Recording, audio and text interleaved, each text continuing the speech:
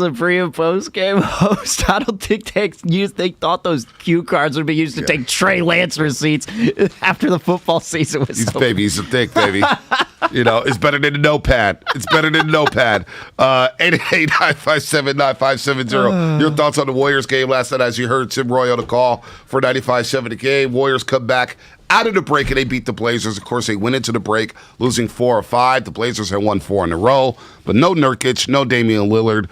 Blazers surprisingly are in 10th place in the Western Conference. They still be in the play-in tournament, which would be disgusting. Anthony Simons is a good player, but outside of that, they are unwatchable. There was like 3 players I knew yesterday. What, Justice Winslow out of nowhere? Ben McLemore. Actually 4. Ben McLemore, Josh Hart, yes, Anthony Simons, and Justice Winslow. And you know what? They came out hot. They were up 10 in that first quarter, shooting like 73%. Anthony Simons was going off. Going crazy. 10 points. I'm thinking, oh boy, the Warriors' defensive woes, they haven't cured them yet. Yeah. But they flipped the script. Otto Porter Jr., I thought, really set the tone coming off the bench. Klay Thompson with a big first half. And the Warriors rolled to a 37-point victory. Yeah, it was a pretty easy fix. It was just simply, you know what, Kevon, we're not going to play you that much today. We want you to get all 82 games. We want to fulfill that wish for you, but we don't need to play you in this game. It's not. It's a better matchup for the other players on this roster. So really, that was the moment that turned the game. And you're right, Otto Porter coming in and just getting to the free throw line.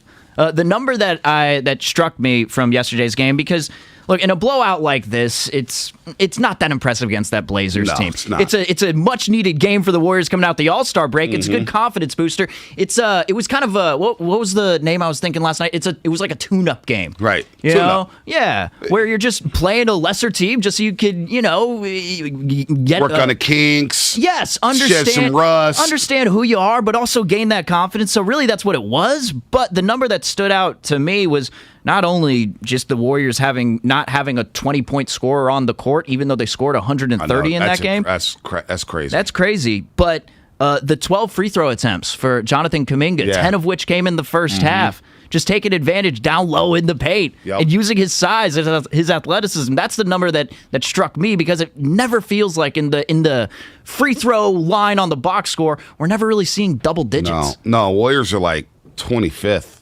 in free throw attempts, and when it comes to attempts, they're in the bottom half of the league. Yesterday, 24 free throw attempts in the first half alone. And as you mentioned, Jonathan Kuminga, 8 of 10 from the free throw line, getting to the cup. And he's a guy like Kevin Durant when he was here. Outside of Kevin Durant, I think you got to look back to Baron Davis, maybe Steven Jackson, where guys just on the Golden State Warriors don't get to the free throw line. Kuminga said it last night. We'll play the sound in a little bit. Jonathan Kuminga said, look, I don't need to shoot threes. I got shooters everywhere, including 2 of the best shooters in the world, in Klay Thompson and Steph Curry, who scored 18 apiece, as you mentioned here. The Splash Brothers, team high 18. Crazy, 132. I didn't even think about that, Langford, where you score 132 and not one player scores 20. That's got to be. How often does that happen? It's got to. I've never seen it. Are we going to do that? You know what? You could talk the rest of the show. I'm sure you got a bunch of takes that you got to get out from the rest of the week. I got a clip. So you could talk until 9 o'clock. I'm going to search up every single 130-point game in the NBA, look up the box score, and see how many 20-point scorers there were. That's what I'm going to do the rest of the show. Yeah, do it the rest of the show. I got you. All right, we're good. Look, but they got to get to the line. They got to get easy buckets. When you look at the next 8 games here, you know me, I love the schedule watch. I love to look ahead. You got Dallas, Minnesota, Dallas, the Lakers, Denver, the Clippers, Denver, and then Milwaukee.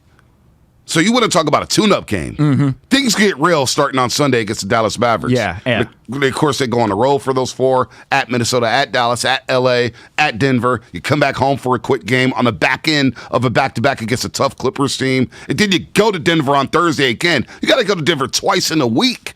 And then, by the way, you come back home Saturday, March 12th, and you're playing the Milwaukee Bucks. Right. So this tune-up game was very important because, look, they got to look. Steve Kerr's got to be looking at the box score saying, "Hey, JK, keep going to the rim." Now, I don't know if we're going to call him John now because Klay Thompson calls him John. Hey, John Kuminga. That's the most Klay Thompson thing I've ever heard. So random. Hey, John. John is he's very gifted. He's athletically gifted. John this and John that. But They need more guys to get to the line. You look outside of that, Jonathan Kuminga gets 12 attempts, 6 from Steph Curry, which I love when he drives. Yeah. I love when he doesn't settle for the 3. But Klay Thompson with 2 attempts, Wiggins 0 for 2. And by the way, Andrew Wiggins, if there's one thing I'm concerned about here after the break, it's the month of February for Andrew Wiggins. In 8 games, he's shooting less than 50% from the free throw line. He's a guy who can get to the cup, who can finish around the rim. He'll posterize you. He'll get layups. He's not hitting free throws, and you saw early on in that game yesterday, he was missing wide open threes. So I think the key for me over the next 22 games before we get to the playoffs, Langford, is getting Andrew Wiggins jump-started and getting Jordan Poole involved, because I'm not worried about the Splash Brothers. I feel good about Kuminga. Poole and Wiggins, to me, they're not necessarily going to dictate whether or not the Warriors are going to win a championship. Right. But they are big-time X factors for this team. You want to get the guy who's going to give you, on a night where they're not blowing the other team out, who's going to give you 30 to 35 minutes a night, and you want him to remain consistent, because this is what happened. This is what's happened with Andrew Wiggins a lot in his career, where he kind of fades going into the All-Star break. Starts to take the foot off the gas a little bit, and that's not.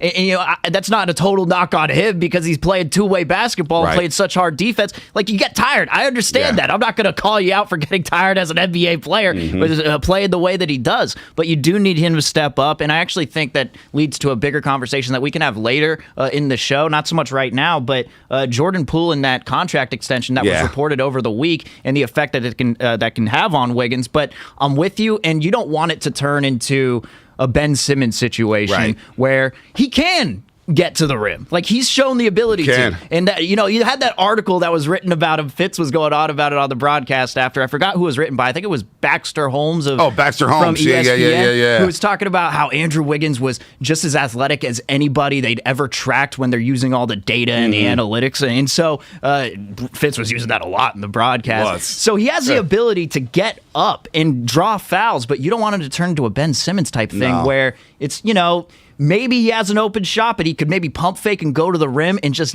decides not to do it and takes the bad shot instead of going for the easier one because he's scared of shooting free throws. You don't want that to happen. No, you don't. You don't. And that's just a weird oddity about Andrew Wiggins. A guy that gifted, who could score 20 on any given night. He could average 20 a game.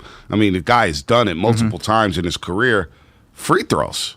The guy just can't hit free throws. And now when you look at his percentage here, free throw shooting, he got off to a really good start. He was hovering around 80, I believe, for like the first, 3-4 weeks of the season. Damn. Well, that baby is all the way down to 65%. Andrew Wiggins, 65% free throw shooter this season. Not good enough. And it's just not good enough. That's not really an indictment on just that he can't shoot free throws. He's shown the ability. That's a confidence thing. Yeah, it's mental. Slowly but surely, the confidence starts to waver at the line, and you start getting in your own head. You start thinking way too much. Anyone who's played sports has been in that situation where you're just overthinking everything, and maybe that's just the place that he's in right now. Can he fix it in 20 plus games? Maybe. But if the team's playing like the way they were last night, and maybe you can get a little extra scoring from Steph and Klay if they end up playing in the fourth quarter, which they didn't even need to do last night, we're nitpicking. I'm feeling pretty damn good over these next 20 games or so. Yeah, I feel good about the 22. Look, we're nitpicking right now. Those are wide open shots for Wiggins. Who's going to hit those shots? There's a lot of positives to take away from last night, including Steph Curry. By the way, he's walked into the Moda Center with that Blade jacket. The jacket was pretty. That was next level. Man, the outfits that all of these guys wear. Did you see that over the All-Star break? I sat next to Festus yesterday. Did you see his outfit? Yeah, I did. It was like he was going to the All-Star game. The hell? Like, you know what I'm saying? Like, you guys played the clip before I went on vacation about David Bruce saying, hey, I'm off the rack, and these guys got tailors and everything. Yeah. It is next level what these guys are wearing. I don't even know the brands. I don't even know what it's called. Can you even call it a vest? Can you call that a leather jacket? Is it a suede jacket? I have no idea. But Steph Curry backed it up yesterday. 18 points, 14 assists, as he's become more of a facilitator with Draymond Green out of the lineup. A lot of people just say Steph Curry, oh man, he's the greatest three-point shooter ever. Guy's one of the 10 to 15 best basketball players ever. Yeah. Not only hit the three, but his floater's lethal. He can get to the cup. He's got the mid-range jumper, and he can pass. We forget that he is a skilled passer. 14 assists yesterday, 2 shy of his career high. And you also got to have the team around you moving in a way where they can get open and it's not so muddled, because we're so used to Draymond being the guy with the high usage rate on the team. We're so used to Steph running around the court, other guys setting screens. So it's a new offense to get used to. And the way that they played last night, I know it's the Blazers. It's the Blazers. I understand. They're coming in hot, though. They're feeling good about themselves. They were. They're young. They're scrappy. Right. Scrappy team. 4 in a row. Hey, 2 victories over Memphis and Milwaukee. But you look at that roster yesterday, you're like, okay, the Warriors are supposed to win that game by dub. They should. They should have. They covered a 9.5. That's what Shasky just dead seriously just looked at me and just said, how many Blazers can you name without looking at a box score or looking at a roster? And I said, Yusuf Nurkic. He's like, active, because Nurkic is hurt. I said, he's like, besides Simmons. And I'm like, you mean Simons? He's like, exactly. We don't even know his name. And I was like, other than that, I had no clue. And then I saw Josh Hart go up to the scorers table. And I was like, oh, Josh Hart's on this team. Who hasn't played bad for the Blazers, 24-5-4. I tried to hype it up yesterday. It was they're a bad team. And then you had Justice Winslow. Right. Justice Winslow, defensive specialist who can't knock down a shot. And Ben McLemore, former first-round pick. The way that they were moving with Steph Curry being the primary ball handler, getting a season-high 14 assists on the night, it was just as fluid as they've looked. That was the word that Anthony Slater used in his latest article, was fluid, and I like that. I like that word. That's exactly how it looked last night, and they looked comfortable. 408 saying here on the Comcast Business Text line, let Wiggins slide. It's his first All-Star game and his birthday month. He's right about that. Yeah. Just turned 27. Went to his first All-Star game, had a great time. He was smiling ear to ear, got a haircut, had the Cuban link chain out there. He was looking good. He's looking good. Man, that brings even more shock to me when you tell me Wiggins is 27. It's kind of like when you say Kevon Looney's 26 years old. It's like he's been in the league for 10 years. Yeah, he's been in the league forever. Damn, he's only 27? Been in the league forever. It's the same thing I get with like D'Angelo Russell, who entered the league when he was 19. It's like, dude, that guy. Oh, yeah. He just had his birthday. What was it, 26th birthday or something? Like, what? He's been in the league for 8 years already.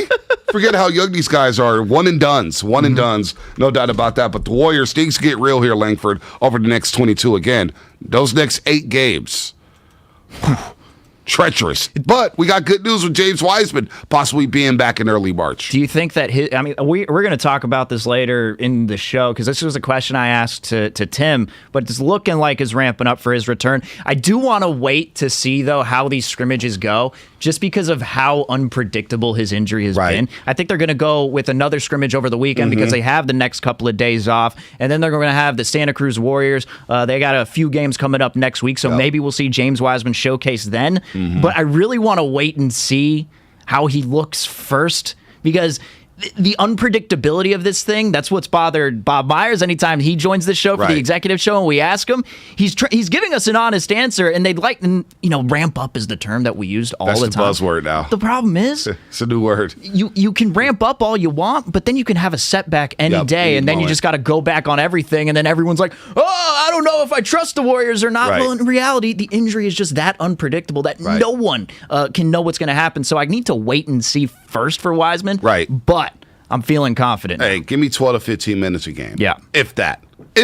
Yeah. And you'll be fine. Give me a glimpse of the future with Wiseman and Kuminga in the front court. Yeah. I feel really good about Kuminga moving forward. He's going to be in this playoff rotation again. The Warriors had 8 players in double figures last night. They beat up on the Blazers, but look, things heat up the next 2 weeks. Can I say something like kind of controversial about Jonathan Kuminga on the other side? It's not too controversial. Controversial? Yeah, I just heard, because Alan Stiles was doing a fantastic job on the pregame show, and I heard him respond to a texter who was saying that Kuminga would have been drafted number 1 overall if they did a redraft. And I've gotten those texts a few times on the 5 a.m. show, too. I don't know about that. When I'm on there, I don't know about that either. I want to get into that next. Hey, quietly, this draft class has been really, really good. Stacked. It's been stacked. What's coming up on the game is brought to you by Department of Healthcare Services. We got Nice Guy in for Shasky. Nice Guy getting a lot of run here, man. He's doing a hell of a job. Good to work with him, man. Seeing my young boy, my young gunner here, get some reps. That's right.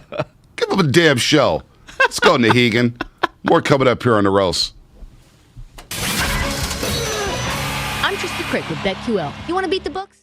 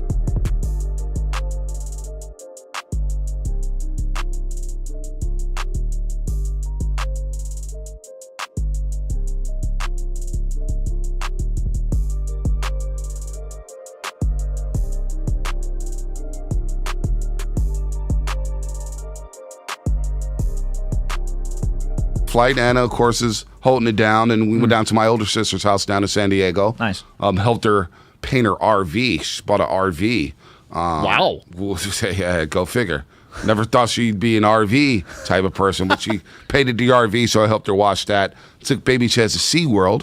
It was Mardi Gras Day at SeaWorld, so they had the bees, they had the Louisiana thing going on. They had the po' boy sandwiches they were selling. Oh, wow. So that was pretty cool. Baby Chaz had a good time there. She kept looking at this guy dressed like the Joker, and she kept walking to him, but she didn't want to touch him. She didn't want to. She was just looking at him, literally standing 3 feet away from him, looking at him. There's a guy at SeaWorld just randomly dressed as the Joker? Mardi Gras. I'll show you the pictures. Yeah, Mardi Gras. Right. It was a Mardi Gras theme. Who knew? Who knew? So the fish are like throwing beads out to everybody. Yeah, she got some beads on and just kind of looked at the person through the beads over. Just, was kind of confused. Yeah. Took her to the zoo. That's San Diego Zoo. She loved the elephants. Boo, boo, boo. That's what she says. Boo, boo. She kept running back to the elephants. And then what did we do? We drove up to L.A. on Monday and went to this restaurant called Catch, which is apparently popular in L.A. now. Yeah. Catch is very expensive, Link. Let me just say. The look on your face, you did not look too thrilled to say that you went to this place. Probably good food. And it's like, oh, we got to go to this place, Catch. Look at the scenery, look at the lighting. Oh, everybody talks this up. Yeah. I'm like, all right. And then you get the menu, and you're like, oh. Yeah. Yeah, this is... it's all fun and games. It's all fun and games until that check is gone. Yeah. Check's gone. They had a fish there. What was the fish, Bars? I forget the name of the fish. Mahi-mahi. We say mahi-mahu for this exercise. All right. $95 for a big old fish. Wow. $95. Woof. Yeah, imagine that. I couldn't imagine that one. Yeah. That bill came and it was It's not a fun I'm gonna just time. be like, can we go to Taco Bell and look at what's on the value menu here? Trust me. What else what do they got for $1? I mean, they had Taco Bells around there. They had Del Taco. And it was funny, whenever we passed by fast food restaurants, Jack in the Crack. Oh, well, look at that Del Taco. Oh, Taco Bell right there on the corner. Oh, there's a Carl's Jr. Oh man. Oh, Roscoe's Chicken and Waffles. Yeah, but it's No, we're going to Carl's Jr. if we're feeling good. If we're feeling good about our wallet. Right, you know? exactly. Yeah, I got a bonus in that check. We're feeling good. We can actually supersize it. You know what I'm saying? Like, yeah. So catch fun restaurant, good food. The oysters there were some of the best oysters I've ever had. Nice. They had a lobster roll that was unbelievable. Yeah. Unbelievable. Well, no, in a couple of weeks when the paycheck starts to come back and you start to do a little more work, then you'll feel good about the experience. Yeah, no Right doubt. now it stings. Right but, now it stings. Over time it'll get better. No, it stings deeply. Now a lot of people saw the pictures of Catch, were like, "Oh, that TV money." No. Yeah, your boy may work at TV, but your boy still works at radio. Yeah. And we all know there ain't no money in radio. So that bill cave. You should have been like, I started a GoFundMe online. Said, get me to the restaurant. I should. GoFundMe. Can anybody pay my bill at Catch?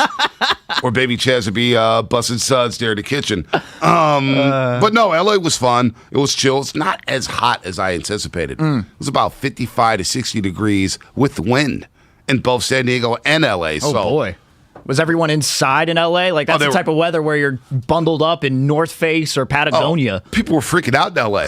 Oh, man, it's so cold out here. We got to wear hoodies. Snowstorms coming. Yeah, it's like, dude, you guys never been around this weather, man? This is the Bay. I felt like I was in the Bay. By the way, LA drivers, LA traffic, when it takes you 30 minutes to go drive 10 miles, that's a problem. Yeah. That's why I'll never live in LA. Yeah. But the driving out there, people cut you all left to right, Slayford. Oh, yeah. It's worse than the Bay Area. Yeah. I thought we had the worst drivers here in the Bay Area. We've got nothing on LA. Yeah, no,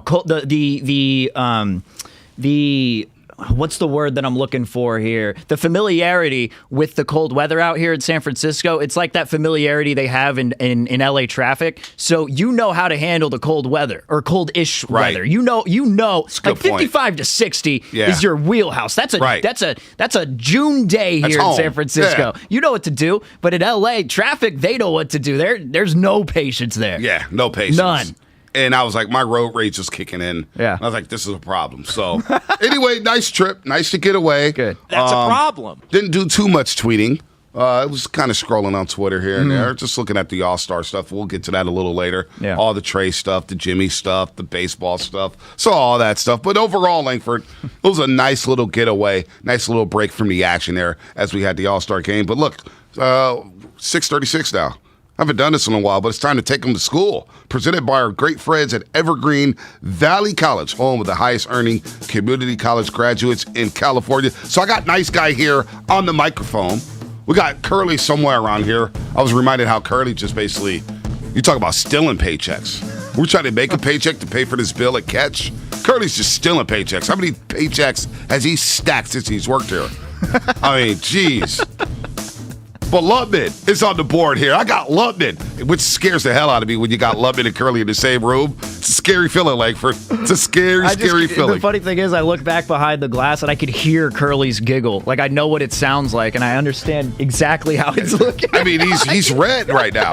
The guy's, his heart hurts. And then you got Lubman right here, and I'm just like, oh boy, we're in for a long Friday, baby. We're in for a long Friday. Lubman, what you got? Kuminga down the right side, 55 seconds left in the third.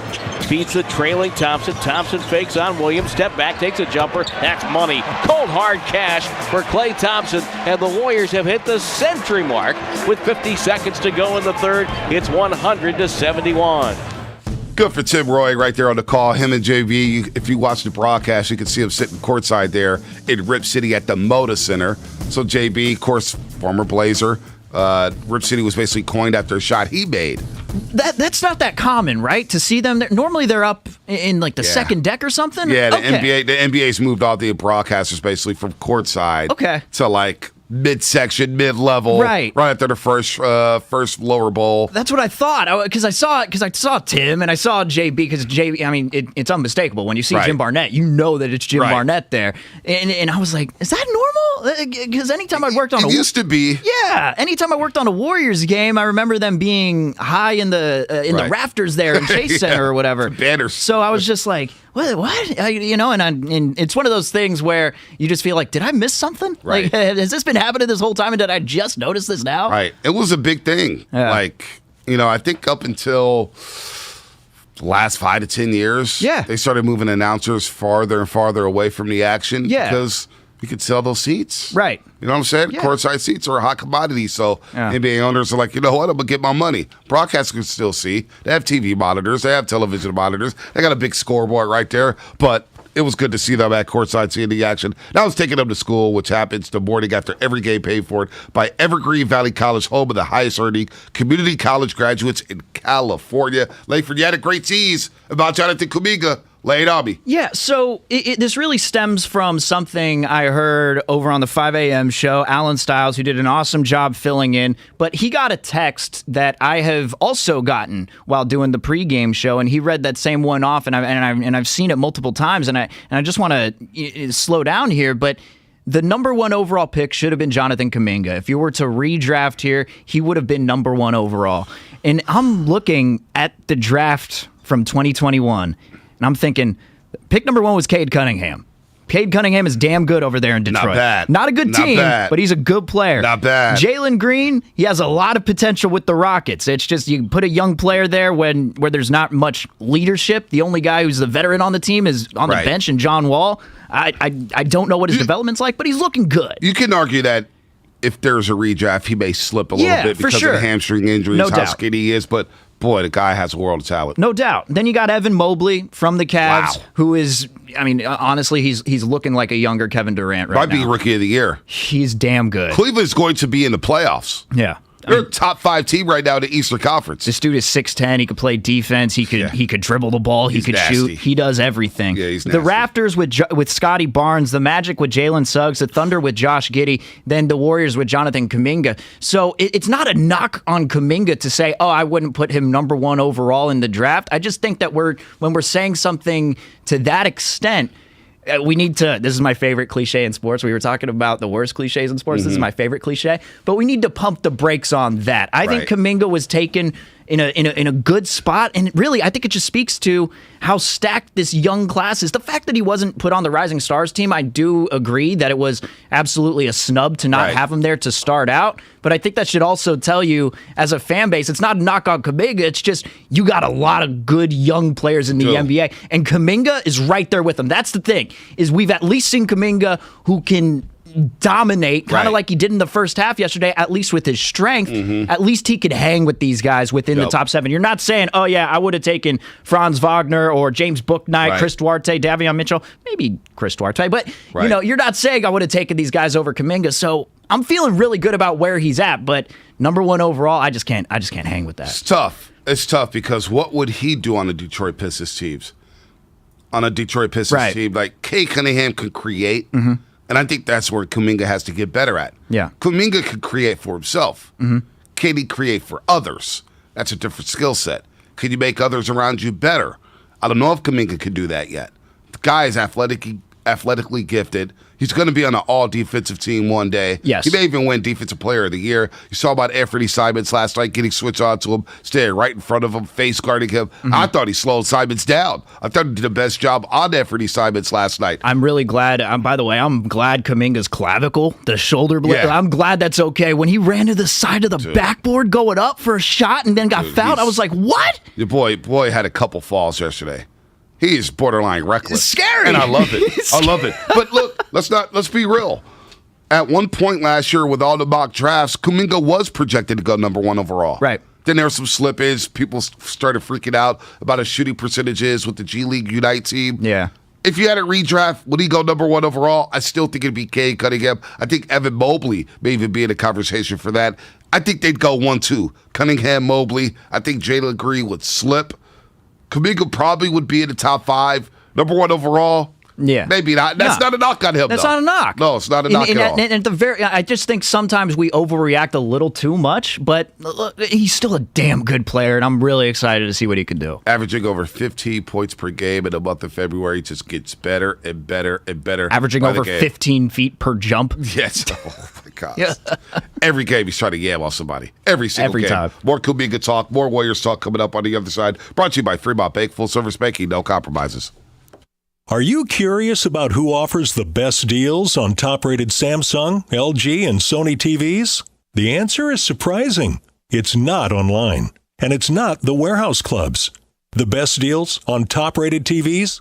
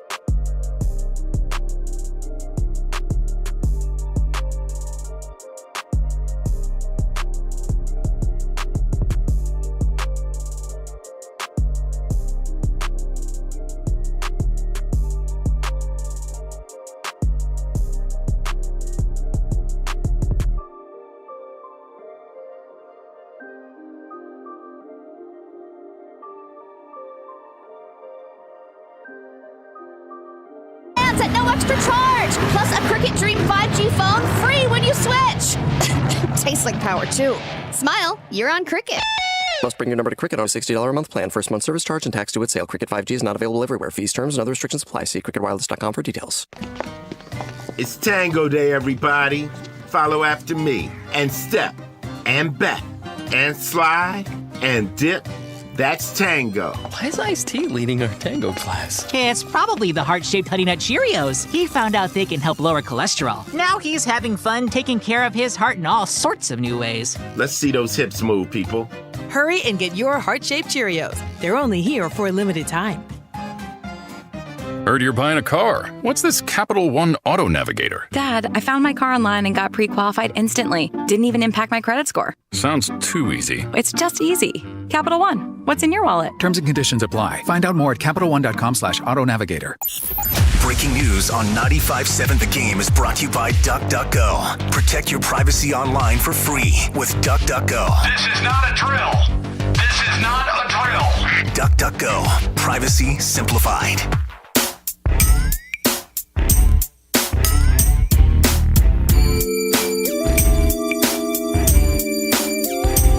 Now, back to the Morning Roast, presented by Timeless Coffee with Bonte and Shasky. Shout out to Timeless Coffee. I got your package yesterday. RJ and Paula got the package. Did not open it up because I was running around, but I did get the package. Can't wait to open that bad boy up. Shout out to Timeless Coffee, the official coffee of the Morning Roast. Got to get out there soon. It's been a while since I've been out there. Been a while. Man, I think it was the empanadas that they brought over here because they brought a variety of stuff, and I ate a lot of it. I'm telling you. I was like, it was just sitting there, and anybody want this? And then just people are like, no, we're stuffed. I'm like, cool. I've already had 3 of these things. I'm gonna have a little more. That pesto cheddar roll, yes, was no joke. Yeah, it was no joke. I think I had the cheesecake to close things out. Oh man, it was like a 3-course meal. You know, the video popped up when I was out there, and Evan Giddings was on the camera, of course, producer for Steiny Guru, doing the video. The cheesecake, the strawberries are so fat and so fresh, they were falling off the cheesecake. You know what I'm saying? It's just falling off the cheesecake. It's like a po' boy sandwich in New Orleans. It's so much shrimp, it's just falling off the sandwich. You're actually complaining that there's too much shrimp. Who complains? The way that I described the cheesecake, and this is how I describe any food that I want to eat a lot of, dangerous. Dangerous is how I describe it, because, man, dangerous. It is so damn good. It is very, very, very dangerous. By the way, Lubman coming in with the beats, D40. And Lubman, I don't even think he knows what he's playing, Langford, because he just looks at me, and he's just like, he's got the big old eyes, and he's just like, I'm like, hey, knock your head a little bit. That's a good beat right there. It's a good beat. I mean, I just want to make sure that you're enjoying it. That's my number one goal. I always enjoy your beats, Lubman. Oh, no, actually, you played some crap. No, I mean, as long as I don't play Billy Idol, that's what it was. That's the no-no. Well, I didn't even knock you for that. Shasky knocked you for that. What were you playing? A little Dancing with Myself? No, I played White Wedding one time, and these two are just like, nah, can't do that. No. Shasky did that. I'll say it's good to have some variety every now and then. Shasky ripped you for that. Well, it's a good thing we can go to the next segment and start again. All right, sorry. Had to do it. I just had to throw Shasky under the bus. I did hear a little bit of yesterday. I told you I tapped in last Friday. Mm-hmm. You guys were talking baseball for the first 30 minutes. I was like, actually, right. I got a story about that real quick. I was like, continue. All right. I was going to the airport. Uber driver changed the station. Jeff Passan with his tweets. It's like, all right. Can we get a deal or done? You know, I don't need all the little. How far are we from the competitive talents balance tax to CBT? Excuse me. Hey, they upped the deals $10,000 a year, Bonte. That's what the MLB is proposing. Damn. You're upping their rookie deals $10,000 each a year, even though the players want $35,000 more a year. It's not looking too good. Life changing. And then I heard Shasky yesterday. He was giving shout outs to everybody. Of course, we're going to do shameless shout-outs today at 7:45. Mm-hmm. But he's going on and on about shouting out the cops, and we don't give them enough love. We give cops love, firefighters, all that stuff. You know, Shasky, Mr. Community guy.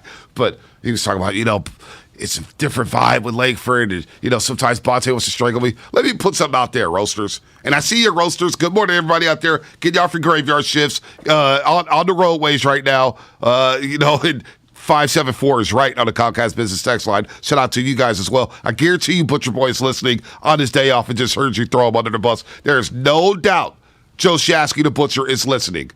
There's no doubt about it. Bet your bottom dollar he's listening, so I hope he's listening to this. There's not a bad take in the world that he makes that would make me want to strangle him. He always says, hey, Bonte's going to strangle. I'm never going to strangle you, Shasky. It's never going to get that serious. Never going to strangle you. I know it's a figure of speech. I'm never going to strangle you. No matter how many bad takes you spew on the morning roast. Never going to strangle you. You could admit it. You've wanted to a couple of times. Once or twice. Maybe once or twice. But last week, though, my Mac was not working. Oh. So I went to go to Apple support to go and get it fixed, and they've got it right now. They're getting it done. But the guy who was helping me, he was just trying to make some small talk, some casual conversation. Right. And he said, what do you use the laptop for? And I said, I'd use it for work. And he said, where do you work? And I just said, at a radio station. He said, which one? And I said, 95.7 The Game. And he just sits still for a second. He's like, I just started listening to that. He's like, my nephew's a Warriors fan, and I know you guys are the Warriors station, so I wanted to get a little more in tune with the Golden State Warriors, so I started listening to it. And he's like, yeah, I was listening at about 8:45, and they were talking about baseball, and I just didn't care for the conversation that the two guys were having. Wow. And I said, one of those two guys was me. Oh, wow. And I was like, so what's up with my laptop? No, but seriously, I was like, but he was one of those guys, though, who said he just wasn't interested in it because I'm sure there's I wonder what the percentage is, genuinely, because I'm sure there's a large percentage who just don't want to hear about it. Because they just don't really know what's going on, and there's so many details, so many numbers being thrown around. It's just like, wake me up when you actually change the 3 true outcomes of the game. Right. And that's the type of fan that he was. He was the type who said, baseball hasn't been the same since the 80s. He was one of those guys. He's one of those and guys. I loved it. I loved it because he was going on and on about, because he's an A's fan, so he was talking about those 89 teams. And I said, well, they had something going in the early 2000s. They had a lot going on. He's like, yeah, and all that stuff. So we started talking sports, chopping it up. That's cool. It was cool, man. Look at you, man. You made his day. He thought I might have taken that as an insult. I'm like, no, I got no problem if you say if you have an issue with what we're talking about. That's fine. Somebody out there is going to have an issue. That's okay. I try to coax people into saying, like, that Bonte Hill guy is terrible. Yeah. That's what I look for. Man, that Bonte guy really sucks. I've done that once. Doesn't he suck? I've done that once where I was like, I like those guys on the station, except for that one dude at 5 a.m. Can't stand that guy. By the way, Ernie hit Concord, 925, 6:55 in the morning. That may have been a flex moment of the day. Langford at the Apple store. Langford getting his computer fixed, getting recognized. Two guys talking baseball. Now, since we're Might here, have been a flex. There was some underline there. I didn't think about that. I just thought it was a fun story. Also, this is true too. 415. Bonte's too much of a nerd to hurt Joe. You're right. I am a nerd. Wow. I'm a dork. I wouldn't hurt Joe. Wow. I wouldn't hurt a fly. Haven't we gotten past that? Yeah, I wouldn't hurt a fly. Well, it was just past the point of calling people nerds. I don't know. Just feels like such an outdated term. But you know what? Being a nerd is cool. You know what I'm saying? Hey, if you're single out there and you're a nerd, guess what? Nerd! You're in. Girls like nerds. Hello? Nerd alert! Girls love nerds. It's okay to be a nerd. Great candy, too. Great. It is a very underrated candy. Sugar Rush, no doubt about it. No doubt about it. Nerds need to stop ruining the fun of sports. 209 here. I don't care for baseball takes. Baseball stinks. But here's why I'm at with baseball. Oscar EP, I'd rather listen about Bonte's trip than listen about baseball. Damn. There you That's go. sad, Oscar. That's sad. Here's where I'm at with baseball. Let's get the deal done. February 28th, you're risking losing regular season games. Mm-hmm. Your sport is now becoming more and more irrelevant. Let's just say it. It's a regional sport now. Yeah. Nationally, it's not capturing anybody. No. Anybody. No. Even the Dodgers have been playing deep, but people in L.A. care. You know what I'm saying? I don't see no East Coast Twitter tweeting about the World Series or tweeting about the Dodgers or the Giants or whatnot, West Coast baseball. Same thing on the West Coast. Nobody's tweeting about the Yankees or the Red Sox. We're over that stuff. Baseball's killing its own sport. It's its own demise. Yeah. And now it's behind the NFL, of course. It's behind college football. It's behind the NBA. And I honestly think a lot of people, more about me. You know more about the Premier League and soccer. You've been watching till you're a big Chelsea fan. I'm a new soccer fan. Mm-hmm. But I feel like soccer's rising and can catapult baseball in the next 10 years. I really do. Yeah, no, that's the thing is baseball is in a time right now, too, where basketball, into the month of March, going into April, that's when the playoffs are going to start. That's when things are going to ramp up. But in the month of March, that's when a lot of people, they might start watching baseball. Everyone loves opening day and watching the first few games of the season, then trying to judge how good your team is going to be. And then, maybe your team gets a win, and then you're like, oh, maybe they can be good. And then, the next 5 games they lose, then you're, okay, this is the season that I expected. But March is a time when, people are going to be looking for something new. And, I'm not going to like college baseball. Like, if you just sit down and watch college baseball a little bit, boy, a lot of fun with those guys. It is fun. It is fun. It's a different type of game on the field. So I think, I don't know if college baseball is ever going to overtake Major League Baseball, but no. It's fun to watch. But you know what? I like how college baseball, the way they format their sport now, with the super regionals. Right. They got the regionals like last year. I remember I was in Vegas and they had the super regionals. And it was Arkansas. Who were they playing in super regionals? But it was in Fayetteville. And Arkansas had it packed. Like the SEC teams, we always talk about SEC football. Yeah. SEC baseball is insane. Yeah. LSU, Bama, Ole Miss, Arkansas, Mississippi State, Florida, Vanderbilt. I mean, they got squads out there. They are a hotbed for baseball. They may be the top conference in all of baseball when it comes to college baseball. That is SEC. Apparently, the trash that's talked at those games, like they know stuff about you. The people in the crowd, the opposition. They'll talk about your family. Like they'll go. They'll cut deep. And look at some of the stadiums and some of the scenery. Like I think Mississippi State, you could park your cars in the outfield and people are throwing barbecues and they're having a great time. Yeah. Those crowds are insane. Like Arkansas hit like a 3-run homer. They end up losing the regionals. I forget who they played last year, but they ended up losing it. It's like a best of 3. They won the first game, just routed. I think it was NC State, North Carolina State, if I'm not mistaken. And they were doing the whole pig suey. Right. I'm like, man, this is lit. Yeah. And it got me involved. It got me going. They're still playing. A lot of trash talking. They're doing it for the love of the game now. Aluminum bats, wooden bats. That's an entirely different conversation. But the more Major League Baseball stubs its own toe, and if they don't get this deal done by February 28th, one, we're going to get burritos from Mark Willard. That's pretty cool. The burrito bet's going to be pretty cool. Well, that's you guys. I wasn't involved. No, in that you're getting a burrito. Really? Yes. We'll see what better pony it up. We'll see what happens. Mark Willard better. Like that would be cold just to give Shask and I a burrito. Then I'll split my burrito. I promise you. I'll split it. Thanks, man. Curly. Maybe we could do this segment later in the show, Bonte, but this just popped up, and this is the first thing, and this is from Tim Bontemps from ESPN. 3 things to watch as James Harden makes his 76ers debut. How about we do a segment, 3 things to watch instead of James Harden making his 76ers debut? I like that. Maybe we could do, I like that. 3 things to watch other than that James Harden 76ers debut, because, you're talking about baseball making you snore. James Harden making his debut with the Sixers. I'd like to watch Embiid, but Harden? Dribble, dribble, dribble, dribble, dribble, dribble. Bye-bye. Dribble, dribble, dribble. As you say. Dribble, dribble, dribble. Bye-bye. Bye-bye. How about this, though? How about this? Speaking of James Harden, I saw a tweet yesterday from NBA Central. Apparently, James Harden, the reason, or I don't know if it was reason or whatnot, but apparently he used to stay up all night with Little Dirk, Little Baby at a studio all night long and go straight to practice from the studio. Really? This popped up. I got to look this up. It blew me away, and it made so much sense. Well, see, nothing. It's kind of like with Aaron Rodgers, for example. Whatever happens with him, nothing really surprises me. So everything that I hear about James Harden, none of it surprises me. The article that came out from Bleacher Report when they detailed his time just with the Rockets and his transition to the Nets, like. They're saying that they were, going on away games, and when they were trying to go back home or go to wherever, the next city, wherever they were going to play, James Harden would say, nah, you guys go. I'm going to take a separate flight. I'm going to do my own thing.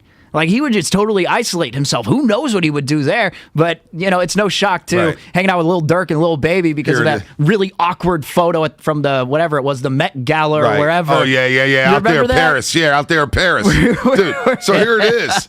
I actually have the sound, too, but I could just read it. James Harden says he used to stay up all night in the studio with Lil Durk, Meek Mill, and Lil Baby, and then go straight to practice. And basically, James Harden is quoted in his piece, and he's looking at the camera saying, I can't miss this opportunity. I can't miss this opportunity. 7:30 a.m., right to practice. I can't miss this opportunity. They're in the studio. I got to see what these dudes are talking about. And everybody like, yo, we're about to pull up to Houston. They all come to the house. Atlanta like 2 a.m. I got to go to practice in the morning, and they just come to the studio. I'm up with them the whole time. And I'm like, Harden, it's called discipline. It's called you're an NBA player. You look to your teammates at times. Like if you want to stay up here and there all night long and hang out with Little Durk and Little Baby and Meek Mill, great. But you're talking about I can't miss this opportunity. Like I can't miss this opportunity being in the studio with these 3 guys. I get it if it's, I don't know, let's just say it's the Neptunes and Pusha T who are recording Jay-Z. something new. Is it Biggie? I get it if it's, Mount Westmore and you're going into the studio then. Talk about Little Durk and Little Baby. Oh, come on. And even Meek Mill. Like, come on, man. Learn how to auto-tune. That's what he's doing. He's auto-tune 101 there. Yeah. Not like Meek Mill. He's okay. Wow. It's always like he's rapping and whining at the same time. I'm telling my mother. I'm telling her. Like, sorry, Jason Dubas, but seriously. What is he, a big little baby fan? Yeah, he's from Philadelphia. Oh, okay. Gotcha. You know, they hold Meek Mill as like he's the GOAT of all rappers. Yeah. Not really. He's not even the best in Philadelphia. It's a dude called Freeway. Philadelphia Freeway. Remember him? Come on. All right. Harden, dude. Hey, you're right. 574, 3 things to watch other than James Harden. Number 1, watching paint dry. Number 2, watching leaves fall from a tree. And number 3, watching more paint dry. We have something here. Ding, ding, ding, ding, ding, ding. In the next couple of hours. This is pretty good. 888-957-9570. What are 3 things to do other than watch James Harden in his Philadelphia Sixers debut? That's actually really good material, Langford. As you are listening to 95.7 The Game, KGMZ FM and AC1 San Francisco, an Odyssey station, brought to you by DuckDuckGo, privacy simplified. So let me see. I'll come up with 3 things. Okay. Number 1, I'd rather change Baby Chez's poopy diaper. Ooh. I'm saying. How about that?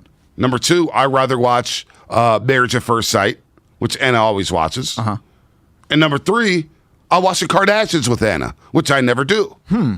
Those are 3 things I'd rather do than watch James Harden play basketball. So you keep up with the Kardashians rather than keep up with James Harden? Absolutely. That's what you're saying? That's okay. pretty good, man. Yeah. It's good no, stuff. yeah, I see 3 things. I was almost going serious. I was going to be like 3 things I watch. Well, Succession because I'm trying to finish off Succession. Billions. Murderville because Murderville on Netflix is the funniest show I've seen in a very long time. Like different things like that. But 3 things I'd rather watch. I would rather watch the workers outside who are trying to fix the leak that has been going throughout our apartment complex for the past 3 weeks that they have accidentally broken and fixed again, but then broke again, and then are trying to fix it again, trying to do that. Super Bowl Sunday, they were out in our yard till 12:30 in the morning, but also it's like, you're trying to give us hot water. What are we going to do? Complain about that? I'd watch that. I'd go into the laundry room and just sit in the laundry room the entire time. Yeah, just watch the dryer just go in circles, right? Yeah. Just be in the cycle. Just like 408, Comcast Business Text Line. I'd rather be stuck in LA traffic than watch James Harden. Go. That's tough. That's tough. That's tough. I think I'm alone on this. I'm a weird one, but if I have nowhere to be, right, and it's not like I have like a deadline, but I get stuck in traffic, I'm okay with being in traffic. You're inside this contraption. Right. You got to listen to some podcasts or some music, maybe something you weren't able to catch up on. Right. It's just, I got an extra hour to my commute. I don't have to be there at a certain time. I just gotta get there. Wow. Okay, well, I'm fine with that. I take an optimistic point of view. I'm a glass half full guy. Right. I'm like when Steph says that they won whatever it was, 10 out of the last 15, when in reality you lost 4 out of the last 5. That was a great way to dress it up. You just went that was great stuff. You went on a 9-game win streak and you lost 4 out of the last 5, but you could say you won 10 out of the last 15. That was pretty good, right? That was pretty great. Hey, man, reverse psychology right there. Yeah. Reverse psychology. Philadelphia Freeway, of course. Beanie Siegel. I love Beanie Siegel. Oh, man, he is awesome. He's from Philadelphia as well. Is Black Thought from there? I know the Roots are based in Philadelphia, but I don't know if Black Thought's I'm not sure if Black Thought's from there. That's a good pull, though. We got a lot of funny texts here. I guess I say Little Dirk and Little Baby funny. Little Dirk and Little Baby. I'm old now. I'm an OG. I'm about to be 40 this year, Langford. All right, Little Dirk and Little Baby, they just don't do it for me. Little Baby has the same rhymes. He is from Philly, by the way. Black Thought is from Philly. He's better than Meek Mill. He's better than Meek Mill. Saw him at High Road Day in Oakland once. He was unreal. Wow. Yeah. High Road Day. Have not been to High Road Day. I've been saying for the last 7 years, we're going to High Road Day. I'm going to High Road Day. I'm going to High Road Day. Seem to always be out of town during that day. Yeah. So Mr. Fab was hosting everything. It was great. Oh, it was awesome. I bet it was. 925, our boy Ernie from Concord. 3 things he'd rather do than watch Harden in his Sixers debut. 1, listen to 95.7 The Game. Oh, that's sweet. Number 2, be stuck in traffic. Number 3, watch Antonio Brown's Instagram page. I haven't looked at that. Oh. Have you? I have. He's now rolling with Kanye. Oh, and really? He's riding and he's flying on the Mayweather private jet. Wow. That's a problem. Kanye and Mayweather, huh? The Kanye and Antonio Brown. Oh. Antonio Brown's flying on Mayweather's private jet, TMT. Oh, so without Mayweather. Without Mayweather. Oh, okay. Yeah. And he's been going to a strip club in Vegas, Mayweather Strip Club. What is it, Girl Collection? Huh. I should not know these things, but I do. But yeah, he's rolling with Kanye. He's like wearing the rain boots as Kanye's doing a performance the other day. Did you see that? Some of the videos. It's just, things are getting weird. Things are getting weird. Pop culture is in a very strange place right now, It's in a very strange place, man. By the way, the new Snoop album, go listen to that. I was listening to it. I mean, I don't know what to do. I don't know what to do about Lil Durk, Lil Baby, Kanye. It's in a bad state right now. Pop culture's in a bad state. All right? Yeah, it's just like Harden. If you're gonna choose any two to stay in the studio with, just pick someone a little more, I don't know, legendary or something like that. Something we can understand. Coach Younger, what's up, Coach Younger? Foothill College, telling you. You may have made a mistake going to Foothill, leaving City, but no, I'm kidding, Coach Younger. You're doing a great job down there at Foothill. I'm excited to see what you do, but insert JD's. I'd rather watch two dogs make puppies than watch James Harden's debut in Philadelphia. Yeah, then you read the article the next day that Harden and Embiid are a dynamic duo. Then you're like, all right, I'll watch the second game where Harden plays. Fine, I'm in. By the way, 510, Bonte, you need to step up your sneaker game. I'll post game. I'll show you with the Carmines. You need to see some more fire. Don't trip. The closet's ready to go. Got to wear dress shoes. I had the Kohans on yesterday. Little dress shoes. Hey, the fire's there. The fire's there, all right? What were they, the brown ones? The Carmines? No. Oh, the Kohans, the blue ones, the blue with the white sole. Okay, gotcha. So I got the blue with the white sole, the black with the white sole. Not too many shoes. I didn't look at your shoes yesterday because I tuned in, and as soon as we did, you were just wearing the headphones. So we're doing the hang up and listen. Solely focused on the headphones. Yeah, hang up and listen. Yeah. Somebody, and one of the callers, take it behind the scenes, we pre-tape the questions. It could be questions from, I had Shasky ask a question. I had a couple people from here ask a question. Film on Mike asked a question one time. It's all, they're all passionate. Did they have to cut Shasky's question down by like 30 seconds because there's a block that we got to finish up here? Dude, I think he sent me the answer, and it was about, I was like, hey, it's got to be 40 seconds or less. And he may have sent me like 150 seconds. I mean, Shasky, his flex moment, I'm telling you, I was looking at Instagram and the flex moment of the day. I was like, man, Langford better get this one. Yeah. And it'd be a Shasky, and I see you just sitting back. And it's like running like 85 seconds. Yeah. No, it was called the flex moment. I just called it the show. Yeah, that's what I called it. Somebody said the stretch moment. Yeah. Right? Yeah. Not the flex moment, the stretch moment. And it's like, man, these flexes are so damn long. Man. A stretch 3 because it's 3 minutes long. Jeez, cut it down, man. You know he's listening right now. He's going to come in Monday on fire here. Jared K. from Walnut Creek was not a Bonte fan. I'll hang up and listen. Hey, Festus. Hey, D-Right. Love watching you guys. Just left me out of the equation. That's what you're going to get, though. It's all right. Yeah. It stung a little bit. I'm not going to lie. You're a pro. You got to fight through it. But I'm not going to lie. I thought about that one. Thought about that one on the drive home. Yeah.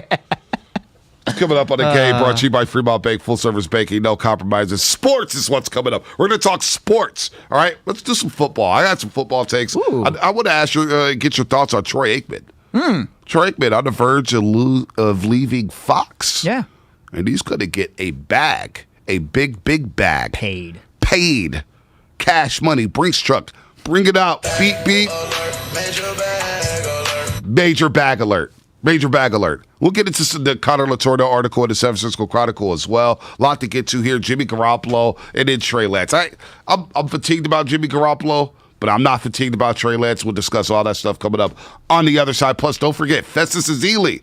He apologized for basically disappearing on us last week. He said, I apologize. My bad, man. I overslept. I'm coming on tomorrow, G. So we'll have Festus on with his energy. He'll be a lot of fun at 8:30 here on the Morning Roast. It's Langford in for Shasky. Bonte Hill, I am back. Yeah, that's me. I'm talking to third person. I don't know what I just did there. I'm looking at Lubman, and he's giving me the break sign. Break. That's what's coming up on the game, brought to you by Fremont Bank, full service banking, no compromises. Here's today's smart money tip from Owning. Call 833-2-OWNING or go to owning.com to find out more about this amazing offer. Have you ever kept your 30-year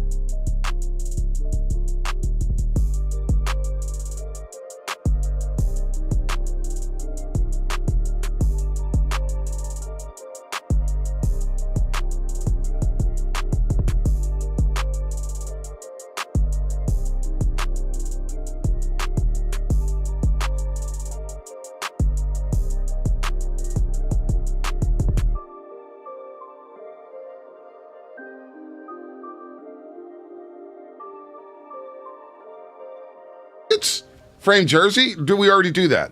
All right. Curly didn't update the rundown. I'm throwing you under the bus. Yeah, we qualified people Monday through Wednesday. Yeah, I knew I was off for a reason. I was like, who won the jersey? I'm not sure. I think nobody knows. They're qualifying people, and they're going to announce it. I forgot which day it was. Today? Next week?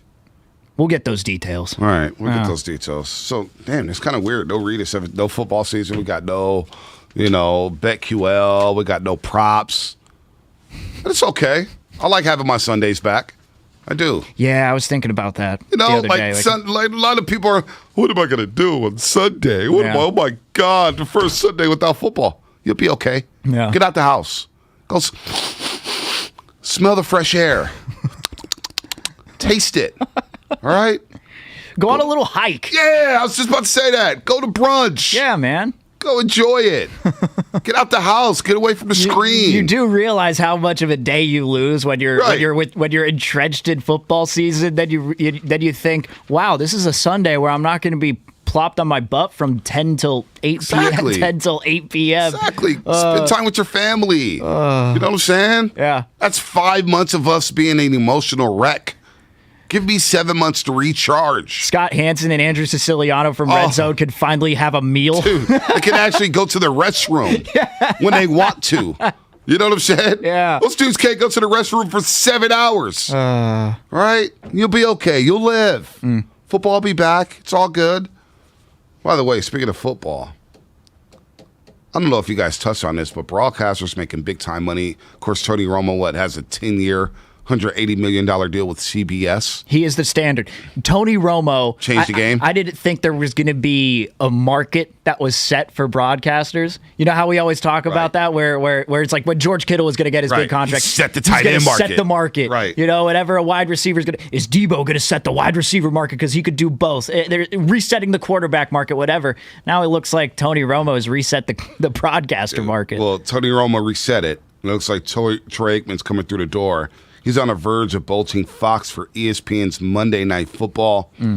The deal is expected to be around $17.5 million a year.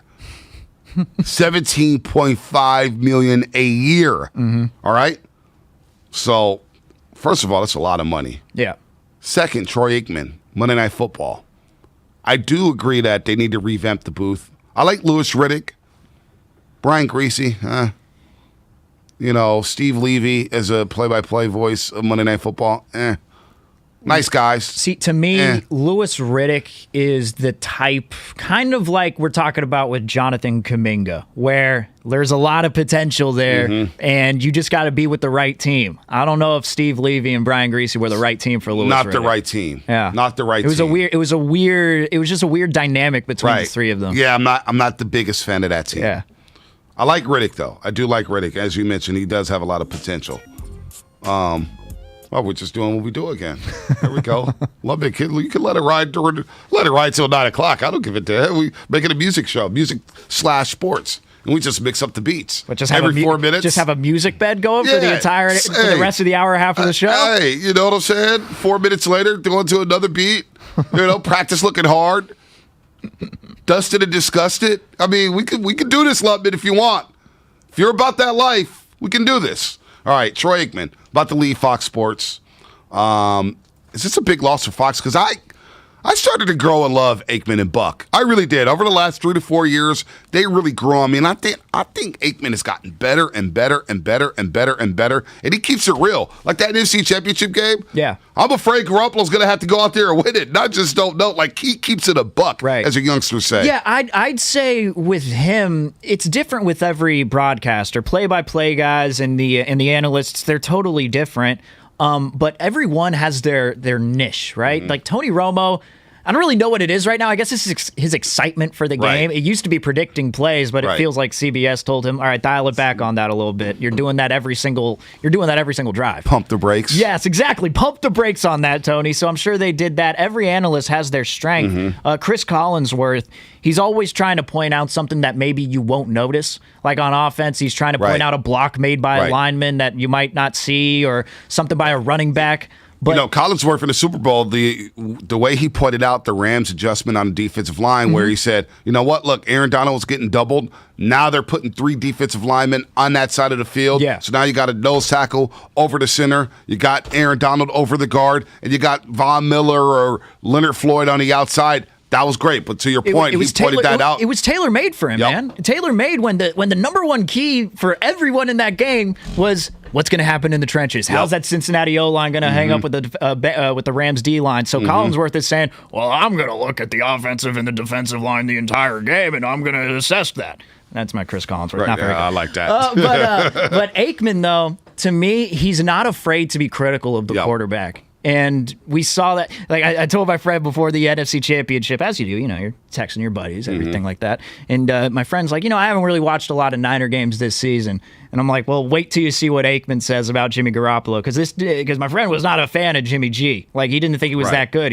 All the win-loss record and everything, everyone was up in arms about Jimmy. So I'm like, wait till you hear what Aikman has to say. And as soon as he overthrew Kittle, and you hear Aikman go, oh, Kittle was wide open there. I mean, if he would have hit him, he would have gone to the house. Yeah, he said he still may be running. Yeah. Would have ran straight to the tunnel. Yeah, then I'm afraid this game's going to come down to Jimmy Garoppolo. His opening monologue when Joe Buck introduced him, and he goes, what's the key today? He goes, you know, Joe, I'll try my Troy Aikman. This is terrible. Oh, boy. Well, Joe, when I look at big games like this, I look at the team who makes the fewest mistakes, okay? And both these quarterbacks, and Matthew Stafford and Jimmy Garoppolo, boy, Joe, they give their fan bases a lot of stress. They take them for a roller coaster ride. And so basically, right off the rip, he's like, Jimmy Garoppolo, look what he's going to do. So, wow. I mean, I closed my eyes there. I thought I was with Troy Aikman in the studio when you did that impression. As Dan Dibley would say, that was about a half a one. All right? That wasn't even a one. That was a half a one. Yeah. So Aikman's going to Monday Night Football. I don't mind that. Do you pair him with somebody?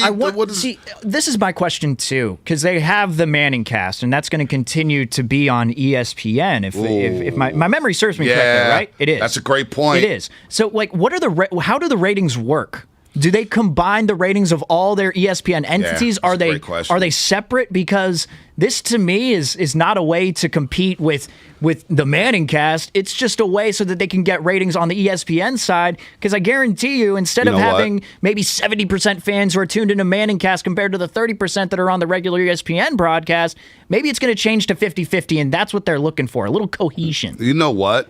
That's a great point. Because once I went to the Medicast, I didn't go back to Riddick and Greasy and Levy.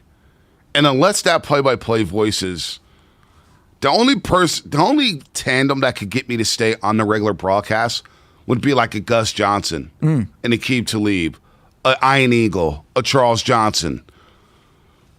I like Greg Olsen in the booth. Yeah. Former tight end of the Carolina Panthers. He's really good. And he may take that slot of Troy Aikman's. But who is Troy Aikman paired with, I think, is huge. This is the biggest decision for Monday Night Football. Who you pair with Troy Aikman, because you're right. I'm not leaving the Manning cast unless you blow me away with the play-by-play voice. Is it Al Michaels? I don't know if that does it for me. I like Al a lot. I love Al.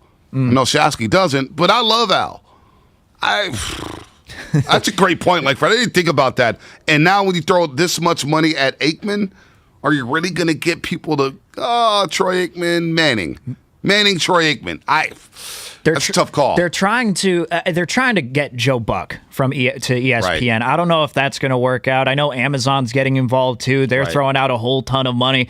It's crazy. We talk about the quarterback carousel, whenever there's free agents or guys who are in line for a contract extension. We always talk about the quarterback carousel. Now we're on the broadcaster carousel. Mm-hmm. Where's everybody going to go? Well, and more importantly than what ESPN's going to do, what's Fox going to do? Well, because Buck and Aikman are the big game. The big game. And NFL on Fox, I personally like their broadcast more than CBS. Yep, I do too. I think just aesthetically it looks a lot better. And feels like there's more energy. CBS is like watching, I don't know. It's just the theme music. It kind of puts me to sleep. It feels like you're just watching a daytime game, like a morning game, as opposed to Fox, which makes every game feel like a nighttime. The sound, you can hear the crowd. You hear more of the pads popping. We kept playing that Benjamin Truck and Trey Kirkpatrick. That was a Fox game. Mm-hmm. We just hear all the context. CBS is, I don't know, man. I don't know sometimes the replay angles they bother me. I'm a Fox guy too. Now the New York Post did report that Amazon had talks with Al Michaels, 49ers general manager John Lynch. Ooh. Of course, there's a football package. That's right. Remember, Boomer Esiason dropped the nugget that, hey, John Lynch may be going back to TV. Mm-hmm. Who knows what's going on down in Santa Clara with the 49ers? But apparently it did not lead to a deal. However, there was discussions between John Lynch, GM of the 49ers, and Amazon for a Thursday night package. What if John Lynch goes back to Fox and he pairs up with Joe Buck? Because John Lynch was no slouch in that booth. No. John Lynch was pretty damn good. No. Matter of fact, his last season, he was doing playoff games. He was on the Atlanta game in the second round. I forgot who they played that second round when Atlanta advanced to the Super Bowl. So, with how comfortable he is to the media and just the Hall of Fame speech, everything with Lynch, it kind of jogs your memory that, oh yeah, this dude was doing it on TV at one point. This dude was a professional broadcaster. He has the chops to do it. Now, the question is there, if he does accept the deal, I mean, do we read into this a little more? Do we read into this whole Jimmy Garoppolo versus Trey Lance? Mm-hmm. Who wants him to start between Kyle Shanahan and John Lynch? Are those conversations, they're going to escalate if John Lynch takes that out? Because personally, I don't think he's going to. I think they're going to offer. I think he's going to stay and see out this Trey Lance era, and then depending on what happens with the team, I could see him taking a broadcaster job down the line. Maybe when his time is up. It just doesn't feel like John Lynch's time is up with this 49er team right now. I think there's something there that he wants to build. It doesn't feel like it's to continue to build. Right, no doubt. You're getting ready for a draft. You got a trade here with Jimmy Garoppolo. We'll get to it in just a second. I don't know. I want to see what Fox does here. Yeah. Because obviously Aikman's going to bolt 17.5 unless Fox comes in with the last-minute offer and say, we don't want to break up this pairing with Aikman and Buck. And, of course, Al Michaels probably leaving Sunday Night Football. But you got Mike Tirico. He's going to do – Mike Tirico's great. Yeah. Right? Mike Tirico – Monday Night Football hasn't been the same since they lost Tirico and the other guy, formerly the head coach of the Raiders. Yeah. John Gruden, of course. We know he's probably not getting the job anytime soon. No, he is not. He's not even close. No. So, I don't know. I'm a little weary about John Lynch. The more and more I think about it, Langford, the fact that there was conversations here. Yeah.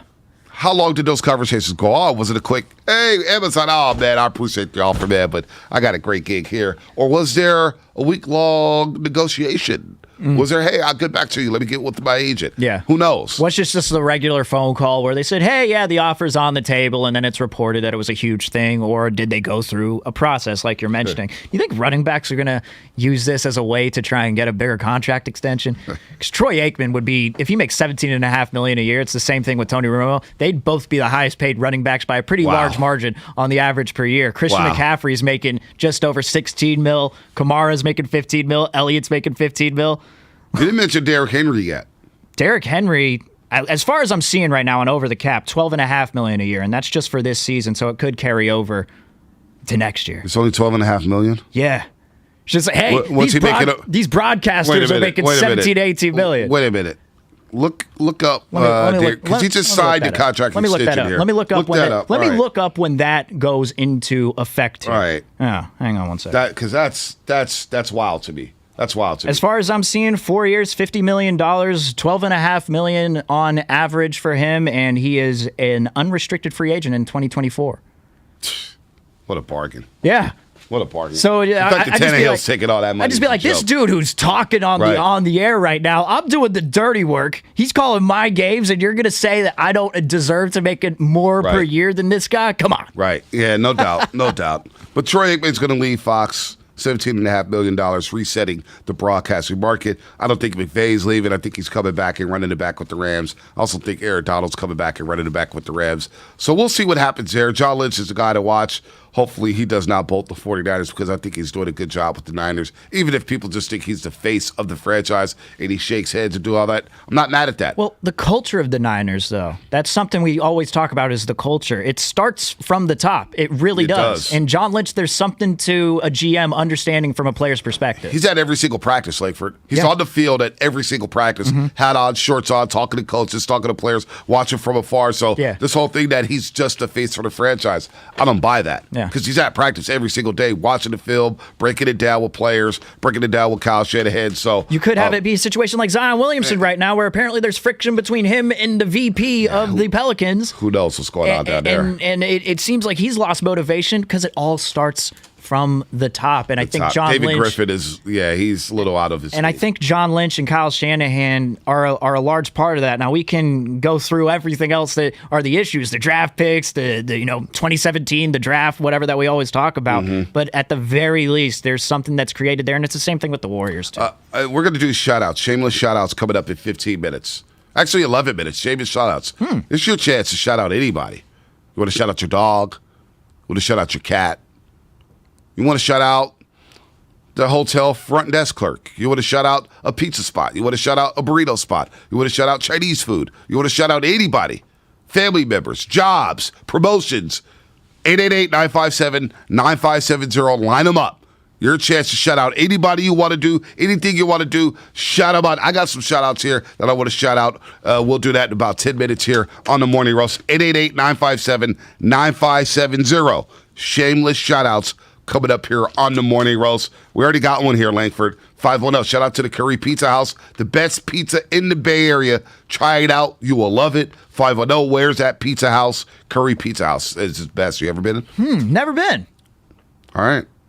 Shameless shout outs coming up in 10 minutes. Line them up. 888-957-9570. Shout out whoever and whatever you want to do here on a Friday here on the Morning Roast. Real quick, let's get to Garoppolo. Jeremy Fowler. Lutman, if you could pull the sound up. Jeremy Fowler had some things talking about Jimmy Garoppolo because we keep talking about landing spots. Where's Jimmy going to go? Landing spots. And Curly before the show said, hey, Shasky and Langford were talking about, do you fear Garoppolo going to an NFC team?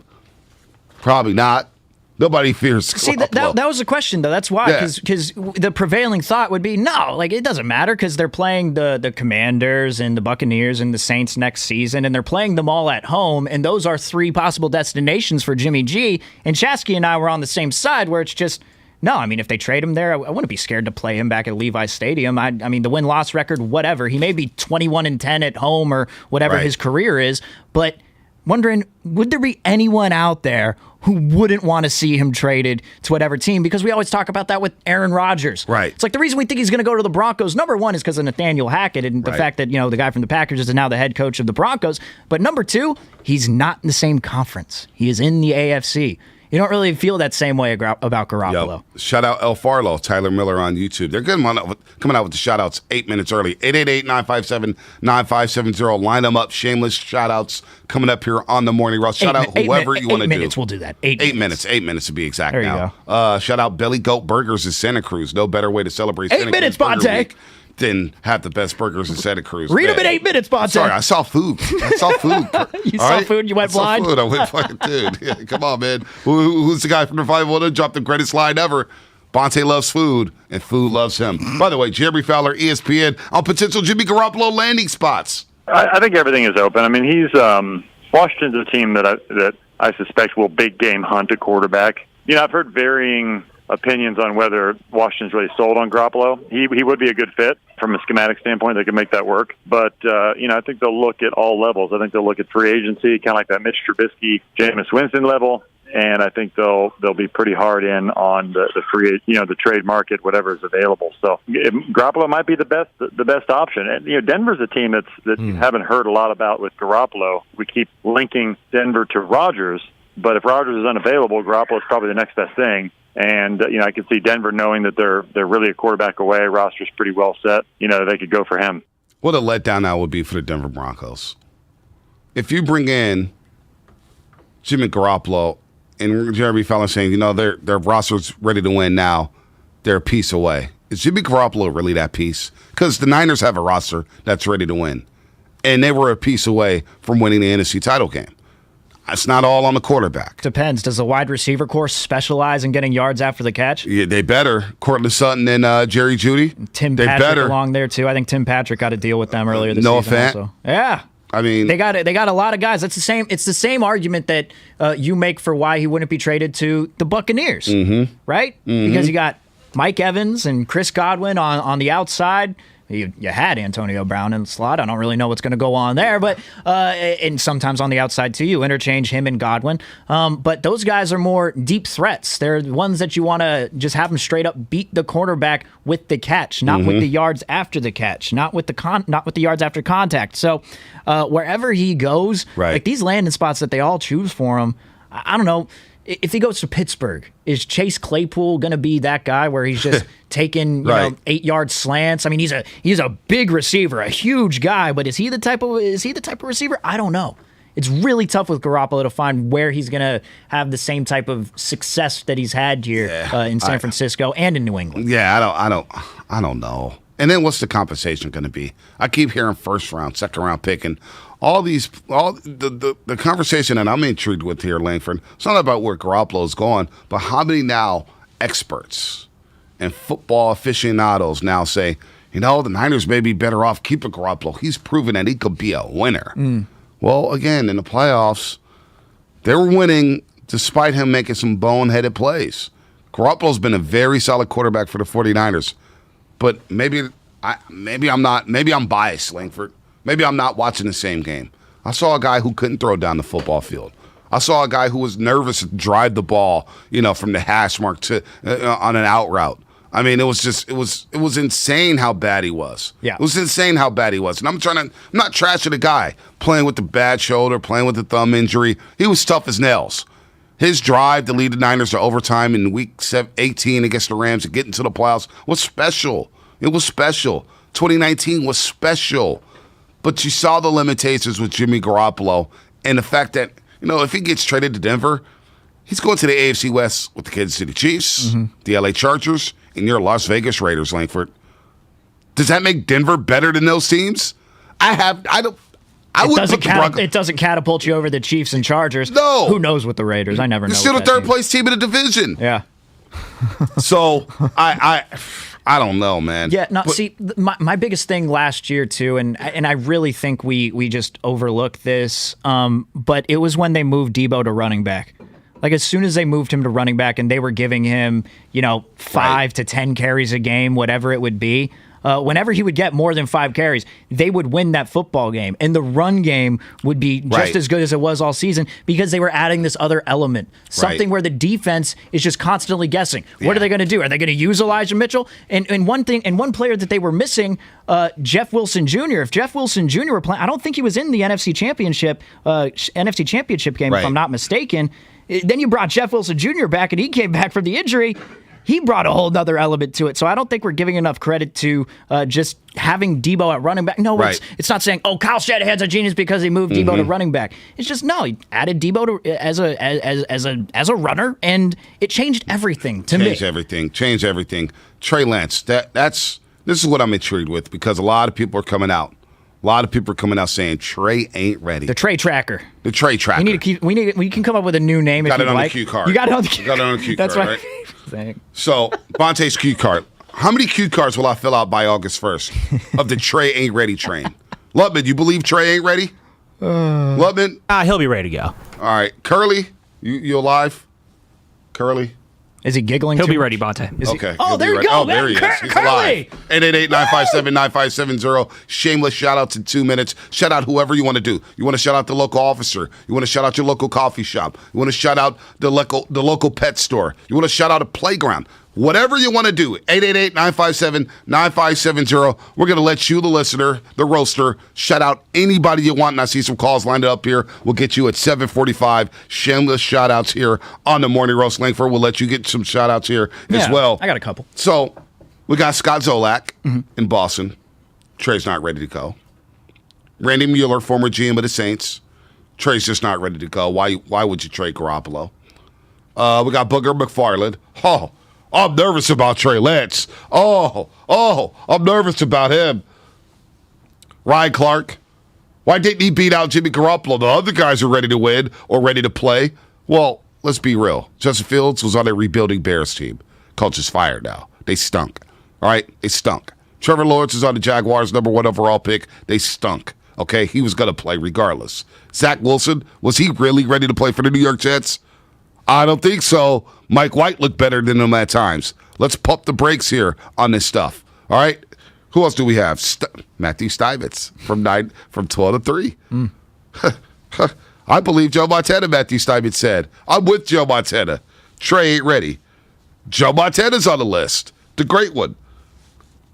He talked to players, said that, hey, they should keep Garoppolo. Trey's not ready. And then, of course, Adam Schefter talking about Trey Lance is green and agreed.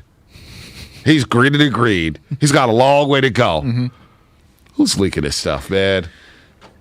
Where I'm at with the Trey conversation is the one that I really disagree with, because if they don't think Trey's ready, then fine. Because if 2.5 games just isn't enough, I believe that was the amount, the total amount that he played. If 2.5 games isn't enough, really it was 2, because let's be honest, how many were really watching the second half of 49ers Texans when you had a bunch of other football that you got to pay attention to and give takes to?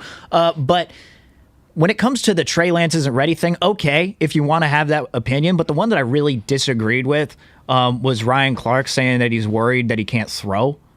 I think Ryan Clark said that a couple weeks ago. That's the one where I was like, okay, okay, if you don't think Trey Lance is ready, fine. There's a bunch of other things that go into a quarterback, but once you say that you're worried about him possibly not being able to throw and you're comparing him to Justin Fields and these other rookie quarterbacks, that's where I looked at, I thought, damn. But the thing is, you need to get him on the field. You got to get him on the field. In order to get Trey ready, if you don't think he's ready, okay, just let him sit on the sideline, let him hold a clipboard, and let him learn from whichever backup quarterback you might sign. If you don't trade Jimmy Garoppolo, you just watch Jimmy Garoppolo again, and you learn how to throw a nice 8-yard slant. Very accurate, very accurate, and you might get someone hurt, but you're going to learn how to throw an 8-yard slant if you're watching Jimmy. But it's just put him on the field. If he's not ready, fine. I'm at that point now.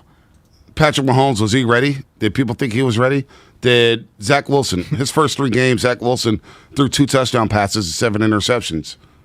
2 touchdown passes, 7 interceptions. Wasn't Justin Fields 6 of 20 in his first game? He was 2 of 2 against the Reds. Yeah, 6 of 13 against the Bengals. Oh, really? 6 of 20 against the Browns. 6 of 20. Excuse me, second game that he started fully. Was he ready to go? Was Mac Jones ready to go? A lot of Mac Jones talk, oh, man, the Patriots, they went to the playoffs, and the Patriots this and the Patriots that. Well, Mac Jones, over the course of his first 3 games, look, Mac Jones threw for 3,800 yards, 22 touchdowns, 13 picks. Great, good stuff. Nice rookie season. First game against Miami, threw it 39 times, completed 29 passes, threw for 281. 22 and 30 the next week against the Jets. 30 and 51 against the Saints next week. 1 touchdown pass, 3 interceptions. All right? Was he ready to go? Did he look like he was ready to go in the first part of the season? No, he's got to play. Play. So we're going to keep track of this. The Bonte tracker here of people who say Trey ain't ready. Well, so we're changing it to the Bonte tracker instead of the Trey tracker? Trey tracker. Sorry. A little self-centered right there. The Bontre tracker. Whoo! Bontre tracker. You good till 9? You good till 9? I'm good. I'm gonna walk off. You can take care of the shout outs. What's the meme? All right, there we go. Mind blown. From Tim and Eric, super awesome show. And with that said, 888-957-9570. It's time for some shameless shout outs here on the Morning Roast. It's Friday. Yeah, I'm a shameless, horrible human being. Your chance to shamelessly shout out whoever or whatever you want. I need to shout out somebody. I forget their names. They would know who I am if they're listening.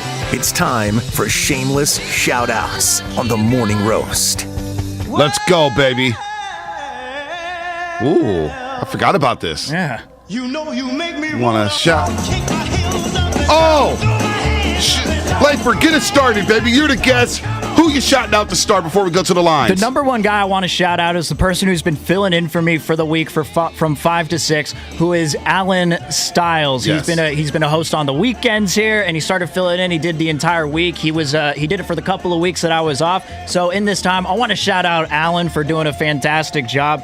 Check him out whenever you can. Whenever you see him on the station, you're going to want to tune in.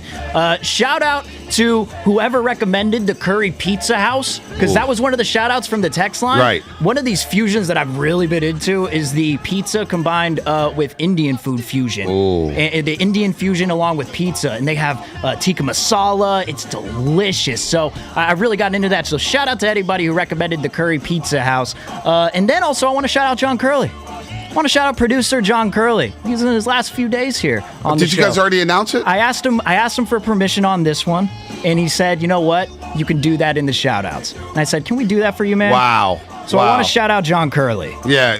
Up until Wednesday. Yeah, up until Wednesday. Wednesday will be John Curley's day here on the Morning Roast. We'll talk more in depth about it next week. We're going to miss John Curley. Doesn't do a damn thing. Let's just miss his presence. He got hired 6 months after I did here, and I was, I'd come in, I would wear like a flannel and, just jeans and looking kind of normal, and then John comes in dressed in an entire suit. Yeah. And he's like, you got to dress for work, Steven. Oh, you got to dress to play the part. And I'm like, and we called him Nicely Dressed John for a very long time. He hasn't been nicely dressed in 8 months. Exactly. He's more casual, John, He's now sagging his pants. With that said, let's go to Ashley and San Mateo. That's right, Curly's leaving us next week. I'm a little sad about that. Ashley and San Mateo, get this party started. Who you shouting out, Ashley? You're on the roast. Lubman, let's go. Let's go. Phone lines, Lubman. Hey, Lubman, wake up. What? Unbelievable. Ashley, San Mateo. What's up, Ashley? Can you hear me? We got you, Ashley. We got you.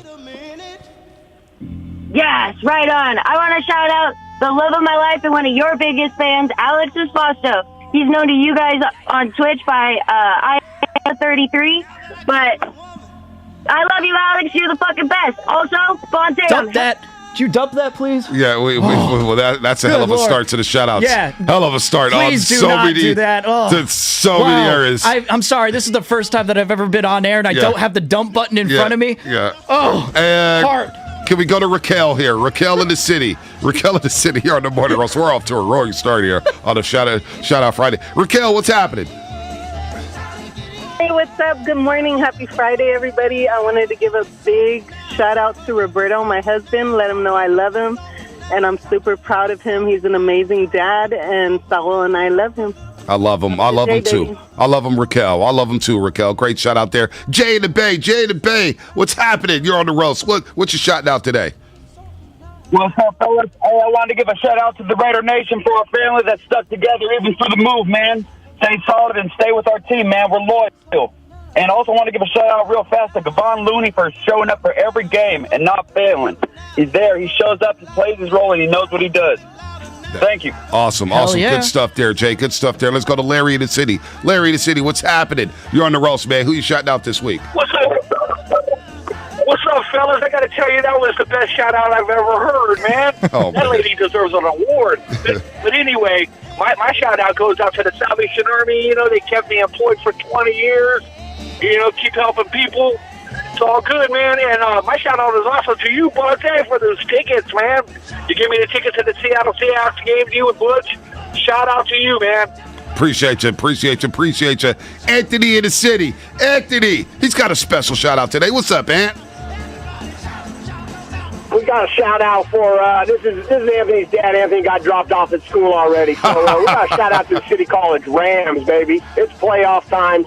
Playoffs start next week for the Rams basketball team. Men and women are in it, and we're looking to do some damage on the way to state. Hey, man, shout out to Coach Adam, Coach Justin, Coach Tom out there at City College, Coach Deron Sims out there on the staff. City College Rams men's basketball team, #1 in the state. They are rolling. 1 loss of the season. It's playoff time for them, and they're about those rings there. They've won 3. How many rings? I've lost count. 3, 4, 5. They're a load. They are a factory there. Let's go to James in the city. James in the city. Get the music back up. Get James in here. James in the city. What's happening? Who you shouting out, James? fellas. Hey, great show. I love you guys. Hey, a big shout out to the San Francisco Vikings Soccer Club. Ooh, I like that. Celebrating 100 years anniversary this June 3rd, 4th, and 5th. Wow. There's going to be a beach soccer tournament down at Ocean Beach on Saturday and Sunday. And big party on Friday to celebrate 100 years of Tampa. You're breaking up a little bit, James. 100 years. 100 years Sorry, Viking fellas, Club. I'm driving, but You know what, James? Great shout out there. The Viking Club here in the city is legendary. Yeah? Legendary. Now, I never played soccer. I had a coordination. Wasn't really into football You right at that or time. left-footed? I am left-footed. Yeah. I write with my right. I Yeah. throw with my left. I kick it with my See, left. I right-handed. Everything I do is right-handed, but I play pool left-handed, and I kick left-footed. Yep, no Very doubt. odd. 510. I want to shout out F-bombs that can't be dumped. That was hilarious. That was some start. I mean, that's the advantage you have of listening on the Odyssey app. Dirty in San Jose. Dirty line 3, San Jose. Who you shouting out here on the morning roast? I got a tie, so 2 shout-outs. I want to give a shout-out to Brittany, my son's mom, and Raylene, my daughter's mom. My birthday passed on the 20th. I turned 34. I got to get both of my kids for the whole week, which is a rare occurrence. They live in different cities. They love spending time together.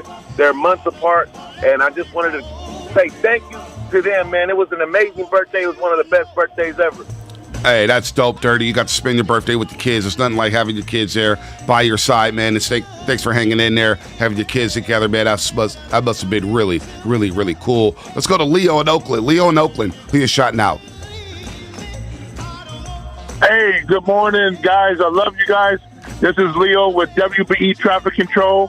Hey, you guys and girls out there, keep your head on the swivel. We're out here doing this traffic control, and this is what we do. So people, obey the signs. When you see road work ahead, remember, there's workers out here. This is what we do. We want to go home safe. And to the Warriors, all the way to the championship. Let's go all the way to the finals. By the way, this special shout out on the Comcast Business Text Line, Langford. Shout out to my girls from the 510, Malia, Kaylani, and Layla. They listen to the morning roast with Dad on the way to school every day. So shout out to Malia, Kaylani, Layla getting to school. I love having the kids listen. That's great. That's sweet. That's sweet right there. Shout out to Pops for having them listen to the roast. And they're locked in. They're locked in. Yeah. They're a roaster. Hey, Malia, Kaylani, Layla, you're official roasters. You're official roasters. You're part of the squad here. Cruiser in San Jose. What's happening, man? You're on the roast. Hey, good morning, fellas. Want to shout out me and my wife. We just signed our loan papers yesterday. We're getting our new pads, so finally I'm going to have my own castle. Can't wait. Love it. Thanks, guys. Love that. Tamir, no, go ahead, Langford, I real just got quick. one more. I just want to shout out Kubo and Cal, the 2 guys that I was paired up with when I played golf on Sunday. They just kept it silent. They kept things moving. They were all about their business. Kubo and Cal. Shout out to both of them. Who'd you play with just other than them? It was me and my brother. We went to go play, Okay. and then as we do, you got to get paired up with somebody because all these golf courses are Right. stacked up with reservations now. So shout out to Kubo and Cal. Kubo love that. had this old school 49ers bag. You would have liked that I one. want to shout out Zach Tappel, Sacred Heart Cathedral legend, played football, basketball. I was looking for, a little discount with some rent-a-cars over the week down to San Diego and L.A. And Zach Tappel here from the city. Shout out to Zach Tappel. Hook me up. Plug me with the right people. We got a Dodge, a little mini SUV for the trip. It rolled great. Great on gas. One of those cars you've never heard of before. Never heard and of. then now you're going to see a billion of them on the streets because you know what they look like. Basically, Yeah. Shout out to Zach Tappel. Zach Tappel, you're the man for that one. 925. Shout out to Danny Freisinger on his new promotion. We're losing to everybody here at 95.7 The Game. Damn. People are plucking away at us, man. Tamir in Oakland. What up, Tamir? Who you shouting out this week?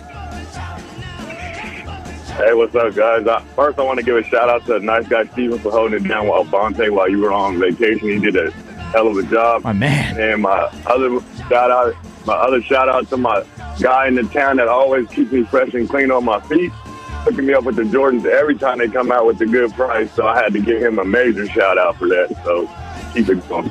Absolutely, Tamir. You're the man here as we go to break here. Another fun shout-out. Didn't start off great. Started off a little rocky. But you know what? We got through it, baby.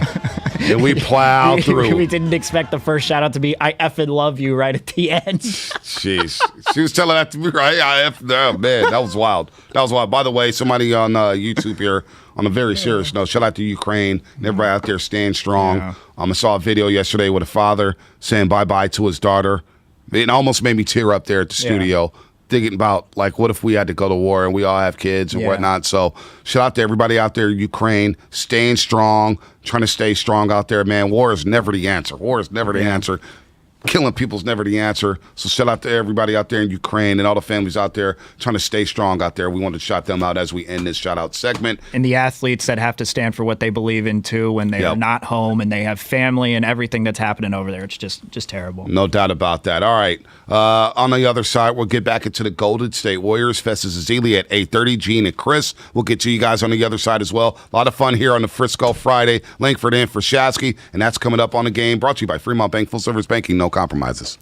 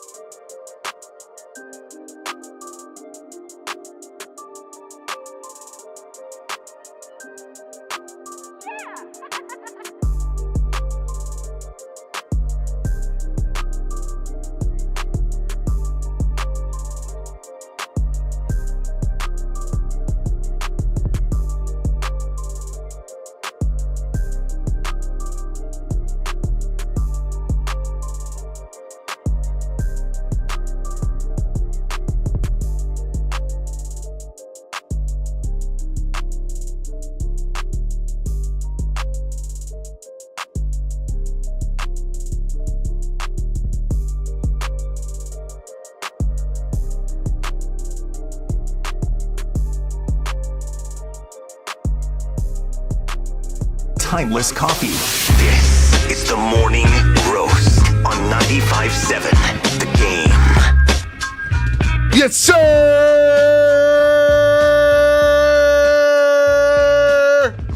Good morning, family. That sounded good. Am I supposed to come back with "Oh, baby"? Did I ruin that? Did I just ruin something? Oh, baby. Yes, sir. That's oh, it. baby. Yes, sir. Oh, baby. Yes, sir. Oh, baby. Nice guy, Stephen Langford. Ed. You're doing a hell of a job, man. You've come a long way, Langford. Come a long, long way, my friend. You've already been the third co-host of the Morning Roast anyway. I already told you that. Mm-hmm. Langford in for Shasky. Shasky took the day off because he didn't want to smoke. He didn't want to smoke. The streets were talking. When I was out, the streets were talking. Yeah, well, Shasky said this and Shasky said that. I said, okay. The streets of SeaWorld? The receipts were there. Yeah. Shasky ducked his fade. He ducked his fade. He's like Sugar Ray Leonard all those years ducking Marvin Hagler. You know what I'm saying? It's all good, Shasky. I know he's out there listening. By the way, shout out to all the roasters there on YouTube and Twitch. I missed you all. Comcast Business text line been holding us down today. Everybody getting off their graveyard shift. Everybody driving on the roadways, getting ready for work today. Shout out to Lutman. Sam Lutman. Yeah. Sean Lutman. Sam. I'm kidding. I know it's Sam. Oh, okay. I know it's Sam. You sure? You sure? Well, Sam Lutman starting out the shout-outs. I'm like, hey, let's go to Ashley Sevatel. Yeah. Oh, it's Lubman, man. You know, you get Curly and Lubman in the same room, you never know what's going to happen. You just don't know. Curly's a bad influence on me. I think that's it. Yeah. Just giggling. Look at that. I can already hear it right now. Oh, no, darn it. He's on the phone. Never mind. We were just doing shout-outs. Yeah, no, he's now doing some work. There you go. Shout out to my son, Xavier, from the 510. He is 11. He loves the show. He listens every morning. Xavier, right on. Thanks, says Xavier. Bonte is his favorite. He loves Shasky's crazy laugh. If I'm anybody's favorite, man, you need to reevaluate your life. I should be nobody's favorite. All right? You got to reevaluate yourself. You got to be a sick individual to love me. Yeah. Then that random voice that pops in like once every 15 minutes. I like that guy, too. I like that guy. I like that guy. I like this guy. I don't know his name. Yeah. You know what I liked? I liked the Warriors last night against the Blazers. You know the Blazers, outside of Ben McLemore, Anthony Simons, and Josh Hart, Justice Winslow, I can't name a damn Blazer. Yeah. Can't name it. It's not like those guys are that good that you're naming other than that. You could just name them. That's the bare minimum you could do. I didn't think that roster was that bad. Damn, they traded away Norman Powell, Robert Covington, C.J. McCollum, and whoo, it's going to be a long... You take away those guys, though. Oh, man, it's going to be a long time for the Blazers before they're relevant again. Yeah. And that's with Damian Willard. But the Warriors won by 37, 8 players scoring double figures, and we still haven't found this out. But has any team scored 132 points without a single player on the roster scoring 20? Steph and Clay led the team with 18, Langford. Nobody scored 20. You pointed this out this morning. I don't think anybody's going to search up the stat, Bonte. I mean, unless we, get StatMuse on it or something like that, and then maybe they can search that up. But I feel comfortable in saying that can't have happened more than 3 times this year. Like it has to be one of 3 at the very most. When you don't have a single guy scoring 20 points on the team, first time since 2009 that 8 guys have been in double digits for the Warriors. You don't see that often at all, but that's just a product of playing the Blazers, but it's also a product of the team looking comfortable with Steph as the primary ball handler. Yeah, 14 assists for Steph Curry last night, 18 points. Thought he played really controlled basketball. Yeah. And his splits after the break. I heard Evan Giddings first yesterday on Steiny Guru. Evan Giddings had this stat which blew me away. And then I saw Grant Liffman tweeting about it. You know, Grant Liffman loves Twitter. He's going to tweet all the numbers out, Granalytics or whatnot. Granalytics. That's what he named it, Granalytics. There's a stat yesterday that Festus Ezeli got on me about where Steph Curry was 6-0 on February 24th. And Festus is like, who comes up with this stuff? I said, a lot of people got a lot of time in their heads, including Grant Liffman. But the stat was... And Evan Giddings, it's of course. Not that bad. All you got to do is go to Basketball Reference and search really up the year, then just search up February 24th. There's only a few pages that you got to search through. People don't want to do that, man. We're lazy. It's true. We're lazy, Take man. a few minutes, but you'll get there. I mean, we don't have patience, man. We don't even want to watch videos for 15 seconds. We give it 8 seconds. We're like, yep, I'm out. Yeah. But Steph Curry, post-All-Star break, over the course of his career from the three-point line, because he's struggling this year. 37.9% from the three-point line. And we saw Steph Curry go crazy the All-Star game with 16 threes. An All-Star game record. He scored 50, F-I-D-Y, not 50. How'd you see that, by the way? We haven't really talked about that. How was that All-Star break for you? I mean, look, 2 years in a row, I know Steph wasn't the MVP last season, but... man, he really put on a show, and he was the most fun player to watch on the court. That's great. And he did the exact same thing this time, except he was scoring 16 threes. And it was different because the thing that I loved, and I'm just kind of overtaking here about my thoughts on the All-Star break, even though I was asking you. No. But one of my favorite... Shasky does it every single day. I'm just playing the role. Yeah, there you go. Yeah. Keeping the seat warm. Yeah. I'm just trying to keep the show normal. But one of my favorite moments was not the All-Star game, but it was before the three-point contest, the video that surfaced with Karl Anthony Towns. Yeah. When, like, he just won, and he's getting advice from Steph, who was on a stage, but Steph had this light that was shining on him, and the clothes that he was wearing, it looked like the god of three-pointers was giving advice to someone who's participating in the three-point contest. I don't know if it was his... I forgot whether it was his first time or not, but he's giving him advice. It was like God looking down and giving him, telling him, look, man, hey, the way that I did it, well, like, I would look, but then once I knew it was going in, that's when I'd go to the next ball. And he was asking a little strategy questions like that, but I don't know, there's something there. I was like, man... it was very symbolic. Yeah, no, I thought the All-Star game weekend, look, and we'll get back to the Warriors beating the Blazers. Look, they should have beat the Blazers. What's really going to make or break the Warriors, or we're going to see a lot about the Warriors over the next 2 weeks. They played Dallas twice. They played the Nuggets twice. They played the T-Wolves on the road. They played the Lakers down at Crypto.com Arena. They played the Clippers on the back end of the back-to-back. And then they got the Bucks. That's your next 2 weeks of basketball for the Golden State Warriors. That is murderer's row. Going into the last 23 last night, they had the 7th toughest schedule the rest of the way. That was a cupcake game. That was a tune-up game.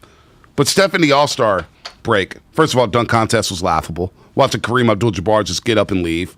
Looking at Shaq's face, just like, I'm disgusted. This is a joke. The side-by-side photo where it showed Shaq holding that big camcorder. Oh, yeah, Vince Carter. And then showing his face after Jalen Green with the whole NFT, just putting it on and taking it off and then doing the dunk. Very odd. That was weird. But showing Shaq's face, I think that showed you just how bad the dunk contest was. Bad. It was bad. Kareem Abdul-Jabbar was like, yeah, I'd rather go to sleep. But I did love, look, I know a lot of people were saying, man, that halftime was way too long. I loved every second of it. To see those legends when they announced the power forwards, the forwards, and then they announced the centers, and they announced the guards, and you had Dwayne Wade, you had Allen Iverson, Ray Allen, Steph Curry, Michael Jordan, Magic Johnson, Isaiah Thomas, GP, Jason Kidd. I'm not going to name all 75 players, but that stuff hits me. You know, when you think about growing up and watching basketball. Exactly. Hakeem Olajuwon. I was a teenager, man. I hadn't gone through puberty yet when the dream was fading away on folks and blocking shots and blocking 4 shots a game. Like, dude was an all-time great. To see Hakeem up there in that blazer next to Shaq and hearing Shaq on the inside of the NBA saying, I wasn't as good as Hakeem. I can admit that. And Shaq, I don't know if you watched that 4-minute clip of Shaq just basically saying, I'm honored here. I watched Charles Barkley throw them bowls, and it taught me that, hey, I could be ferocious. I could be nasty. It's okay. And you see Kevin McHale. You know, you hear about Larry Bird. I know he wasn't there, but Tim Duncan. Iverson hugging Kevin Garnett and Paul Pierce. To see Paul Pierce, Ray Allen, and Kevin Garnett take a picture together. I thought that was cool, man. That was awesome. That whole celebration, and the NBA does it right. NBA does it right when they honor their legends, and that's one thing I miss so much about Kobe Bryant, is that we watch Bill Russell, watch Oscar Robertson, we watch Kareem Abdul-Jabbar at all these All-Star games, right? They're sitting courtside. Dr. J sitting courtside. The one thing that saddens me, and I'm glad they named the All-Star Game MVP award after Kobe Bryant, but we're never going to see Shaq and Kobe sitting next to each other at the All-Star Game. Yeah. Growing old together. Like we saw Wilt and Bill Russell. Right. Like we see Bill Russell or Oscar Robertson. That's some of the coolest stuff to me when you see the OGs there enjoying the not the Midsummer Classic, but the All-Star break for the NBA. When you see Bill Russell during a Hall of Fame speech, I think it was during Charles Barkley's Hall of Fame speech where he's giving him the middle finger because they took a little dig at him. A little dig at him. Yeah. That's great. Yeah. I love that stuff, man. I love that stuff. So why wasn't Mullen on the halftime list? I have advocated for Chris Mullen to be on that list. Anthony Davis made the list, didn't even show up. Shouldn't be on that list. No. There's debate. Dwight Howard, as much as he spiraled out of control, probably should be on that list. Tracy McGrady not being on that 75. Yeah.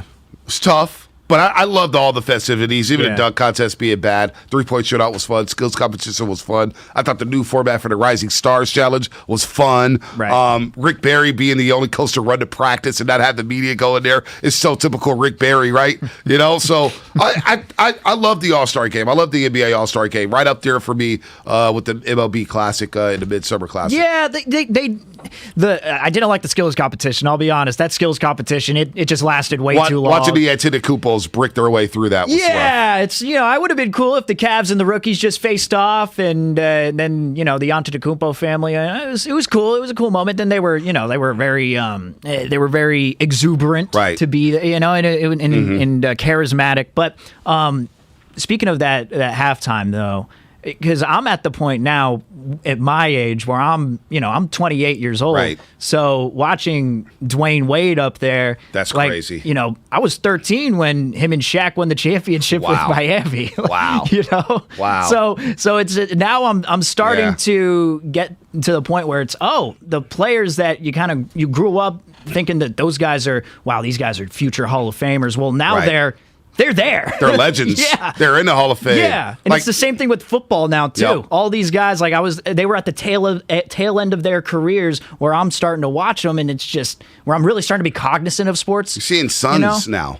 Juniors. Yes. You know what I'm saying? Scottie Pippen Jr. Yes. Kenyon Martin Jr. We're about to see Bronny James soon. Think about that. Gary Payton II. Grew up watching GP, The Glove, the original Seattle Sonic. To see him up there. Allen Iverson and Ray Allen really touches me because that's when I was really into college basketball, really into it. And I'll never forget. I remember like it was yesterday, the biggest championship between Georgetown and UConn. Yeah. Allen Iverson for Georgetown, Ray Allen for UConn. Legendary. These guys were babies, no facial hair. And you see these guys now wearing blazers on the 75th anniversary team. That stuff, I'm a real tearjerker when it comes to that stuff, man. It touches my soul. And I was just like, damn, I'm getting old. Yeah. Iverson has gray hair and a beard. It's got a little weight on him. It's getting up there. George Gervin. It's getting up there. Kareem. Getting up there. I watch these dudes. Hakeem in his prime when he won the 2 championships and he went on that tear when Jordan retired. It's like, this guy's got a blazer on now. So to your point, Langford, I get it, man. I get it. We're getting up there. Just as much as any sport, I don't know, baseball's kind of in it for me just because baseball was the first love that I had, the first sport that I loved. But basketball is one of those sports where it's just such a different game now, and you hear so much about basketball hasn't been the same from the 70s and the 80s. But I certainly wish that I would have been alive to and just cognizant of what I was watching so that I could watch these guys in their primes, especially a guy like Hakeem. Right. You watch the highlights. You could go back and watch old games, which we all did during when the pandemic first started. But basketball's right up there though, where I wish I could have seen some of these guys in their primes. Charles Barkley. Yeah. A lot of people think, oh man, Truck, he'd just be saying anything. Langford, let me tell you, when he got traded from Philadelphia to Phoenix, and that year at Phoenix when he joined up with Kevin Johnson and Dan Barley, and they won 60-plus games and played the Bulls in the finals, one of my favorite finals series ever. Jordan was just all-time great. but Barkley was an absolute monster. He won the MVP that year. And I remember Game 7 in the Western Conference Finals, they played Seattle. Gary Payton, Sean Kemp, they were coming. And Sean Kemp was saddled in foul trouble all game long because Charles Barkley was just dominating. And I remember when Sean Kemp picked up his fourth foul, Barkley looked at the camera, that's 4. And he put up like some crazy, I think he put up like 44 and 24. Not even joking. Like, think about that Game 7. You put up like 40 and 20. I mean, these guys are absolute legends. So I thought, to go off the All-Star game here, I thought it was great. Steph Curry definitely stole the show. He's just so fun to watch. He just looks like he's having so much fun when he's playing. The most entertaining player in basketball. Yeah. And it's not even close. Yeah. Who's second on the list? How cool is that when he takes a shot in the corner and he turns around and asks the crowd, did it go in? Did it go in? It did. Okay. And I'm going to run to the other side of the court. And how about the image of Reggie Miller, Dwayne Wade, and Allen Iverson standing up at the broadcast booth laughing like, is this guy serious? Yeah. And Iverson loves Steph Curry. Yeah. Shaq loves Steph Curry. Yeah. Like, I remember Iverson on the All the Smoke podcast said, I want to see Giannis go play with Steph. Mm-hmm. You know what I'm saying? He loves Steph. Everybody does. Shaq on All the Smoke said Steph was his favorite player, Yeah. Loves Steph Curry. And to see the three-point shot now become the cool thing in basketball. Mm-hmm. Now, there's probably too many threes being taken. A lot of people are going three-point crazy. A lot of these guys don't know how to shoot the three. But damn, the three-point shootout now should be the main event when it comes to the festivities on All-Star Saturday. Yeah, and when you talk about Steph and, there's going to be another Steph Curry at some point. Whenever we're talking about the three-point record, right? Remember that conversation we were having when Steph broke it, and one of the talking points that stemmed from it was, well, who's going to beat him? Is there anyone in the NBA right now who's going to beat him? And then, a lot of it was Trae Young. Some even think Dame Lillard, depending on how long he plays. Whoever else. They said someone else is going to come around eventually. But no one is going to do it like he did. Just getting double and triple teamed, being one of the first guys to do it. And then it's kind of like the same thing with Calvin Johnson, for example. You hear so many people try and compare like these younger wide receivers to the big-bodied Calvin Johnson, but none of them are getting double and triple teamed like he was. No. So there's levels to it. Yep. So Steph is just, we get to watch him every night. Every night, never gets old. Last night, a double-double in the first half. In the first half, had a double-double. 18 points, 14 assists, 925 Comcast Business Text line. Is Steph the most entertaining player in sports, not just basketball? It's possible. It's possible. Yeah. I mean, if you had a top 10 most entertaining players in sports, I'll maybe just rip off 5 real quick before we get back to the calls. We'll get to Gene and Shaka in just a second. Steph, Mahomes is there for me. Yeah. Lamar Jackson, maybe. I found it entertaining to watch Brady. Messi. Right. Got a couple soccer stars. Like, I love Mo Salah, Liverpool. Yeah. I'm starting to love him. I'm like, man, this dude is sick. Yeah. But when it comes to most entertaining in sports, N'Golo Kante is the most entertaining player in soccer ever. Chelsea guy. And you're not going to say anything against that. You're not going to convince me otherwise. I'm not going to knock that. Chelsea Blues. I may have to switch and become a Chelsea Blues fan. Tottenham stinks. Tottenham sucks. I like the wrong team, dude. So I'd consider Steph to be right up there, but again, there's levels to the conversation. Are we talking about when these guys are playing at their peak? Because every single one of these guys that you can list, they might have a lull at some point. Shohei Ohtani would be one of those guys in baseball. Every single at-bat that he takes, even though he only bats the average, actually, I forgot what the average was, but at some point in the season, he was only batting somewhere hovering around 260, 260, 270. The average wasn't up there, So it wasn't up there at some point in the season. I'm not sure what he closed it off with, but Shohei's right there. All these guys go into lulls, but when Steph is at peak Steph and he's going off, was it the first quarter against, what was that game prior to the All-Star break? Was it against the Nuggets? Where he was Denver? Was it Denver? No, which where game? He was perfect in the first quarter, and he was just going off, and then he started to... Denver. It was Denver. It was Denver? I think it was Denver. Was it Denver? Was it the Clippers when they was... the Clippers when they got blown out Monday night. Yeah, the Monday night game down at Crypto.com. Yeah. When he was 6 for 6 right off the rip and 5 for 5 from 3. Everything that he was doing that game, it was just... Hey, I'm going to pull up from 3. Right. We always talk about sequential play calling with Kyle Shanahan, right? Right. Sets up a run to throw to set up the pass and does all these different things to drive downfield. It's like Steph was sequential shooting. He like pulls up from 3, Okay, well, now everyone's going to try and guard the perimeter. All right, well, I'm going to just drive by you when both of you try and jump and block my shot, and then I'm going to hit a floater. Yep. Oh, wait, now you think I'm going back to the paint? I'm going to hit a step-back three now. That's what it felt like it was going in the first quarter of that game. If we can get 4 quarters of that, there's nothing more fun than that to watch. No doubt. I just pulled up this box score while you were talking about Steph because I agree with everything you said there, Langford. Barkley in that Game 7 against Seattle, I can't believe I remember the stat line. 44 points, 24 rebounds. 44 points, 24 rebounds, 12 of 20 from the floor, 19 of 22 from the free throw line in a Game 7. 44-24 in a Game 7. I am not shocked at all that you remember that stat line.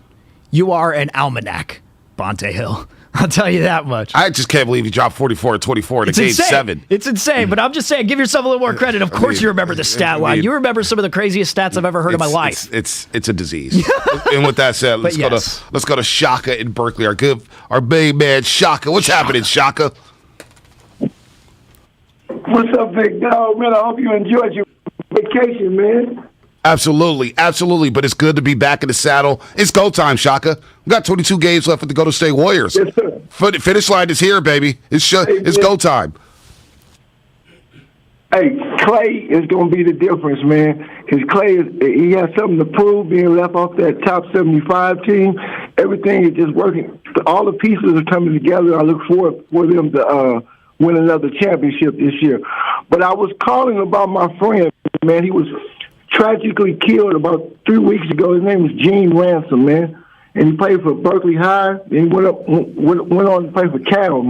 Oh, yeah. Oh, gee, I heard about that. Cal. In a road rage accident, we believe. It's just a tragedy because he was 65 years old, man. He meant so much to our community, man. And he had just lost his mother. It's just so sad. He's a longshoreman also, so everybody's really feeling bad about the whole situation, man. And I just want everybody to drive safe and don't get any arguments with anybody on the freeway because it's just a shame, man. He doesn't deserve to be dead. No. And he's one of the greatest players that ever came out of Berkeley, man. I just wanted to call and say that and condolences to his family and everybody he touched, bro. And I just wanted to let you call and say that, man. I appreciate the show, man. No problem, Shaka. We appreciate you. And I heard about that story 3 weeks ago. Just really sad, man. Yeah. Just really, that's all you can say. It's just really sad. Yeah. Just, thanks for calling, Shaka. Thanks for that. I don't know what you can say, man, other than just being sad and people losing their lives and see what's going on in this world, man. It's just want peace, man. Everybody, just peace, love, and happiness. No, it's what it's all about. Yeah. Let's go to Gene real quick in Oakland before we get to Festus. Festus just texted me. He's in the car for 20 minutes. He's up and ready to go. So Festus Ezeli will join us in just a second. Let's get Gene in here real quick on the Morning Roast. Gene, good morning, man. What's happening? Morning, guys. Welcome back, Bonte. Great work, Langford. Really enjoyed your time in here. Thank you, Gene. Anyways, he's not going anywhere. He's not going anywhere. He's gonna be here. He's going to be here 5 to 9. Trust me, Gene. Terrific. Sorry to hear about Gene. I remember him. I'm an old Cal guy, too, so, my condolences on that. A couple of quick points on the All-Star game. I thought it was wonderful for an ROG like myself to see my heroes, Bill Russell, 88 years old, and even Bob Cousy, 93, bless his heart. Yep. I wish they'd had a shout-out to Satch Sanders, one of the best defensive players of all time in the Hall of Fame. He's still alive, too, but they're going to miss some. I get it. Quickly on the Warriors, I'm just more and more impressed with Kuminga. Frankly, I think he's a better player than GP2 right now and probably warrants a start, but I guess because of, what he brings off the bench, maybe he's better off where he is at this point. I mean, I thought he turned that game around yesterday early on. Last night. I mean, he brought in the energy, and he did everything. He's become a solid defensive player. He's become a force, Yes. Someone to be reckoned with by the other team. So I wouldn't be surprised if he becomes a starter, maybe in the not too distant future. That's all I got. Yeah, no doubt. Kuminga deserves 25 minutes a game. I thought he flipped the game as well as Otto Porter Jr. Can't sleep on him. 8 points, 5 rebounds right away as Warriors were down 29-19. They rallied from a 10-point first quarter deficit, went by 37 points. But a big 21-6 run that started in the first quarter and bled into the second quarter there. So Kuminga, Otto Porter Jr., we'll talk a lot about Kuminga with Festus Ezeli coming up here in Langford. That's coming up, brought to you by Fremont Bank. Full service banking, no compromises. Tired of searching for sports updates in different places? The Xfinity Sports Zone gives you the ultimate sports hub experience. Find games, commentary, news.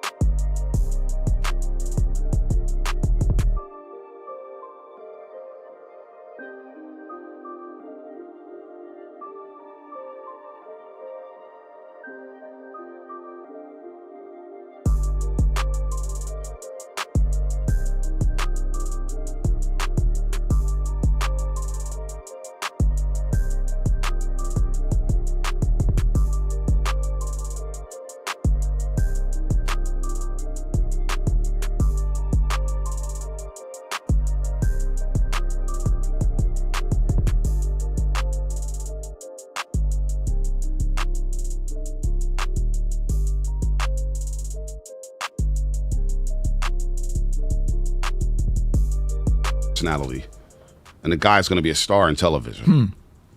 Former Golden State Warrior, won a championship, former big. He's been on the roast before, but this guy's got energy through the roof. He needs coffee. He needs no Red Bull.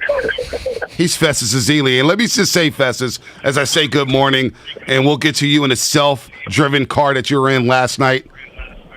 You know, these guys get on me about my outfits a lot, man. They're, basically a lot of people saying I was looking like a history teacher yesterday in a 12th grade history teacher. Because you know why? Because Festus is walking on set with suede boots, this vest that I don't even know where he got it from, the long sleeve white tee. I'm like, damn. I'm trying to compete with Dora right now. I got to try to compete with Festus. You're just too damn clean, man. Yo, so Banter, first of all, you are my guy. You got an amazing radio voice. I don't know if anybody's ever told you that. Well, maybe once or twice. Got a great radio face too, there, Festus. Yeah, great radio face too, Festus. Yeah. So here's what I love about dressing up. Like, you get to express yourself. I didn't realize how much I loved it until I got here to the Warriors. Because first of all, you got to understand, I grew up in Nigeria, and so forget about the fact that you can't afford it. I just could never find things my size. Right. And so one of the things I loved being able to do when I was able to afford it was clothes. I love being able to dress and express myself that way. So being on TV just gives me another platform to do that. I just know a lot of times in the past where I would try something on and dudes would start clowning me. And then months later, or like a year later, you see people start doing it, and that's the trend. I'm like, dang, I know there's something about my brain and the way I think about fashion that's way ahead of the game. And so I just started to just do it. You just got to do it and not worry about people clowning you, Well, there you go. I'm still working on that. I mean, yeah, I haven't worn anything but sweats for the past 2 years, Festus. So I gotta up my game too. That's all of us. I'm just happy we get to wear real clothes again, being on TV. There's no doubt we get to wear real clothes, and this is my guy, nice guy Stephen Linkford, because he's a nice guy. He's filling in for my guy Joe Shasky, doing a great job. But he's got questions for you, Festus. Yes. He's got hard hitting questions for you. I do, Festus. How abnormal is it for a guy like Jonathan Kuminga to jump up, go up, and get fouled and almost break your clavicle on the side of the backboard because you're jumping so high? How rare is that for a rookie? You know what? It's actually unbelievable. Watching him play, it makes me so excited because obviously, I'm rooting for the Africans in the league, but watching this kid, he's 19 years old. Nobody understands his journey, and then watching the way that he plays the game, he's so aggressive. Obviously, he has God-given gifts in the fact that he can jump and he's super athletic.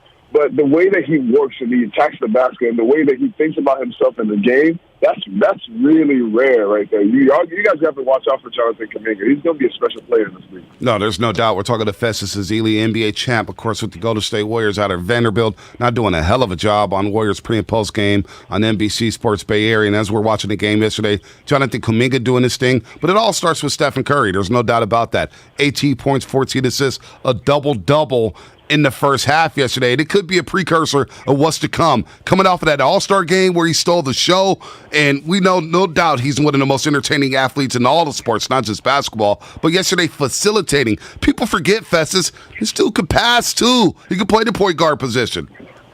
I love playing with Steph. Steph is the guy that, it was a lot of Showtime clips when I played with Steph on the pick and roll because obviously, as such a great shooter, I mean, it's an understatement if you even say Steph is a great shooter now. It's ridiculous what he is. But just watching him in the All-Star game, seeing him get going, it got me excited because he's been in a slump.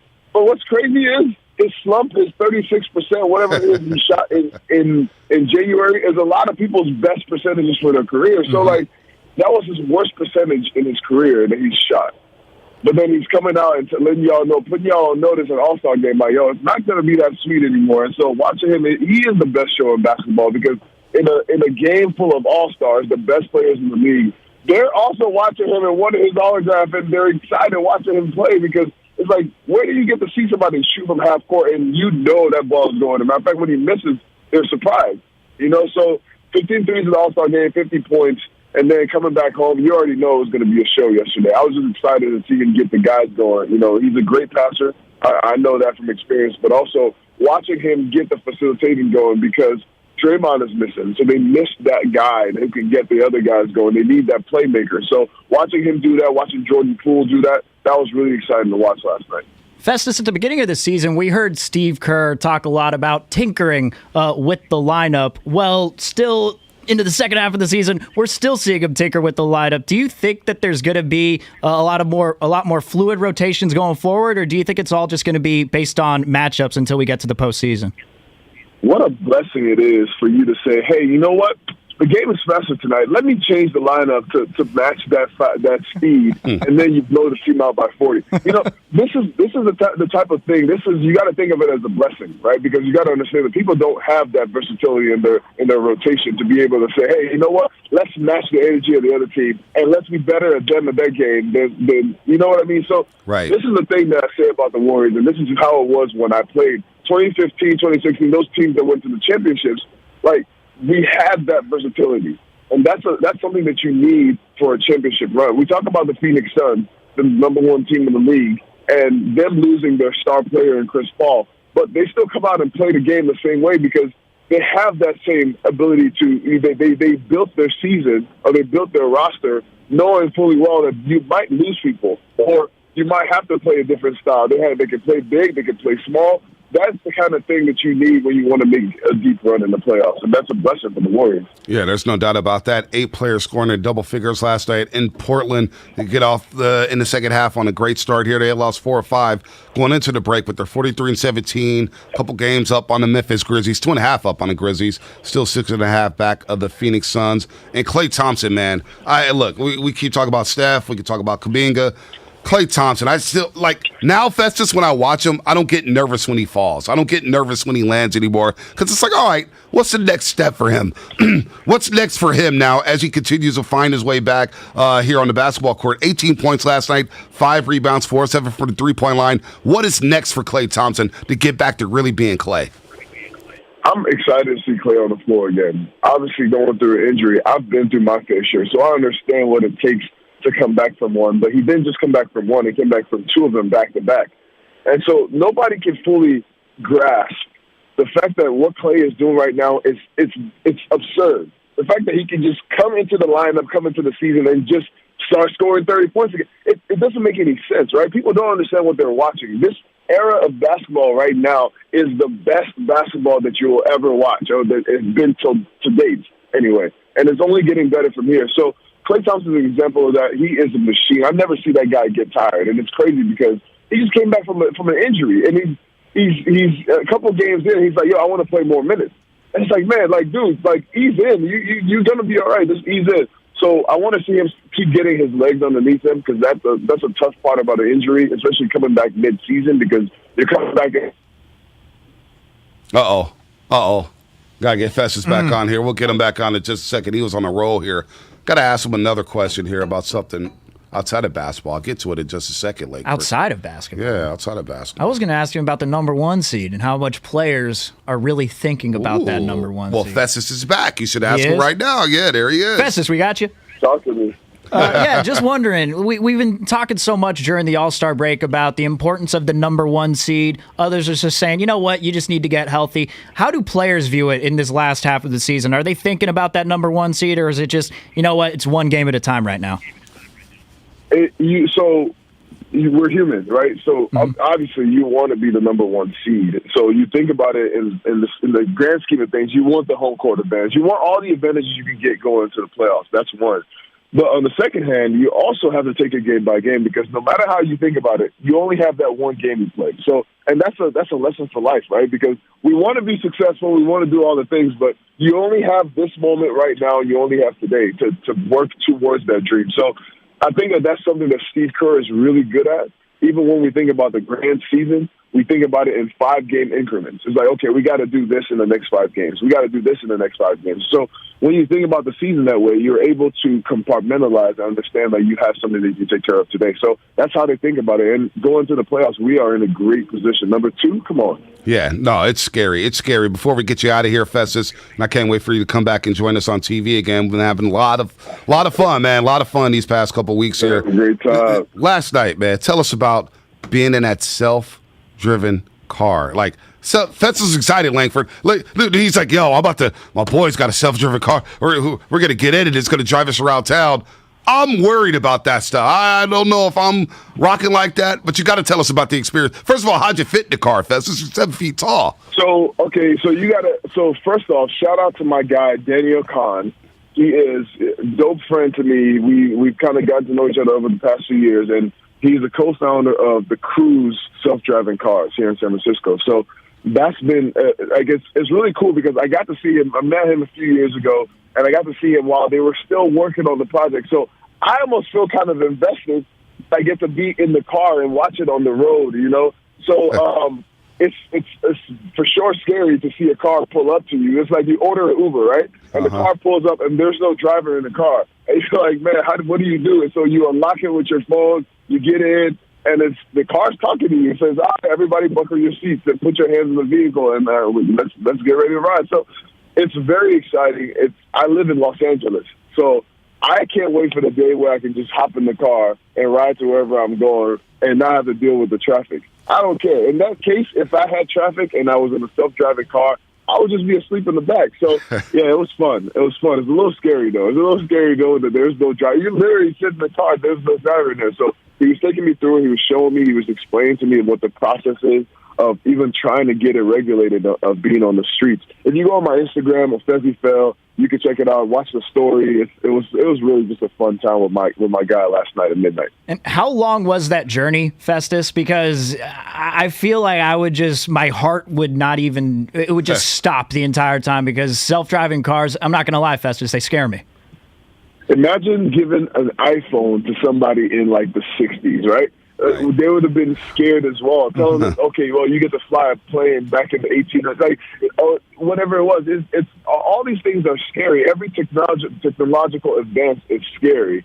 But when you get used to it, I got used to it really quickly because everything for me feels like I'm like a kid in a candy store when it comes to technology. So I got used to it pretty quickly, but it's still like the awe and wonder of being in the back seat and not knowing that there's no driver in the car.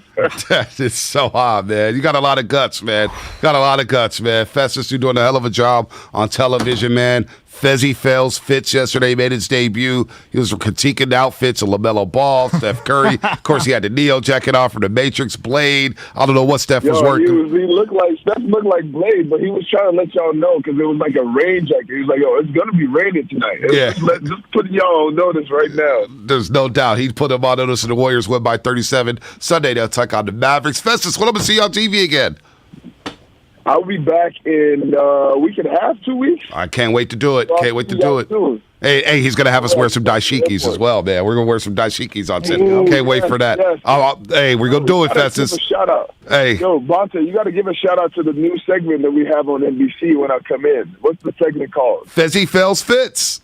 There you go. Fezzy Fells Fits. Fezzy Fells Fits. That your outfit has something to do with your game now. That's what we started to realize. Your outfit before the game has something to do with the game you're about to play and the way you're about to play. So you look good, you play good. So we gotta start talking about the outfits before the game. Hey, I feel like that when I'm hosting. If I got the blazer on, I'm like, you know what? I feel good today. I feel good. Yeah. When I got the Dior's on, I feel good. I know it's going to be a big night there. So you got to flex a little bit, Festus. See you in a week and a half, brother. I'll see you soon. Thanks for having me, fellas. Anytime. Thanks, Festus Ezeli, NBA champ, doing a great job on Warriors pre- and post-game here on the Morning Roast on 95.7 The Game. Flex moment of the show brought to you by Xfinity coming up in 5 minutes. I know, London, don't freak out. He gave it a little thing. Yeah, you see his heart stop. Love it. It's all right. John Curley, too. Flex. 5 minutes. I remember it's at 8:50, folks. 8:50. Yeah, you can check it out live on Twitch or on YouTube. Unfortunately, the camera's not facing on the one that I have right now, which is the computer camera. Oh, yeah. And you can see in the corner, Curly is popping his collar. He's doing all sorts of stuff during that. Dude, you talk about himself. You talk about mailing it in. Dude. You missed the announcement. Curly's leaving us on Wednesday. He's leaving us. Yeah. The station may be in a better place, but we're going to miss John Curley. We're going to miss John. It's one of those losses like Kerry Hyder Jr., right? Had a big year with the Niners in 2020. It was a lost season. He goes to Seattle, got his money. And, became an afterthought. But he was a good Niner. Like, John Curley, a good producer here at 95.7 The Game. Wow. But, I'm looking at Steph's outfit. Any Hall of Fame for John Curley? Producer Hall of Fame? Producer Hall of Fame, the Giggle Hall of Fame. He's got a Hall of Fame giggle. My man? The My Man. There you go. The Hall of Fame of my man. And there's only one person in that Hall of Fame, and that person is going to be John Curley. And the entire thing is just, my man. That's just a speech. That's the speech. The whole speech. My man. That's it. I worked with Shasky and Ponte, and they ran me out of 95-7 a game. My man. When he told me the news, I was on the way to San Diego. I'm at the San Diego airport. It just landed. And I get a text from Curly. Hey, man, if you got a couple minutes, I need you to call me. And I told Curly, specifically, Thursday morning, do not bother me for a week. I don't want a text from you. I don't want to hear about guests. I don't want anything. Don't talk to me for a week. You're like Bradley Cooper in The Hangover leaving school. It's the weekend, Buznick. I don't know you. I don't know you at all. Curly. That's a great pull right there. I forgot about that scene in The Hangover. It's a very underrated scene early in the movie. Telling Curly, what? 2 minutes? I just got on vacation, Curly. It's not even 10 o'clock yet. You're telling me to call you. And, of course, he calls me and gives me the news, and I actually was a little sad about it. I actually was. What were you expecting? Ponte, we got a new read for Timeless that we got to record. Dude, I didn't know what the hell to expect. I didn't know what was going on. I was like, oh, gosh. Yeah. I'm out for 3 hours, and he's already texting me and calling me. What did Shasky do now? That's what I was thinking. What did Shasky do now? Where apparently Shasky was the last straw. I don't work. I go on vacation. Shasky's here with you, and Curly's gone, just like that. A lot can change. A lot can change in 24 hours. I've been staring at this video of Steph in the jacket. outfit. That's for the rain? I don't know that was for the rain? That's what he said? I mean, how much do you think that jacket cost? I don't know, man. But I was talking to somebody because, the rain was starting to come down here a little bit. And then I'm just getting some small talk about rain jackets. And I was like, I got this one for like $15 at Target. And I got it when I was 15 years old. And I still have it. And it works just fine. This dude has a full leather body jacket, but it's for the rain. And like you said, you're using Blade. Who's the other one? Neo from The Matrix. Those are good. And if you're into comedies, he looks like that one character from Grandma's Boy. If you've ever seen that with the big leather jacket, except it's a little shinier than that. And Steph rocks it better than that character. But I just can't believe that one, man. I feel like Steph's never going to wear that jacket again. No, it's like a one-time usage, right? Yeah. One-time use. Yeah, just. Hey, I'm going to wear it tonight. Yeah. I'm done. I wonder how many NBA players repeat their outfits or wear the same. Not a lot. It can't be that many. Not the ones that are making as much money as Steph is. 82 different outfits for 82 games. Oh, yeah. Plus the playoffs. Oh, of course. Damn, that's crazy. Oh, yeah. I got no doubt with that. No doubt. I mean, Jesus and Mero? Yeah. You know those two? I know Jesus hadn't worn the same pair of sneakers ever or something. Like when they made it to the big time, yeah. I could be wrong on that because he definitely rocked his Timbs, but he was telling me that, or he was not telling me, he was telling the podcast, felt like I was a part of it, that he wear as podcasts are supposed to do. He was wearing different sneakers every single day. Doesn't wear the same ones. Doesn't wear them twice. That's insane. Yeah. I try to do that, and I'm not rolling like that. I try to do that, then 5 days later, I'm like, all right, well, looks like I got to go back. Got to go back wearing the same hoodie, same sweats. Yeah. Good thing at radio you can't see what we're wearing below the waist, which is cool. I got to the point where when I was hanging out with the group of friends, when you're hanging out with the same people every single day, they were playing the guessing game on which shirt that I was going to wear during the week because I was just rotating through the same exact ones. He's probably going to wear the 2013 Warriors playoff shirt that he wore last week. Sure enough, I did. They called it. Then they'd have bets on it and everything. Just disrespectful. Anna watches what I wear because she's like, you haven't worn a shirt in like 2 years. And it's like the DubCon 3 shirt. With Joe Willard Dibs. Oh, wow. And then you got the Dibs foot fetish shirt. I can't even fit it anymore. Foot massage. Foot massage shirt. Yeah, foot massage. We're massage low deals. By the way, Shaq or Low Deal, who has the worst feet? Oh. Whose feet looks worse? Like, Low Deal, I said this then and I'll say it now. It looked like an overcooked pork rind, his big toe. Yeah. Some of those nails there was like, what? Like chainsaws? No, that doesn't work. I've seen it. You've seen it? I've seen it. Yeah, we all seen it. Yeah. We can't unseen it. Yeah, just sitting there sitting there behind the glass. He'd be in the seat that I'm in now, and he'd be putting his feet up with his like a dry skin on the back. Yeah, it's just like, dude, man. I don't. Let's flex moment of the show brought to you by Xfinity. What you got, Lemon? Last week, though, my Mac was not working. So I went to go to Apple support to go and get it fixed, and they've got it right now. They're getting it done. But the guy who was helping me, he was just trying to make some small talk, some casual conversation, and he said, what do you use the laptop for? And I said, I'd use it for work. Oh, where do you work? And I just said, at a radio station. So, which one? I said 95.7 The Game. And he just sits still for a second. He's like, I just started listening to that. He's like, my nephew's a Warriors fan, and I know you guys are the Warriors station, so I wanted to get a little more in tune with the Golden State Warriors, so I started listening to it. And he's like, yeah, I was listening at about 8:45, and they were talking about baseball, and he's like, I just didn't care for the conversation that the two guys were having. Wow. And I said, one of those two guys was me. The Flex of the Show, presented by Xfinity Flex, the 4K streaming TV box with voice remote and Peacock Premium, free with Xfinity Internet. That is a flex.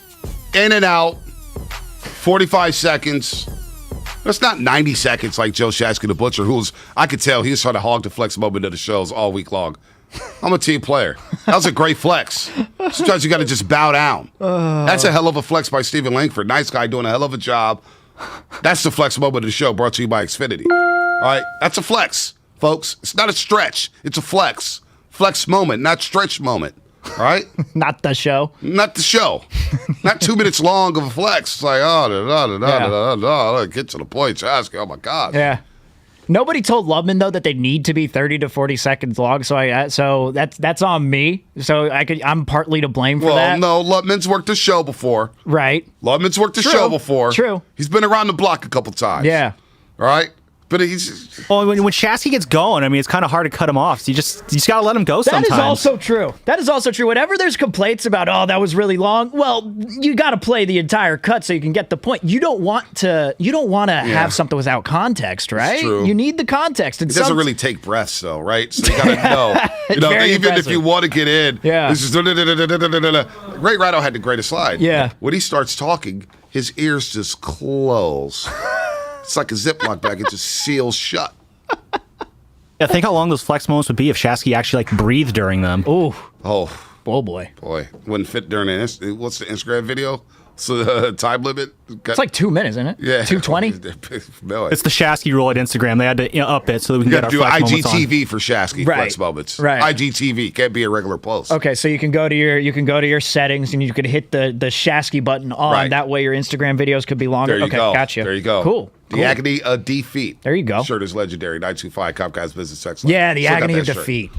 I got a couple of those shirts. Yeah. That's a cool shirt. Oh, it's a great shirt. Actually, Anna was wearing a shirt. I wished her a happy Valentine's Day. It was like year 3 of our relationship. Happy Valentine's Day, baby. She was in the agony of defeat shirt. Dibs like that. I wore it to a store once, and somebody asked me, "Where's that place?" I'm like, "What place?" What place? I'm like, that foot massage place. It's owned by Dibs. I said, no. And I'm like, you don't even want to get me started on what this was and why this happened. For a Wake Comcast Business text line, I gotta read this one. You see this text? No, I actually don't have the text line. All right, well, that's a good thing. It's like playing jump rope with Shasky going on a ret. You don't know where to jump in. That's good material, man. That's good stuff. You got to tip your cap to him. I know we did a lot of shout-outs, man, but a lot of fun show. Good to be back. Warriors beat the Blazers. Trey ain't ready talk. We didn't dive deep into Jimmy Garoppolo because, honestly, Langford, all the speculation about great landing spots, it's kind of like the baseball negotiations getting off a strike.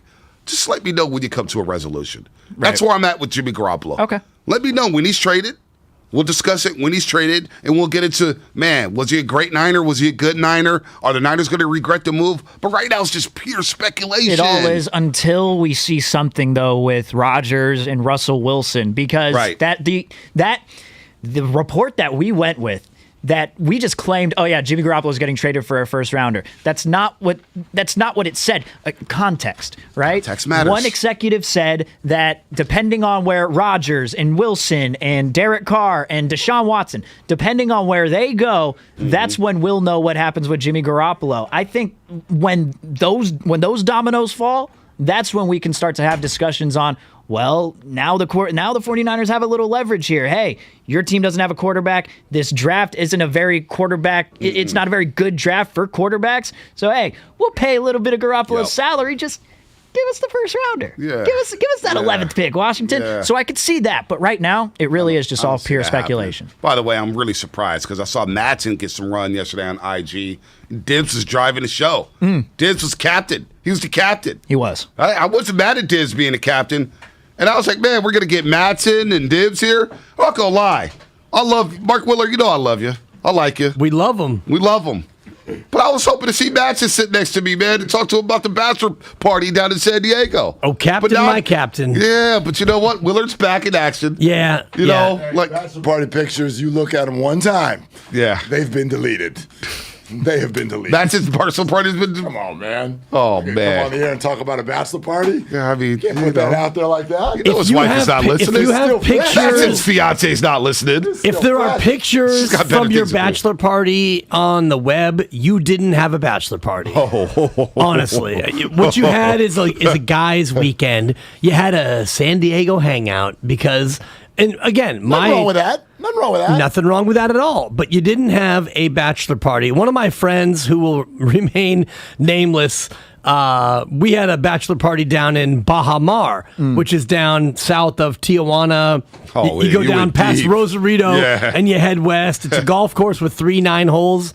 There are no pictures from that bachelor party because it was a bachelor party. Yeah. If there were pictures, there would be misdemeanors, felonies, divorces. There'd be all kinds of things that would have come to fruition. So, and this is no disrespect. My bachelor party, the one 25 years ago with the ex-wife, you know, my guys sister had the was Polaroids? there. It was a family outing is what it was. It wasn't a bachelor party. That's disappointing. Well, you know, hopefully. It's always fun when you bring up your bachelor party and someone goes, "Which one?" Well, that's always a good time. Yeah, that's a comfortable moment. Wait for you taking notes. I'm taking notes here. The only one I've been to, it was in Tahoe, and the only picture I took was at Fire and Ice. If you've ever been there in South Lake Tahoe, it's like a buffet over there. But it's like, yeah, I took a picture at a nice restaurant. Didn't tell them it's from a bachelor party weekend. That's fine. Though. Yeah, that's fine. That's But okay. Fair. Again, if you know, and I know you're coming off a nice family vacation, that is really ripe for photos. Right. You, your partner, your lovely partner, your Right. gorgeous daughter. Pictures. If it's a full-on bacchanalia bachelor party, no cameras. And again, my bachelor party, he didn't even have Polaroid yet. We would have had to hire a sketch artist. I'm so old, you know. Yeah, like you ain't trying. You got the cover over the cameraman, and you got the button. Totally. Over With the poof. Yeah, the one bulb flash. That's it. You know, I was actually talking about bachelor parties yesterday, and when Anna and I tied a knot one day, I was like, you know, I'm going to Vegas or Miami. I was actually talking to Darrell Wright about this yesterday. I was like, you know, it's got to be like no Tahoe for a bachelor party. No, like Reno. No Sandy. I got to go live it up. You know what I'm saying? Because once you got that family, like the family vacation is different now. There's no living it up. There's no nightlife. There's going to bed at 10 o'clock. You know what I'm saying? There's changing the. There's you're up at 6 in the morning because the baby's up, ready to go. Are you doing Reno and Tahoe wrong right now? Like I like Tahoe. I love Tahoe. You get some trouble, but I gotta go all out, man. We gotta spend some gas. I hear you. We gotta go Vegas, man. Why shoot some dice? Why pay $15 for a drink when you can pay $25? Right? Am I right? True. All right. Yeah, True. Come on, man. Had a great time, by the way. I was going to say that. I mean, no doubt. What'd you have? No Truly? doubt. Exactly. All right, you are listening More to like a 95.7 The Game, KGMG FM and AC1 San Francisco and Odyssey Station. Brought to you by DuckDuckGo, Privacy Simplified. The 9 a.m. hour brought to you by our great friends at Timeless Coffee. What's up, RJ? What's up, Paula? Got the package yesterday. I will open it up today. Timeless Coffee always supported. I got to bring something for you guys. I was thinking, the 9 o'clock hour is brought to you by Timeless Coffee, yet, I'm still Java free. Well, in 2022, which I know they'll do right by us, but originally it was a 6 to 10 morning roast, but now we've cleaved in. Yeah. Shout out to June and Ward and the Cleavers. We've taken an hour, so nice. Shasky did promise you guys coffee, right? Was he one of the promise you guys? He threw along. I got a welcome gift 5 months ago when I got here from him. He gave me some Timeless Coffee. Oh, he gave you a welcome gift. I got a little bag. Wow. Yeah, I got a little bag. Wow. Bag alert, major bag alert. Major bag alert. Major bag alert. Got my Charles Woodson wine, got my Thomas coffee. Oh, wow. He hooked you up with all the free stuff. Yeah. Things he didn't pay for. He's a regifter. There's no question about he's it. definitely a regifter. Not only did I get iced out of the coffee, shout out iced coffee, but I also got iced out of Elevate Your Tailgate, even though I am now back on Team Carnivore. So Shasky and I need to have a closed-door meeting about me getting my share. Oh, you're back. Oh, I'm back. Oh, yeah. Wow. Yeah, because the first time, because as you mentioned, I've interned with you on The Rise, guys, and we had pizza in the studio once. Yeah. And I brought you, it was a pepperoni or an all meat, something like that. It was one of the choices. I was like, yeah, I don't know what he wants, but he's probably getting an all meat. That's just safe. And how'd that go for you, nice guy? Did not go well. You didn't talk to me for the next couple of weeks. I believe I threw it right in his face in typical on-air fashion. Hey, look, intern, what's his face? You gotta know my dietary restrictions. I'll run you out of this business, Langwell. I'm a vegetarian. I'm gonna hold you back. Stephen Langwell. You'll never work in this town again. Would you put veggies on it, or would you go 7-year-old birthday party and just have straight cheese? Well, you know me, Mark. I have childlike qualities. I'd go straight cheese. Just give me the cheese. And when in doubt, you can pick the sausage off. Pepperoni's a little tougher because of the grease factor, but even then, I believe I told Stephen Langwell, you better pick those pepperoni off and bring it back to me and dab it with a napkin, too, while you're at it. So now you're back on a Harris Ranch beef. Oh, you missed out on that. Man, those fillets. Oh, hey, let me tell you, and when your boy brought in the cooler of steaks out there, man, I took 4 fillets, a couple of T-bones, a tomahawk to be named later. My backpack strap was getting loosened up. I was like, man, why is it so heavy? You go to the freezer and it's like, we can't fit all this stuff in there. A couple of New Yorks. Oh man, all of it. Your boy came home as a king. My girlfriend was like, look at you bringing home steak. I was like, we're having steak tonight. We're having steak tomorrow. tonight. And the next day. Totally.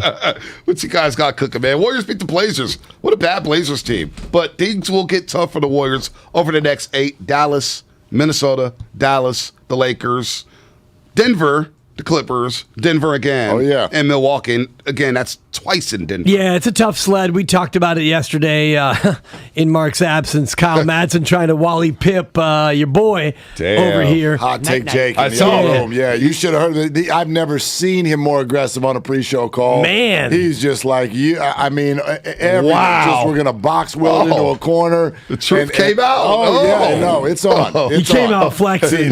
His cell phone wasn't on mute during the pre-show call. I'm not even 6 months into my run here, and the removal efforts are underway. Yeah, trying to use the jaws of life to get him out of the A chair, and I'm surprised I survived yesterday. It's like, nice guy, Steven. You come in, you were in Bonte's seat, fine. Now you're in the Shasky. You're very deferential. You're just moving the chain. You're doing a great job. Listen, I didn't listen on purpose because I was like, I'm not even going to put the self-doubt in my head and how good of a job Langford's doing. It's I'm thinking to myself, man, the Heat probably thinking about cutting salaries here and there. Not saying I make a lot of coin, but he's like, you know what? I can get Langford. He's going to be in. He's fine. People know him. Look. I've got nice guy pre-arbitration. We kept him down. Got a rookie deal. We didn't start his clock. He's pre-arb 3. The hell is pre-arb 3 anyway?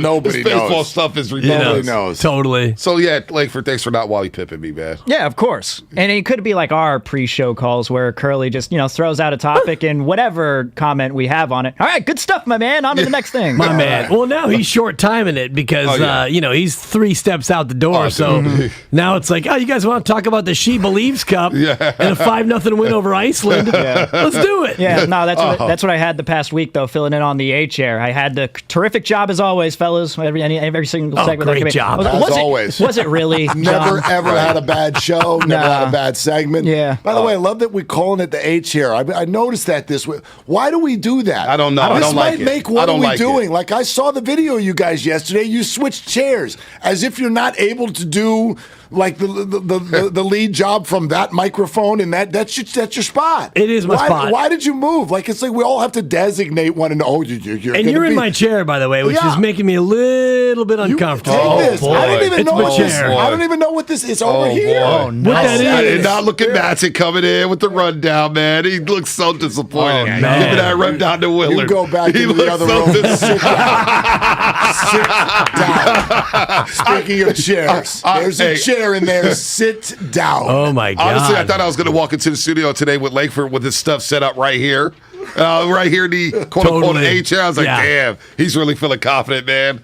Just sit right there in the corner from now on. Well, everything's set up over there with the text line and with my buttons. I miss my buttons, too, because I used to sit where you are now, and I had all the drops, all the buttons. My whole job is to push your buttons. That's what I'm doing and here. you're doing great. Thanks, and brother. you did it in the pre-show call with, oh, my God, did you see Russell Wilson's Twitter and his Instagram? First of all, I didn't sound like that at all. But second Must of all, have been my Mark canceling Were you headphones. looking for Sierra? Yeah. Were you searching for Sierra? What are you doing? No, Russell Wilson. Who looks my at Russell goodies, Wilson's not IG? my goodies. Russell Wilson has done the 2022 Let's Yank All Things Seahawks from has he? all social media this really? morning. I don't want no scrubs.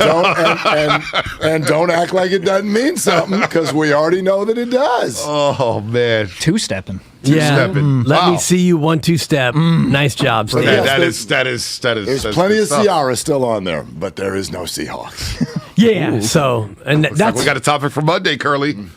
We need to look at Instagram a little more if we're only doing a show. Well, we were saying, James Harden, Langford came up with this. Why don't you set this up, There was a Tim Langford? Bontemps article that was the headline on ESPN. It was 3 things to watch for in James Harden's debut. And I said, well, what about 3 things to watch instead of James Harden's debut? Not bad. So I was thinking about Good. that. Yeah. What are your 3 things? Well, I had Succession. I was actually going serious on it. People were like, I'd rather watch Paint Dry. I'd rather watch this. But I was going serious with TV shows. I'd rather catch up on Succession. Yeah. Or I'd rather watch Murderville, finish up Abbott Elementary, which is a fantastic sitcom. Where are you with Succession right now? I am in the middle of the 3rd season. Okay. Yeah. So it's a power play? Yes. Shiv trying to step up. Correct. The old man fading. Whoa.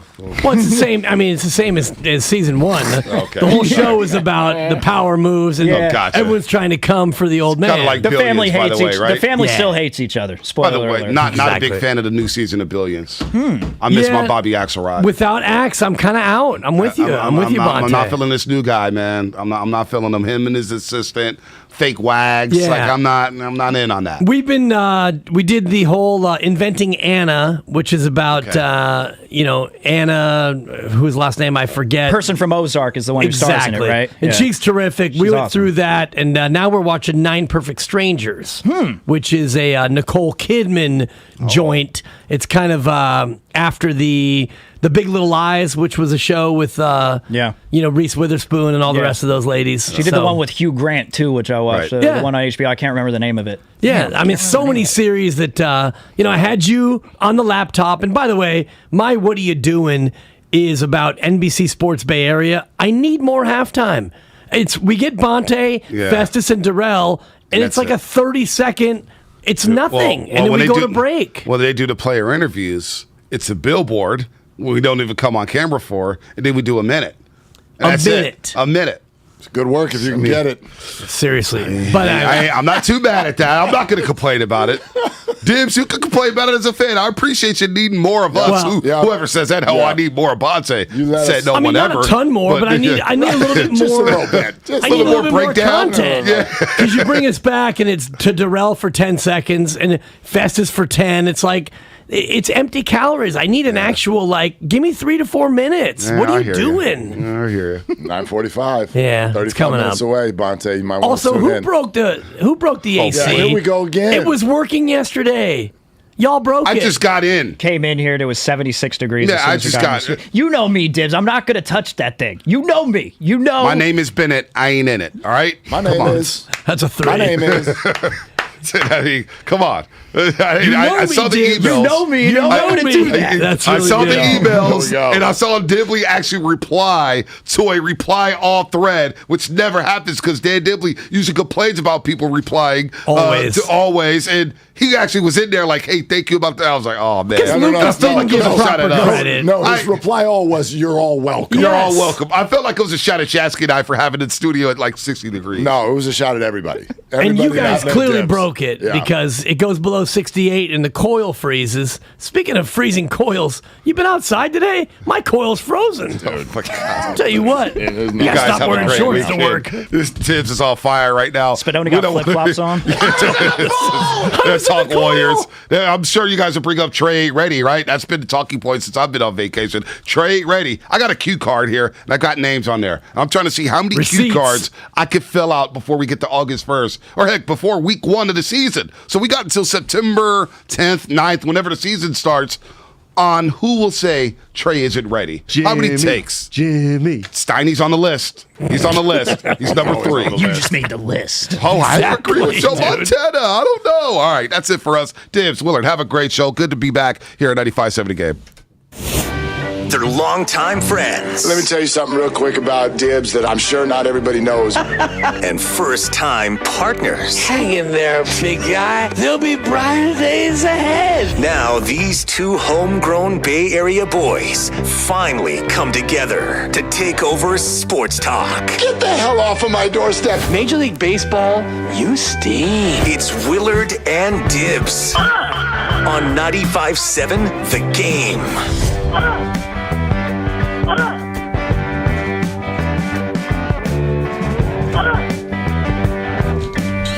I get it. One day after an all-staff meeting, you're just trying to diversify. You're trying to make yourself more valuable to the company. Not only are you a radio talk show host. Yep. But you're the fix-it man around here. Well, so not today. We're gonna need you to fix it again. Yeah, we're at 78, and my goal is by the time we conclude our show today, we're back down to 70, which is much more reasonable because, I mean, I feel like I'm a former Baltimore tight end. I'm pitting right now. Very good. Shout out Kyle Pitts. Kyle Pitts. Yeah. Yeah, absolutely. So Pittsburgh. If you need to work on that even, whenever, I mean, just let me know. Like, just wave, and if you need to work on that, you've become our guy. It's like everything else in America right now. More job responsibilities. There is no pay. But I tell you what, Dibs, we will remember this when it's time to renegotiate. We will remember everything that you've done for the company here. And hopefully come March, after I fix the AC again, I can be a man in the arena and get some recognition in the all-staff, because it's the little things, Mark, that set me apart from your average radio slappy. No question about that, which was a direct shot at me. There's no question about that. But I even though some people in the room, Kyle, may not, I'm glad to be back. Thank you for taking care of the show yesterday. I actually tuned in for a little bit. Get the app going on the road a little bit. I'm like, listen to these guys. We had a good time. Yeah. Not great that you didn't say anything about listening. You're avoiding your thoughts on the show. No, you guys sounded fantastic. I didn't stay with it very long. There was stuff going on. I had to go do stuff. Sure. You know, there were things happening. And so I couldn't stay with it very long. But Kyle, great stuff as always, man.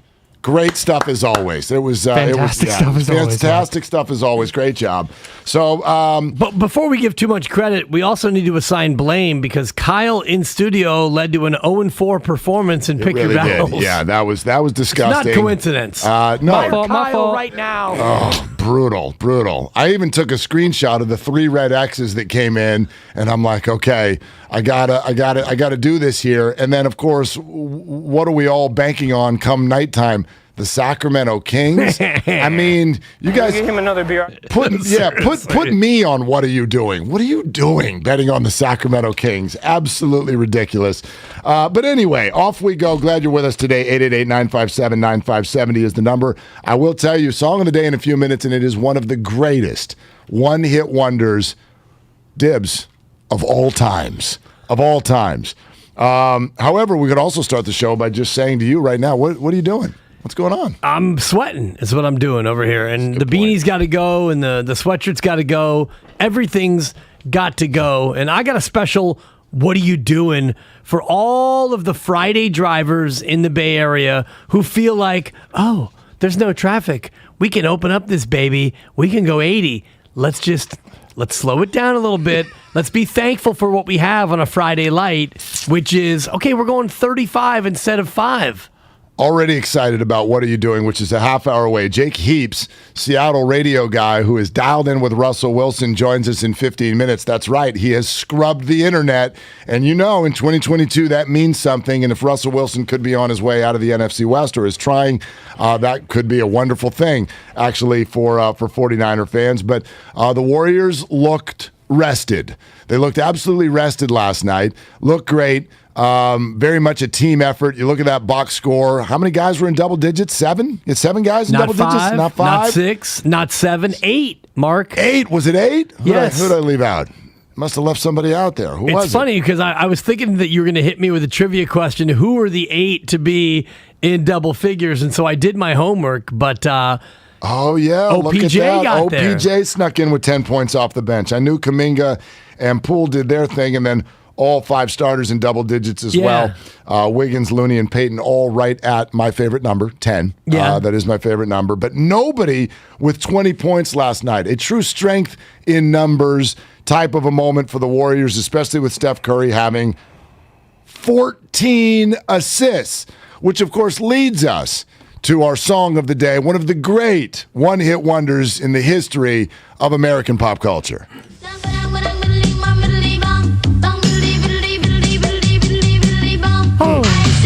Pass the dutchie on the left hand side.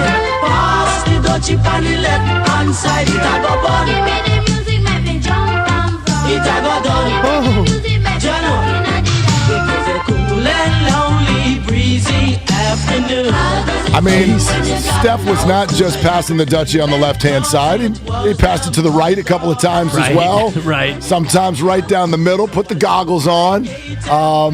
But 14 assists for this guy, which I sort of took, Dibs, as yet another sort of log on the fire, if you will, of what the Warriors are doing, because everything is pointed toward the playoffs. Everything is preparation for the playoffs. I feel like Draymond Green could probably play right now. I feel like James Wiseman could play right now. I feel like Klay Thompson could have played on Christmas. They could have, but everything is pointing toward the playoffs.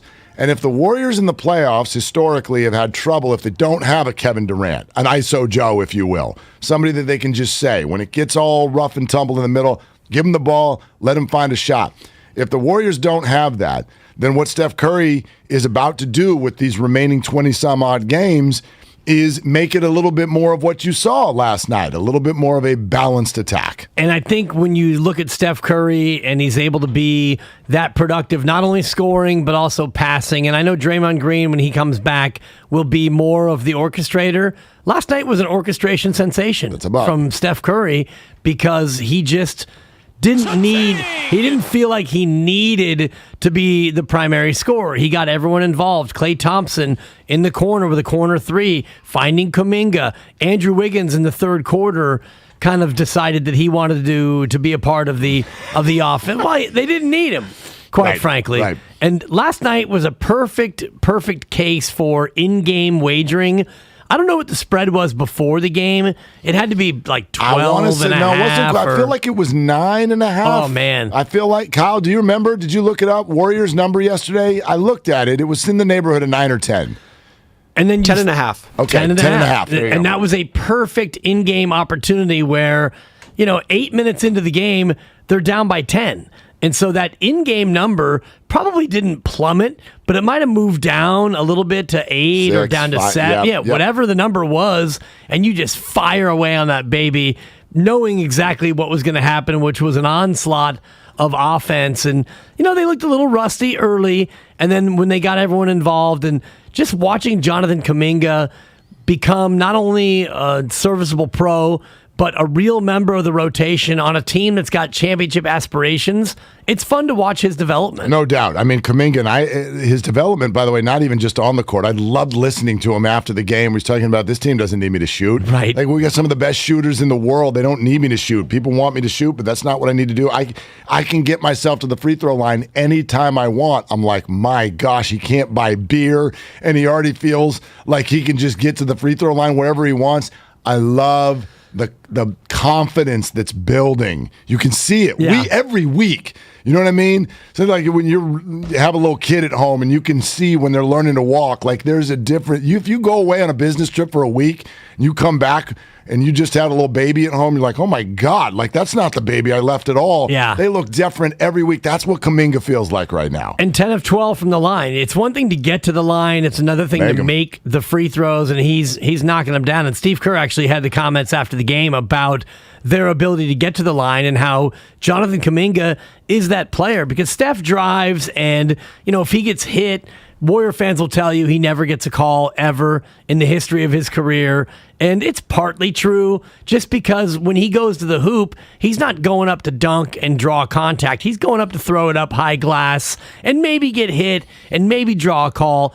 Jonathan Kuminga, when he gets the ball either going to the hoop or near the hoop, he wants a piece of you. He wants to dunk on you. He wants you to foul him. He wants all of it. He's here for all of it. And that's a dimension that they don't have on this team. More free throw attempts than actual field goal attempts for Kuminga in that game last night. Far and away, actually, led the team in free throw attempts, as you said, 10 to 12. So, yeah, really good stuff from him. I think hidden in all this, though, is something that's picking at a scab of the NBA a little bit, which is, and we're talking about it in baseball too right now with everything they're going through, the idea of urgency, the idea of the importance of the regular season. I think once you've declared yourself as one of the really good teams, you do find it too easy to kick it into cruise control. Even look at the Suns last night. We got our first look at them without Chris Paul. How'd it look? Pretty good. Fine. It looked fine. So they're not going to be the 2 seed. The Warriors are not going to catch the Phoenix Suns. The Suns are still going to go win games, even without Chris Paul, because there are too many teams like Oklahoma City and Portland that just can't hang. So what we're saying, if we look at Steph Curry, 14 assists, he's saying, okay, this is what we need to do in the playoffs. Draymond's like, 3-4 weeks away. In other words, I'm fine, but we're going to wait 3 or 4 weeks until I play. James Wiseman, full contact in practice. So why aren't you playing? Well, because we don't need me to play right now. It's not even March yet. Klay Thompson, are you ready by Christmas? Yeah, I've actually been ready for a couple of weeks, but we're going to do it in mid-January because we have a plan to be ready in April. And what that does is it says, okay, A, you're smart, but B, it goes to the larger point of the lack of pop and importance for the regular season. Even the Warriors are sort of like, we'll go play and we'll probably win, but what we're really concerned about right now is just mapping everything out for April. Yeah, because April is greater than March, February, all the rest of the months, unless you stink for a long period of time, because even the Portland Trailblazers themselves, who we saw last night as a deeply flawed team, a couple of nice pieces, no Lillard, McCollum is gone, Nurkic, a.k.a. the Itch, didn't play, but Portland still has a 1.5 game lead on San Antonio for the last spot in the ends. So even though Portland got hammered, they got run out of the building by 35 or more, they're still in the picture, Mark. And that speaks to two things. One, what you're talking about, the regular season is not that critical. And the second piece of this, the play-in tournament, it stinks. I mean, we've reached a point where I feel like often money and entertainment are at odds when it comes to sports. In other words, even Daryl Morey of the Sixers said it last week, we need fewer games. We need playoff series that maybe only go one game. I don't necessarily agree with him, but if you are an NFL fan or you are a baseball fan, your angst all year long, we just did it with the 49ers, obviously, and it created one of the most memorable regular season moments we've had in a long time. Right. Your angst is, can we make the playoffs?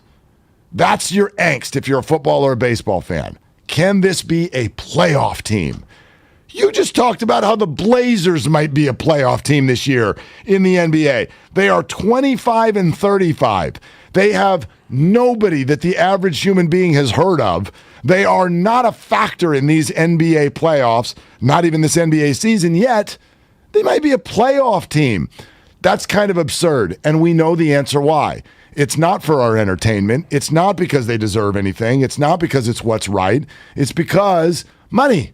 More playoffs means more money. Right, and it's more chances to see LeBron, because as it sits right now, it's Lakers-Blazers in the first play-in game, which, you're right, Mark, it's about money, and we're going to watch that. If it's LeBron, AD, Russell Westbrook, the new Russell Westbrook, by the way, the distributor cap against Dame Lillard. Yes. I just did. And, the winner of that will take on the loser of Minnesota and the Clippers in an all LA matchup for the final playoff spot. Very exciting. It's cockamamie, it's contrived, but it's exactly what these leagues want. And that's where none of these leagues will ever touch the NFL, because think about the Niners' last 3 regular season games. They were all ostensibly elimination games. And then you get to the last game, week 18 against the Rams, and that becomes an ultra memorable game. And even 2 years ago against Seattle, even though the loser got the wild card, the fact that you had that goal line stand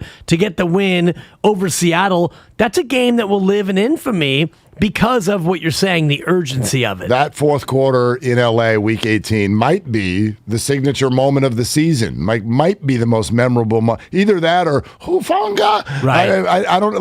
It's one of the lasting images, even though it didn't end in the Super Bowl. And I know why you're latching onto that, and it's something that we need to get into. And I think we're going to bring all your friends and family in here today. We may have to have an intervention at some point about you and your undying adulation and love for the pride of Eastern Illinois, a handsome man who wears number 10. Are you saying I have a problem?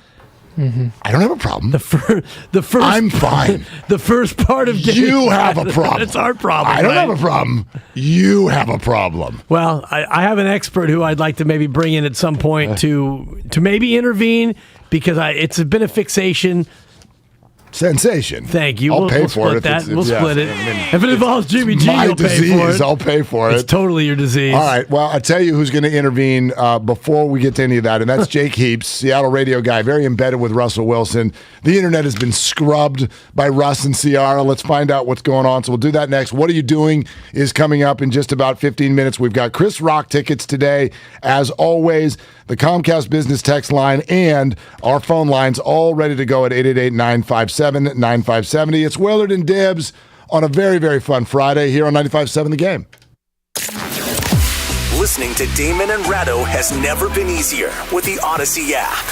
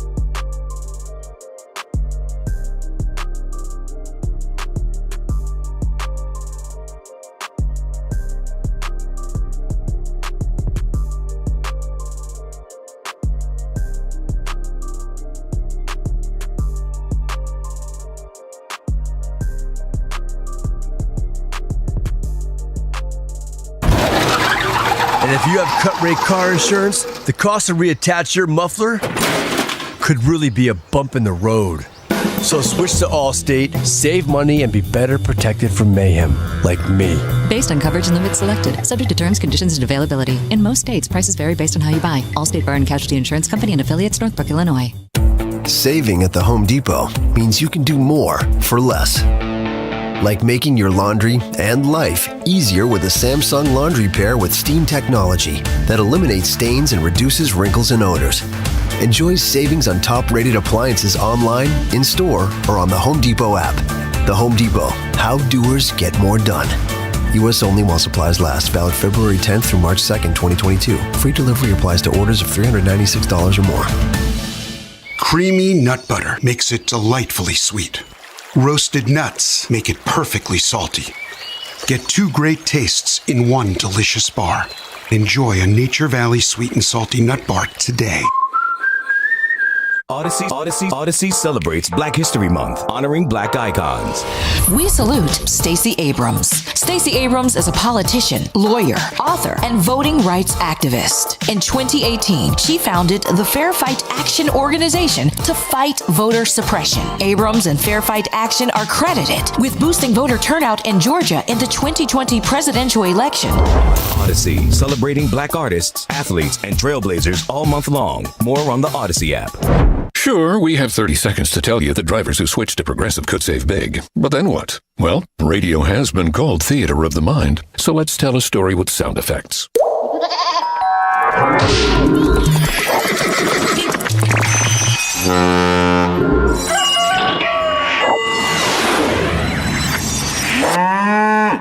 Wow, it's like I was in the story. Almost makes me forget this was supposed to be about saving big with Progressive. Progressive Casualty Insurance Company and affiliates.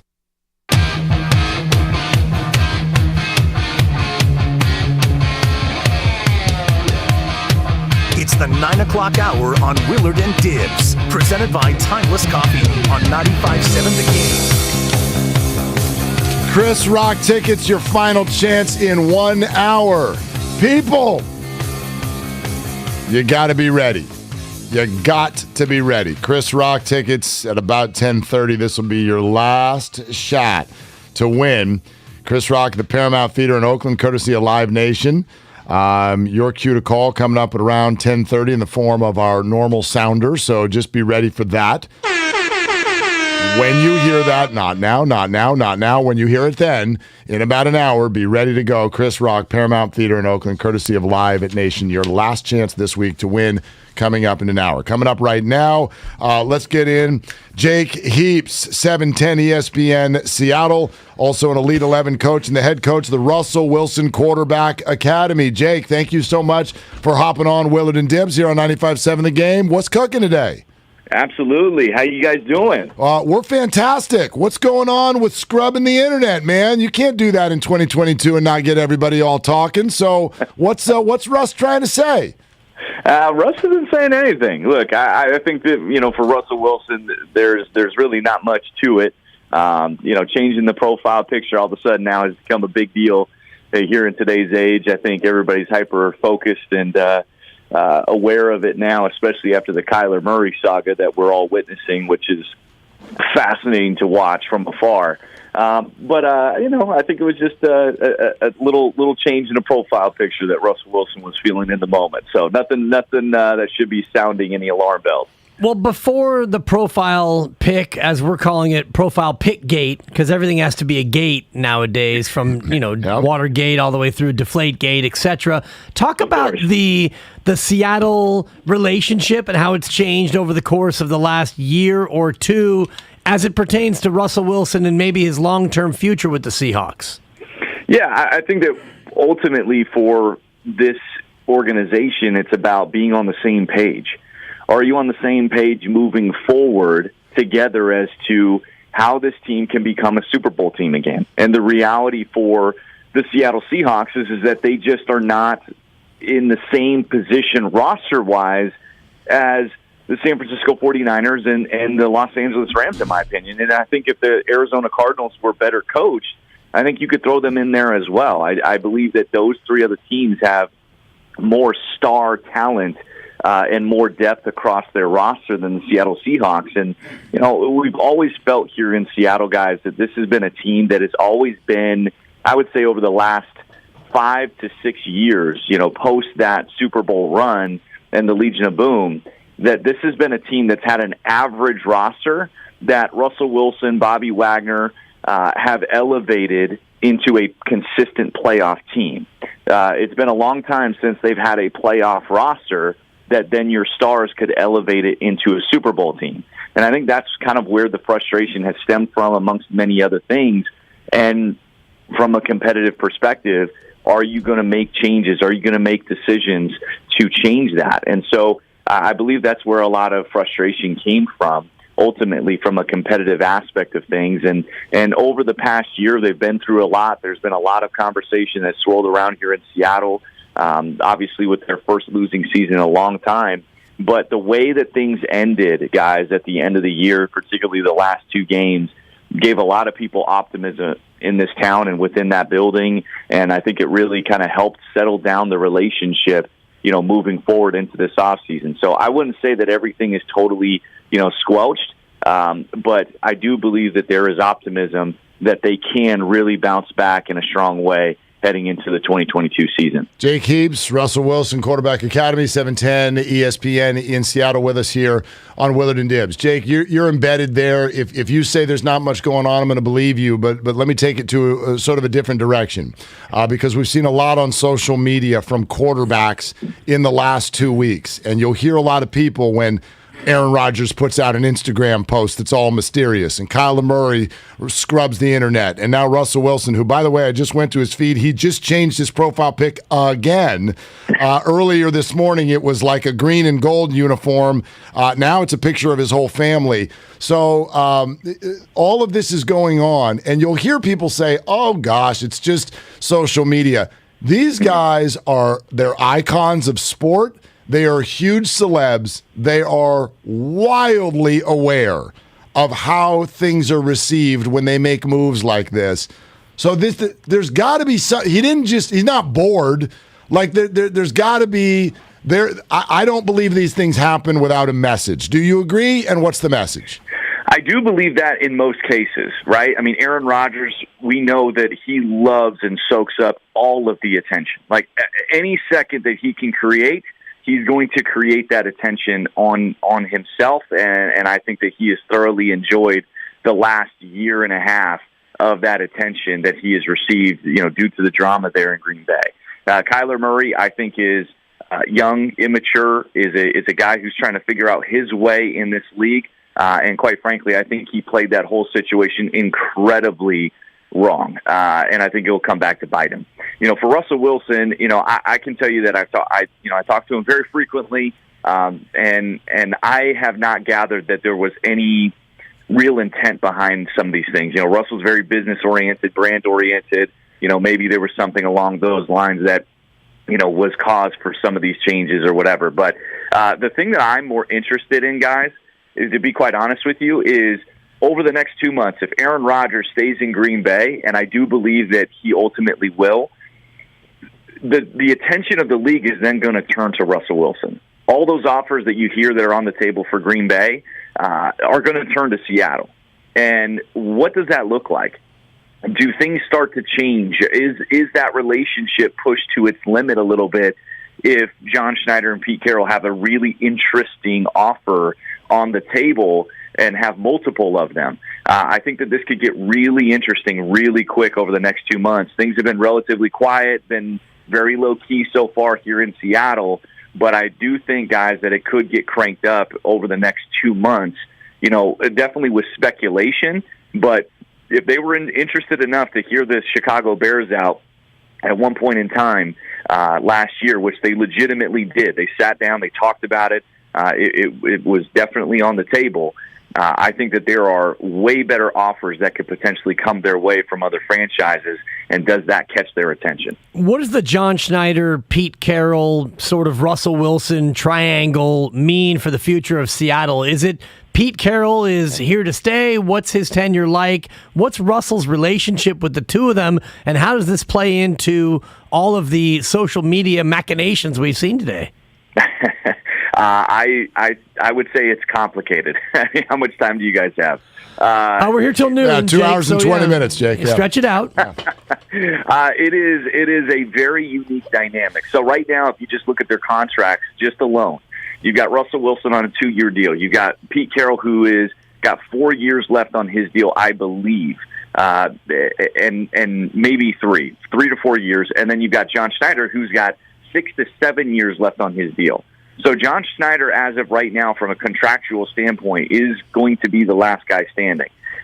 Pete Carroll right now holds all the cards in the power dynamic within this building, and they work very closely together. But I do think that there is some strained aspect of how do these guys work together? Have there been legit disagreements over the last 4 years between who is playing and getting on the field versus who John Schneider is drafting and ultimately wanting to see out there on the field more, playing young talent that they did in their first iteration together that made this thing so successful. So I think that everything has been a little strained over the last 4 years, and then you throw the Russell Wilson dynamic of saying, hey, guys, we have the 49ers, the Rams that have passed us up for the last 6 seasons. What are we doing to change this? Let's go. And I think you have 3 guys who are hyper-competitive, all have large egos, and believe that they have all the answers. Go figure, and you're in high competitive sports here.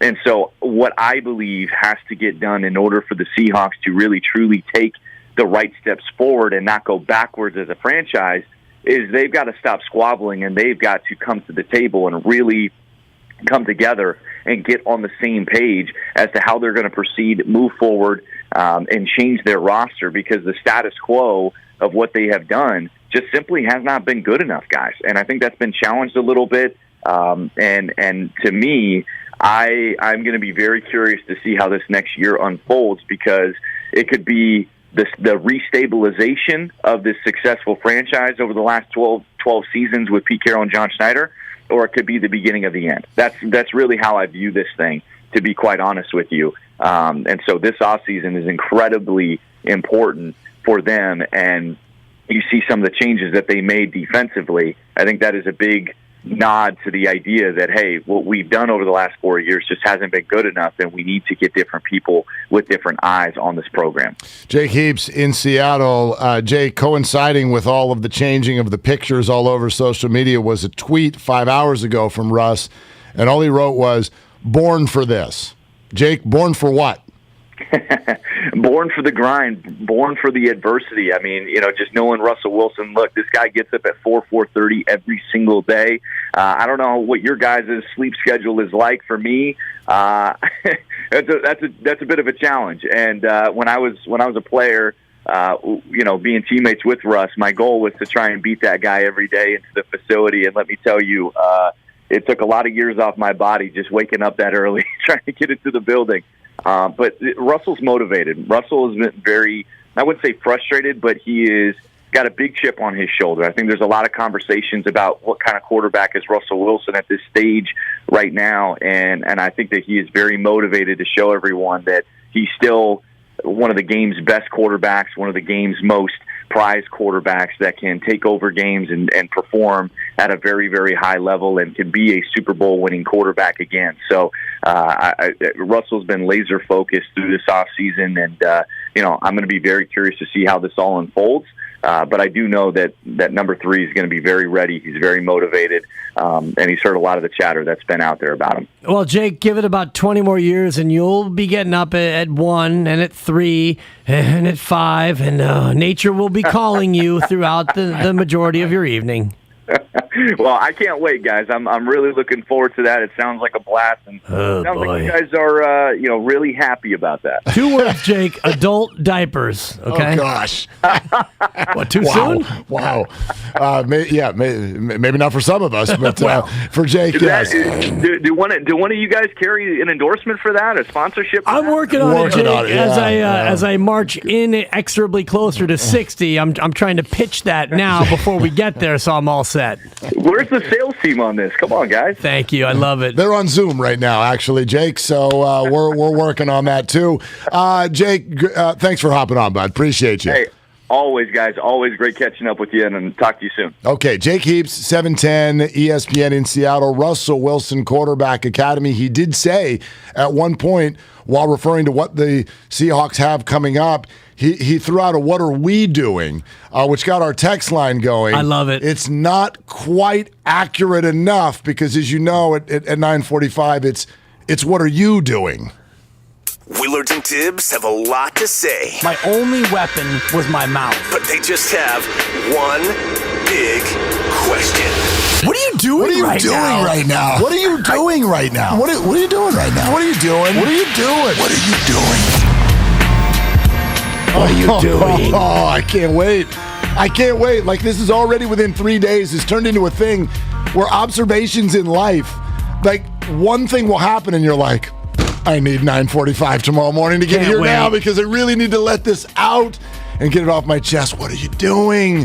What are you doing? Do you have one today? Of course. Come on, you already previewed it. Yes, Lead us off. I'm going to leave that one aside for now, but I'm taking you to the deli counter at the place called Market Hall, right by the Rock Ridge BART station. Wonderful upscale market. I'm waiting for my turn because I took a number. There's a sign that says, please take a number. I love places that still have take a number. You take a number. You take a number. You take a number. You look at your number, and you look at the digital number on the board, and you think, okay, I'm 4 away. And then this lady walks up and like, excuse me, can you help me? Right. No, ma'am. He can't help you because you didn't take a number. And by the way, I'm now in the on-deck circle, so no, he can't help you. What are you doing? What are you doing?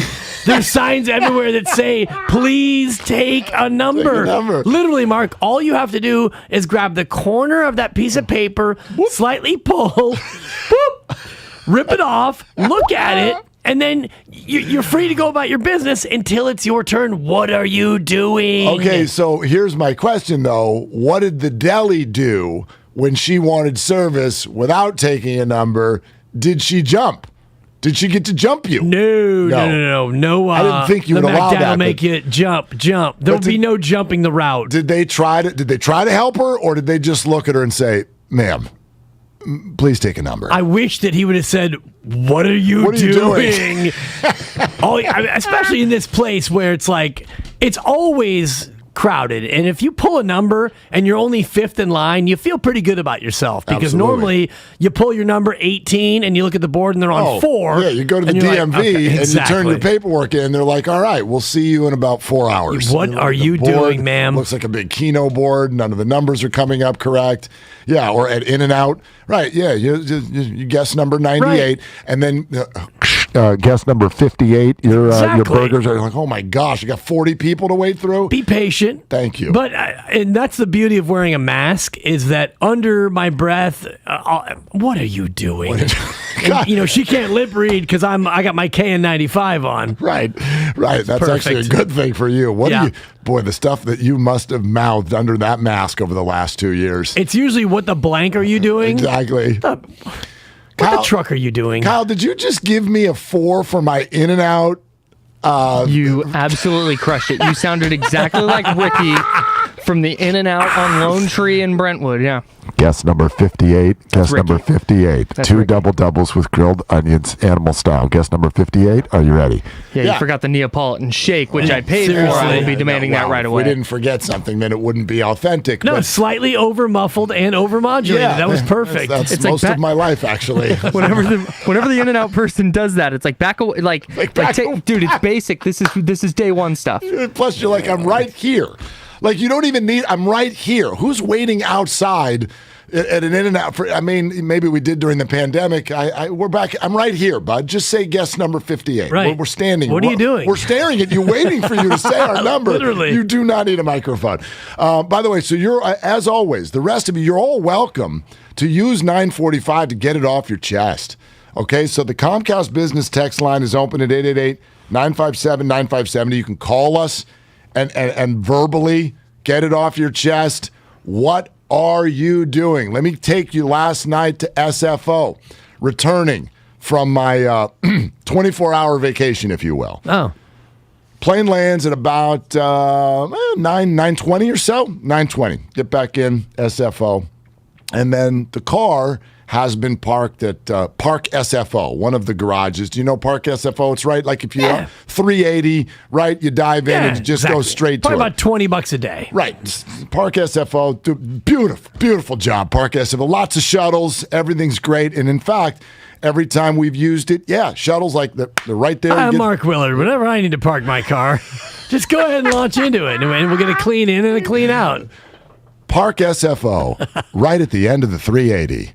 Your way to travel. I made up the tagline. I know. Anyway, so Park. Look, send that to sales. When it comes to Park SFO, I'm in. So Park SFO, then you're waiting at the airport for Park SFO to come through. Now it's freezing last night. We know this. We're in a little bit of a cold stretch. It's been 40. It's been 37. Then it goes up to 38. It's freaking cold out. California cold, but yes. Yes, but we're Californians. We are. I get it. I'm a wimp. I'm fine. I'll admit it. Here comes the Park SFO shuttle. You've been standing out there in the 40-degree weather waiting not too long because Park SFO does a great job. So anyway, but here comes the shuttle. Here comes the shuttle. I'm like, oh, gosh, thank goodness we'll get on the shuttle. No doubt, shuttle driver, heat's going to be on. It's 38 degrees out here. Thing is packed. It's packed with, got 10 people in there. Dive onto the shuttle. We're going to put the bags in there perfect. And the guy has every single, not one, not two, every window in the shuttle wide open. And we're getting on the freeway. It's the now 380. It is right at the end of the 380. So we're getting on the freeway. Never gets old. It's colder on the shuttle than it is on the sidewalk waiting for the shuttle. Wow. And so I'm thinking to myself, maybe the driver is a little worried about COVID, so the windows are open. So possible menopause. Slight pass there. But driver, at 9:45, with the windows open on the freeway in 38 degrees, I got a question for you. What are you doing? Nice. What are you doing? Close the doors. Close the windows. I'm cold. Windows open, heat on. Thank you. Well, or windows closed and heat middling. Right. Whatever. Something other than no heat and all windows wide open so that our doors are blown off and we're completely frigid by the time we get to our car. Anyway. And body heat. Everyone, I'm sure, cuddled up next to strangers, and 6 feet of social distancing no longer applying. Not happening. It's so cold. No, but there were masks on. You still got to wear the masks on the shuttle. They asked us to. We did. There was a woman on the shuttle that had a beautiful mask, dangling jewelry from it. I mean, she had worked hard on this thing. So fashion forward, beautiful. Close the windows. Close it. I'm freezing in here. What are you doing? Yeah. But anyway, Park SFO. Seriously. Other than that, Park SFO, great job. Yeah. Great job, Park SFO. Especially in the spring. Yeah. Really love them then. Temperatures above 55. We good, Park SFO. 707, 24-hour vacation. What are you doing? Right. Well, come on. Let's get in. Let's get out. Let's move on. Right. Certain places on Earth that are done better quickly. It's a pick and pop. Yeah. It's one of those quick, in transition, like Jordan Poole in a 1-on-3, pulling up from the 3-point line. It's like, yes, Jordan, let it fly. And that's what a 24-hour vacation can be. On the surface, it sounds ridiculous, but if you get in, you have your fun, and you get out, it's a win. Saves a couple bucks. Yep. Absolutely. Another 707. Damn you, Willard. Now I want In-N-Out. Right. So, sorry about that. It's not even open yet, is it? 9:55? I think 11 is 11 the earliest o'clock, they open. right? Yeah.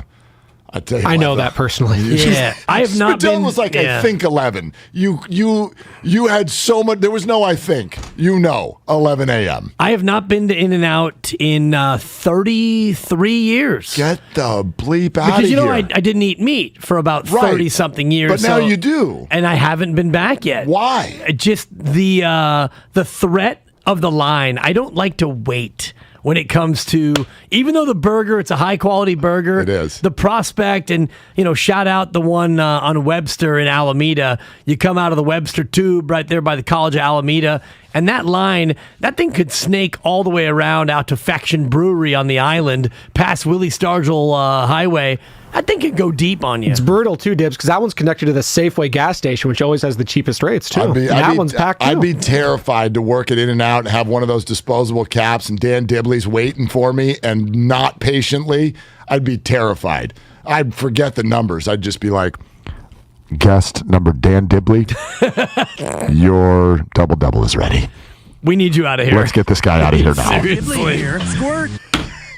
I mean, yeah, I have a hard time waiting an hour for a burger. Yeah, I hear you. I hear you, but I'm telling you, man, they got that thing streamlined. You don't even need to go to the In-N-Out. You barely need to get off the freeway, and they're waiting out there with that little gizmo. What do you need? Have you thought about it? Let's go. I know you're still 1.5 miles from the restaurant, but let's take your order so that it's ready by the time you get there. Speaking of burgers, shout out Daniel Berger on my fantasy golf team. Oh, nice. With twin 65s. He leads at the Honda Classic. Wow, what are you doing, Daniel Berger? Yeah, the boy. Fancy. Back to burgers. All right, 888-957-9570. Your what are you doings are always welcome. We'll unpack what Jake Heaps had to say about Russell Wilson. And then did you guys, were you serious? Some sort of intervention or something like that? Dead serious. Really? To put it bluntly, we're sick of it. And then let me throw this in there also. We're all supposed to hate Dodgers. Just for 1 minute today, you'll love Walker Buehler. And we'll tell you why. Oh, boy. That's Around the Bend on 95.7 The Game. Don't miss a second of Steiny and Guru with the Odyssey app. Is there a chance that 5 teams, when this all gets underway, think to themselves, Garoppolo looks good? What about the idea that just one team, if one team really wants him, they will give up a first-round pick? The Odyssey app. That's AUDACY. Did you know that most people wait 6 or 7 years before they buy a new TV? That's a lot of time in front of one TV. So why not get one of the best sets for the next 7 years, like one of the top-rated Samsung, LG, or Sony models? Too expensive? What if you could get up to $1,000 trade-in for your old set? Who would do a stupid deal like this? Right now...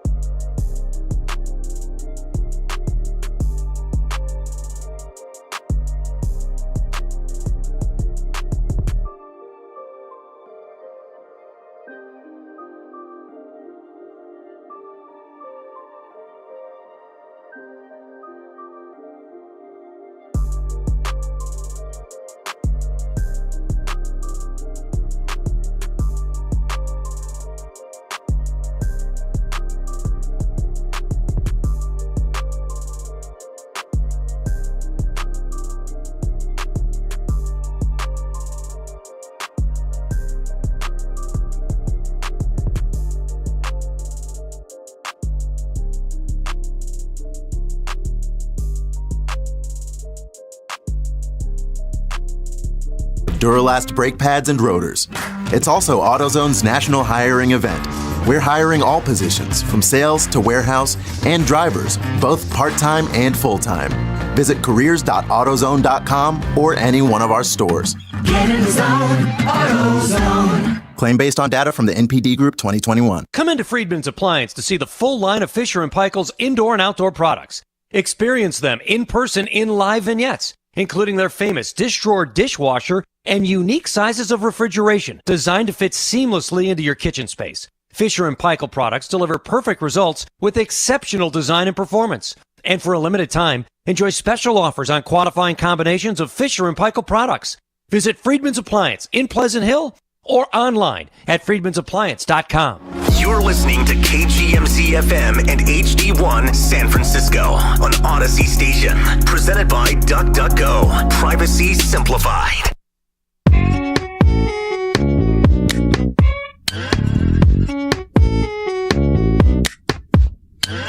Now, back to Willard and Dibs on 95.7 The Game.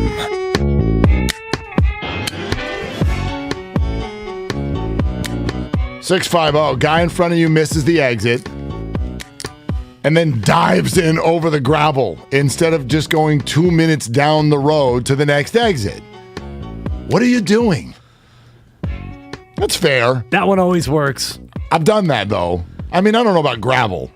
It depends. You have to do a very quick assessment of what am I driving over? Am I going to pop a tire? Am I going to hit another vehicle? Am I going to put anyone's life in danger? Let's go to the next exit. But if all those things are no, give it a shot. What are you doing? Live a little. Just go another exit and then circle back. Sometimes it isn't, and sometimes there isn't another exit. Sure. Yeah, shout out I-5 where, you're 41 miles from Kettleman City. What if you're approaching a bridge? Last exit. Whoop. Then have a clue and prepare.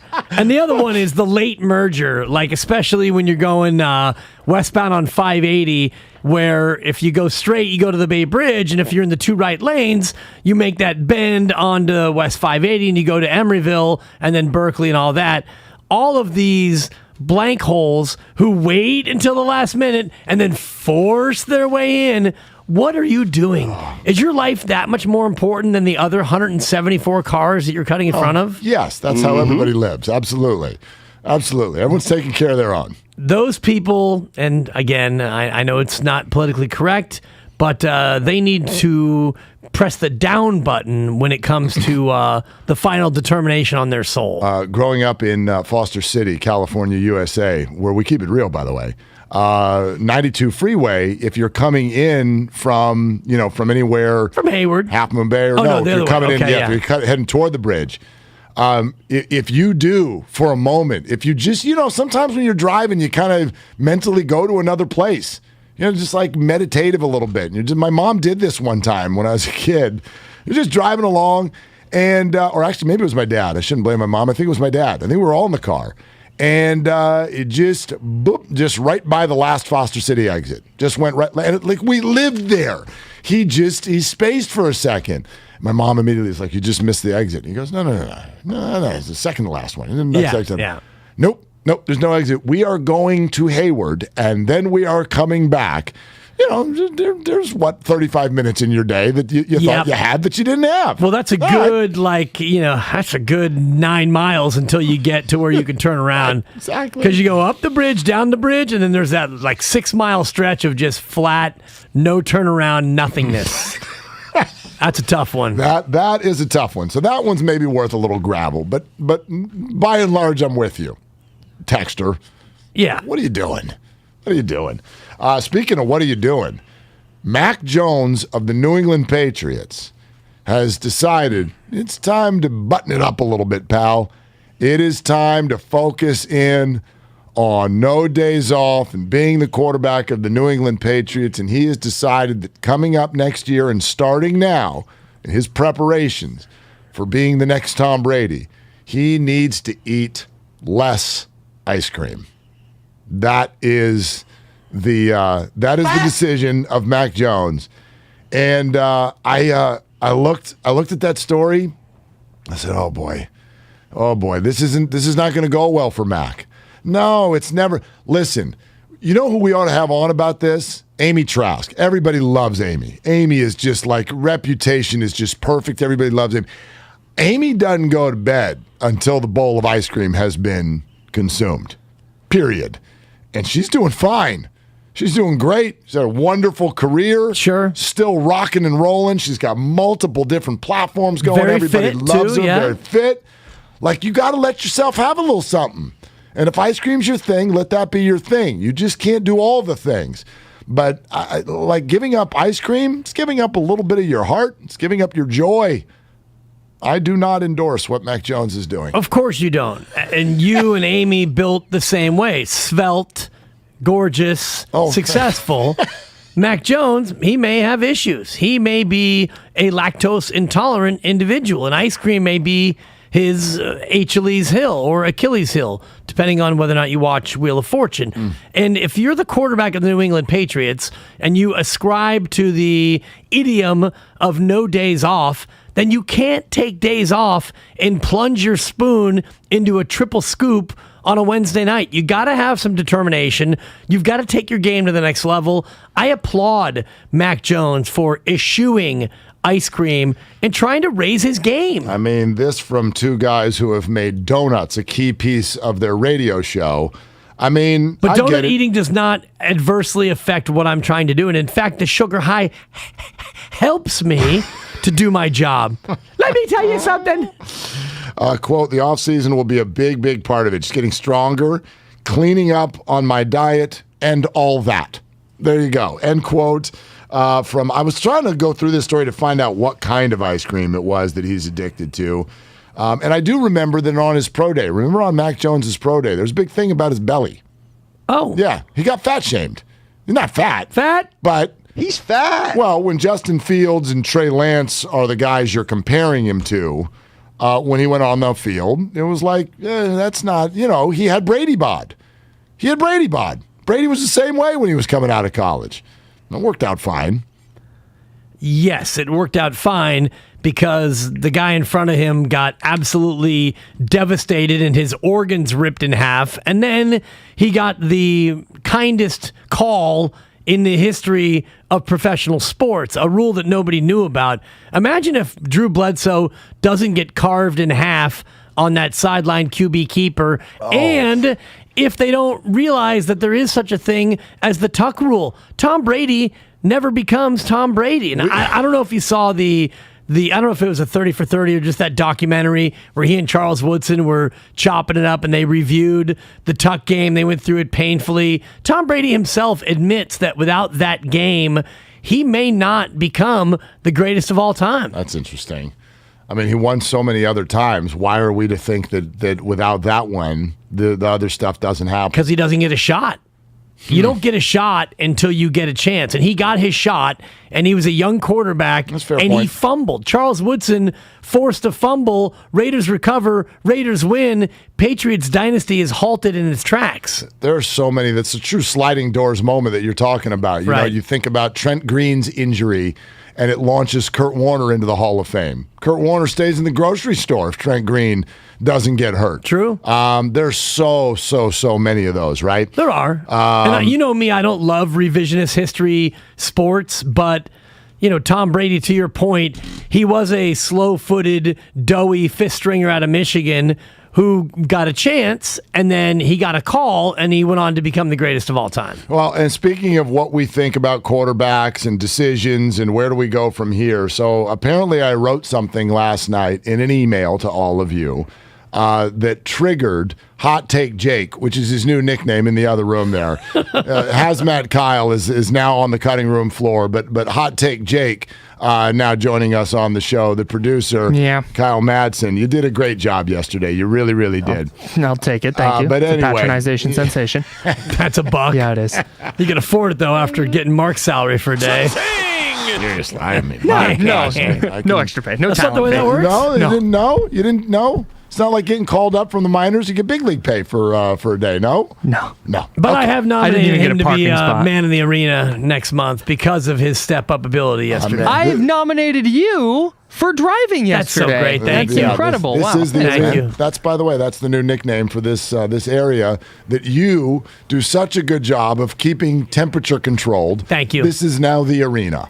Yes. So welcome in to And the arena. Yes, and you are the driver, and you do such a nice job of driving. And it's like, when you go on a road trip and then the driver drives and then the person riding shotgun gets to control the stereo. Yeah, That's the traditional. Or falls asleep. The person in shotgun is the one who's like, no, I'll stay up with you. Exactly. God. I've never, by the way, That's me. I'm God. never the fall asleep guy, because if I'm asleep, I'm figuring that you're also going to sleep. Right. And that's usually then not good. We're going to die. Yes. Exactly. So keep the person awake. That's Right. the rule. So I wrote something because there's this story about Matt Ryan next year set to set the record for the highest cap figure for any player in the history of the NFL. I didn't know his contract did this. I know that the Falcons just reworked the darn thing, but did you see what his cap number is for next year? The cap number for Matt Ryan, assuming he's still on the team, which he should be, $48,662,500. So, quick quip, it's 11:27 at night. I'm tired. I've already been through the Park SFO experience. I'm just trying to thaw out over here. On 380. Right at the end of the 380. The best way to travel. So here's Matt Ryan and a cap figure of $48 million.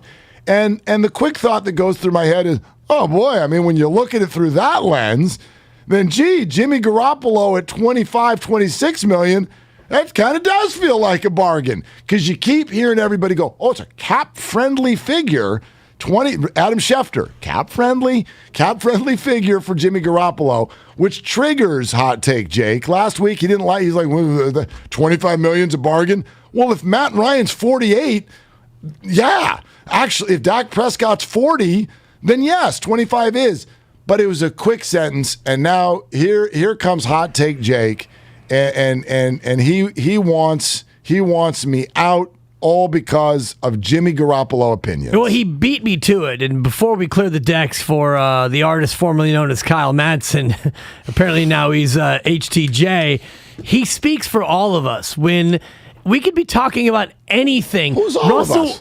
All of us in... Meaning the two of you? No, or do you think the entire Bay Area hates Jimmy? No, it doesn't hate Jimmy. Okay. It's a question of everything about quarterbacks, past, present, and future, for you comes back to the smoky-eyed brunette who once donned number 10 for the 49ers. And that's why it becomes a little bit triggering. Jake, if you would, please. Not Jake Heaps. Hot take Jake. Oh, okay. I was going to call Jake Heaps. He's on the line. Well, he actually follows me now, so huge. I can DM him by the if way, you want. Quick aside. Wow. Hang on. Let's see if it happened. We do have breaking news. Because you follow. So Dibs has this thing when we have someone on. Yeah. That's a 4. That is a 4. That is a very good 4. So yeah, Dibs has got, like, when we have a guest on, you follow them. Yes. Is that like no matter who they are, or do they have to say something cool? You have to like them. Guest, and I like Heaps. Yeah, I did too. Heaps. So Heaps comes on, and you followed him mid-interview. Yeah. And it was a great example of how distracted we are as human beings in America. Instead of having a conversation, while we're having the conversation, we're following each other on Twitter while we're talking about what Russell Wilson is doing on Twitter. Well, your questions give me a good 90 seconds usually. Thank you. So anyway, they're open-ended, though. Please take my class. Anyway, Jake Heaps gets a follow from Dibs mid-interview and follows back. Yeah. Which gives you a warm fuzzy. Sure. Right. Blue check mark on blue check mark, love. Wow. So then you tell me about it, and I do what you have to do in 2022 when someone does something with someone else on social media. You have to get jealous. I got my FOMO now. Hold on. You're doing follow back with Jake Heaps. I want to do follow back with Jake Heaps. But now the interview's over. We're in a commercial break. Jake might have moved on with his life. You're dead to him. So we ran a little test, and so I followed Jake Heaps post-interview. We got the follow back. Huge. Follow back, y'all. Follow back. Yeah. And thank you, Gwen Stefani. Yesterday we had Brian Curtis on from The Ringer. Nice, great. He was terrific, and actually he followed me after the interview, and I was like, "Wow, I must have really, when you're in the A chair, when you're in the A chair, you carry a little bit more heft." Dibs got a great question and a great point from Brian Curtis, and so I gave Brian the follow back because he's the editor of the Ringer, and I may need a second gig here pretty soon. There you go. Yeah. I imagine you've muted him though by now. It's been 24 hours. And by the way, Kyle's on a nice, hot take Jake. He's on a nice 2-week run of not being muted. Although I will say, yesterday he came dangerously close. Oh no! What I say? To a remute. I don't want to go too far down this road, but please, if you wouldn't mind burying Mark further for his Jimmy love, Jake. Jimmy Garoppolo's bargain $26.95 million cap hit. Let's assess that, shall we? Here are some quarterbacks who have a lower cap hit than Jimmy Garoppolo's bargain $27 million. Lamar Jackson, Matthew Stafford, Tom Brady, Derek Carr, Josh Allen. Oof, wow. Rookie deal. No, it's not. He's already had that's now. Look at the extension for Patrick Mahomes and Josh Allen. In 2022, Josh Allen's cap hit $16.3 million. Never interrupt my former co-host. This is going to be north of 50 the following year. That's not true. It's yes, $39 million. 39. Well, no, Patrick Mahomes is north of 50. Yeah, we were talking about Josh Allen. Okay, Patrick Mahomes cap hit next year, 35.7. Right, and then the year after that, I believe it's going to be north of 50. So I'll take Patrick Mahomes at 50 over Jimmy Garoppolo at 27. And I wouldn't disagree with you. What I would like to do now, as my 2002 Nissan Altima is a bargain compared to this Lambo. Now, are you doing corporate sponsors in the middle of the show? Hot take. Yeah, I'm trying to get. I'm trying to get Park SFO. You can start talking about Nissan Altimas. I'm angling for that Lamborghini sponsorship. Unless you'd like I'll to park endorse your that. Nissan Altima at Park SFO at the end of the 380, the only way to fly. Damn it, I messed it up. 3, 2, and 1. Totally. Here we go. The 2002 Nissan Altima. Choke guard. Exactly. I went for fly. I went with travel. Which word do I go with? I fumbled. I'm sorry. It happens. Trafly. I Jaquaski-tarded the whole damn thing. Oh boy. But basically, the Niners have negative $11 million in effective cap space. Okay, so I do want to add. $27 million of that is Jimmy G. You're removing context. I didn't call him a bargain. This is a bargain compared to Matt Ryan. When you look at it through that is that not what I wrote? Is that not what I wrote? You wrote Jimmy G is a bargain. I said, and it actually does make Jimmy look like a bargain when you look at what Matt Ryan's deal is. That's not Jimmy's a bargain, end sentence. Two very different sentences inside. Yeah. Okay. It's all so relative. They're both overpaid. Yeah. That's fine. I mean, Matt Ryan, yes, that's a deal that they would love to get out from underneath. $48 million. What do you do? If you cut him, then your cap hit is still going to be extraordinary, and then you've got no quarterback. I don't know. You can go 5-12 with Matt Ryan or 5-12 without Matt Ryan, can't you?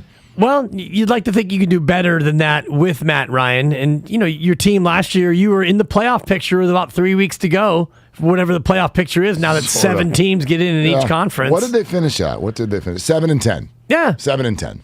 Yeah. Well, and that's what the loss to the Niners, you win that game, and you're probably heading to the playoffs at 9-8, but didn't go that way for them. Yeah. So, anyway. We're just concerned about your ongoing, undying love for James Garoppolo. Anytime anything quarterback-related comes up, you find a way to inject your Jimmy G in there. And Mark, I feel like for just $25 million of a cap hit, $27 million in real money, you too can have a mediocre quarterback. A guy who can manage a game, manage to not make the big throws in the big spots, get you so close to the title, but have you just fall short for just $27 million cap hit. You could not upgrade your roster anywhere else. You too can have a mediocre game manager. You can extend him for 3 more years, but that handsome jawline, those smoky brown eyes, for just $27 million, you can keep Jimmy G. I feel like we don't talk about his hair enough either. I mean, jawline, eyes, those are always your go-tos. It's elite hair. I got hair envy. Really good hair. I think you are trying to take what Adam Schefter said. Ryan Clark parroted those same comments on ESPN about, it's not a lock, they're trading. I think you're hanging on to that. I think you want them to bring Jimmy back, so you are subconsciously talking yourself into, $27 million for a starting quarterback, not that actually bad. So, and Mark, you need to let go. So the first step is admitting you have a problem, right? Yes. So they say. I'll never admit that. Yeah. Mm-hmm. Then I don't have a problem. Gets a bad name. Then I don't have a problem. Yeah. I'm not admitting nothing. I'm not admitting anything to you. No, I'm right. They're trading him. They're trading him. When did I say they're not trading him? No, I know that, but I think you're trying to talk yourself into... I'll be in the fetal position in the corner when they do. Right. But they're trading him.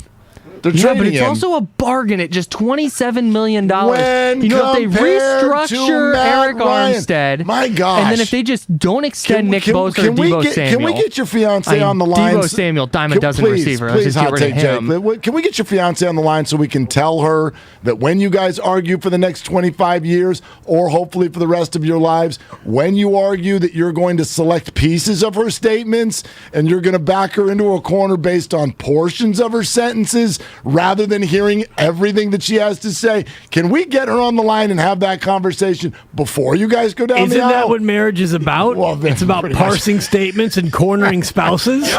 Remember back in 1995 when you said, what do you got, Jake? Mark, I don't know why you're yelling. You don't have to yell about it. Wow. We're just trying to have a normal conversation. I'm just projecting. Win the big arguments. Can you stop gaslighting, please? Wow. I'm in the arena right now, Kyle. That's why. Yeah, you are. are. I'm in the arena. You're in the arena. And when you're in the arena, you yell. The no spin zone. Are you not entertained? You got to win the argument. Is this not why you were here? I love that. It's a 3. Thank you. That was a good movie. Quitting gets a bad name. He's not ready to quit. I wish he knew how to quit, Jim, but he doesn't. He doesn't. You're going to be ride or die to the end. And when they do trade Jimmy Garoppolo and he goes to another team, you're going to be pulling and rooting for Jimmy G like heck, aren't you? You? Wouldn't you like to see? You don't want his career to careen out of control, do you? I could care less. Really? Well, first of all, pet peeve, I couldn't care less. Don't do that to me. You know that's my pet peeve. I try to avoid your pet peeves. Don't trigger my pet peeve. I could not care less. I could care less, which is to say I care, but I could care less. Well, but then that's not the response you gave me. I could care less. I care, but I could care less. No, I couldn't care less. What you were trying to say is that you don't care.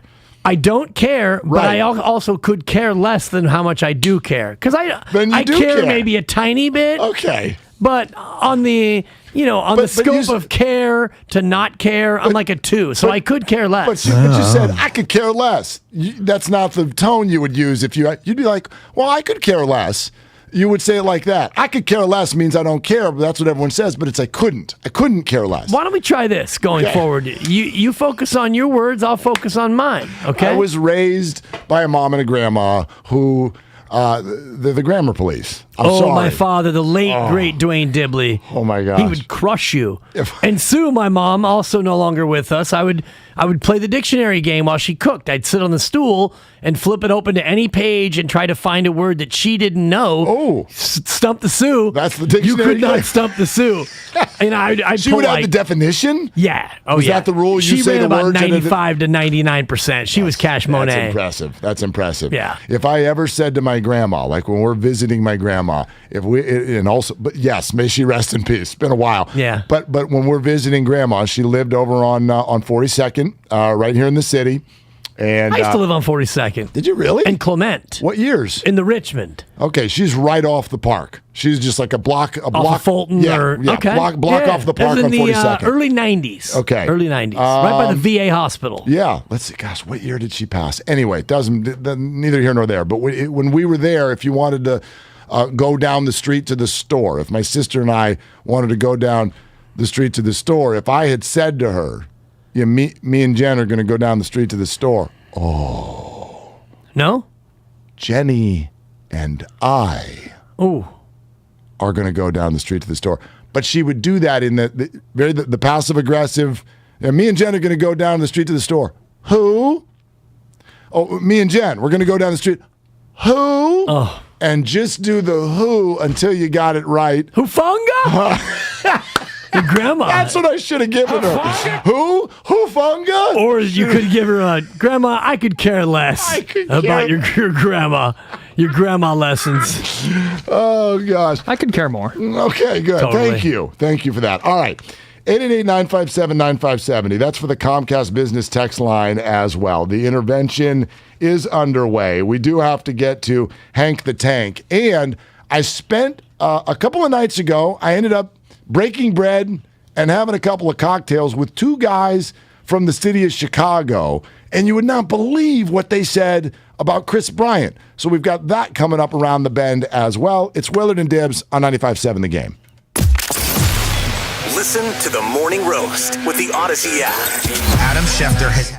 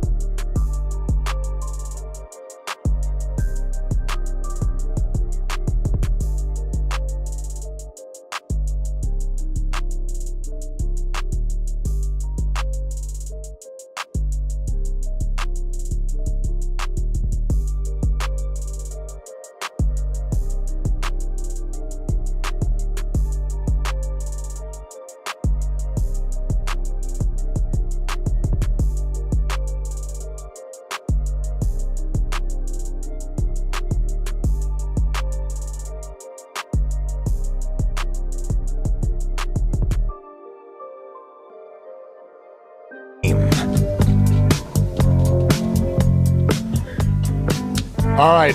888-957-9570, your number also for texting and the Comcast Business text line, but I got a different number for you. In just a moment. Okay, that moment would be now because it's time for Chris Rock tickets. Caller 5 at 844-999-GAME. That's your number right now, 844-999-GAME, caller 5. 2 tickets to see Chris Rock on July 7th, Paramount Theater in Oakland, courtesy of Live Nation. Good luck to each and every one of you. That is caller 5 right now to 844-999-4263. And good luck to all of you. Speaking of stand-up comics, so the other night, me and Christy are out and about, and we end up we see a show on Wednesday. This is why I was not in yesterday. So we see a show, and then after the show, we gather for what you do after a show. You gather, you break bread, and you have a Manhattan. Dibs. That's what you do on the rocks. Really? Oh yeah. Yeah. Yeah, it was not great. a big Manhattan guy, but Really? well, it just I would take you for a Manhattan guy. No, yeah, and he plays the Coase drop because Coase, I believe, likes a Manhattan. I'm not big on the fancy, ooh, let me get a dry martini. Get out of here with your dry martini and your Manhattan. That's a little different than a dry martini. Manhattan's got vermouth, right? I don't know what the hell's in it. It's just good. And therein lies my point. Yeah, it's got ice on the rocks. Yeah. I mean, you can have it like a you can't martini. Have it blended no. Let me get a blended Manhattan. You're not at Coffee Bean getting a nice latte. No, I like it on the rocks. You can have it up, but that's not me. I'm more into the tequila and the mezcal if I'm going to go for a fancy schmancy drink. All right, that's fine. Per Google, gentlemen, a Manhattan is a cocktail with whiskey, sweet vermouth, and bitters. All right, there you go. Get some bitters in there. I'm out. That's why I thought it would be so you. I'm like, Dibs, bitters, perfect. Yeah, thank you. Look at you. That's a 4. It's a 4 for your unbridled assault on my demeanor. It worked on a number of levels. Hey, Willard. Totally. That's a 2 for your Steiny. But yeah, whiskey and I have a sordid past. We've agreed. It was a mutual I love that parting there's a in the relationship ways. there. You need to listen to more Darius Rucker. He sings about his relationship with whiskey quite often. Yeah. Yeah. To me, my one loss record with whiskey, I think I'm 2-27. Oh, okay. Yeah. A lot of losses. You're like the Jags with whiskey. A lot of 3 1/3, 7 earned runs, quick to the shower. I think Darius literally has a song titled Whiskey and You. Oh. Yeah. You should listen to it. I'll take your word for it. Not a lot of Rucker in my my playlist. Unless it's Rucker Park, am I right? Now you're getting closer to where I am. All right, perfect. Anyway, Right. So sitting around, we're having a Manhattan. Have you ever heard of the comedian John Caponera? Yeah. Okay. He was made famous by his Harry Carey impersonation. He does it really, it's his impersonation sensation. It's really, really good. It's a buck. So anyway, friends in common, and I end up with John Caponera and his friend. They are from Chicago. Like, John's wearing a big Bears hat, and the other guy literally looks like he could have been at the table with the super fans on Saturday Night Live having heart attacks and talking about Detka. Okay, they're sitting around. We're having it was great, right? A little Manhattan late night snack. We sit around, we're talking.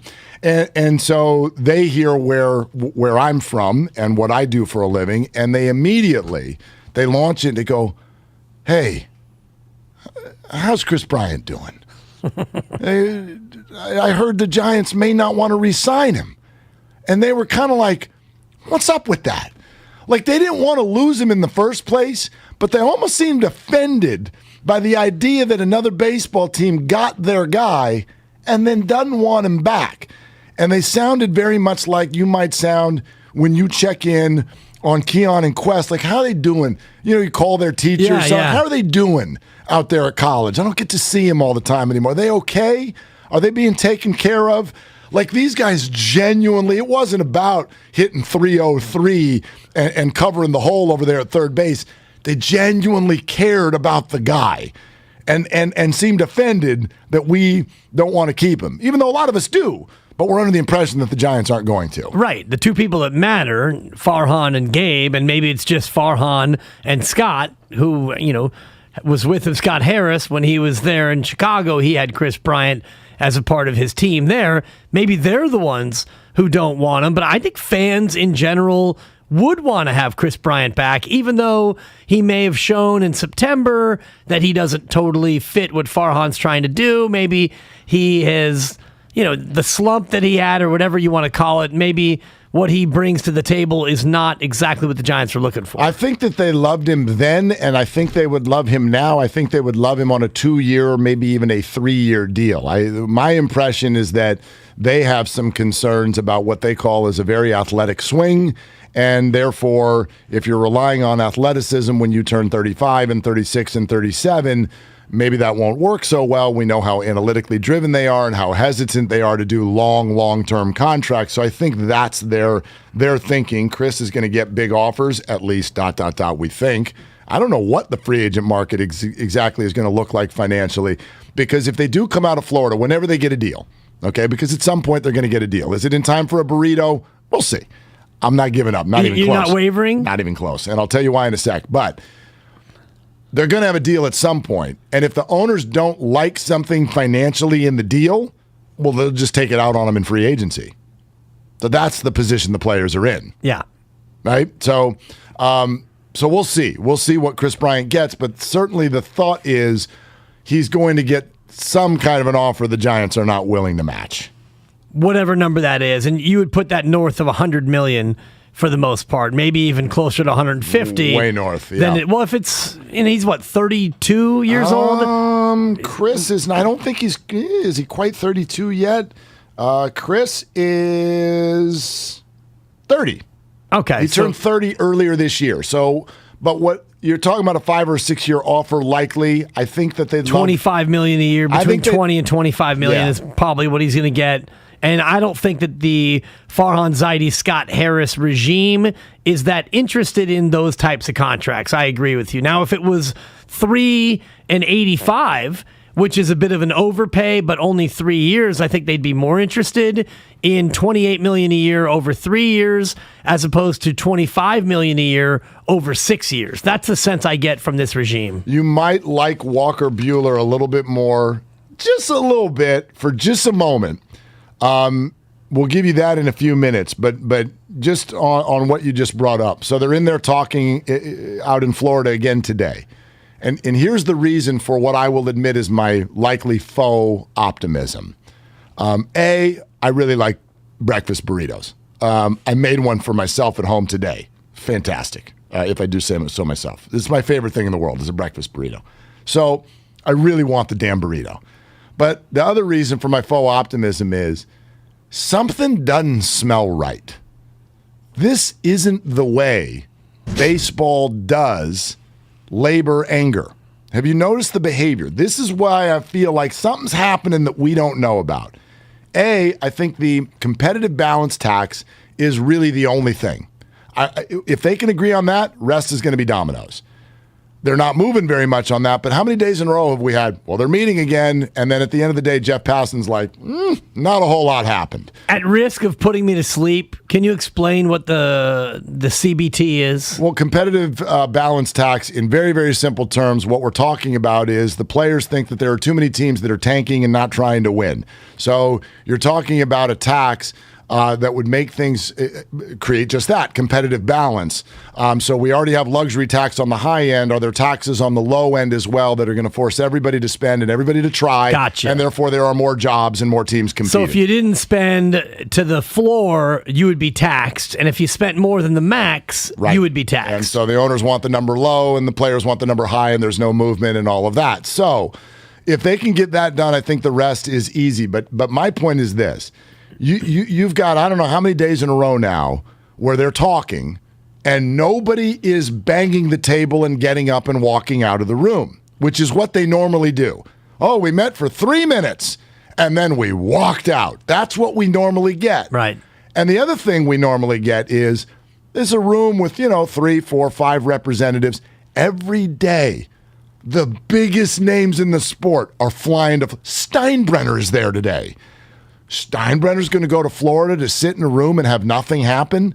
The behavior is different this time Cold around. in New York right now. So. That's a fair point. Maybe he just wants a beach. Sure. I get it. Life is a beach. But my point is something's different this time. I don't know that means good things, but it just feels like something's happening that they're not telling us. But why are they then so far apart on so many issues? And I know that the competitive balance tax, and thank you, by the way, for the 30-second explanation, because a lot of times my eyes gloss over at all this labor stuff. Yeah, I don't want to get into all of it, right. And I know we're going to get into the millionaires versus billionaires Walker Buehler tweet in a moment, but just all these issues as it pertains to the real baseball fan are not that... They're not that relevant to me because a team like the Oakland A's, for example, a team that would be subject to this minimum spending limit, well, they're going to find a way around it, which is, all right, we're going to pay this one guy $30 million a year just to make sure we get to the minimum, and we're going to pay everyone else peanuts. So I don't think that this CBT is going to solve the problems that the players really want solved. Sure, but in the end, you are employees, so you're not going to have all your problems solved. Right. That's life. That's life. And it's not right and it's not fair, but that's life for all of us who have a job. So here's what Walker Buehler tweeted earlier and then deleted. Tweeted and deleted. However, screenshots have saved them. And here's No, I mean, honestly, if you're going to tweet and delete, then don't tweet at all. Well, we have seen Walker in some big games against the Giants, and it doesn't always go well. So that's like a Russell Wilson 3-word tweet of, what do you say? Born for this. Yeah. Born for what? Russ? Thanks, Lady Gaga. Thank you. That's actually a pretty good song. We talked about this as it pertains to... It's actually Born This Way. I know. So that's a close. 0. No, it's not a 0. I knew it was Born This Way, but Look at Spadoni. It was related. It's a relation sensation. I liked it. Do not shake it off. Dibs is allowed to like it.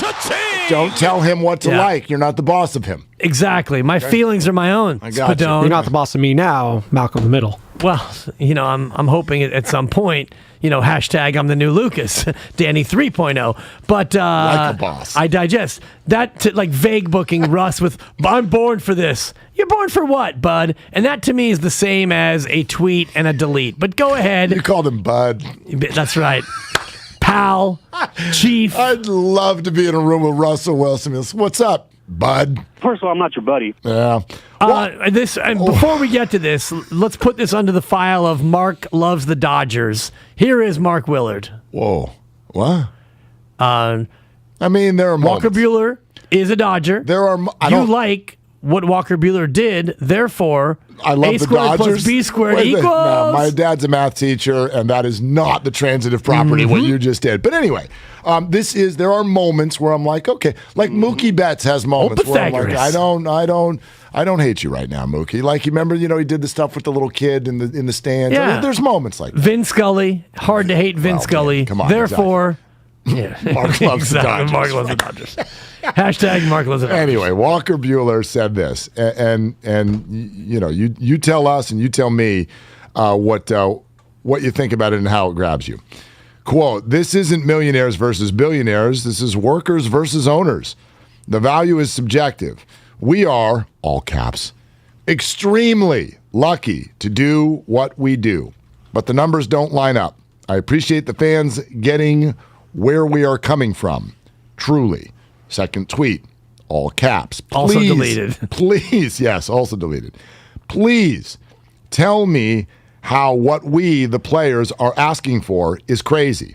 Inflation happens. Markets rise. Money grows. Ask our owners. They know. Why would we agree to less than even inflation level income rises? Would you take that? Yes. Delete. Yes. First of all, it's raises, not rises. Maybe he deleted it because he meant raises. Well, while we're doing grammar police all day today, let's see. Inflation level. Why would we agree to less than even inflation level income rises? Inflation level income. I get what he's saying. I do too. They both work. It depends on what how you're trying to phrase it. Well, memo to Walker Buehler and all of the other millionaires. Two things. Yes, it is about employees versus employers, but it's also about millionaires versus billionaires. Let's not ever put that aside as it pertains to what the rest of us are dealing with. And by the way, I would definitely take a less than inflation level income rise because many of us took pay cuts. Walk, Bud.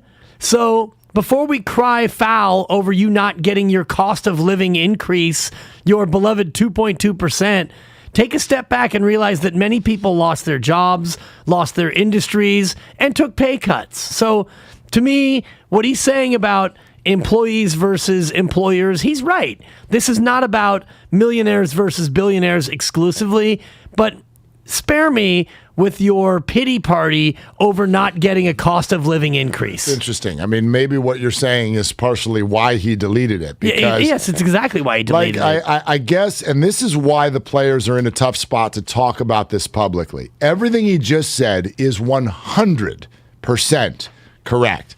And if you do feel like you want to take a side here, let me just go ahead and walk you there, take the player's side. However, what I think most people want to do is just not take anybody's side. That's right. So here's the thing. Walker, you're right, ... but nobody feels sorry for you. Exactly. Because the rest of the world, when we are confronted with some sort of a job conversation, a contract, if you will, we don't even know what the hell is going on with inflation. We don't even get to ask that question. We don't get into a conversation about what's your salary going to be. Well, please send me your corporate dollar worksheets and let me know how the corporation has been doing for the last 5 years, and let's add inflation in and see how you're doing, and then I'd like that to be reflected in it. That doesn't even come up. We don't get to do that. Right. And so you are not wrong, Walker. And yes, I would be more angry at the owners than I am at the players.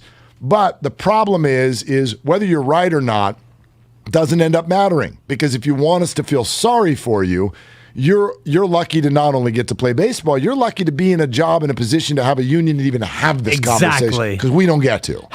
What percentage of jobs in America are unionized? It's probably less than 20% for sure. I'd say it's probably closer to 10%. Of employees have union representation, some organization that will go and fight for you to get your fair share.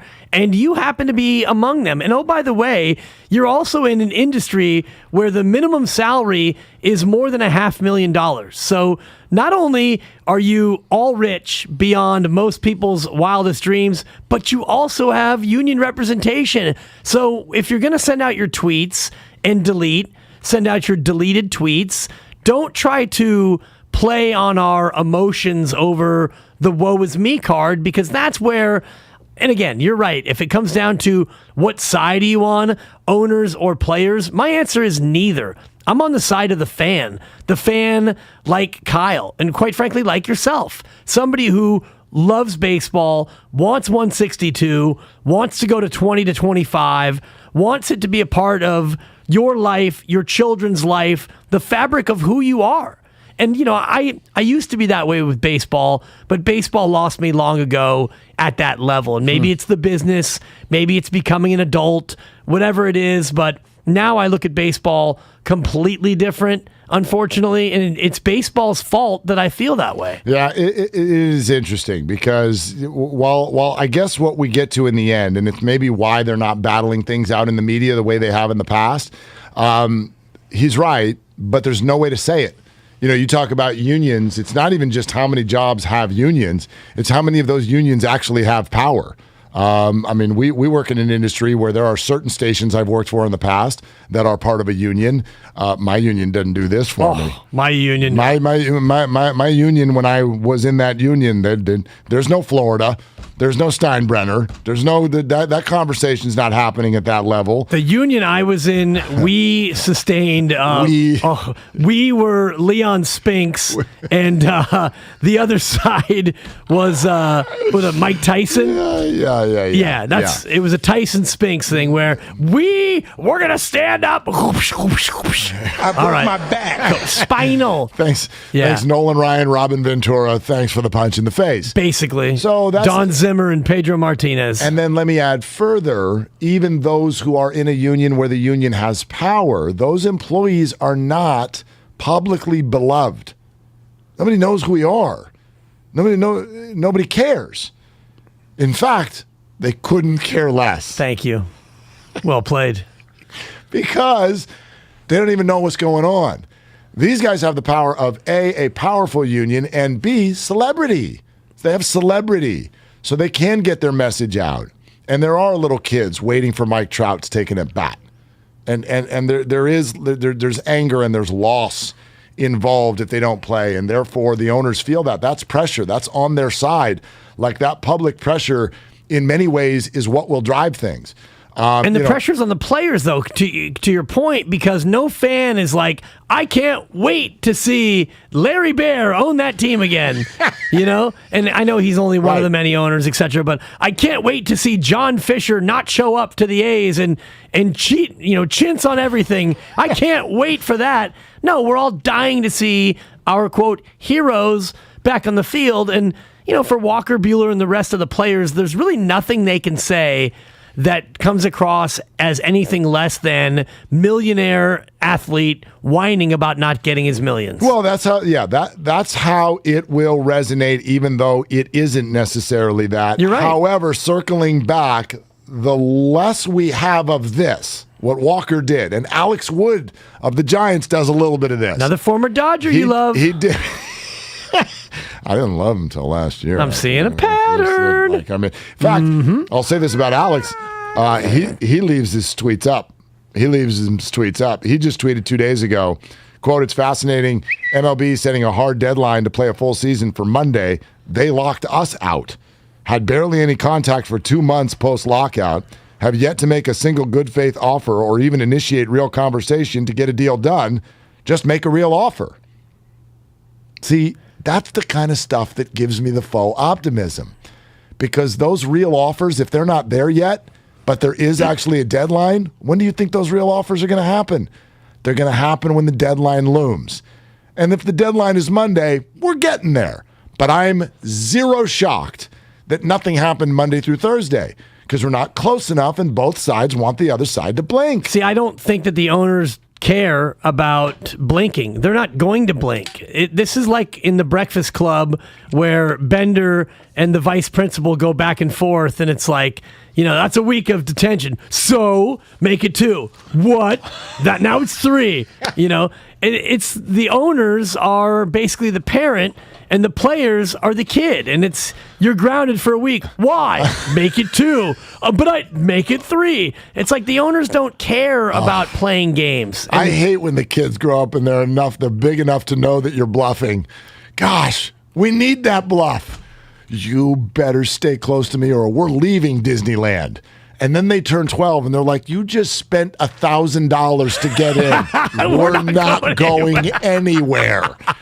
They're like, we know, That's Dad. So funny. We know.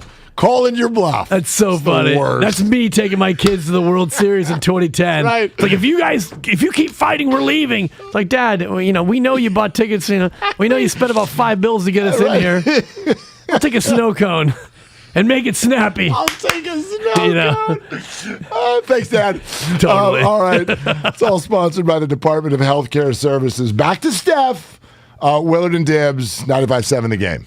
The more we learn about COVID-19, the more questions and worries we have. CalHope can help with free COVID-19 emotional support. Call 833-317-4673 or live chat at calhope.org today. Listening to Damon and Ratto has never been easier with the Odyssey app.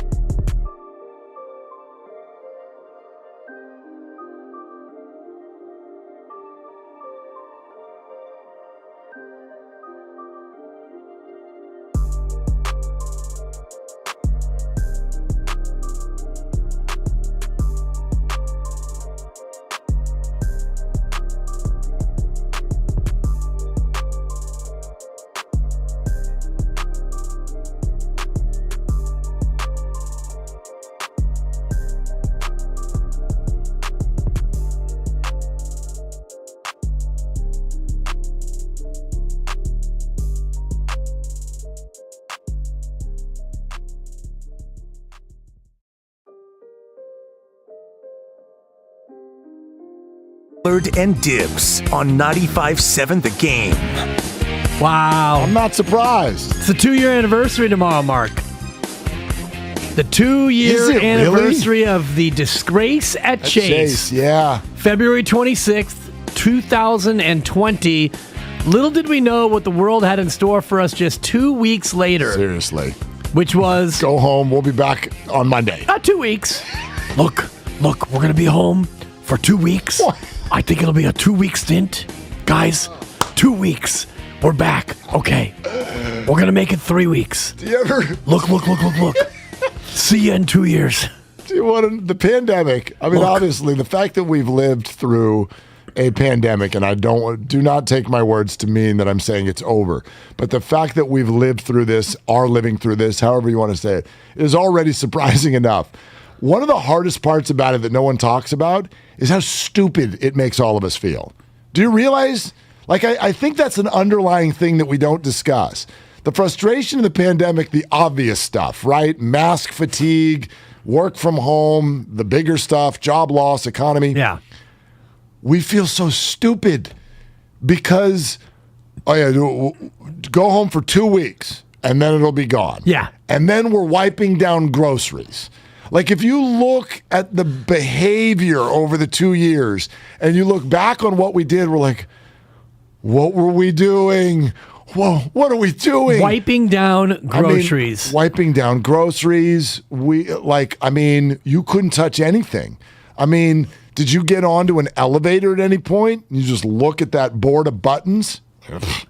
I can't touch that. So there are things that have changed for me forever. For example, like when you go to cross the street, I don't use my fingers to push the button to allow me to get the walk sign to cross the street. Oh, you don't? I'll go elbow, I go knee, shoulders, knees and toes, whatever the hell that is. My kids are so old, I forgot that ditty. But Dibs is out here head-butting traffic signals. If I could. I love it. It's elbows and knees, and it's fist bumps, ahoy, and all the rest of it. There are some changes that have been made, quote, for the better. Yes. Such as, wash your hands, you filthy animal. Right. Although you're still terrified of someone else's hands. I had a moment I'll never forget because it was early. It was like summer 2020. And this was when, we were really in the throes of this whole thing.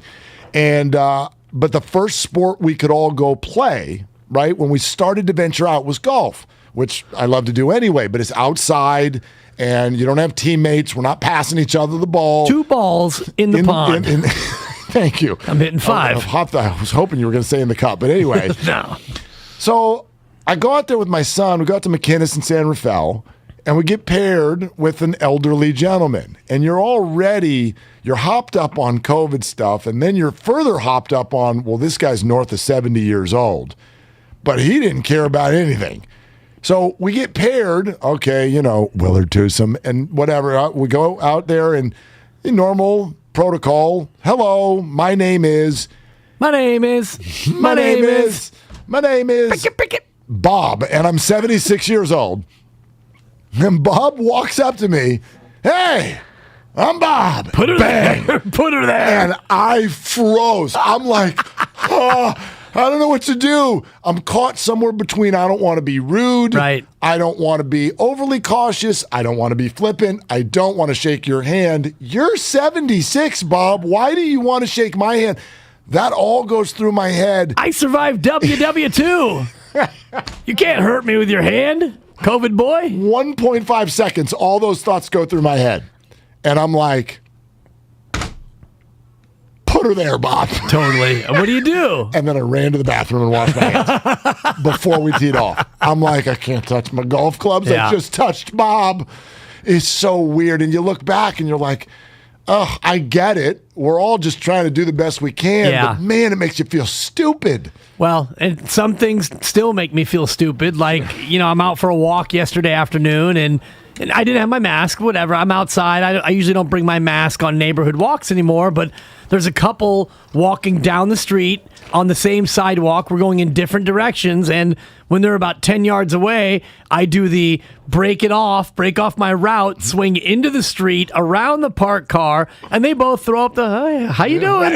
And I give them the, hey, how you doing? 6 feet apart, just in case my breath and their face happen to come into contact. And, some of those, like, irrational precautions, I think they're kind of here to stay. I'm glad that you at least waved to them and acknowledged them. My favorite irrational thing is when you walk or run by somebody and they dive out of the way. Yeah. Even though we are 6 feet, like if I'm on a running path and there's 10 feet of space, they're on the other side going the other way. We're literally going to be in front of each other for a half of a second.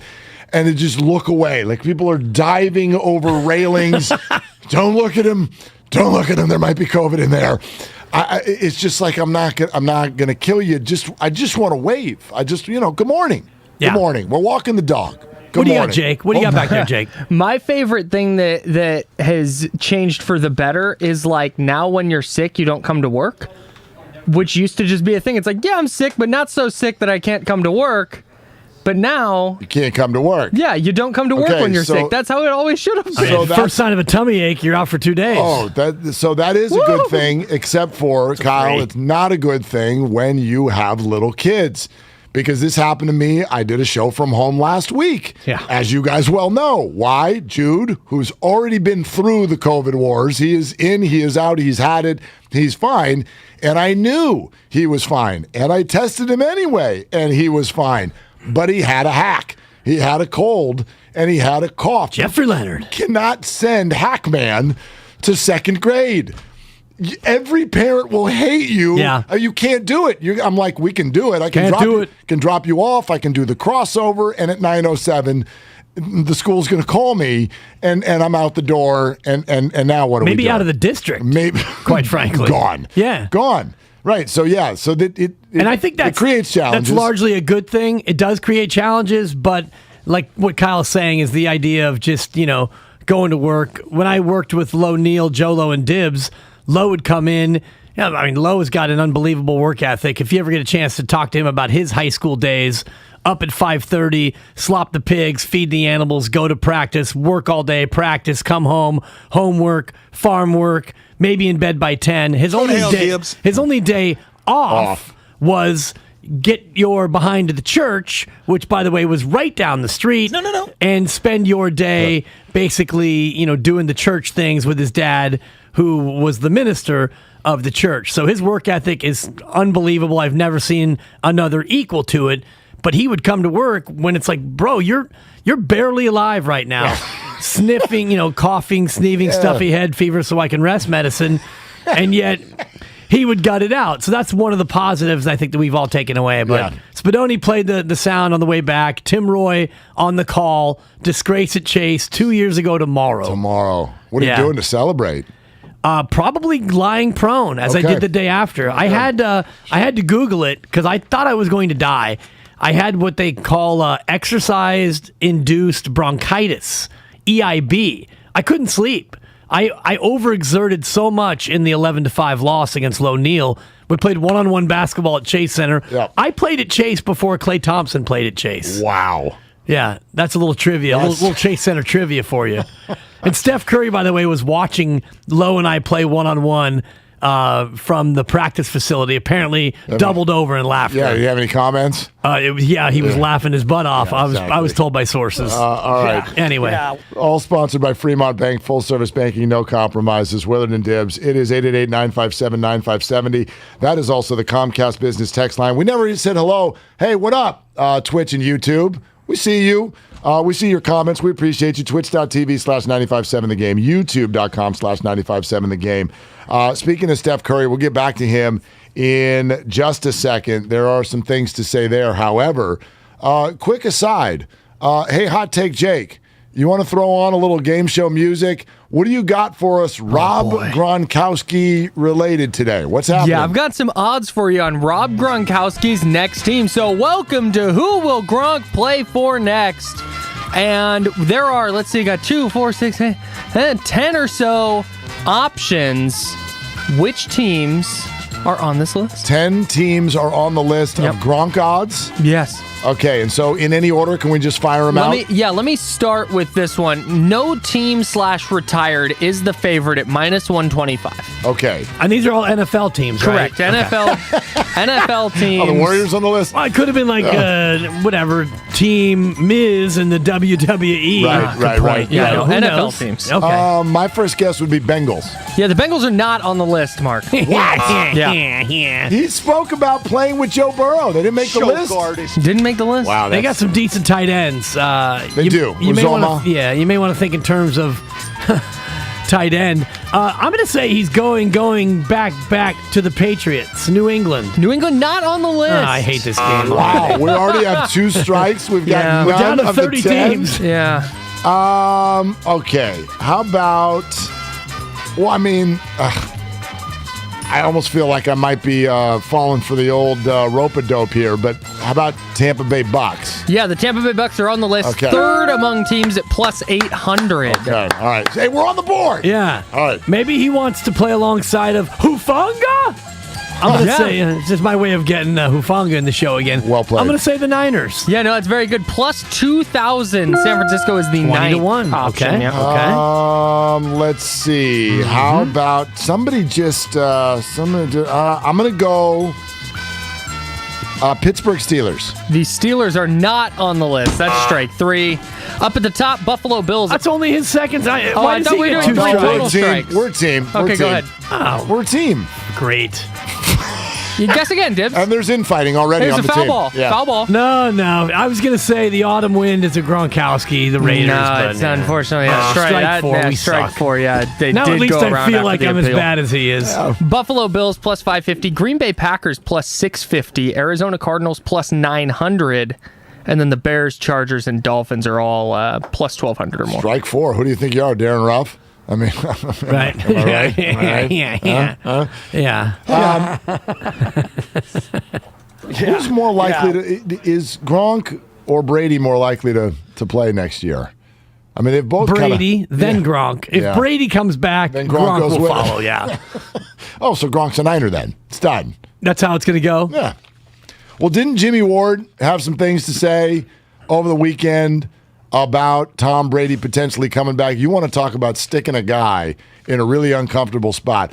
This is Jimmy Ward, no different than Bob trying to shake my hand in the middle of a pandemic at age 76, sticking somebody in a really uncomfortable spot. Hey, Jimmy, what do you think about Tom Brady unretiring? I don't think Tom Brady is coming out of retirement. I'm saying it doesn't sound crazy, Tom Brady coming out of retirement to play, one more year. But I don't know. I want to say, didn't he come out with his speech, his retirement speech already? So it's I don't know, man. And I don't know, bro. Tom Brady, I'm not saying he can't do it. I feel like he can. He's proven it, that he can go to another franchise and win a Super Bowl that year.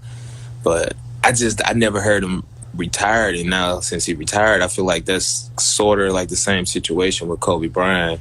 When he retired for the Lakers, all the media kept saying, oh yeah, Kobe said he's not done, he's gonna come back and play with LeBron, but he never came back. He was retired. RIP. Yeah, so that was on Instagram Live, Jimmy Ward doing, and the hemming and the hawing out of the gate, I read as any 49er based on current rumors. They're going to say what any NFL player would say about Tom Brady with full respect, but you also have to be fully careful to not make it sound like you want this to happen just because of the rumor mill and how that would resonate with Trey Lance and the whole team. Yes, and the thing about this that makes me pause, as always, as a journalist, is, what does he know as far as how close to Tom Brady is he? He's basing it on, and he says, didn't he retire? Didn't he have that retirement? And he didn't really have a retirement speech as much as he had a retirement IG post, and nowadays Instagram is everything. So, Russell Wilson changes his profile pic and we all lose our mind. So if Tom Brady sends out a retirement, a 4-page, by the way, 4 screenshots worth of retirement, wouldn't it make sense that he's then retired? 4 pages of Instagram posts all about the Bucs. If Tom Brady actually was retiring, I think he would have led with the Patriots. But he already... What was that? I don't know. Someone took a sip. That's Jimmy Ward. Oh, there you go. Yeah, there's some... Oh, he took a sip? What was he drinking? No, that was him talking through it. I don't know. Okay, he was having it on. Yeah. Okay. Talking his way through it. So, yeah, if it's a teammate who comes out and says something, I would maybe take it a little bit more seriously. But I don't know what his relationship is with Tom Brady. Yeah, no, I don't think it's that. I don't think there's much of a relationship with Tom Brady, but it's obviously kind of a dicey situation, and I've made my feelings known on this. I think he was retiring from the Bucs, and Jimmy compared him to Kobe Bryant. The difference there, Kobe Bryant did not have any strife with the Lakers, and Kobe Bryant had never worn another uniform. Tom Brady has already crossed that path. He's already put on another uniform, and we've got it reported, and by the way, I fully believe it, that Tom and Bruce Arians and Byron Leftwich were not getting along. And so is this just a way for him to get off the Bucs? Maybe, because the Bucs had him under contract. So he can't just be like, I don't want to play for you anymore. They'd be like, well, too bad. So how do you battle that? You make them think you're retiring. Is there any chance this is just a standoff between Tom and the Bucs? There is. Yeah. And I think that June 1st is the date where they would have to wait until that date to release him. So any of the Brady hypotheticals, the conjecture, we're looking at March, April, and May. We're looking at 3 more months of this. Woohoo! And by then, by the way, all of the free agency with quarterbacks will have been done. All of the drafting of quarterbacks will have been done. So is a team going to hold out hope that Tom Brady's going to join him, or do teams go ahead and move on? And if teams are holding out hope for Tom Brady, what do those teams look like? These are probably bad teams who don't already have a quarterback situation. Is a good team really going to wait until after June 1st? Is Seattle, for example, going to wait until June 1st to part ways with Russ and then bring in Tom Brady? I think the timing of it doesn't favor Tom Brady returning because he'd have to join a good team. He's not going to go to a bad team. We know that. Right. He wants to go somewhere where he can win. Well, the winning team isn't going to wait until then unless they know in advance that he's coming to them. While we're on the football front, and before we get to some Steph stuff, and Pick Your Battles is coming up later on this hour as well, I want to know how this grabs you. So this was from earlier this morning and reported by Andrew Marchand.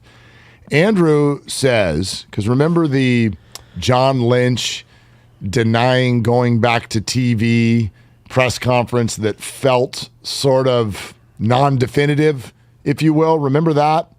So here's the next step there. Marchand reports Amazon reached out to John Lynch, and there was a dinner. Ooh. A dinner? First of all, not a lunch. What'd they order?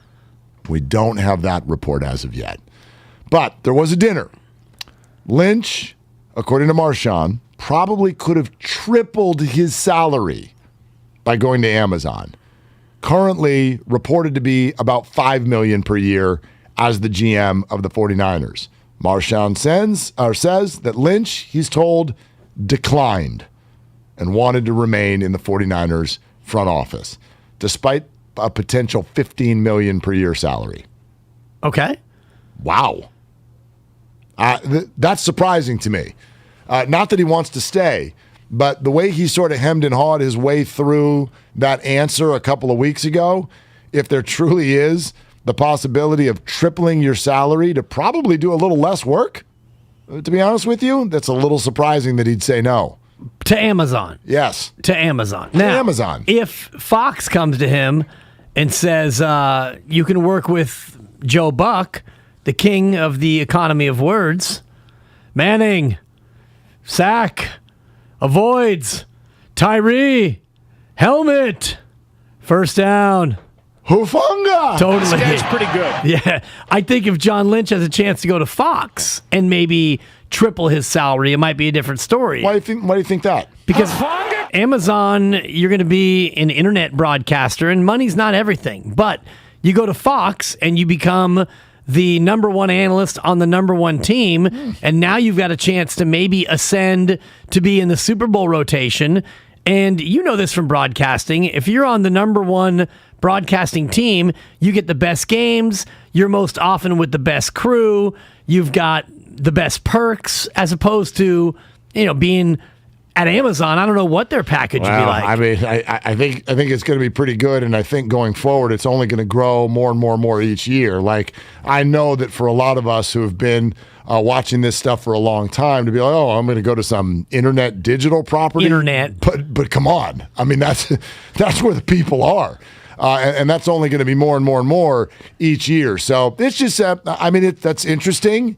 And I guess a feather in the cap of the 49ers as an organization for whatever they're doing, because that's a lot. That's a lot to turn down, both financially. And again, as I said, I think that the broadcasting job is less time than the GM. More travel, for one. Yes. And I don't know how much, less time, that's all kind of, it's subjective because... It's not a year-round gig. Yeah, but you've got a staff, and it's not like he's the only one grinding over tape all the time. And, ultimately Kyle Shanahan's the one who calls the shots. So do you want to be Kyle Shanahan's advisor, or do you want to step out and have your own gig? And also, I don't think a no to Amazon is a definitive no to returning to the booth. I think that, if you look at a possible Fox job, he worked at Fox before.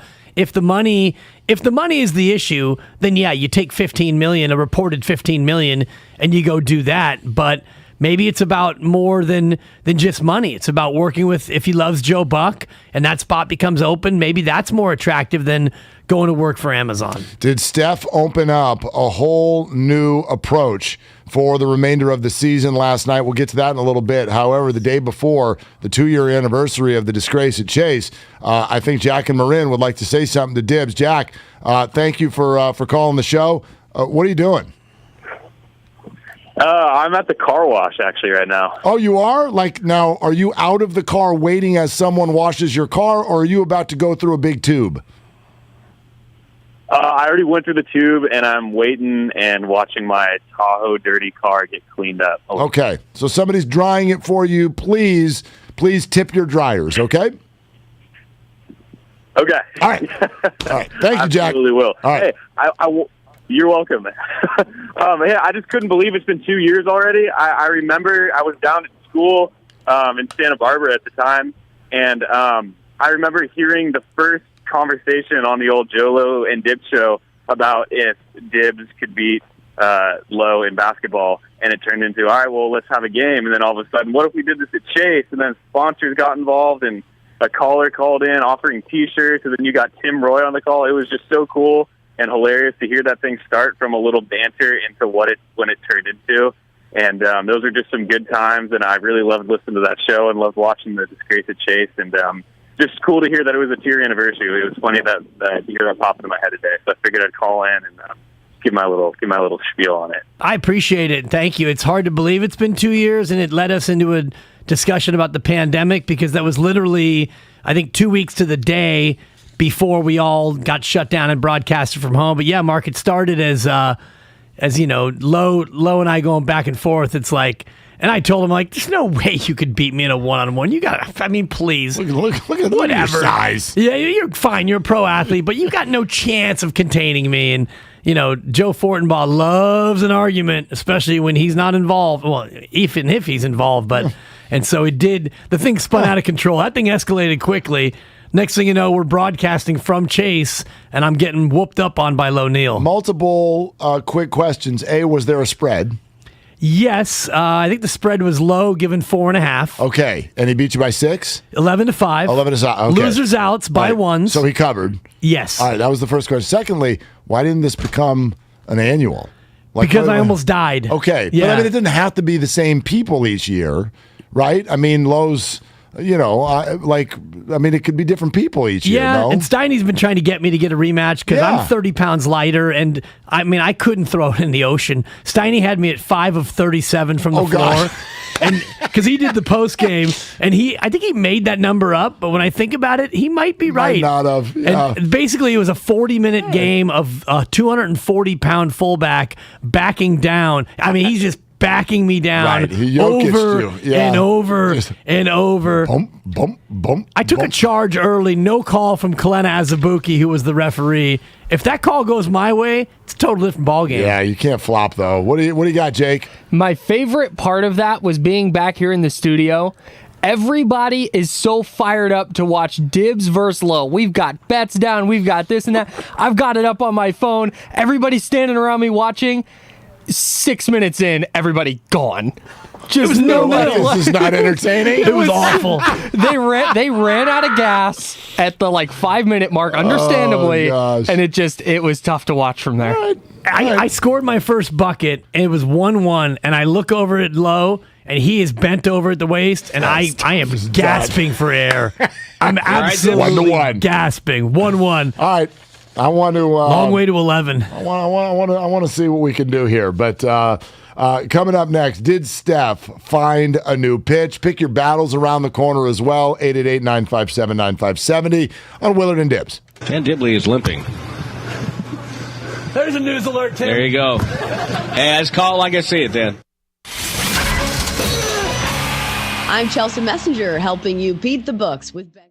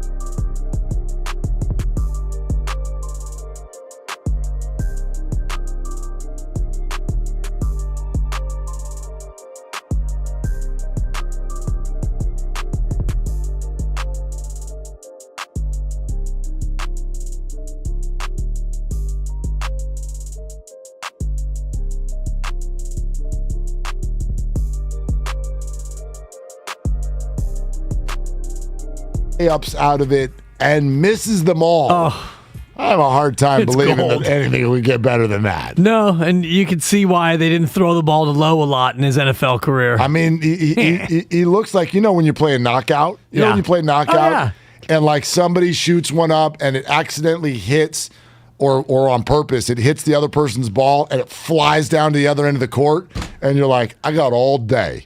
All I got to do is make a layup by myself and this person is out. Brick. Yep. Brick. And here comes the other person flying down the other end. Whoop, finger roll. You're out. You're out. Oh, come on. That's what the game basically was. Kalana and I we've never been as close as we once were because of, I might have badgered him. I think he teed me up at one point. Did he? I'd be surprised. There had to be a prop on you getting a tee. I run hot, Mark, and I didn't feel like I was getting the whistle. Let's just say that.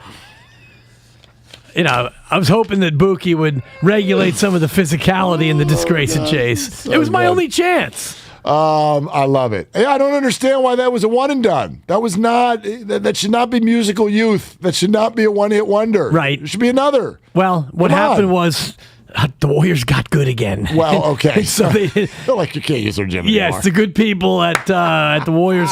It's funny because Joe Lacob came in studio the week that we were doing it. It was a scheduled visit, and we had a great talk with Joe Lacob. And at the end, Joe Fortenbaugh asked Mr. Lacob for his prediction. And, Joe Lacob's like, well, Lorenzo is a professional athlete, and I don't really know this other guy. And so I think I got to go with Lorenzo, the former pro athlete. And I was like, all right, Joe, I get that. Just so you know, I've always been more of a goober guy anyway. Walked him off with that. He thought it was really funny, so it was risky. He's in the other room going, no, look. You diss the owner, you're out. Goober also part owner of the Los Angeles Dodgers, correct? Right. Yes. Yeah, of course. Your guys. Don't be a Goober guy. Be a Lacob guy. I used to do a Peter Goober, but he doesn't speak enough. And anyway, my Goober, it doesn't. If you hear Peter Goober, my Goober is actually it's a four crimes. My Goober. Okay, this is crazy. Anyway, all right. Glad you're with us. 888-957-9570 is the number. This is crazy. Yeah, this is a Comcast business text line as well. Keep them coming and pick your battles is around the corner. And what happened yesterday? Everybody got a loss. So where are we all standing? I know I'm 2-2. 2-2 2-2 for Kyle and 1-3 for me. 1-3 for Spadone. Oh, Spadonuts. Spadonut. Okay. Yeah, Nishioka in the second set, up 3-1, loses 5 straight games to Medvedev. Yeah, brutal. I'm on the road yesterday getting early red X's from Dibs and Spadonut. Well, I took Napoli against Barca, and by the time we get done with the crossover, Lucas, acting PD, third in line to the throne, right on. He says, hey, are you watching this Napoli? And I said, no. He said, you're down 2-0. Oh. So, that's 4 for Lucas. Yeah, thank you. Yeah, and meanwhile, Spadoni's betting tennis from south of the border. So this is what's really fun. It's pretty fun to be off the grid. This is a new game that we've never played before. You're off the grid, you're out doing your own thing, and you're getting red X's at different points during the day. And I'm like, all right, the new game is, what did you bet on? Because I had no idea what you guys bet on. And so I'm getting red X's at 12:42 in the afternoon. Here comes another one at 2:12. I'm like, I have no, what sport did you guys go to? So, but you guys are good at finding the off the beaten path stuff. I just lose right over here in the middle of the courtyard, if you will, and bet on the Sacramento Kings. Domantas Sabonis. Yikes! It's not working. Remember when they won 2 in a row and everyone's like, "Hey, Sabonis!" No. The Kings. He's playing well. Kings are being back to the Kings, which is not lost on Logan Webb of the Giants. Did you see his Twitter diatribe last night? Logan Webb, who, as we know, is a Rockland native, is a big Kings fan, but became quite disgusted last night with what he saw from the Sacramento Kings, started flirting with the idea of rooting for the Suns in the playoffs. And I knew what would happen when he sent it. I knew right away. I'm like, Logan, you're gonna get crushed from all kinds of Warriors fans, which he did. And then so he had to follow it up. And he's like, I'll root for the Warriors in the playoffs, but just remember, it's Kings till I die. Which is a tough racket. Yeah, it is tough. It is tough. And shame on all of us for ignoring the obvious layup, which was Warriors over the Blazers. Lay whatever the number was. Yeah. I mean, that we all should have known that they were going to hammer. I know, but they were on that streak going into the break.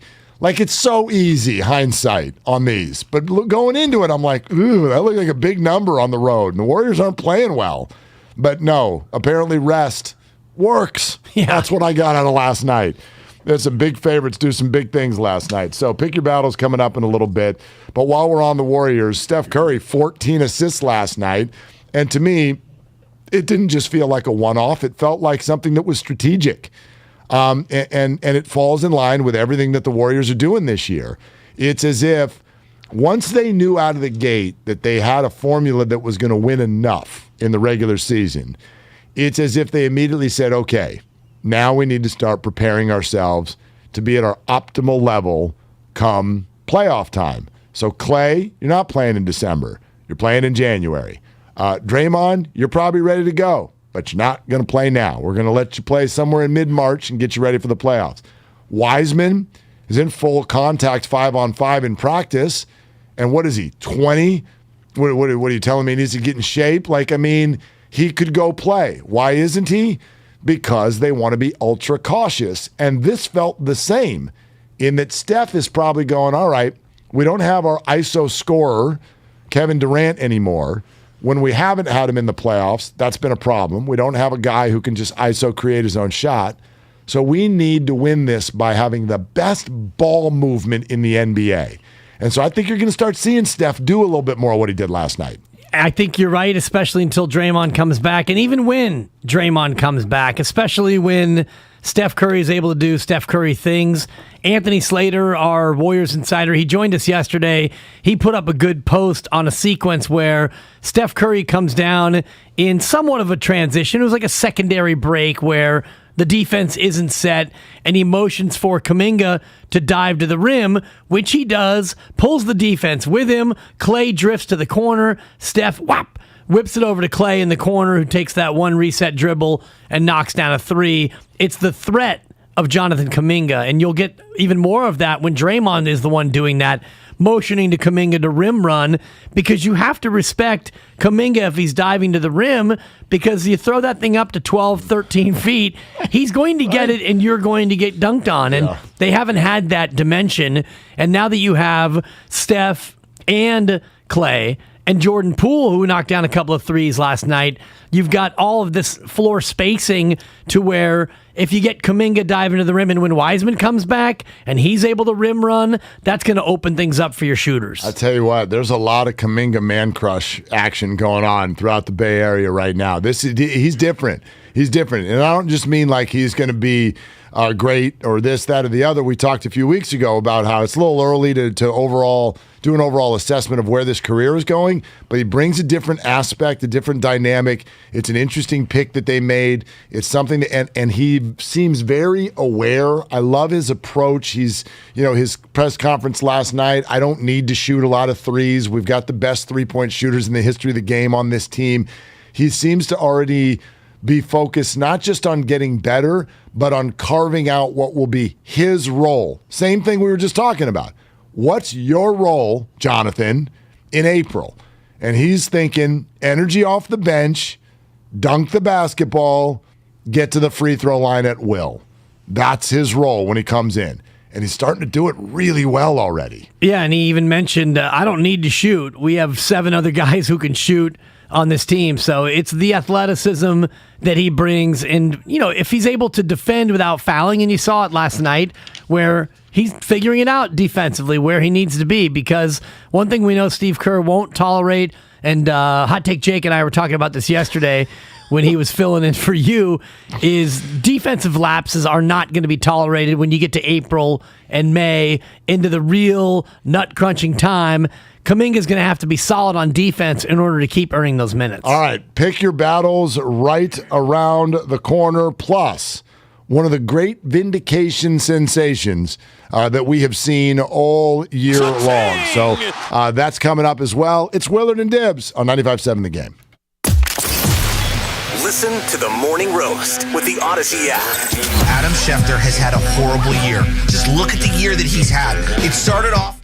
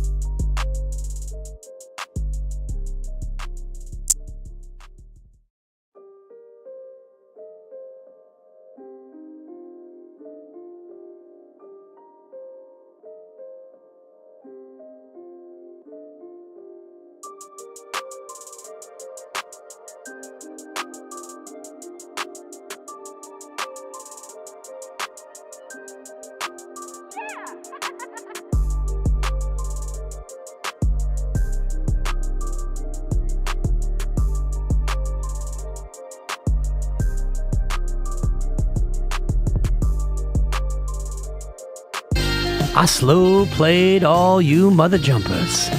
We had Steph and Clay doing Steph and Clay things.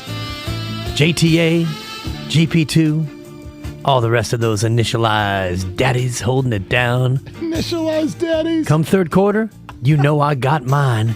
4 of 10, smoothed out, and another W. Keep it locked. It's K-Wig. I'm DJ Flytrap. Oh, gosh. It's true. This music gets me going. It's like, I need to get to double digits because everybody else is. Seriously. So I think I better score just 1 3-pointer, and then all will be fine. And it did it. Nothing sexier than a 0 in the score line. All that round, those round edges. Got my 10. I'm going to the bench. That's it. Taking myself to the bench with that. All right. Pick Your Battles is coming up. James Harden is going to play basketball tonight. So that's interesting. What version of the Philadelphia 76ers, my favorite Pick Your Battles team, are we going to see tonight? James Harden against the upstart. And, I don't know if they're plucky, but they're competent. Minnesota Timberwolves. D'Angelo Russell had 37 points last night and defeated the Memphis Grizzlies, the number 1 team against the spread in the NBA. And then they come back tonight and go against the Sixers and James Harden. So that ought to be interesting.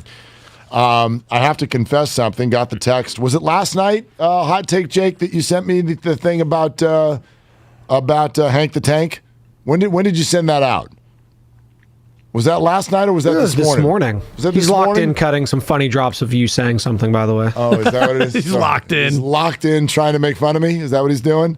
So he sent this. Did you know who that was when he said it? You know yes, who Hank the Tank? I was familiar with the story. Who's Hank the Tank?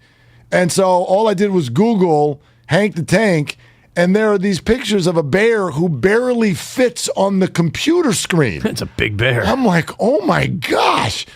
Eat your heart out, William Refrigerator Perry. This is a big bear. 5 hundo pounds? Oh, yeah. And just wreaking havoc throughout Lake Tahoe. Well, or is he? ... Right. That's a 4. It's really good.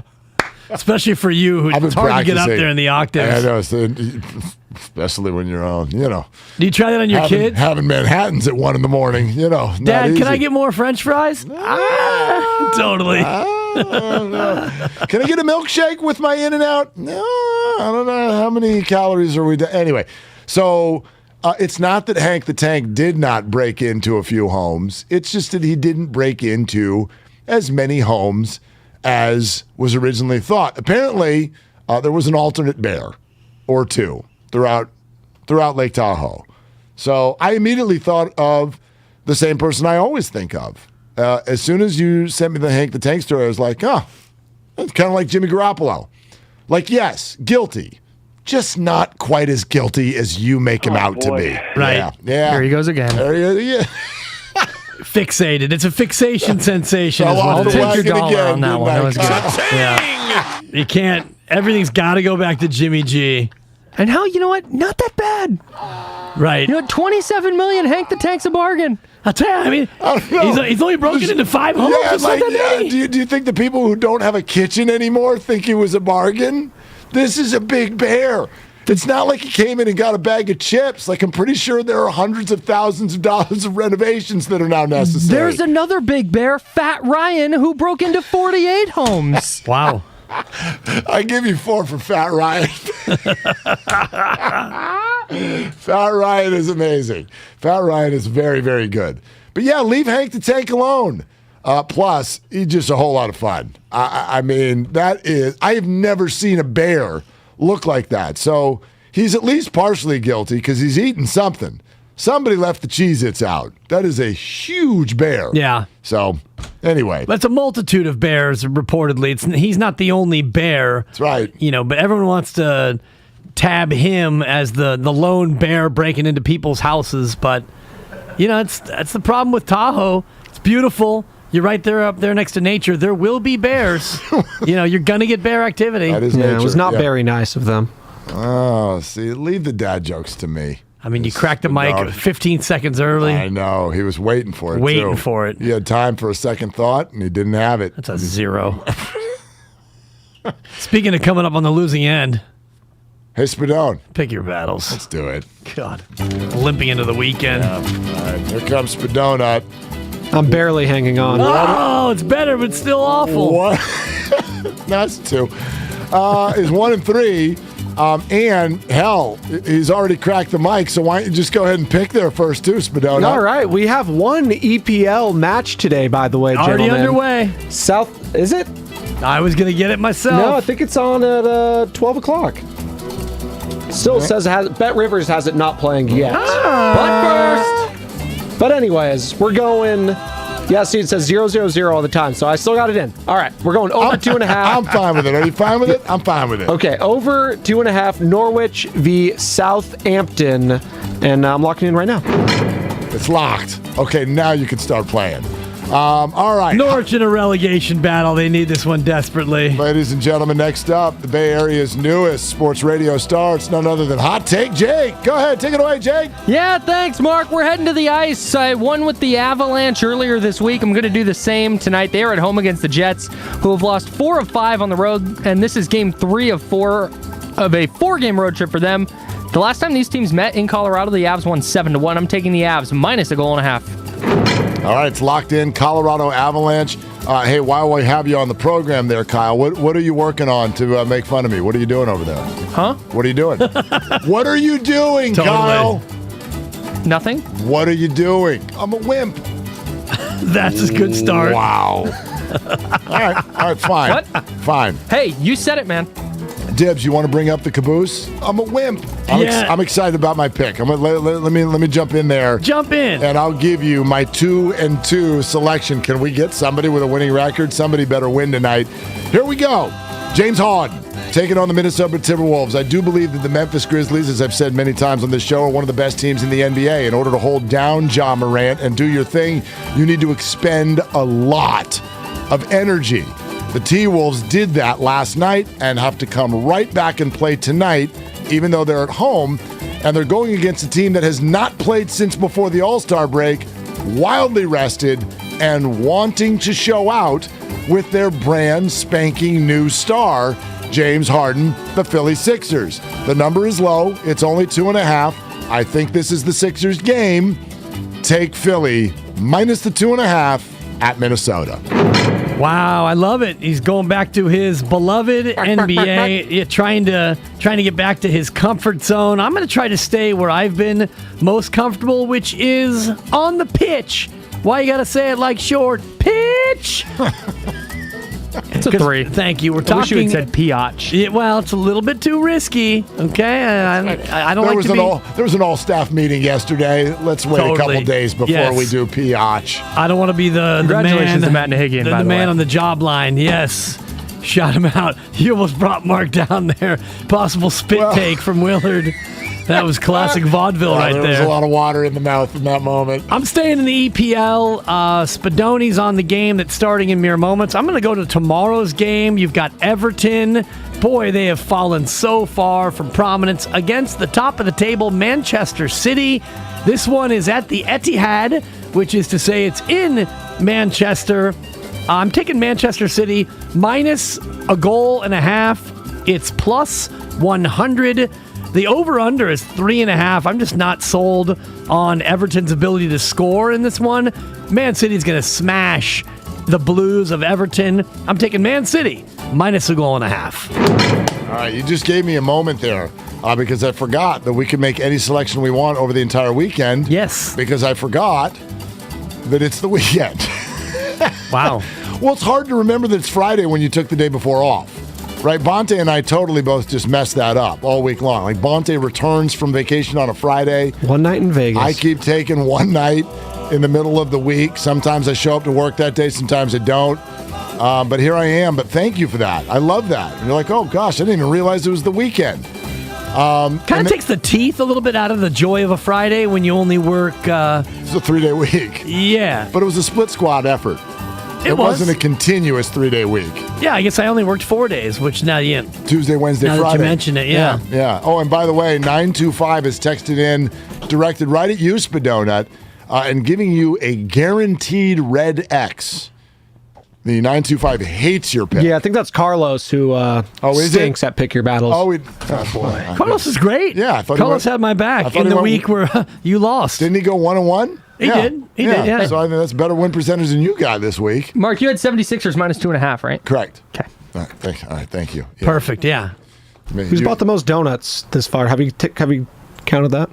Well, like the most times buying donuts or the actual? Correct. Well, who was the only one to lowball the Venmo if we want to get personal? How much are you buying? I could have given you $5 for just giving you donuts for the two of you. First of all, if I bought a dozen donuts anywhere other than my Quality Donuts locale would be more than the Venmoed amount. If we're gonna Not at Lucky we're gonna Donuts. split hairs. Shout here. out Lucky Donuts. If you go to where Mark lives, a donut's about $3. So you're lucky that I took you to the east of Oakland, and it's vegan. Yeah, you don't understand how hard I work on these picks. Like, this is a real penalty if you mess up. No doubt. Yeah, you're absolutely right. JD in for Guru, Steiny and JD today. Hello, gentlemen. How we doing? Hey, what's going on? What is cooking in both of your worlds? What's going on? Good to be with you. Welcome back.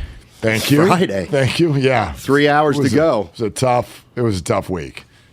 Had to work 3 shows.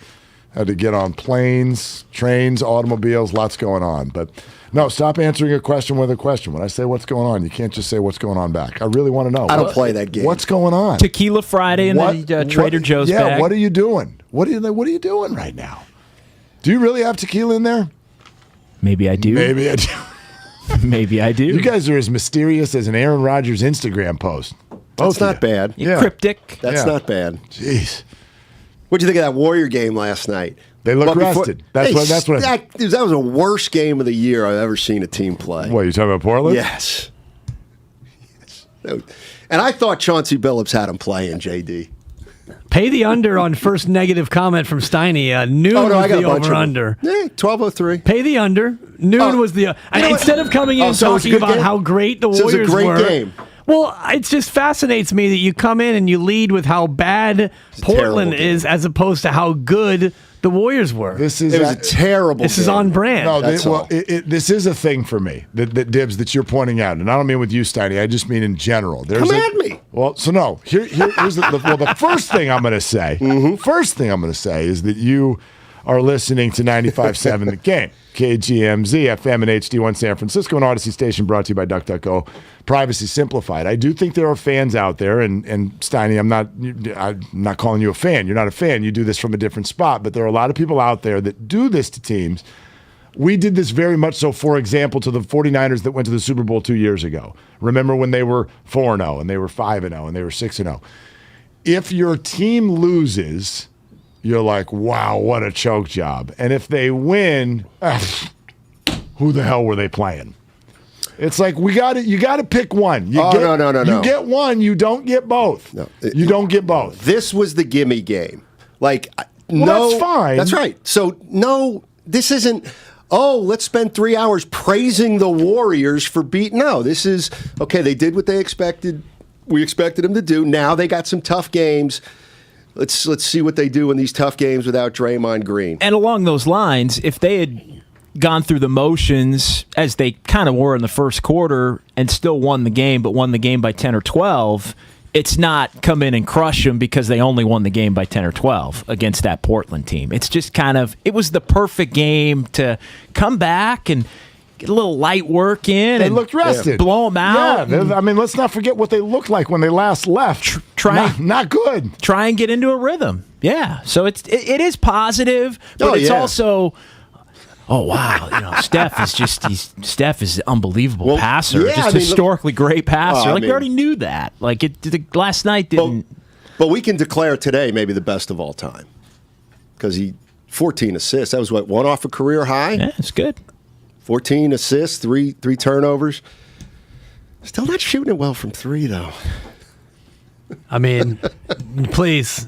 Are you not allowed to say that? It just you can say whatever you want. Your thoughts. You have such a unique ability to take something that is largely positive and basically ruin it. Your ability to ruin good things on a Friday. It shouldn't surprise me, but it continually does. When you hit a hole in one, Were you like clenched fist? Yeah, but I bogeyed the last hole. Oh, he blew up on the back nine. No. It was, in fact, one of the. Thanks for asking, though. By the way, Yeah, let's talk about that. That cheered me up. Let's talk about that. No, it was one of those. Then, like 2 holes after the hole in one, I was playing. I shanked one, and I was walking to my ball, and I was like, "You ever have that feeling where you know something's good, but you don't? It doesn't come to your mind right away." It was like that. I was like, "Oh, that's right. I had a hole in one, 3 Right, holes. like the rest of the round doesn't matter once you hit the hole in one. You know, I don't. You know, I mean, what am I supposed to not care? I mean, no, that's not the way I play golf. But the lead story when you're done is the hole in one. Yes. Whether you shot a 95 or an 85. Yes, it was more. Okay. Yeah, it was more. I had a tough back nine that day. Okay, But let me ask you know you. what? It wasn't as tough as most. You rather Back shoot a then. 93 with a hole in one or an 87 without a hole in one? Well, the real question is like a 79 Well, I was without thinking. a hole in one. I was thinking 83, 93 with a hole in one, 83 without. Well, for me. 79 without a hole in one or 99 with a hole in one. 79. Right, because Yeah, breaking I'll agree with 80, that. like you've probably broken 80 more times than you've gotten holes in one. I know you have 2 holes in one. You've broken 80 only once. Just once, and you know what? I was Dibs? there for that. I don't even know how I did that. Looking back, Well, for about one, 10 years ago. extraordinarily easy course. I can't Combined shoot a with 95 there now. It just gobbles me up. yeah, me too. I can't Willow play Park. there. Willow Park? The course formerly known as Redwood Canyon. Thank you. No, it's actually now it's Redwood Canyon. It used to be Willow Park, the scene I've of never played something it. I've never seen before or since. We're playing in a fivesome, which I True hate. story. I hate fivesomes. The 5th member of our group is a guy we never play with, and I don't think we've played with him subsequently. He will remain nameless because I love this man. Steiny loves. He's the most lovable guy you know. You know, we're doing golf course things. Back nine, it's getting a little bit away from us. We go to a par 3 up the hill, and this individual, 4 of us were walking. He was in a cart. He tried to do like one of those 80s Sideshow. Tried to do a sideshow with a cart. Yeah, he tried to swing it. Cart tips. Boom. Oh my God. We all run up. We help. He's okay. We right the cart, put everything back in. Wow. Everything's fine. I need to mention that this is a gas cart. This is not an electrical cart. Next hole, par 4. Everything's fine. I cook my ball in the trees. I make a double. Nobody cares. The next hole, we look back, and the cart is no longer working. It's stuck there. Next thing you know, little plume of smoke. Oh. Bigger plume of smoke. Oh. Large plume of smoke. And then you hear it. Oh, boy. The backfire. And we're saying, get out of there. Get out of there. Next thing you know, get away from the cart. Smoke. Where there's smoke, turns out there is fire. And now we've got ourselves a situation. And we're all standing in the fairway thinking, well, I mean, what do we do? What do we do? So I whip out the phone and I immediately call the clubhouse. And I said, hey, one of the carts is on fire. You're going to need to call 911. Because this is out in the woods, JD, and one spark, and all of a sudden now we've got 100 acres and who knows what's going on. So God love them in the pro shop. They come wheeling out with a bucket of water. By the time they get out there, one bucket and it was spilling on the way out. And this thing, by the time he gets out there, this thing is engulfed. Not fully engulfed, because that is, engulfed implies fully. This thing, I'm talking flames licking out the top. And Steiny looks at me, and I look at him, and I say, Steiny's like, what do we do? And I said, here's what we do, Steiny. I turn quickly, and I walk away from this scene. The hell out of here. And I recommend you do the same. That's exactly what we did. Next thing you know, he sees my derriere marching down 14, and after about 200 yards, I look back. Here comes Steiny. Here come the other 2 members of the foursome, and the poor guy who crashed the cart and then had it engulfed. Well, come to find out, by the time the fire department, by the time they show up, this cart is so badly burned, you can't tell that he crashed the cart 3 holes earlier. No chance. No. Perfect. On our way out. This thing's barbecued. On our way out. Now, we weren't in full sprint, but we were in hustle mode. Yeah, it's like the 50K walk in the Olympics. Exactly. Where And on our way out, we heard the fire trucks coming in. Oh my gosh. Gone. You're like people running from the burning building, and you hear the fire trucks on their way. Never run.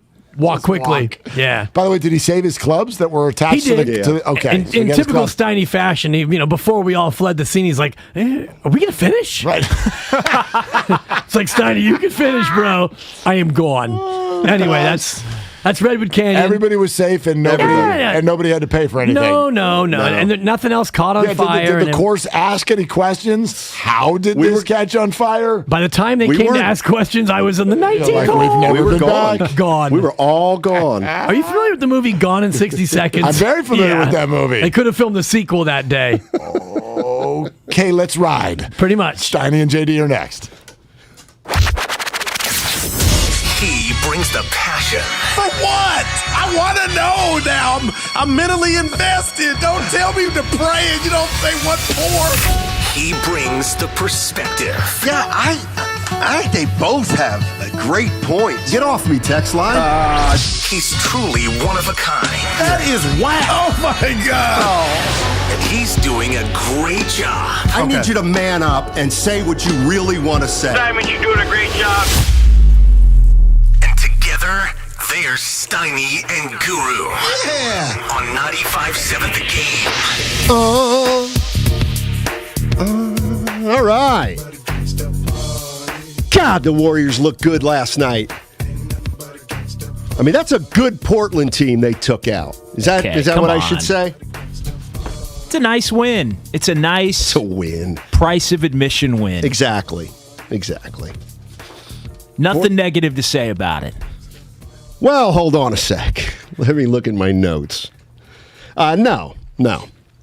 I will say this: there's some interesting things happening around the Warriors that I do want to talk about. Wiseman, I thought you were laughing. Wiseman, 12-minute scrimmage yesterday. Steve Kerr said before the game they're not going to make any proclamations on when he's going to be back, but he's practicing down in Santa Cruz today. They have home games next week. I think it's safe to say I'm going to go ahead and say it. Ramping up? He's 10 days to 14 days away. Something like that. Fair. Yeah. So that's one of the things that we're going to be looking forward to come March. But here's where I want to start with Warrior fans. We're pretty close to March, by the way. I know we are. Like you get to February, you kind of forget that it's a shorter month. It's like 24th, 25th. You're like a couple days away from March. Exactly. So today I looked at The Athletic, and Tim Kawakami he did a podcast with Kirk Lacob, Joe Lacob's son, and then he did some transcribing of that. And so I read the story, and Kirk Lacob said something that I thought was interesting because it just got me to thinking. And Kirk Lacob was asked about, first of all, he was asked about taking over for his dad, and he's like, yeah, that'll happen in 50 years or whatever. But he said about Gary Payton II, he was praising him about how he just had a great year, this, that, and the other thing. And he said, you know what? Gary Payton II has really been the story of our season. And I thought, he's been good, but the story of the season?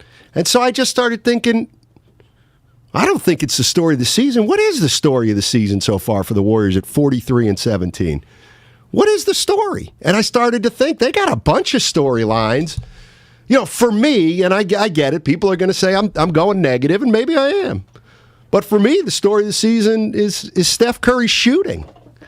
Just not, it's something we've never seen before. He's just not shooting the ball as well as he has this year. So I just started thinking, I've come up with a few other things, but there's a lot going on right now. So what? 888-957-9570. What's been the story of the Warriors season for you, JD? Yeah, for me, it's the fact that this team can win an NBA championship. It's the fact that they're in the mix. That's the story. That everybody knows that they have the talent, if they're healthy, to make a run and potentially win an NBA championship. And the reason that is the headline for me is because we did not know that would be the case on opening night when training camp began. I think we all thought they'd be good. Right. Nobody thought they'd be this good. It's clear. It's been clear for a couple of months now as we approach March that this team is a legitimate title contender. Doesn't mean they're going to win it, all right, but they've got a shot to win it, and that's that's the crux of this whole season. All right, that's a good one. Here's a couple more, and I'd love to hear what Warrior fans think. What's been the story of the Warrior season, or what's defined this season? I mean, Klay Thompson coming back from 2 years. You can make a case that's the biggest story this year. Klay Thompson not only returning to play after a 2-year absence, but looking pretty good doing it. And, last night he was solid. He was solid last night. And, the Warriors had their way with Portland. So I think of Klay Thompson. The other thing I think of is Andrew Wiggins. You can make a case he's the story of the season. All-Star Wiggs? He's an all-star for the first time in his career. So they got a lot going on. And, I don't know. I just got to I'm not saying Kirk Lacob's wrong. I'm just saying, Peyton II, man, that's a nice sidebar, but that just gets you to thinking. Exactly. Aaron's in Oakland wants to jump in here. What's up, Aaron? How you doing, man? Yeah, the story, guys, is really simple. Player development and no drama. The biggest drama this year, soap opera style, was Wiseman's vaccination status. People Wiggins, are playing basketball, man. 43-17, man. That's a good record, and everybody knew it was the easy first part of the season. You got Klay. If anything, you got Klay. That is probably the biggest story. With he's back. Wait, it was I like that. It was no drama, and then what was the second part? Player development. Player development. You know what? That's a good one. Because Jordan Poole's taken a step up. Kuminga's been a bright surprise. They get some credit for Peyton II, right? And I think you also get credit for Wiggins. Yes. In a way. Yeah. I mean, Wiggins is a young enough player. Good call. He's playing at a level that he hasn't played at before. Why? Player development. I think, and I think you could even with Wiggins point out some of the analytics toward where he shoots well on the court and where he operates effectively, and the Warriors putting him in better positions more consistently to succeed in those places as a part of player development. Like player development isn't just, hey, I'm working on my dribble. No. Player development is like, what are the things that you do well? How do we accentuate those? And I think the Warriors have done that with Wiggins in also simplifying the game overall for him. I think we got to be honest. At least I'll say for myself, Wiggins is. There's no doubt he's been better than I thought he was going to be here. I mean, look, you look at some of the stuff that's going on with Wiggins. I mean, he came here as a 33% three-point shooter, JD. 33.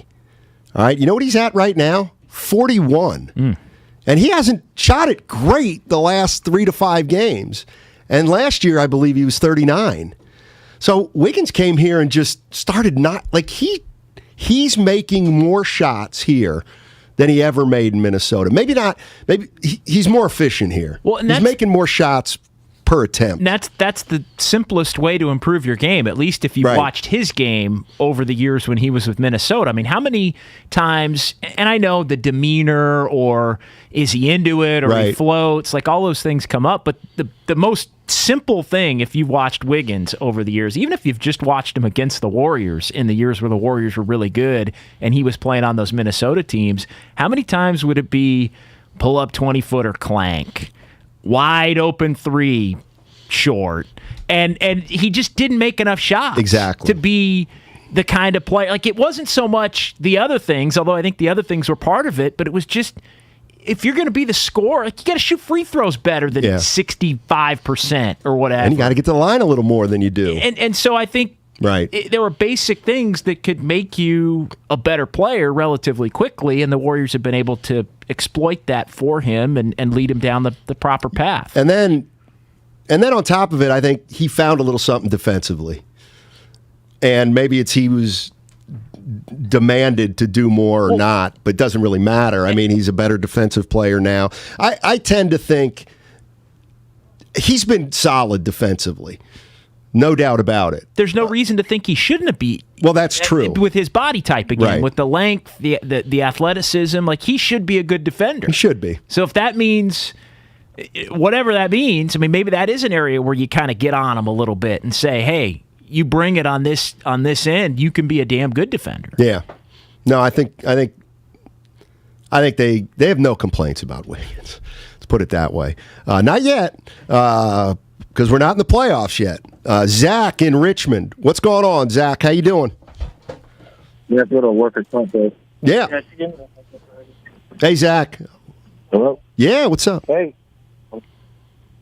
Man, I just want to say that, in my personal opinion, the story of the Warriors this year has to be the way Steve Kerr took what everyone would think a mediocre squad and turned it into an elite championship contender. You know what, Zach? A lot of people disagree with you, apparently, but I'm with you. I'm with you. I mean, if you let's take a look at the big picture here.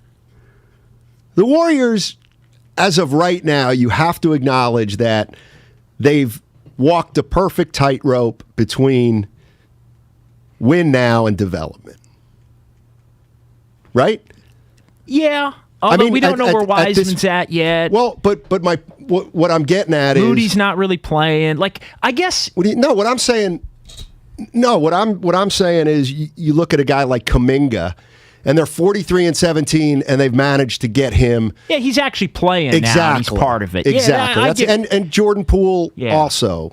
Yeah. I guess where I disagree a little bit at times with that, and I won't get on a tangent about it, but it's like I don't view them as having all these young players, maybe like other people. Like Wiggins has been in the league for a long time, and Peyton. Like, I don't view Peyton as a young player. I don't. He's young in terms of experience in the league, but he's not young in terms of just as a guy. I think it's not like he's 20 or 21. You know, Poole, it's his third year, although he's like I'd put him in that. Really, to me, when you say the young guys, and I know you didn't, but it's Poole, Kuminga, and Moody to me are the young guys. Like, I don't think JTA is a young guy. Wiseman. I don't think. Yeah, Wiseman for sure. Yeah. Yeah. So it's those four guys, and that's what's got to be. That's what remains to be seen too. Is how's Wiseman going to be used, and it doesn't even matter. I know some people think he's going to be used more than some other people, but for me, it's just, can you get Wiseman on the court consistently, even if it's not a lot of minutes, but get him on the court consistently through the last 18 to 20 games? Like, that's what they, I think, got to see with Wiseman. And it's not about, well, can he do Ayton and can he do Jokic and those guys? It's just get him on the court and see what he can give you. Carlito in Alameda. What's up, Carlito? How you doing, man? Hey, I'm doing good, gentlemen. Hello. I just want to say that the story of the Warriors, I feel like, is much like the 49ers, where in the beginning things were going good. We were feeling good. Then all of a sudden we get to the middle and we see some trouble. And I think, the expectations are not as great anymore, especially when they face really good teams. Hate to be a little negative, like they say, but yeah, it's going to be a real test in the playoffs, and I'm looking forward to it. Thank you. Yeah, all right, Carlito. Yes, to me, that's a good thing. Yeah, I wasn't totally sure what he was getting at there. Was he was saying the expectations aren't the part about the expectations? It sounds to me like he doesn't think the Warriors have a shot at winning it. Interesting. But I don't know how you could say that. They may need some things to fall into place, but they have the second best record in basketball. But the one thing that you brought up that I think is worth talking about, too, in this context is, for example, Draymond Green. You talk about Draymond Green coming back. Well, is that going to help? Of course it's going to help, but it's not like Draymond's going to come back and then you still have Kuminga playing 22 minutes and then Peyton still playing 15 minutes. I guess what you're saying is, or explain to me what you were saying before the show about how just getting guys back doesn't make you better. Well, you want to have everybody back, but it was more related to Klay Thompson's back and Klay's getting his game in order, but Klay getting his game in order and becoming Klay again probably, that might mean that Wiggins isn't going to be as good as he was. Gotcha. And that Poole isn't necessarily going to be as good or efficient or consistent as he was. And Draymond coming back might mean that Kuminga all of a sudden has to put his game in a box of, instead of playing 25 minutes a game and knowing he's going to get those minutes, maybe he's playing 10 or 15 minutes now. And when you're playing the shorter stint, your ability to impact, like you have a bad 8 minutes, well, that's your game right at that point. Like you're not going to get 17 more minutes to try and do some things well. So I guess that the impact is maybe less felt. You still want everybody. You Right. still want to try and figure out the best way to put everybody in a position to succeed. I mean, the Warriors need everybody. I think we've talked a lot about that over the last couple of weeks and months with Draymond being out of the equation. So you want to get everybody back, but it's not just an automatic, Clay's going to be Clay, and then Wiggins is all-star Wiggs, and Poole is the guy that's scoring 25 a night when Clay was out. Like, you don't have all of those things at their best version, is what I'm saying. It's a new entity in a way. Exactly. And look, it's the story of the remainder of the regular season. Because I just think that if you are a big-time Warrior fan and you follow this team and you knew Clay was coming back in the middle of the season, you knew there was going to be an adjustment period when Clay came back. You knew that, not only for Clay but for the team. So that's going on at the same time Draymond Green gets hurt, which kind of messes things up a little bit. But the one thing the Warriors have to figure out is, to me, exactly what you said. How do you get Wiggins and Poole to keep playing well as Clay gets back to being Clay? Because the one thing we've seen, and you tell me if you think this is fair, because I don't have the numbers in front of me, but since Clay's been back, Poole and Wiggins have been a little less effective offensively. Can we acknowledge that? Yeah. Okay. And I'm with you on that. And here's all I'm saying with that, JD, is, well, we knew it was going to be hard. We knew there was going to be an adjustment. And so we're watching the adjustment right now happen. And you have to allow for the possibility they're going to get better over these last 18 games. Kuminga is another guy, not I'm worried about, but you're right. He's going to have to do as much with fewer minutes if they ever get healthy. And then if he doesn't have time to settle into a game, you're right. He might only get 7 minutes and that's it. So it's not easy for a young player to get minutes taken from them, and yet they maintain a very high level of play. Yeah, look, I think at times what you hear is, boy, the Warriors are loaded and they're getting additional players back and in the equation. But the way that those players have to go about their business is going to be different, right? Like with every player that comes back,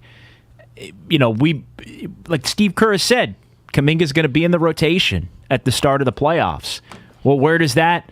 Okay, then that means now you've got basically 10 players that you're committed to being in the rotation, and you still haven't decided who your backup center is going to be. Does that mean I guess what I'm getting at is there is a lot of unknown that is going to be dependent on how everybody else falls into place.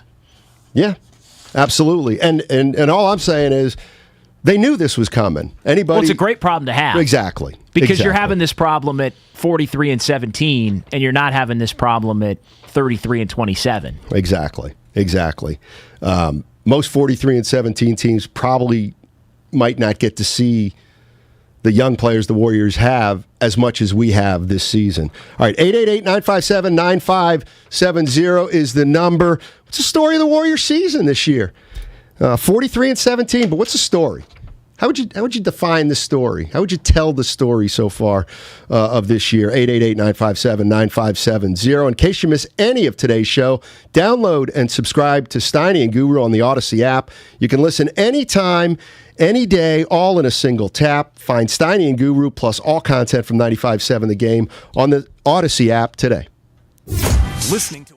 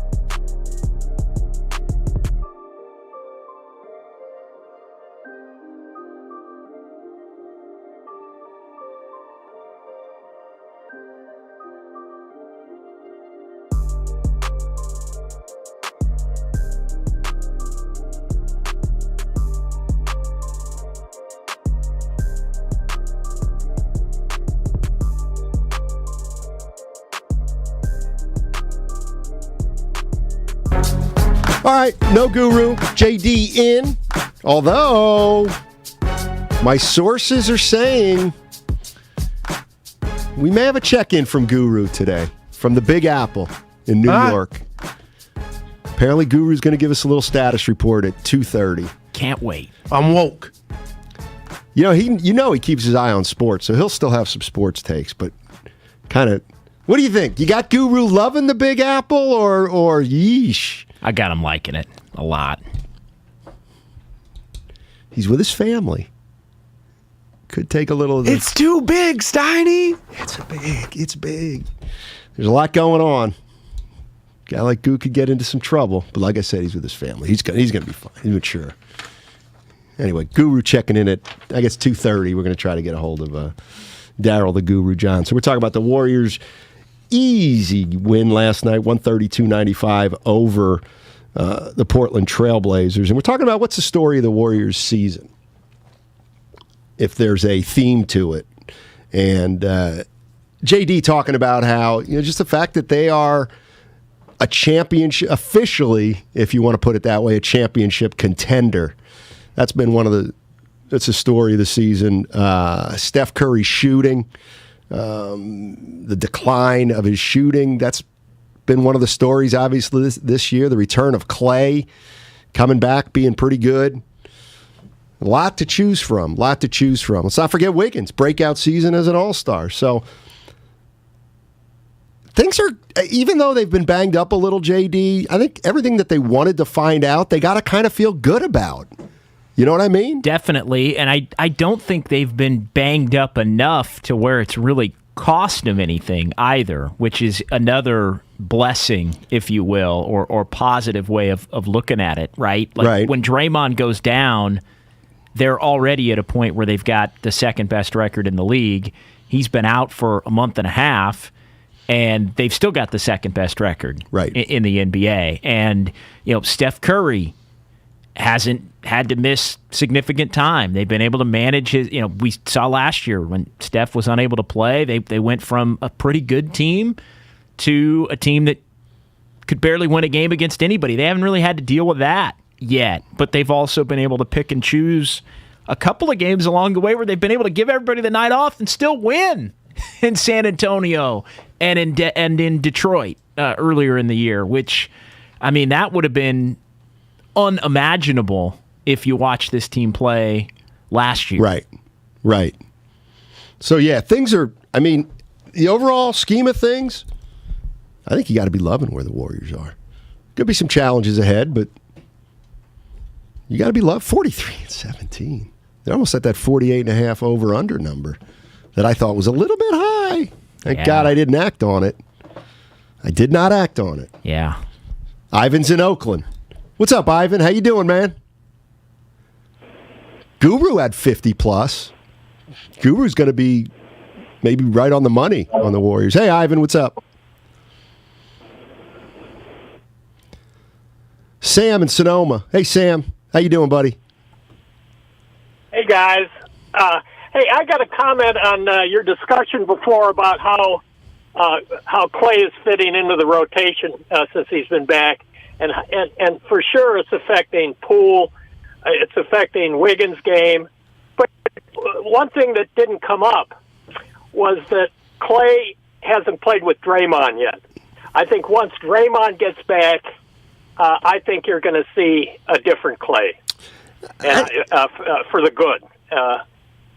I guess that's what I had to say. Yeah, no, I like it. I hadn't really thought of it that way, but I think Sam's got something there. It's a great point.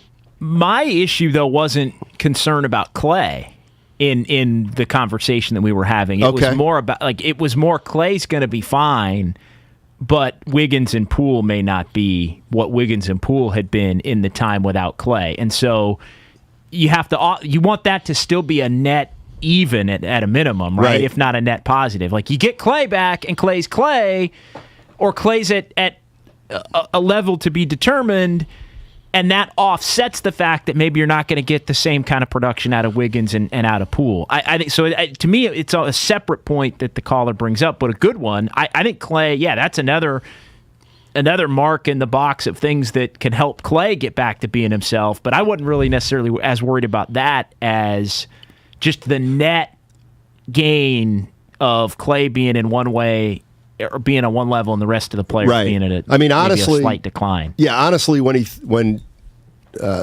Sam called in, I thought he was just talking about Draymond will help Clay get back to Clay being Clay. I agree with that. Yeah. And I one thing I wonder is whether or not Draymond Green has the, well, I know he probably has the, if Draymond would ever say to Clay, yo, chill, man. Because we all know Clay's, I was thinking about this. Somebody was saying, I said that Klay Thompson's back, but he's not Klay Thompson. He's not playing like he played before. Now, I'm not saying he's playing worse, but the ball's stopping in his hands a little too long. And, one of his claims to fame is that he scored 60 points or whatever it was with 11 dribbles. So that's where I do think Draymond having the ball and Steph having the ball will allow him to be more of the player he was, which is a catch-and-shoot player as opposed to getting the ball, dribble, fade away. He's just not, but I think he can get there. He's working himself through some things, and I think he's taken some uncharacteristic shots more frequently. Yes. But I also think that's him knowing it's still the regular season and this team's got a really good record and it's not really impacting him in the overall standing. Right. So he's gonna get him in, and then he'll know when the time is right to dial it back a little bit or play within the. He's still gonna get a ton of shots. No, I know. As many as he wants, but I don't think. I think there'll be better shots, I guess, is what I'm getting at. All right. And that's the part that, which is one thing I'm going to have my eye on is kind of the subtle changes in Clay's game as we approach the playoffs. Is he going to take 4 or 5 more bad shots a game than he used to and not make any of them? I mean, if that's the case, that's a problem. Yeah, but you're right. I'm not convinced that, to me, he's smart enough to know, hey, I'm going to be defiant now. Gotcha. And try, but I'm not going to do this if it's going to cost us a playoff series. And I wonder. I mean, I hear what you're saying, but I wonder if he's really even capable of doing that, or if he's just. I think he is. I'll go on record. I think he is. Alex in Oakland. What's up, Alex? How you doing, man? What do you got? I'm doing very well. Yourselves. I just think small ball rocks for the Warriors. I hear that all the time in the game. Oh, they got this big center. Oh, here comes somebody else. They figured out how to play as a team, and someone compared them to just a big YMCA team, which I thought had some humor to it. But, yeah. Appreciate that, Alex. Look, the Warriors have exposed more big men than they've been exposed by in the last 7 years. So I'm with you there. I'm not clamoring for another big man, JD, until Wiseman has a setback, quite frankly. And if Wiseman's ready to go in a couple of weeks and he's healthy, then I don't see any reason to sign a big man, especially if Draymond's coming back too. Well, it also gets back to who's going to be playing who's going to be playing in the best version of the Warriors down the stretch in games. Well, not a guy they acquire on a buyout. Exactly. So So at that point, you have to ask yourself, what's the point of getting that guy? And the answer might be, well, you'd rather have him than Bielitsa. The answer might be you're worried about Wiseman being a complete non-factor for whatever reason, whether it's health-related or whether he does come back and he isn't at a level that you want him to be at, or whether it's wanting a little bit of an insurance policy if something happens to Looney. I mean, those are all the questions. But yeah, the guy they sign off the street or off the buyout market is not all of a sudden going to be playing down the stretch in game 5, 6, and 7 of a playoff series. It's not going to be the case because Curry and Clay and Wiggins and Draymond are going to be on the floor for sure. And then the next player after that is going to be Poole or Kuminga or Iguodala or, even Otto Porter. Maybe Otto Porter. And you just nailed it. We named 5, 6, 7. 6 guys Did we even that say could be Looney? the 5th guy. Right? No. Yeah, right. So there's literally 6 different options that could be the 5th guy with Wiggins and Draymond and Curry and Clay. Yeah, you're right. Ivan's in Oakland. Let's give him another crack at it. What's going on, Ivan? How you doing? Hey, how's it going? Thanks for taking my call. Sorry about that earlier, man. I was laying in the sun. I got the feeling good. Next thing you know. It's cold out there, Ivan. Not cold in the sun. Not where I'm at, man. It's hot where I'm at. I got the one spot in the Bay Area that's warm. All right. But as far as the Warriors is concerned, okay, the biggest thing to me about the Golden State Warriors is their inconsistency. They have way too many games where they miss too many shots and allow teams to either beat them or stay with them. Last night was the first time I think I've seen them play something close to a complete defensive and offensive game. I mean, I get frustrated with them sometimes. I keep thinking, okay, it's just going to be the playoffs. Playoffs are going to straighten it out. But I see some inconsistencies. And the best thing, I think, is it's got to be Peyton. Peyton changes the entire outlook of their defense, because he could just come in and lock up whoever the top person is, and that's allowing Clay not to kind of get his feet together. You're right. You're absolutely right, Ivan. And Ivan talked about their inconsistency. I don't necessarily think they've been overly inconsistent, but the one thing I will say is Draymond's missed 15 games this stretch. About that. I mean, look, it's a little more than that. The Warriors can't be their best, as you like to say, their best version of themselves without Draymond Green. Right. And to me, it's Draymond Green. He helps them offensively and he helps them defensively. So it's hard to get a gauge on. It's hard to get a gauge on who they are now, because they're going to be different on both sides of the ball when Draymond comes back. They are. Coach is in Vallejo. What's up, Coach? How you doing? What do you got? Hey, good afternoon, guys. Yeah. I'd love to chime in on this conversation. Sure. And I think Peyton is the second biggest story of the Warriors this year. I mean, because having a stopper like that stops the penetration is important, and I'm glad Kerr sees that. But to me, the biggest revelation this year is Kevon Looney. I mean, he's been the Iron Man. And he's been the Iron Man. He's had a history of injuries.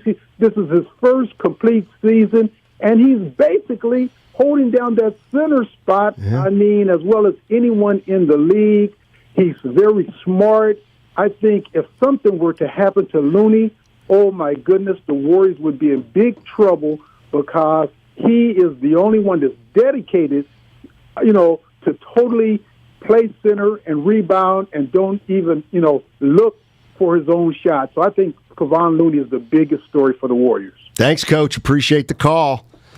I mean, he's been really good. He has been. And let me tell you who's begging for Looney to stay healthy, and that's Draymond Green. Draymond Green needs Kevon Looney to be healthy. Yeah, because if Kevon Looney's not healthy, that means Draymond Green is starting at center, because the Warriors are in all likelihood going to the 5 or 6 other options that we just mentioned in the starting lineup, and they're going to piece it together from that point. Yeah, I think you're right there. He mentioned, obviously, Coach mentioned Gary Payton II, and I thought this was also interesting. I guess Steve Kerr said this before the game, and you noted that he said it prior this season, was just listening to him talk about Gary Payton II. He said, getting Payton right now more minutes is very important. And I was thinking, why? Why is it important to get Gary Payton II minutes right now? And I thought, doesn't have anything to do with Draymond Green, would it? I think it just helps them defensively to the point where maybe they don't have to be as good offensively. And because they haven't, look, if there's been a struggle for this team this year, it's been offense, not defense. No doubt. Which you don't think of it that way, right? It's been. Do they have enough scoring? Do they have enough shooting at time? I mean, shooting's probably unfair. They've won a lot of games because of their shooting, but there are games where they're cold, and it's how do they get a bucket? Exactly.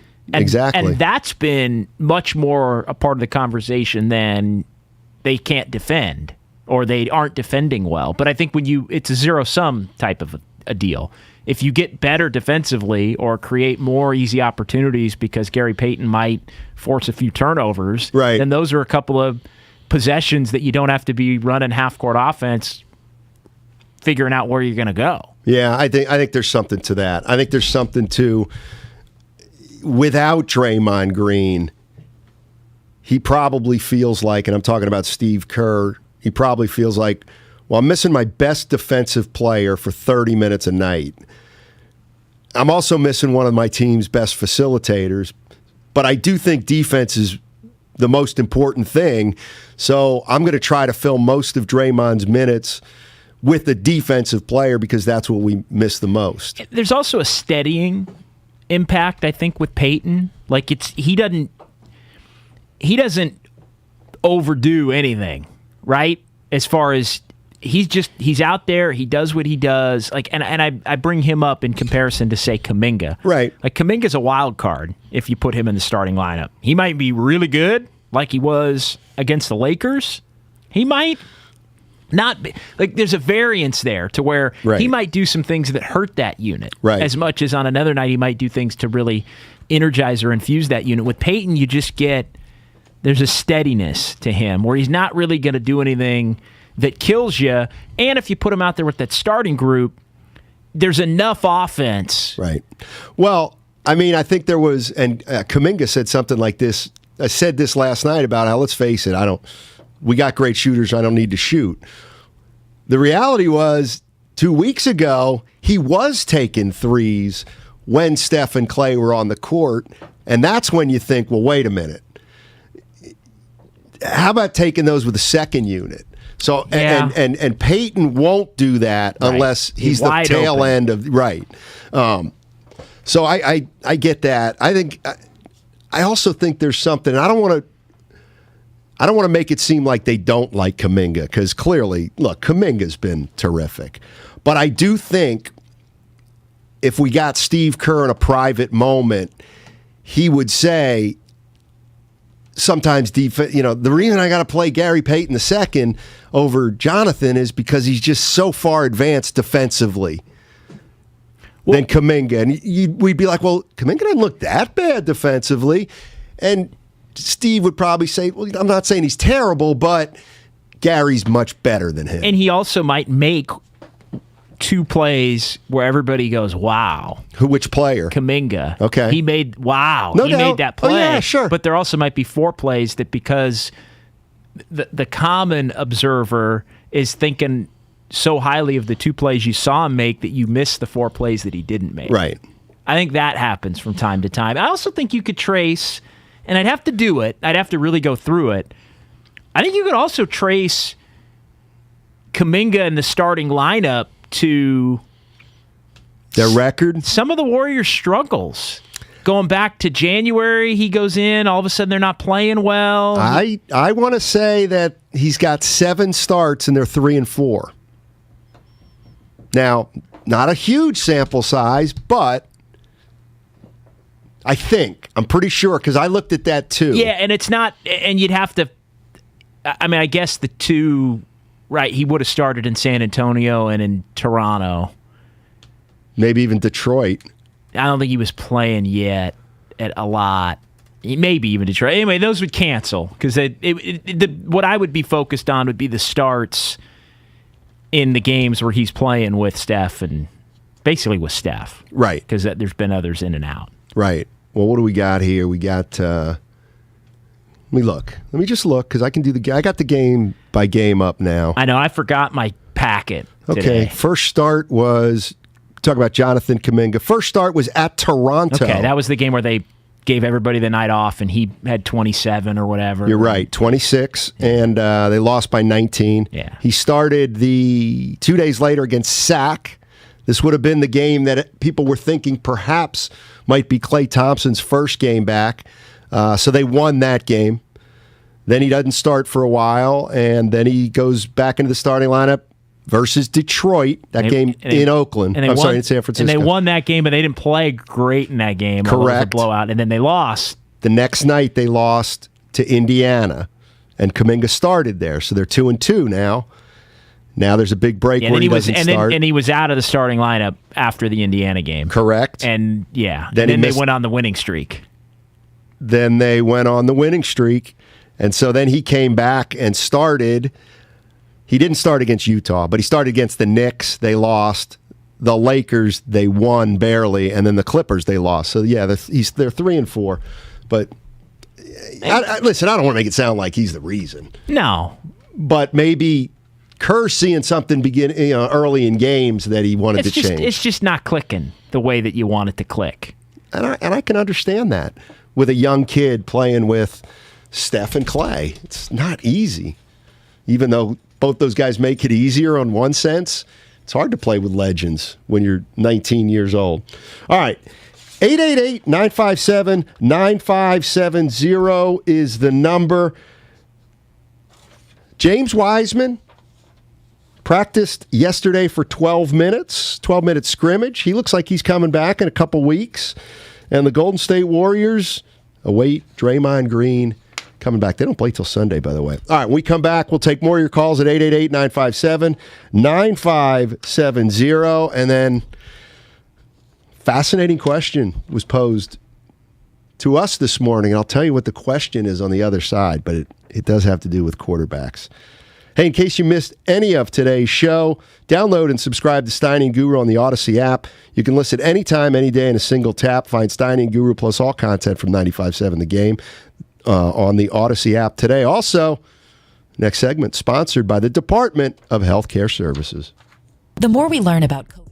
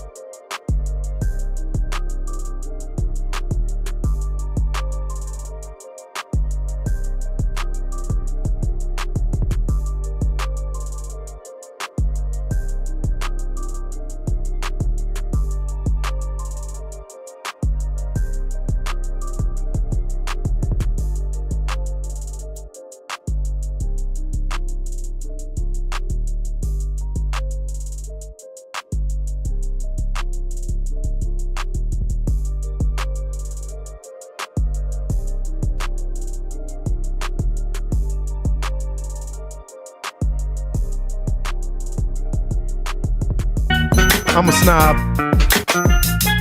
Now, back to Steiny and Guru on 95.7 The Game. All right, JD in for Daryl the Guru Johnson. Though Daryl the Guru Johnson will be joining us about 2:30 from New York City. Why? Why not? Because we miss him. I miss the Goo. I cannot wait to hear about Guru in New York. He should have made a documentary. Seriously.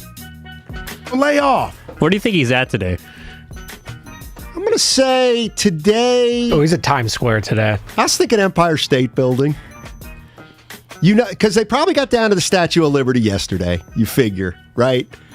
They probably did a little Central Park, but didn't do nearly enough of it because they didn't leave enough time, I'll bet you. Guru took a while to get ready. Let's see, where else? If I know, you know what? If I know Guru, I could see him taking a spin up to the Bronx to take a look at Yankee Stadium from the outside. I've done that. When I drove through Green Bay, I just wanted to see Lambeau Field. I'm a Dodger fan. I always like that. So we're going to have some fun with Goo. Goo in New York. Whew! Taking a bite out of the Big Apple. We're talking about the Golden State Warriors, and I was going to say the second half of the season, but it started last night. Easy win over the Portland Trail Blazers, 132-95. And a lot of things are going well for the Warriors right now. Let's be honest.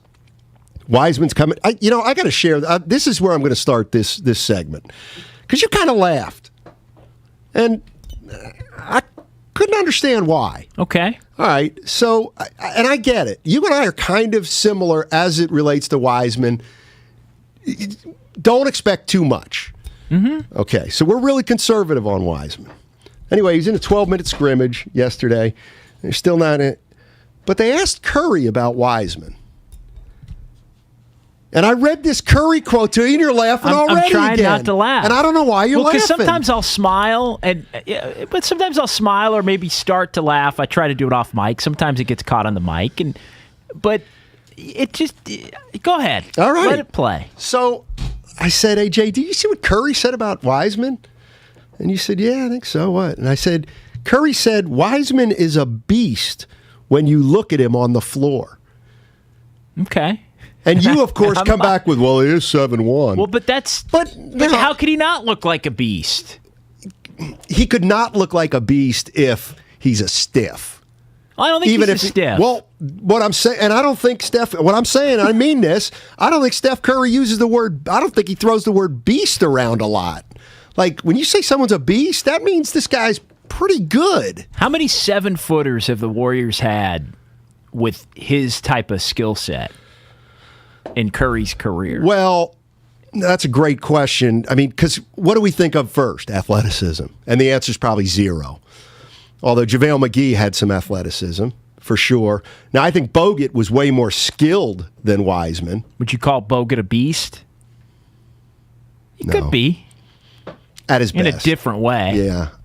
I just think you call somebody a beast, I don't know. Maybe, listen, just like when Kirk Lacob talked about Gary Payton II being the story of the season, I started thinking, well, what if Wiseman's really good? Like, really good. I guess the reason I smiled... What if he's Evan Mobley? I guess the reason I smiled... Well, if he's Evan Mobley, then not 5, not 6, not... I mean... I know. See, I don't know if you're serious or not. Well, there. no. I mean, if I am... I mean, I'm kind of being serious. I mean, if... And here's... Okay, we're getting off on a little bit of a tangent, so we'll have to come back. But if Jonathan Kuminga, let's say, is like a poor man's Giannis, and James Wiseman is Evan Mobley or David Robinson, at some point Anthony Davis, then the Warriors are probably going to win 4 more championships in the next decade. So when I say look out, or when I kind of laugh, like, I mean, if those 2 players are superstars, then well, here's my question. I mean, that's the pie in the sky. Like, if you got Joe Lacob, in a room and you said, Joe, like, what is the best case scenario for the war, like for the future of the Warriors? I would bet he would say something along the lines of, well, we win one this year or next year, and Wiseman is a superstar and Kuminga's a superstar, and that means we're really good and win more championships for the next 10 to 12 years because those 2 are that good. A 4 and a 5. Yeah. That's where I think that alone won't do it. You got to get other. I mean, you got to get other players. You got to get some damn good. You better get a guard in here who's like really good. Yeah. I mean, like, what teams right now? Their 2 best players are a 4 and 5. Lakers. Yeah. I mean, I just think you. And I won know a title 2 years ago. They did. I mean, and look, that's LeBron in year 17 or whatever it was. But I guess, and look, we're going way to the extreme, but like that's the ultimate. That's what you'd want, even if it's unrealistic. Sure. And again, Steph Curry used the word beast to describe Wiseman, and I just started thinking, well, we're talking about him like he's not going to be able to help as much as people think. Maybe he is. Let's come back to the beast part. Maybe he is. My take on the beast, on him calling him a beast, I think I think it has to do with size and athleticism and physical tools. I think it's a comment about his tools and not that he's out there destroying everybody.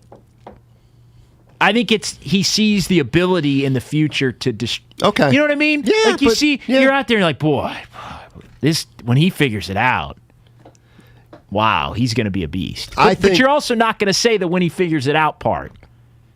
Because then you're telling everybody he hasn't figured it out yet, which you don't want to tell him anyway.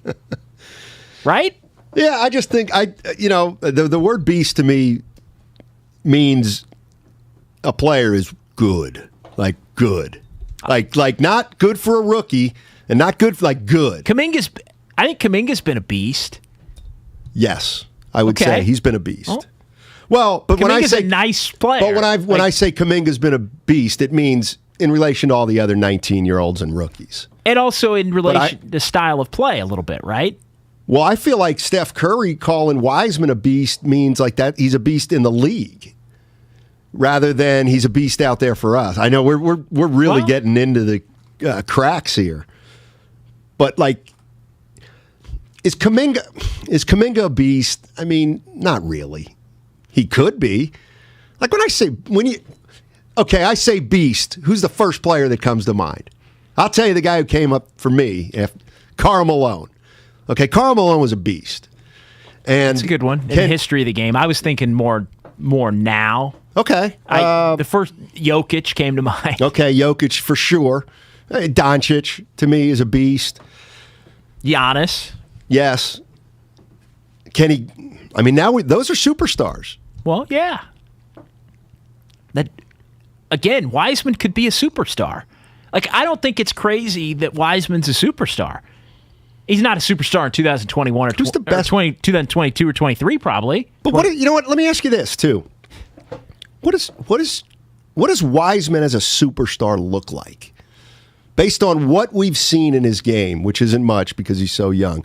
What does because that's something I'm going to be honest with Anthony Davis. He doesn't really have that mid-range jumper that he can get off whenever he wants. But I think the thought is that he will. And he kind of posts up off that a little bit. Yeah. See, I look at Anthony, and who knows, but I love talking about this. I see Wiseman as an unmitigated 5, and I see Davis as a 4. Oh, Davis is a 5. Well, no, he didn't. I know they call him a 5, but when I say today's day and age, he's a 5. He's a 5. What I'm saying is Wiseman is much more of a traditional 5 than Anthony Davis, to my way of thinking. Much, much more.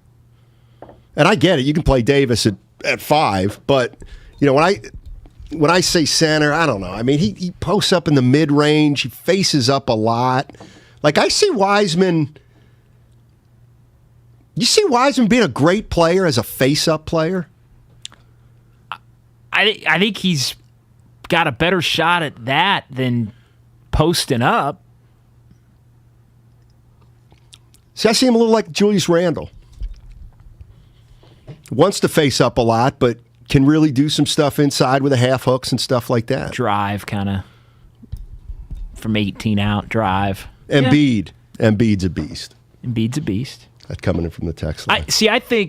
I also think Wiseman is going to be a little like some of the guys that are just dunkers, right? I think there's a little Capella to him.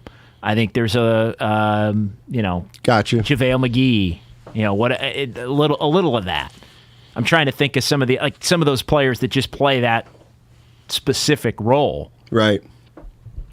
Yeah, it's fun to talk about, especially when you got a team that's got high expectations. Ayton's an example. You'd be Ayton? What? Wiseman. You see any of Ayton?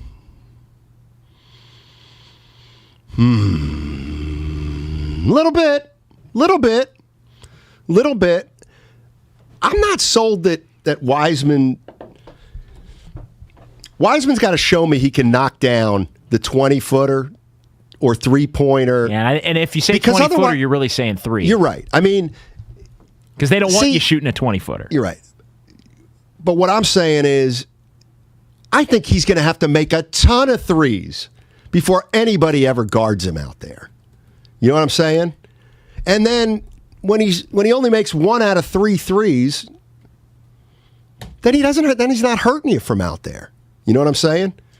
So, where does he get the ball? I'm like, throw the 888-957. The dunker spot. That's how it's going to start. But and 5 years from now, going to be almost exclusively what it is, I think, on this team. now. Yeah. I think you're right, as long as they're in the mix for a title. And maybe it's pick and pop, and he shoots an open three. And I think that's, pick and roll. I think is pick and roll. He's going to the basket. You get it. Going to the basket. That's, I think, pick and pop. He gets an open three. You want to knock down an open three from a couple of different spots on the floor that you like. Got a couple comparisons coming in here, JD. 925's asking a question: is Zion a beast when he plays? Yeah. James Wiseman is Hassan Whiteside. I'd be disappointed if I were a Warrior fan and that's who he was. Jackson Hayes, I think he's got to be better than him. Wiseman might be like Bam Adebayo. See, I think Adebayo's got a lot more. See, I think Kuminga's more like Bam Adebayo. I do too. Jaren Jackson Jr. I think a Wiseman like a lesser Kevin Garnett, Chris Bosh. Wiseman's. Okay. Yeah, Chris Bosh is interesting. Yeah, see, and that's what I don't. And maybe look, I'm not. Maybe that's my problem. JD is I don't. It's hard for me to look down the road, but Chris Bosh could shoot it. Yeah, and he had a jump shot. Well, you got to shoot. Like you got to be able to. If he's going to be a star, you got to be able to shoot. He doesn't have to be a star to play this year, maybe or next year, or be able to shoot. But you got to think about it. You want to. It's all. What's the league about, right? It's about you want dunks and layups, you want free throws that you can make, and you want open threes. So that's it. Whether you're big or not. I always think also a big time scorer has to hang his hat on something. He's got to have something. And again, I get it. Wiseman's only 20. You can still develop that. But we haven't seen him enough. Let me ask you this. 415 says Wiseman has a jumper, Steiny. There's two things I want to talk about here. One is, are we talking about a jump shot, or are we talking about making a 22-footer or whatever it is? Because Wiseman does not shoot a jump shot. Shoots a set shot. And the question is, can he make it? It doesn't matter. Yeah. It doesn't matter, JD, but how many can he make? How many can he make from three? How many does he need to make? Is he such a good player that he can be Draymond Green, and if he hits one or two, it's just gravy and we're going to be off to the races? I don't know. I mean, at some point, you're hoping he's a go-to guy. He's Sabonis, Evan said. No. I was just saying, as far as the beast in the league, is Sabonis a beast? No. Yeah, I don't think of him as a beast. God, I don't think. Great game last night, though. Yep, hollow numbers. He's David Lee. Yeah, he's the New York Knicks David Lee. I think it was 33, 14, and 6 in an 18-point. Pretty good. Yeah. They lost late, huh? Gutsy. Yeah, gutsy. Let's go to Austin and San Jose. I don't talk about the Kings. Seriously. Nobody even mentioned their name. Evan did. He brought up. We were talking about a player. We're talking about a team. Let's go, Austin. What's up, buddy? How you doing? Hey, fellas. How you guys doing? Hey, I guess a good conversation as always, guys. My question for you guys is, what did they envision? And no one's really ever asked this for me. What did the Warriors envision for Wiseman when they drafted him? Because you guys are talking about what he is and what he isn't. And first of all, we haven't seen enough of him, I don't think, to really know. We've seen glimpses, but he strikes me as a guy who likes to shoot.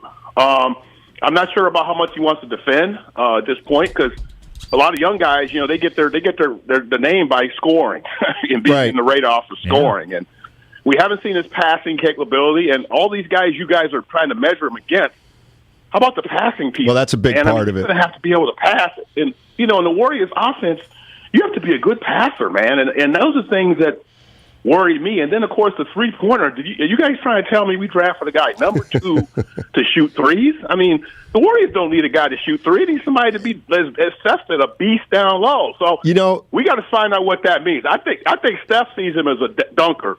I think when Steph says a beast, I think Steph needs a dunker. And I don't know if it means anything other than that, guys. Thanks a lot. Appreciate it. Good stuff there. I think I'm you're with right. Austin on I think you're right about that. Austin, about the dunker. Listen, it's not what. Here's what you want from Wiseman when he has the ball at the top of the key. All right, can he make a play?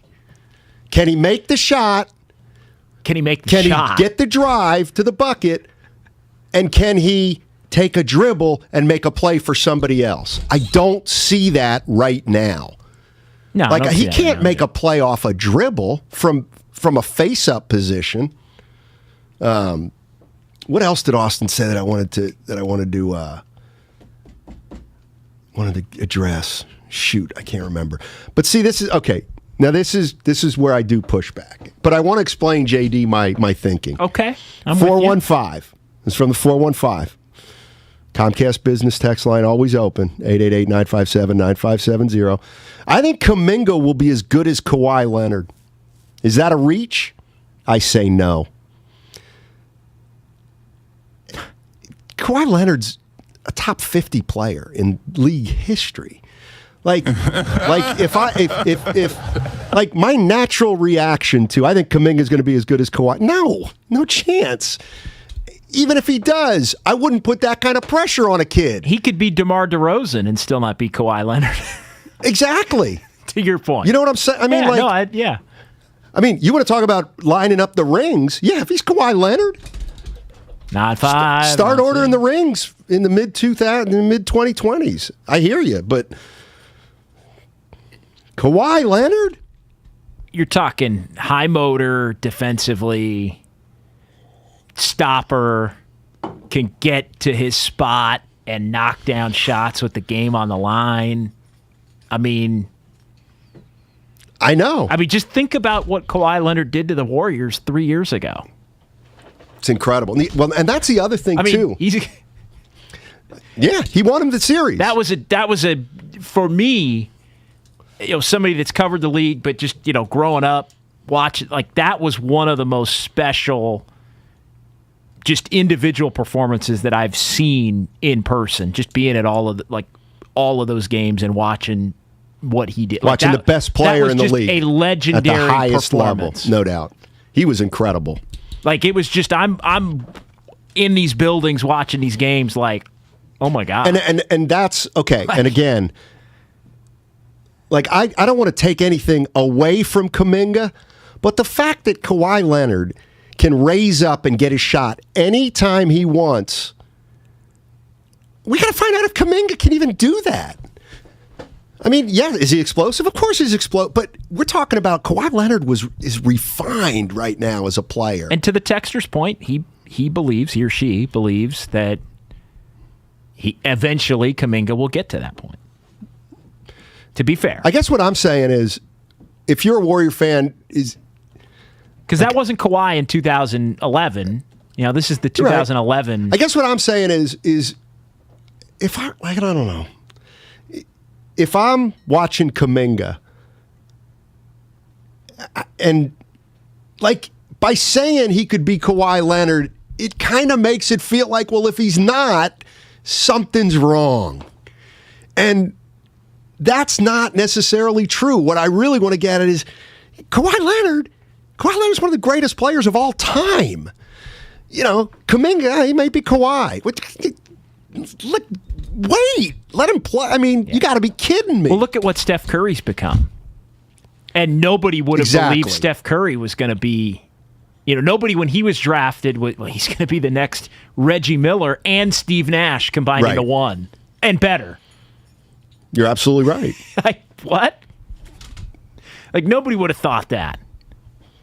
No. I mean, Curry, when did he... Who was he? You think he was hurt early. I'm trying to think when you first saw Curry, how many years in was he He's pretty good. Yeah, fourth man, year. I think it was his fourth year. You know how that year Damian Lillard took a big step? Sure. He was 2 levels below Curry, and then he clearly got right below Curry, in other words. When was Curry's year like that? I think Curry, to me, the first 3 years, so that would have been 10, 11, and 12. Okay. Right? Yeah. Not 09, but 10, 11. To me, those were non-factors. 12 was the year they traded Monte Ellis. 11, 12. Lockout year. Evan said 2013 is the first year he got a vote for an MVP. It was 13 to me. It was the 12-13 year. So the year that they lost to the Clippers. Bogut was here and Draymond was drafted, and I'm actually the year before that. Okay. I'm the year before that. I'm the year they beat Denver in the first round that year. Okay. Curry didn't make his first All-Star game until 25. Yeah, he was banged up his first 3 years, right? Yeah. His first 3 years he didn't look like he didn't even look like he was necessarily going to be a star. To me. And I wasn't around for all of that. I wasn't around the first two. I didn't think you were. I was, and he was scrawny. And like that's the one thing I always say about Curry. When he came into the league, there was far more of a there was an emphasis on, are you 1, are you 2, are you 3, 4, or 5? And Curry was not a 1 and he was not a 2 at that point. Yeah. And that was viewed, and I'm not saying he changed this himself, but that was looked at as a negative. If you were a tweener between a 1 and a 2, and he turned it into like a position. You know what I mean? Like something to be expected from a great point guard that, you know what? So what if he's not getting 20 and 10? This guy's getting 28 and 6 or 7, which is the new way to kind of, you know what I mean? That's interesting. And I know we've had this discussion a little bit in the past, and like I always viewed Curry as, and I know he's not the prototypical 1, and he surely wasn't, but I always viewed, and that was where I leaned toward Curry over a guy like Monte Ellis. Right. Like I looked at Curry and I thought, and again, I didn't cover the Warriors his first 2 years in the league, but I looked at Curry, he's a 1. Like he has to be a 1. If he's going to be successful in this league, he's going to have to be a point guard. Regardless of what, he could be a scoring point guard, he can be whatever, but I always thought it was very clear. To me, Monte Ellis was, what's he? He's not a 2 because he can't shoot. He's too small to be a 2. He's a point guard, I guess, but he doesn't really have an interest in running a team. Yeah, so it's like, to me, it was like in that whole conversation. And again, I was kind of an outsider that became somebody that was covering the team right in that time. To me, it was a no freaking brainer. Like, Monte Ellis, this guy hit the pike. Like Curry, like whether Curry was going to become what he became or not, he had a better shot to be a 1 that could do other things. Well, one big reason. And now it's like, well, yeah, he's a 1. Yeah. Well, the one big reason is because Curry was open to it, playing 1. Yeah. And Curry played 1 in college. And Monte Ellis was also, I mean, he's a losing player. Like, you talk about he was a losing player. Monte Ellis or Buddy Hield? Cut from the same cloth. It's Monte. It's Monte. Monte's got more dog in him than Buddy Hield for sure. But there's something. But they're cut from the same cloth. All right. In terms of winning player, losing player, I mean, Monte's a better player. Right. Yeah. Although Buddy Hield, you know what? By the time Buddy Hield's done, he's probably going to be a top 5 3-point makes player. Monte, there's a little. Yeah. I don't want to say it. We're not talking about them. All right. On the other side, we got Fox. De'Aaron Fox. Not in style of play, but I think Fox is a better point guard. Yeah, probably right. All right, coming on the other side, Jim Barnett. No intro needed on the other side of 95.7 The Game. Listen to the Morning Roast with the Odyssey app. Adam Schefter.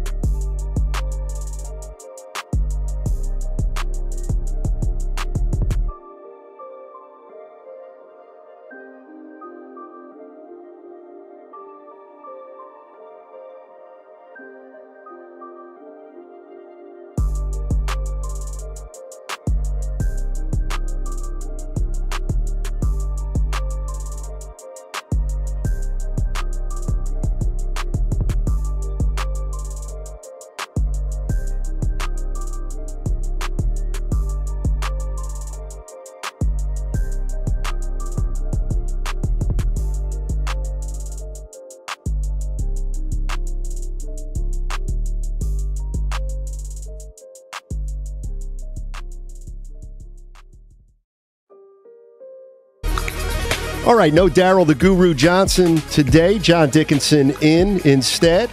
And let's go talk to one of our favorites, Jim Barnett. You can hear him right here on 95.7 The Game. Jim, what's going on? How you doing, buddy? Well, I'm doing well. Game in Portland last night. You get home late and sleep in a little bit, but I'm ready, and I'm very enthused that finally the Warriors, after a lengthy time without Draymond and everything, and I've gotten very concerned because they had been losing, and they found their defense last night. They found their defense, and I thought it was superb, and that's what stood out in the game against Portland last night, how they just shut them down. Let me ask you this. I was reading a story in The Athletic, and they had an interview with Kirk Lacob, and Kirk said that he said, Gary Payton II, he's been the story of our season. It got me to thinking, not that I necessarily disagree with him, but what do you think the story of the Warriors season has been so far at 43-17? Well, first of all, I never believed that they would be, have this record and compete with Phoenix for the best record in the league. And at 43-17, I think, and in particular, without Curry having a dynamite season, he's had games, 50-40 and everything, but his percentage has been down. And I want to talk about him about last night because he became the MVP last night with what he did. Fewer shots. He became a point guard, got a season high with 14 assists. But story for the season at 43-17. I think when you start, back in October, you say, "Well, do you take that record?" You say, "Yes." Right. And that includes, they had won the 9 games in a row, and then some of those obviously without Draymond.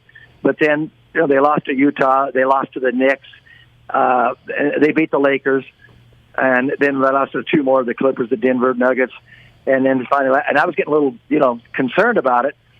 They really missed Draymond. And, I still think, and everybody says small ball or whatever, but when you get in those playoffs, you're going to need a big man. If you're going to go against Denver, Jokic, or you're going to go against Utah when you got Gobert, or if you even look at the game against Utah where they lost, Hassan Whiteside loves to play against the Warriors. He got 17 rebounds in that game and 7 block shots. He just absolutely comes to life and plays like an all-NBA player. And even with the Lakers, I know they've had a tough season, but Anthony Davis kind of does what he wants to do. And so there are a lot of things. I think they still have to get bigger. So I'm waiting for Wiseman to come in, and I think he's going to give them a big lift. And obviously they need Draymond back because Draymond is a catalyst. He sets the tone for the team. He makes Curry score with less work. Because he creates shots for Stephen, and they play, 1-2 together. They're in harmony, and it's just perfect. Jim, what's a reasonable expectation for Wiseman? Well, if he can come in, and this is, I want to talk about Kuminga too, because about what he did last night. I think the Warriors have scores now with Clay back and getting more comfortable. That does so many things. That's helping Wiggins, even though Wiggins missed his first 6 shots last night. Maybe he was too open. He hasn't had shots like that. But with Wiseman, he's a skilled player, and he's big. He's 6'11", long wingspan, and that's going to help the defense, and it's going to help protect the rim. And so guys get into the paint, then they've got somebody that can stop him back there. Draymond is 6'7". I know he plays like he's 6'11", but he's not going to be a rim protector like Wiseman can be. And Wiseman's going to. What I would like him to do is what Kuminga started to do last night: just rebound the basketball, rebound the defensive end. If he can do that and protect the rim a little bit, the scoring, and he's smooth. He can score. He just lacks experience, and I don't care what it is. There's nothing like game experience to really understand, so that you're not reacting late to a play. You're seeing the play before it happens, and so that's like Draymond. That's what Draymond does. He actually sees the play before it happens, so he's ready, and all of a sudden he's on the spot. And I remember Wiseman, when he was playing, there was a little hesitation. And when you hesitate in this league, you're going to get beaten.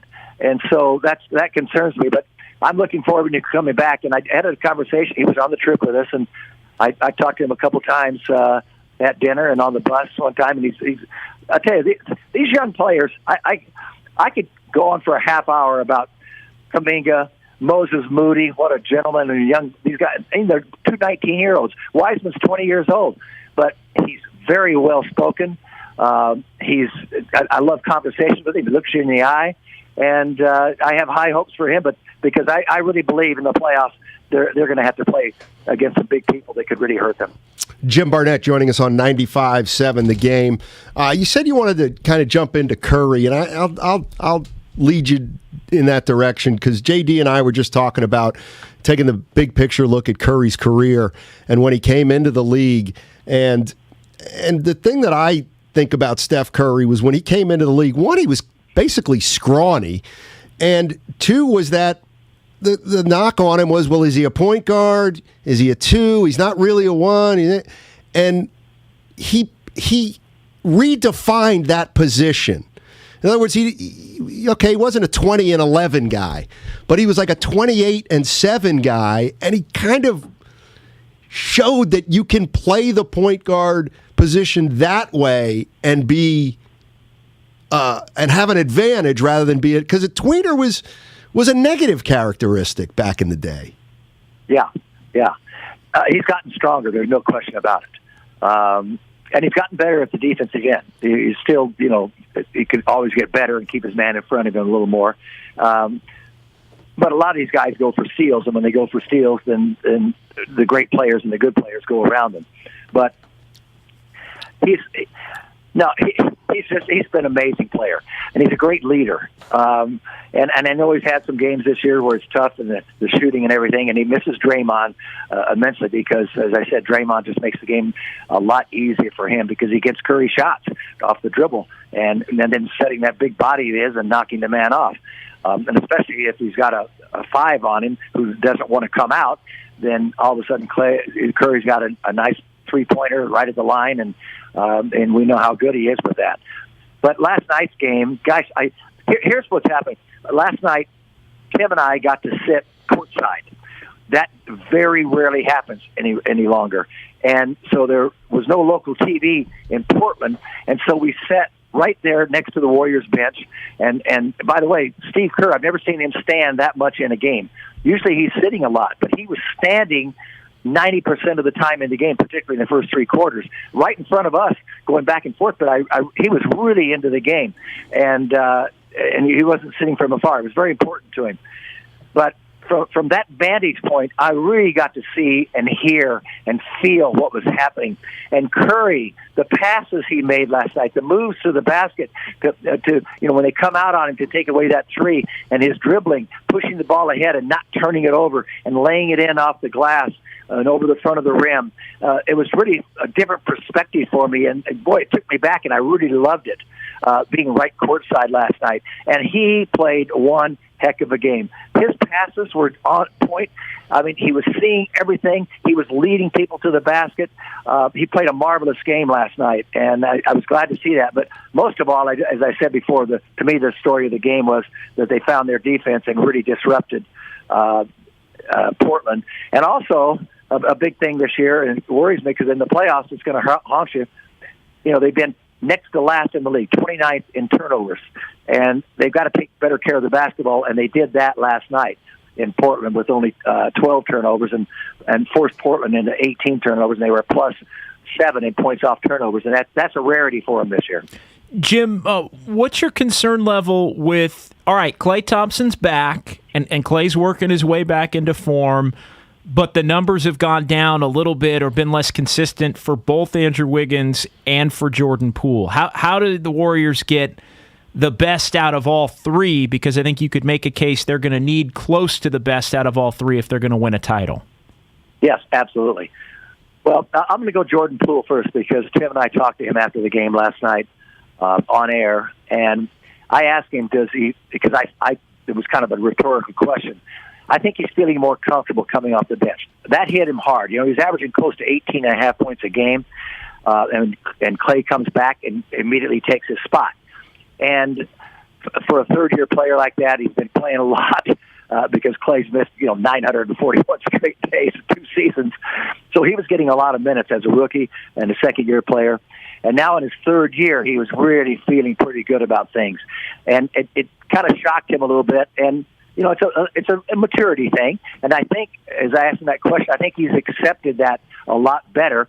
And the game last night, in fact, see, what I saw from him, in the past when he's come in, and since Clay has returned, all of a sudden he takes the ball and the ball stops. He's trying to make his move. He's doing his jab step. He's going back. He's coming forward. He's trying to beat somebody, and the ball's in his hands, and everybody else is standing around. And I thought last night he played half a game. He got his 15 points. He took 10 shots, no problem, because before in minutes like that, he would be taking 19 or 20 or 21 shots and just jacking it up there. But he got 6 assists last night. I thought he looked more calm, and I thought the ball was moving better. And moving to Clay, by the way, Clay is he's still so anxious and wanting to prove that he's dribbling more than I've ever seen him dribble before, trying to create his shot as well and hunting for his shot a little bit. Clay is best, as we know, when he can become, and the Warriors push the ball off the floor, and he can run down and get to the side and catch and shoot. If he puts the ball on the floor, he's better at going to the basket and everything. He's good, but he's at his best if he can catch and shoot, and that's what he needs to do. But I thought last night he was hunting for his shots a little bit. He played well. He shot well, but when the ball was in his hands, he was trying to create. And then everybody again.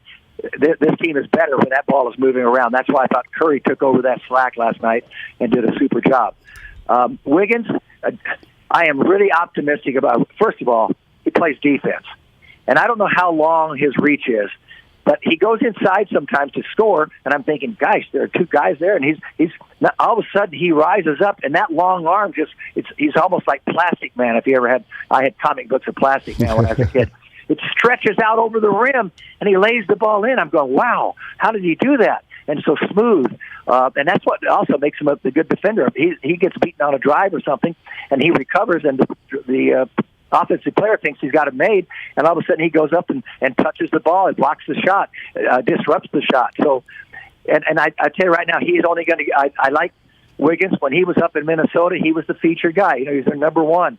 And the pressure is on him all the time. And now there's no pressure on him. That's why I was surprised last night as he kept missing he missed his first 4 threes, I know. I remember that. But he was wide open. And so I think part of that, and part of maybe Curry not wanting to assert himself offensively and take a lot of shots, was the All-Star break and the All-Star game itself. I think that takes a little out of those guys.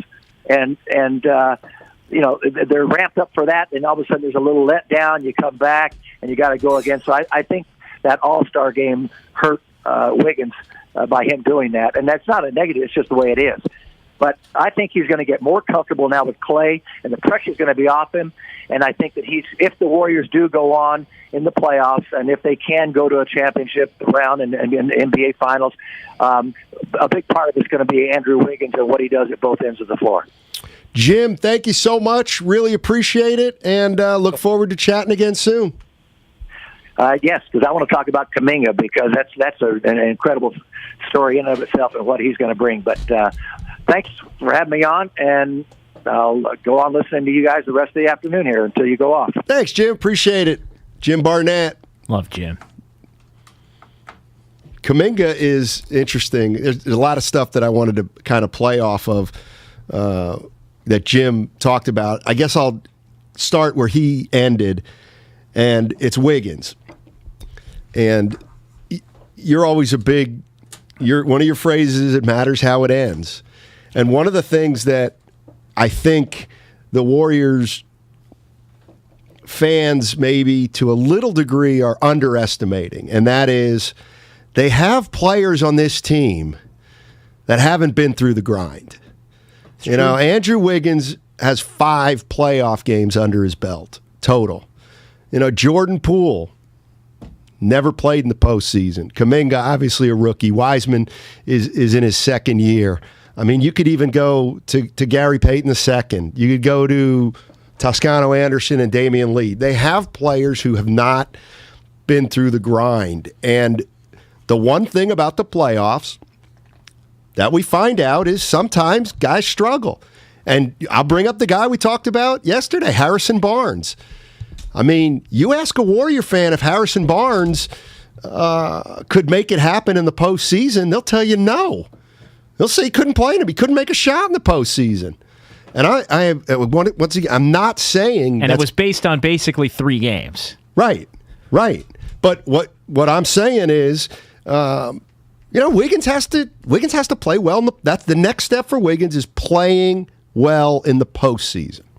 Yeah. Can he? And the Warriors, they first round matchup against Denver. Let's say. Warriors won that series in 5 games. Wiggins averaged 18 and 8, and shot 40% from 3 and 49% from 2, and did a nice job on whoever. Yeah, Will Barton. No. Thought you were going to say your favorite guy, Aaron Gordon. Yeah, Aaron Gordon. What? Aaron solid. Aaron Gordon's the kind of guy that'll get Denver beat. You think? He's the kind of guy that'll get Denver beat against I didn't the hear Warriors. what you said, Spadoni. Called him a beast. Oh. In the dunk contest. Gotcha. Aaron Gordon Aaron Gordon's the kind of player that helps you beat the Sacramentos and helps you lose to the Golden States. Not this year. I think he had a solid 10 and 6 against the Warriors in this. When it last matters, win. I know. I said it yesterday. The Nuggets might sweep the season series against the Warriors. Oh please, 6-5-0. Poole was in the play-in. He learned. Well, look, you know what? I want to go back. I don't want to scoff at that, but that's not a playoff. No, but I want to go back to what you said about Wiggins. Okay. And your hypothetical line against Denver in this playoff series. Okay. You know what? He could do that, and then he could play well against Memphis, and he could stink against Phoenix. And you know what? People are only going to remember that he stunk against Phoenix, and if they don't win. It's not going to matter that you were good in the first 2 series if we look back and it's Memorial Day. All right. And the Warriors just got beat by the Suns in the Western Conference Finals, and Wiggins really struggled. Nobody's going to remember that he was good in those first 2 series, and all of the focus is going to be on the fact that he was not good in the series that they lost. Well, Andrew Wiggins not playing well alone is not enough to get the Warriors beat. So, even though he will have had a part of it under your hypothetical, also under your hypothetical, a couple other guys didn't play well. So to me, Curry and Clay probably didn't shoot well. But they're not getting the brunt. I don't know, JD. I don't know. I mean, you don't know. I don't know that they're not getting the brunt. I'm going to tell you right now, when the Warriors lose, we give you your scapegoat list, the Warriors lose scapegoat list. We kind of did this yesterday a little bit, just having fun. Look, if the Wiggins Warriors is at the top. If the Warriors lose in the Western Conference Finals, Kerr screwed up the rotation somehow. If the Warriors lose in the Western Conference Finals and Steph shoots 41% from the field, 42, and 37 from 3, and has his normal 30 assists in 6 games, 30 assists and 20 turnovers, that's going to be on him. And that will have been, then it will have been, he didn't have a good year shooting, and he didn't have a good playoff either. Then we might have something to talk about. And I'm not saying that's going to happen, but what I'm saying is if Wiggins stinks, Curry and Clay can still be good enough that they can get to the finals. You see what I'm saying? You don't believe that? I don't know. You just disagree that you just know for sure Wiggins is going to take some heat. If he doesn't play well and they lose. I mean, he might play well and they win. He might play well and they lose. But I think the most likely scenario is he ends up not playing well in a series where they lose, and you point to, all right, well, why didn't you win? And it's going to be Wiggins didn't do this, or Poole didn't do that. So or clearly, Kerr what you're should have saying, played Kuminga more. Well, let's get into this a little bit, because clearly what you're saying is, and I assume you're talking about the fans. Yeah.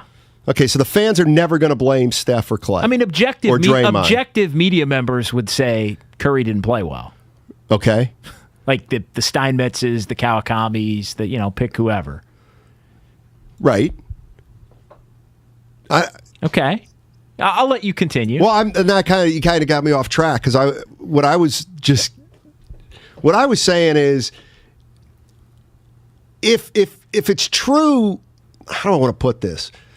When Durant doesn't win it, to me he gets killed. When LeBron doesn't win it, he gets killed.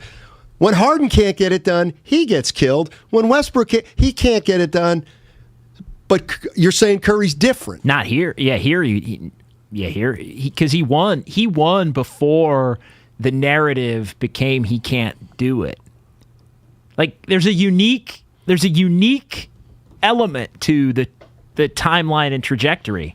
Like Curry won a title maybe even a year earlier than you would have thought in a way, right? Because they went from a 6 seed to the title and he was the MVP and then he won the MVP again and they won. What I'm getting at is there was never a prolonged stretch where the expectation was win a title or they were in the mix to win a title and didn't. They got in the mix to win a title and they did.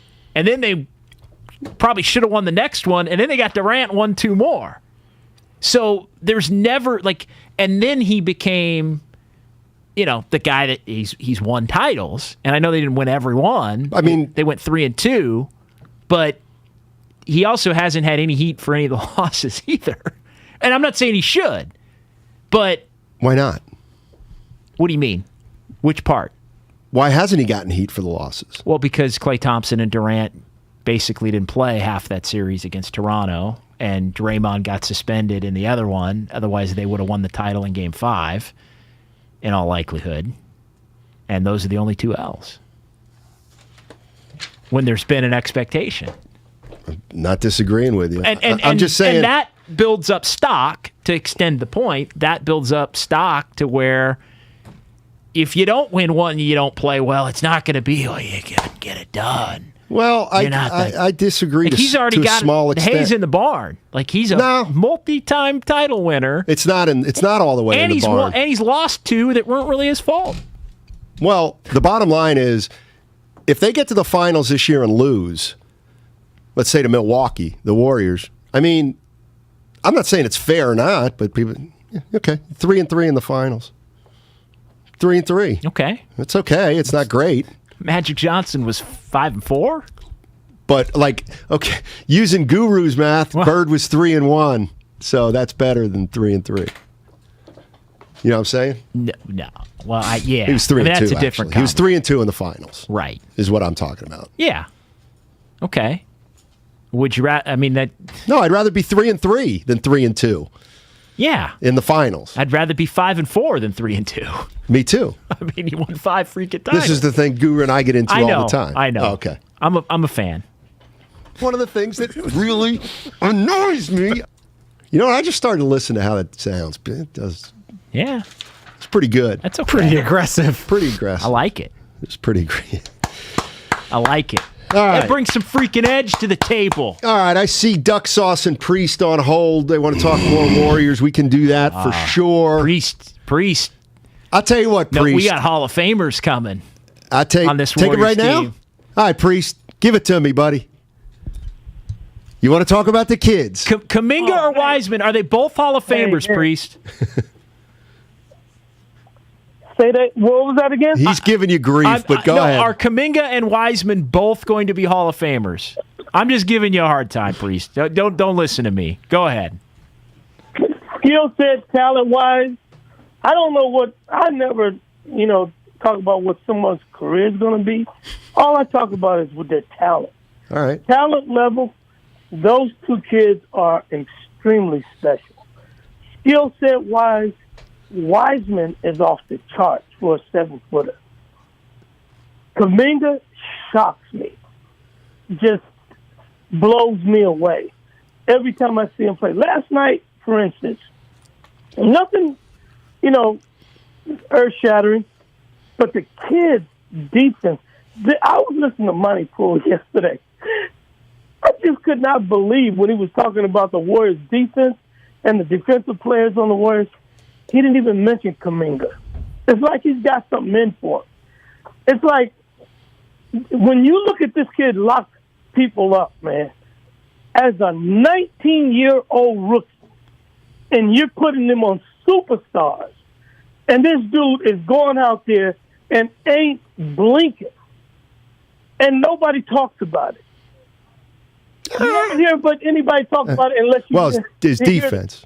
Yeah. Hey, Priest, thanks as always, and thank you for listening. Well, yeah, I think he's right. We talk a lot about Kuminga's defense. I mean, he struggled against Julius Randle. It's up and down. Yeah. I think there's been games where he's played pretty good defense. There's also been games where he's either. I mean, Randle abused him. Like let's call that honest. Like Randle.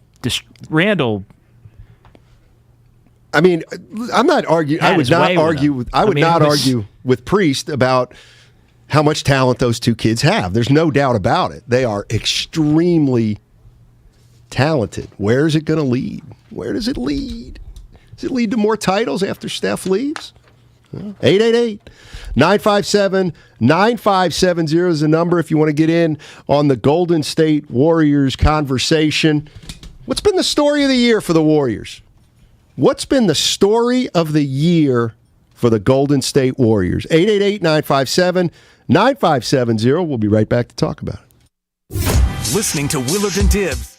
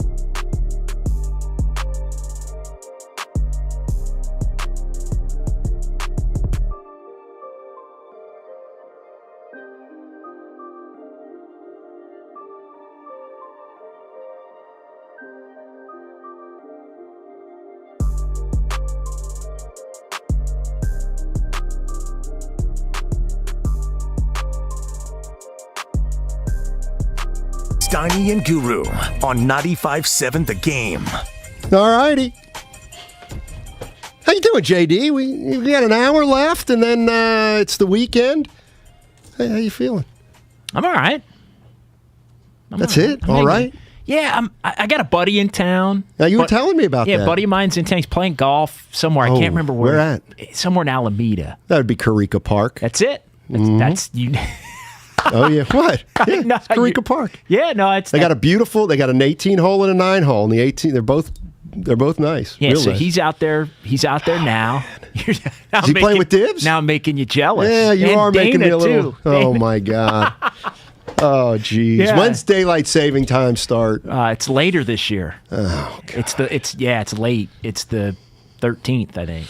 All right, so you got a buddy in town. Yeah, I got a buddy in town, and we're gonna be out and about a little bit tonight, maybe in the creek. Yeah, you got a creek. A little action in the creek, but there might be a little action in the city before there's action in the creek. Yeah.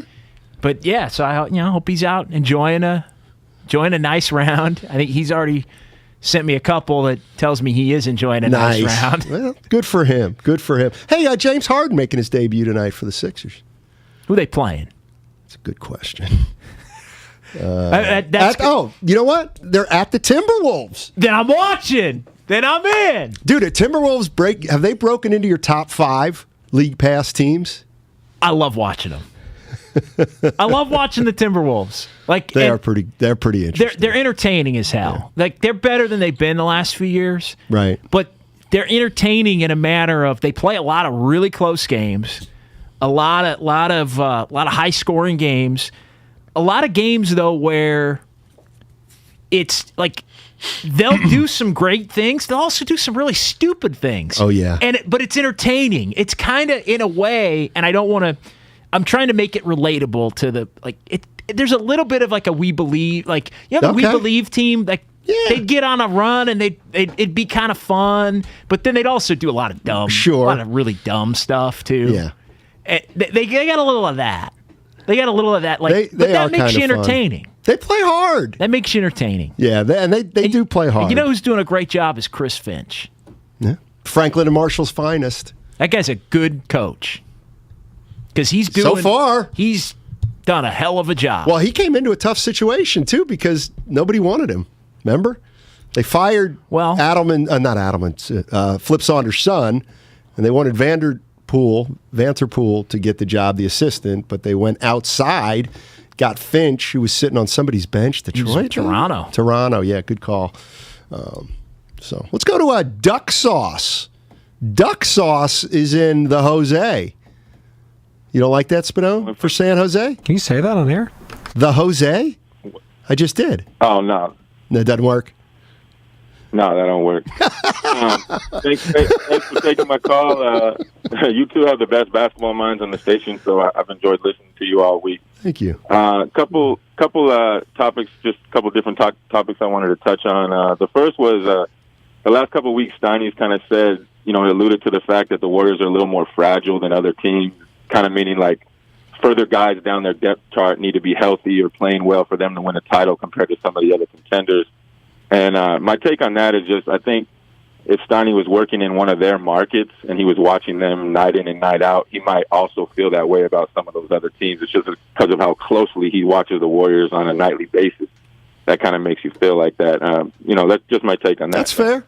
The other topic is all the time people are always talking about whether Steph's a point or a 2. To me, it's how he approaches the game. If someone's played the game, they know Steph has a handle of a point guard. He has a handle of a point. The way he drops dimes or creates for other players, that's how a point guard would set people up, not a 2 guard. So those are point guard skill set to me. That's what makes him a point, in my opinion. And the last thing I wanted to say, I'll take this answer off the air, is I just wanted to know what you guys would think how early would Kuminga go if we did the draft over this year, knowing what we know now? Man, time, guys. Thanks, Duck Sauce. Appreciate it. I need to look at the list of who got drafted. Yeah, I'm bringing it up now, but I mean, what do we got? Scotty Barnes. We got Evan Mobley. Yeah. Darren Suggs. There were 4 really good players that Jalen Green. Yeah, Jalen Green, Jalen Suggs. Yeah. Mobley, and then there was one other guy, that Scotty Barnes, Giddey. I mean, Giddey was not in that original group, but yeah, Cade Cunningham. That's the guy. Yeah. Well, let's be honest. Are you taking Kuminga before all those guys? Go ahead. You can take any of the rookies you want, any one of them. I mean, probably not. I mean, I'm probably still taking Cade Cunningham. I mean, yeah, no, I'm not. Oh, I see what you're saying. Like, I'm not. It's not to the point where I'm looking at Kuminga going, he should have been the number one pick. I think that's what. Yeah, I think that's what he was saying. Right. Yeah, like Kuminga would be the. Like I would take Evan Mobley at this point. Right. But yeah, he might.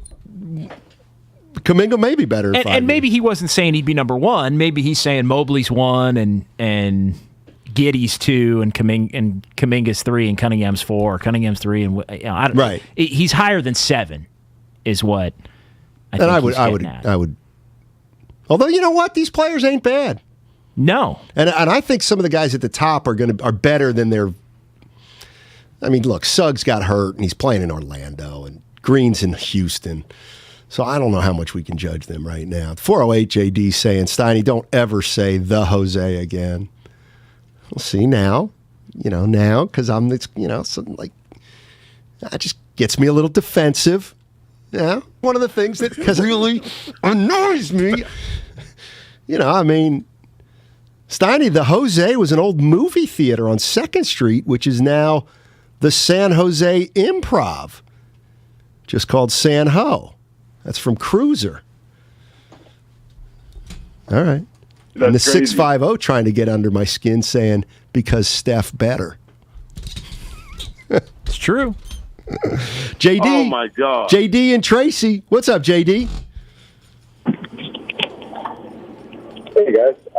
You posed the question of Warriors' top highlighter, this year. And, Curry, obviously breaking the record. That was a big my God, one. I forgot about that. Coming back. But for me, every time I watch the Warriors on the Warrior Channel, and there's a little box after Curry makes a three. Sure. I think he's up to like 180 right now, and I'm just wondering how long that thing is going to go. Because, I mean, was December 1st of 2021 or 2019 or whatever it is, and he's already. So I think that is underlining. It never gets spoken of, never says anything about it. But man, what a stat that is right there. Yeah, it's I think up to about 180 games. Here's a little insight for you about that graphic. Pretty sure he's still working in the Warriors production team. My man Eric Fisher. Eric Fisher was their graphics guy. I think he still is. Just give you a little inside baseball. He does one of those every game and updates the number. He probably has something in a file where it's like 181, 182, 183, and he just clicks the button. Eric Fisher, also a real good basketball player, D2, San Francisco State. Really good player. If the redraft were today, just some local basketball knowledge of some good players in the Bay Area. You got me snoring. I hope they didn't see that on the Twitch. Well, yeah. Sorry. A lot of Gators that work at this station, Steiny. It's a great school. It's a great school to get into the media. Absolutely. No doubt about it. Did you go there, Spinell? I did. Me, I didn't Whitey know Gleason, Ray Ratto, Bonte, to name a few. Ratto went to SF State? He did. Why did I think he went to Oregon? John Curley. I think he's. What does Curley have to do with anything? He's another one that graduated there. From Oregon? No.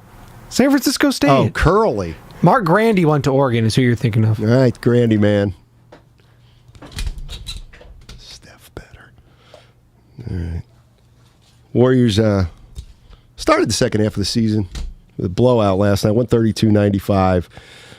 Next game is...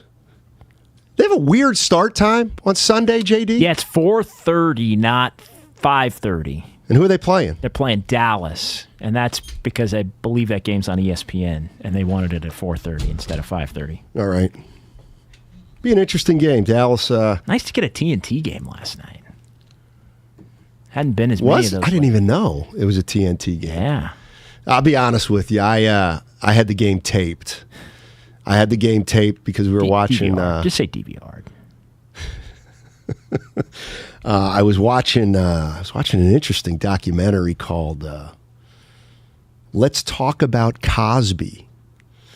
Whoa. Yeah, and it's like a documentary on Bill Yikes. Cosby. Yeah, it is a yikes. It's very compelling and disturbing.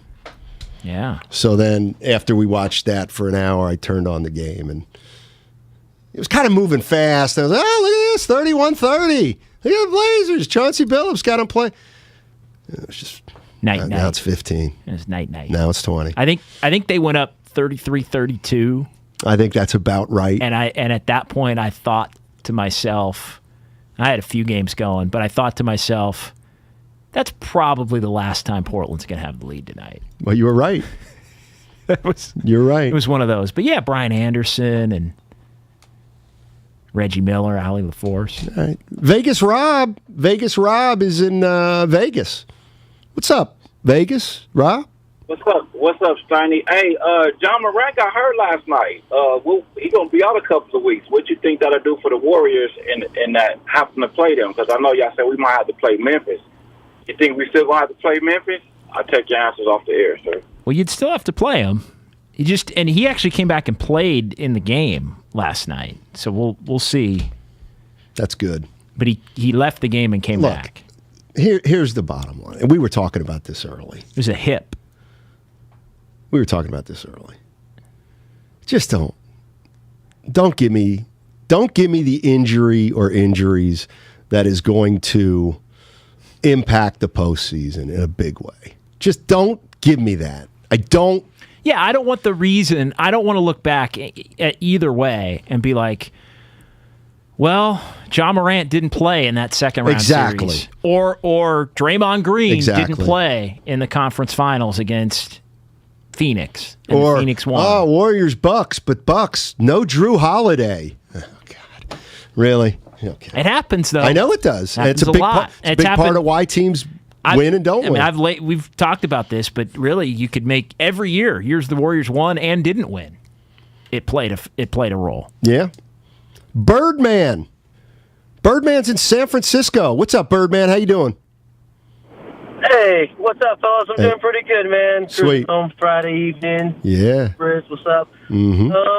Steiny, you're kind of hating on a lot of my boys from SF State. It sounds like the SF State Army's going to be coming through here and running this radio in the next 5 to 7 years. So, you're hating on the Gators, brother. Who's hating on the Gators?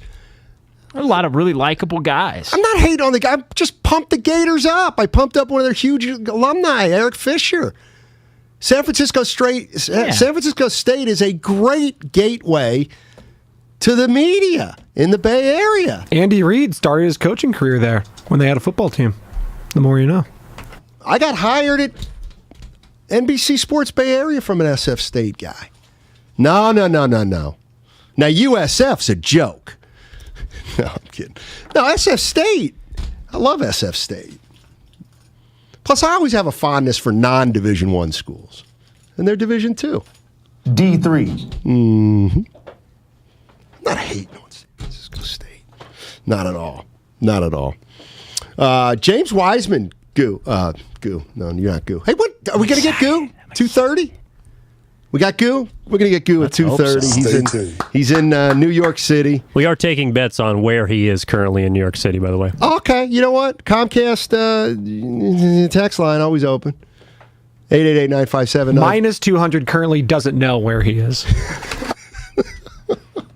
I'm going to say I'll use the famous Bleecker Street. He'll be on Bleecker Street down in the Village.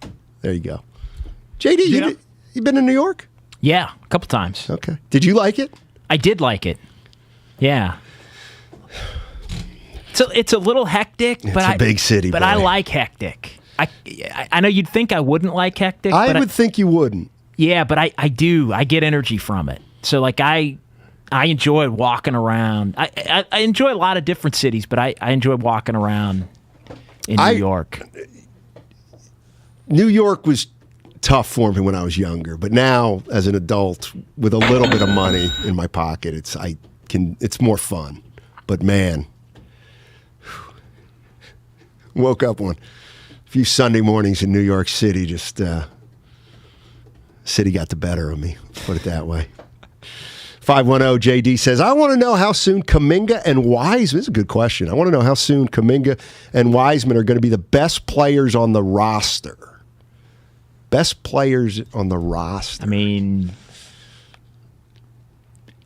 like 1 and 2? Well, let's just say one of them gets to 1. 2 years? I mean, 2024, 25? 21, 22, 22, 23. 23, 24 would be a little early. I'm going to say 24, 25. Okay. Is the earliest. It could happen. Yeah. I think you might be right. But I don't want to think about that because, I'll say it this way. I wouldn't want to think about that if I were a Warriors fan because part of that is the decline of Curry or Clay. Well, I guess so. I didn't even think about it that way. I mean, it came in, but guy asked the question. I'm just repeating it. But you have to account for that, is what I'm saying. Yeah, and that's why I said that's fine. Like, we can account for it. I'm not getting like syrupy about it, but I'm just saying, like, I wonder if the question was asked under the context of yeah, I know what you're saying. I mean, I would say Curry's going to be what he is now, and then. Well, he won't be, but the point is, like, next year, Kuminga or Wiseman won't be the best guy on the team. The year after that, to me, is 21, 22, 22, 23. 23, 24, a long shot. You better hope not. A long shot is what I would say there. Yeah. And then maybe the year after that. But you're right. A lot of it's going to have to do with how Steph Curry ages. But he's going to be on the roster. Going to be on the roster through 2026. Hey, guys, if we're talking future, this would be a good question for you both. When and where do Curry and Thompson come off the bench as a Ray Allen type player? Man, I don't even want to I don't even want to think about that. Well, can you at least tell the listeners that I'm just reading a text. I'm not trying to start something here. Well, here's where I go with that. I really do think there's a lot of Warrior fans out there that like think in a couple of years Steph and Clay are just going to be like these awesome bench players that are helping Poole and Moody and Kuminga and Wiseman win championships. And that's where that ain't going to be how it happens. No, I don't think it's going to be how it happens. Maybe I'm going too far in saying I think a lot of Warriors. What if I tell you I can't envision Steph coming off the bench, and I really can't envision Clay coming off the bench? I think Clay could definitely. I think Clay, but he's not going to built for it. I think his game is built for it. I don't think his mindset is. Now you could be like, "What are you talking about? He can just come in and shoot whenever he wants." I think. Like Klay Thompson could probably play till he's 42. Well, see, I don't think being a come off the bench and cast off. Yeah, but he's like not Kyle Korver. I don't think he's going to want to do that. Maybe not. Like I don't see him as a Kyle Korver. That's a great name to bring. Well, I don't see him as shorter. Well, no, I just mean that kind of role, a 3-point marksman later in his career. But he could be really good at it. I guess what I'm saying is I see him retiring before he does that. Maybe, yeah. But 38's the new 28. Only Not he knows quite. what's in his heart. The other thing is, and we always get into how does this, did the 2 years off help him? Does it give him 2 more years at the end of his career? Good point. I mean, who knows? Who absolutely knows? So, a lot of stuff on here in the text line with Kuminga. Kuminga seems to have arrived early. His athleticism, there you go. I mean, Kuminga. If you want to start asking questions about, what a certain player is, what's Kuminga? I mean, what is he? Is he a guy who can go inside and out? I mean, what do you see him as? I don't know yet. I think there are times where I see him as a wing, and there's times where I see him as a big. Like the one, I don't know yet. That's fair. That's a tough one for me because I don't see him as somebody that's got it out on the wing and he's putting it on the deck and he's isolating, looking to go by somebody. And I don't. But that's not to say that he couldn't be that at some point. He's an intriguing player. There's no doubt about that. He's a very intriguing player. It's going to be fun to watch him kind of grow and kind of see how good he can get. I mean, how good can Kuminga be is a question. We'll find out. Warriors against the Nuggets. That's a 4:30 start on Sunday. Their schedule's a little tricky coming up. They got some over the next 7, I think. Is that what we're looking at? We got Denver twice. We got the Clippers. We got Dallas. I think we got Minnesota in there somewhere. You know what I'm saying? Yeah. You want me to run through it? You got Dallas. All right. And at Minnesota. Okay. At Dallas. Okay. At the Lakers. Okay. At Denver. And then back-to-back, home against the Clippers, and you go back to Denver, and then Milwaukee comes in. Yikes. That's pretty tough. Yeah. So that's 7 games right there. And then, then they're home. They got and then Washington. I think it's Washington, Boston. Would you take 3 and 4 right now? Couple days off. I don't like to say you take 3 and 4. I think you take 4 and 3. I don't want to say you'd take and then have what you take be under 500. I think that's a little bit of a loser mentality. Yeah, but I'd take 4 and 3. Warrior fans, isn't that funny the way the Warriors during their run? Yeah, I'd say 4 and 3, and they'd go 6 and 1 or 7 and 0. I tell you poll Warriors fans, and they're going to say 6 and 1. They should be 6 and 1 in those games. Wow. No, I think we're not giving them enough credit. Well, Lakers is a must because they're not very good. Well, okay, let's go through it again. Dallas at home. I'll give them win that one. That's a win. At Minnesota, win that one. You know what? Minnesota's not great, but you already lost to them at Minnesota once. Right. But I think that's you know what? All right, you're playing Dallas again. Lose that one. All right, 2 and 1. So you're 2 and 1, and then you go to the Lakers. That needs to be a win. See, then you're at 3 right there. But okay, go ahead. At Denver's probably a loss. All right, 3 and 2. You come home and play the Clippers. You need to win that one. 4 and 2. And then back to Denver. Maybe you lose that one. 4 and 3. Yeah, see. There you go. We just got there. There's 2 wins that you assume there. That not is a little assume, tricky. but that's the target. See, Minnesota's the type of game, JD, where I could see him going up there and just not having it and just getting overwhelmed and then mailing it in. Definitely. I could also see, maybe Minnesota thinks it's going to be an easy game and they get down 20. And they're playing like knuckleheads. They'll make a run, and though. End up playing They'll make a run. They will. They'll make a run. D'Angelo Russell last night. So they got the ball. Yeah, give me some details. I didn't watch that game. So they got the ball. They were up 3. Like they'd come back from down 16, I think. They're up 3. They made a stop. They had the ball up 3 with 40 seconds left. And Russell gets the ball. 40 seconds. And he's 2 on 3. He's bringing it up. He's 2 on 3. So he doesn't have numbers. He kind of penetrates to the free throw line, to the circle, and then he pulls it back out. He fires up a 24-footer. Absolutely. Absolutely. And it misses badly, and then Minnesota goes down and they get a shot to try and tie it or whatever. But it's like, wait a minute. You got 40 seconds left. You're up 3. You got the ball. You're looking to run. You don't have numbers.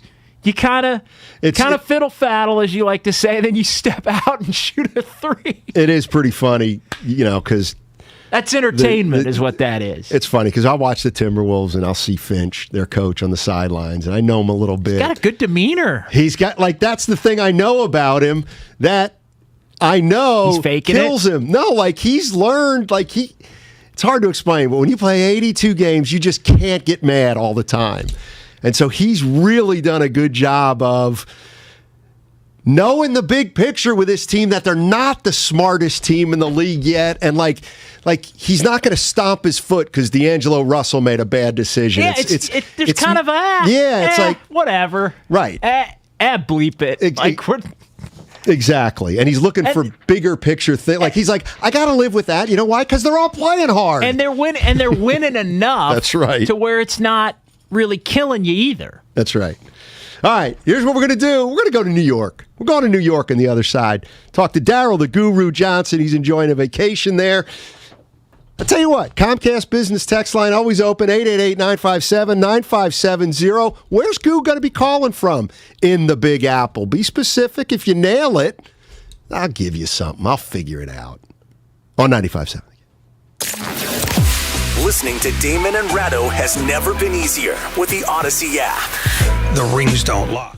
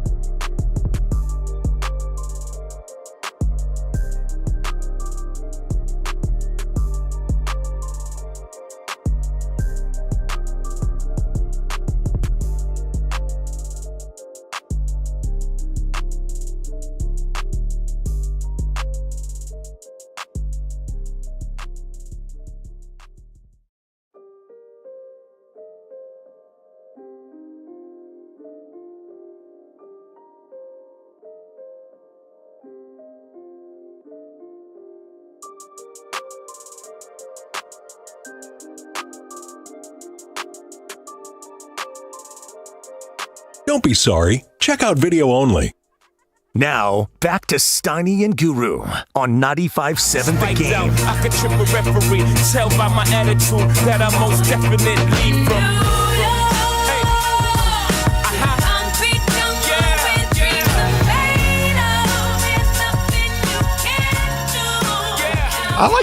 I like this one a lot. I could let this one go for about 3 or 4 minutes. Oh, you mean it's not the whole song? Oh, this is a song of the day for Willard and Dibs like a couple months ago, so it's like fading out right now. So I got you. All right, well, let's do this. My main man from the Big Apple, Daryl the Guru Johnson. What's up, Goo? What's up, guys? I got to tell you this. I just put my pen down, and it was a letter I was writing, an apology letter to the state of New York. I'm in love. I don't want to come back. Why didn't you and JD tell me what New York had to offer? Jesus Christ. 3,200 steps today. Nobody's bragging. 2,700 yesterday. 32,000. Yeah. 32,000 steps. Oh, 30,000.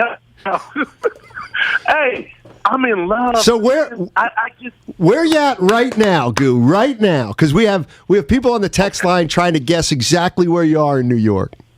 Okay, I'm at the Hilton Spadoni in Manhattan. I was just in the cab, and my daughter goes, "Why didn't Spadoni think you didn't know where you were?" I said, "It's just something we do on the show."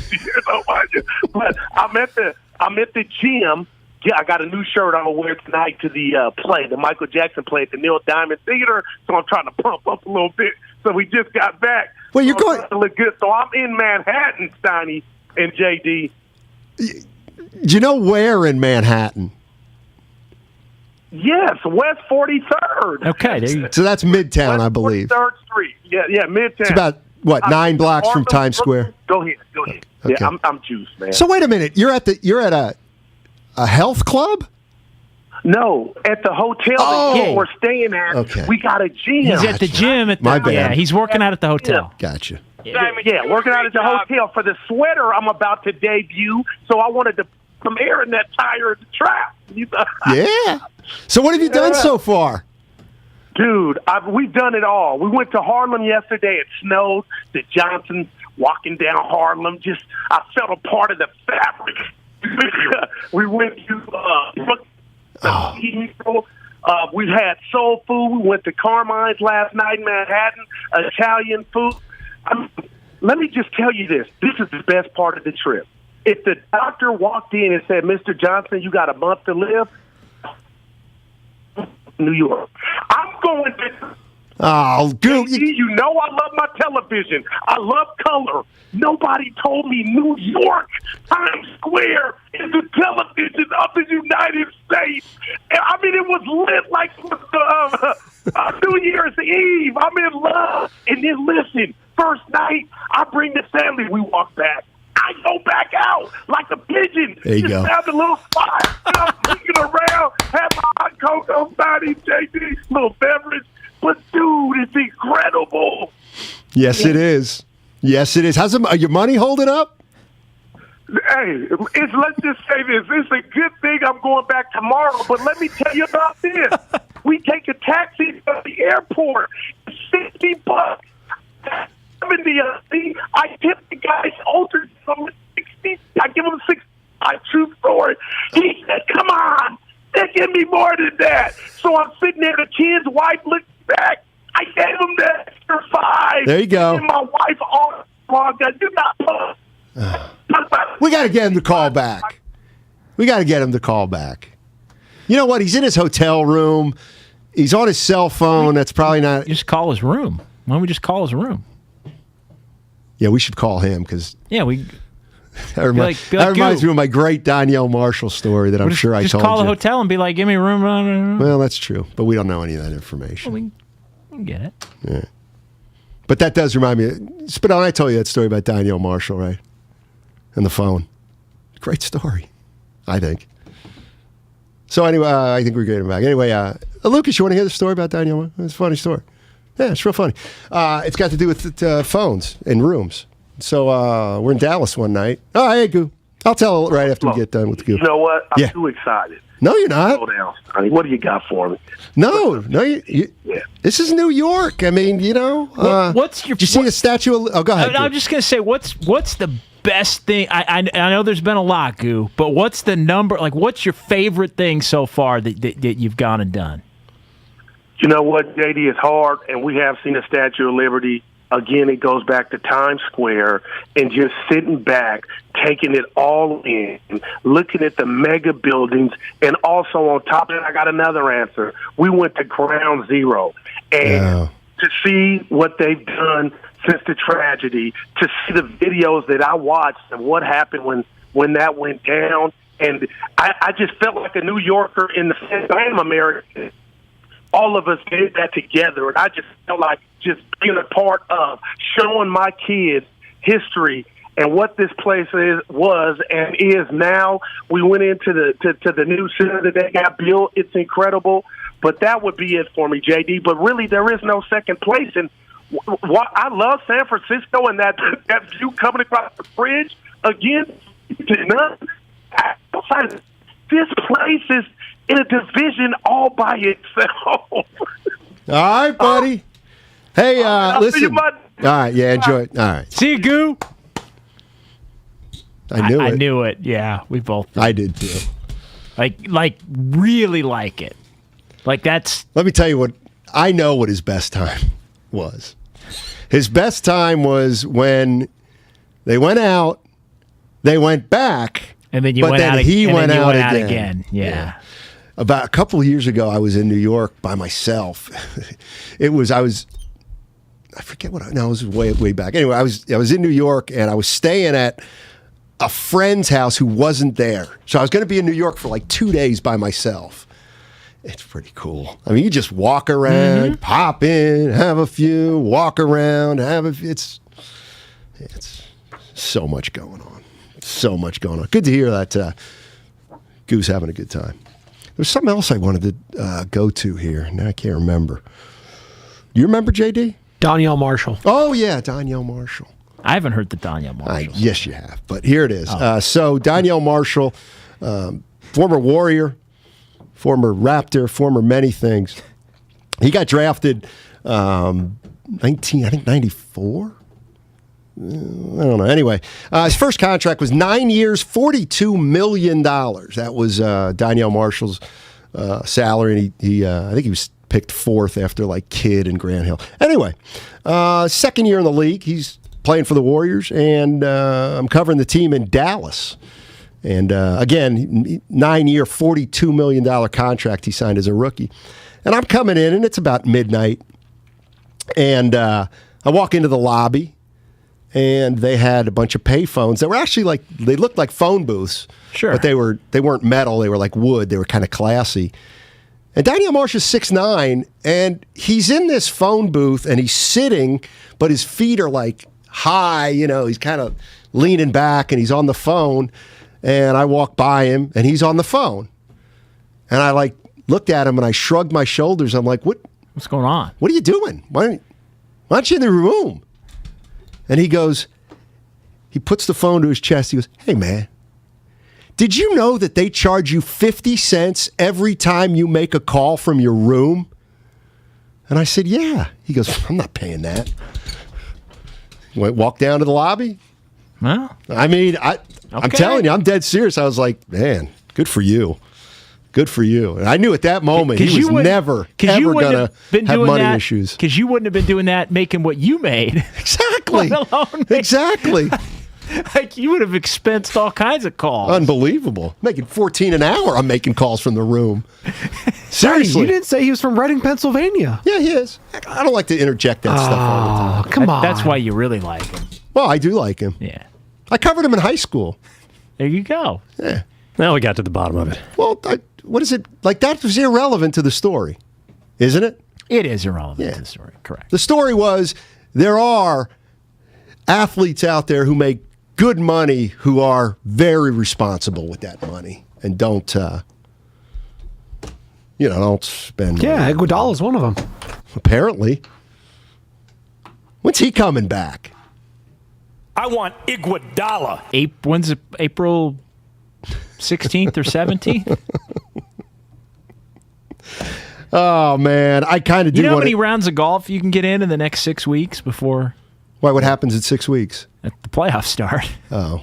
Not 5, not 6, not 7. The playoffs. I know you know. They dictate nothing about my golf schedule. Well, I'm talking about from Iguodala's point of view. Oh. Not from your point of view. I got you. I mean, I'll tell you what. Yeah. I'd love to get Iguodala on. Yeah. What? Well, that's right. He doesn't do me. Yeah, he's a vet minimum guys don't have to. Yeah. I did want to get into a little. Football, JD, but I'm thinking, You get about 10 minutes. Yeah, it was about 10 minutes. Or football, we could do something. Okay, I got a bunch of stuff here we didn't get to. Russell Wilson takes down all of his Seattle Seahawks Instagram. It's over. I don't know. I got a list of 8 quarterbacks who could be on the move. Garoppolo, Rodgers, Wilson, Wentz, Brady, Kyler Murray, Deshaun Watson. You want to find homes for all of them? Okay. Want to just play a little musical quarterback chairs? All right. Okay. Jimmy Garoppolo. Pittsburgh. I got Pittsburgh too. Okay. Aaron Rodgers. Denver. I got the Packers. Russell Wilson. Philadelphia Eagles. Seattle. Carson Wentz. Houston Texans. I'm not sure.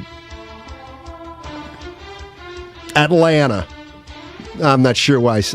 They're paying Matt Ryan like $50 million he's next gone year. now. No, I don't think he is. Matt Ryan's got to be 48, right? Yeah, but they have to pay him. Tom Brady.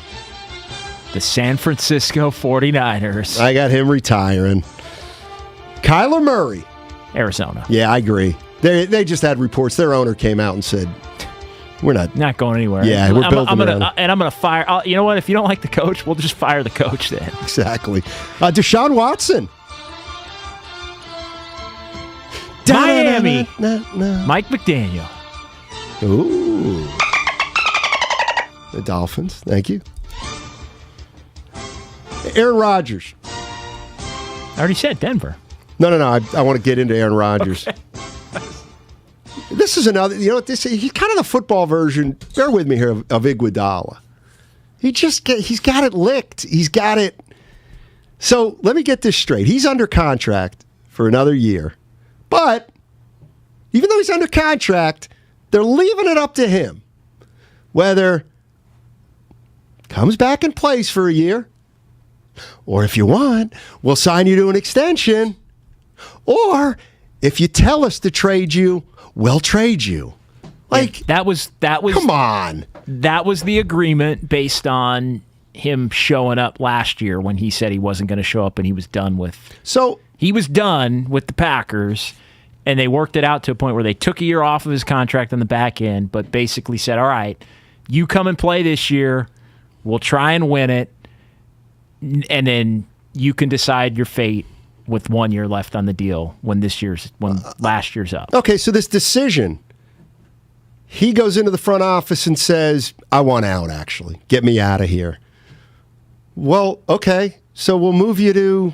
Well, then you start lining them up. Pittsburgh, Are you Denver. doing him favors now? As you try to trade? You're looking to see the best deal, but it's not like they're shipping him to Houston. What would be the deal for the Niners? Forget the Niners, actually. So Aaron Rodgers is going to say, trade me to Denver, even though they might not have the best offer. And so what are the Packers going to do? They're going to figure it out, is what they're going to do. I would imagine it's probably 2 or 3 teams, and they're skulking around at what can you get. Well, let me ask you this. If you're the Packers, why aren't you at this point saying, well... They also may believe they have a guy ready in Love. I mean, although he didn't look ready when he had to play against Kansas City. But well, what I'm getting at is, like, you still control Rodgers. Like, yeah. Guess what? Go retire then. Well, they could have done that. That's what I would have done last year. I would have said, okay, go retire. But they didn't. They begged him to play, because I think they thought they had a shot, which they did have a shot. I mean, they were the best team in the NFL in the regular season. So, and he won the MVP. So they did. I mean, they had a shot and they played it out. And I think their hope was that they were either going to win it or at least get to the Super Bowl, not lose their first playoff game, and that in and of itself would warm Rodgers up to the fact that he wanted to stick around longer, and then that all blew up, I think, when the Niners beat him, and then the Niners beat him in the fashion that the Niners beat him. So you're Aaron Rodgers, and you say, I know I don't. Well, I want to keep playing, but I don't want to play for the Packers. So obviously, then, if you're Aaron Rodgers, you're saying, I want to go to a team where I can win a title. Well, you're on a team that can win a title. What's a better situation? And you know what? I'm throwing out the AFC, although just because there's so many great quarterbacks in the AFC. But does Rodgers, obviously, with the 49ers, I mean, he'd probably view that as a better situation, right? What about if he were the quarterback of the Arizona Cardinals? Would they have a better shot winning it with Aaron Rodgers? I know they're not going to do that because they got Murray. I mean, they'd have a better shot winning it with Rodgers than winning it with Murray. No. Would Arizona with Rodgers have a better chance of winning it than Green Bay with Rodgers? I don't know. See what I'm saying? Yeah, I don't know. I don't know. My question is, where would Brady want to go? Or Rodgers. I'm sorry. Rodgers want to go. That's the path of least resistance to another Super Bowl title, because that's really what he would want, I got to believe. Is it Tampa Bay? Maybe it's money. Well, they said he wants... In conjunction with that. Well, that's the other thing. Maybe it's money. Maybe it's personnel control. Well, there's also a report out there that if he stays in Green Bay, he's going to want $50 million. Well... See, because I think that's a big part of it is not, and I say organizational control, but I mean, obviously what I mean, he wants, hey, go get... Right, and don't get rid of Devontae Adams if I'm coming back. Go get me some help. Right. Like, go make it easy. Like, make it easier on me.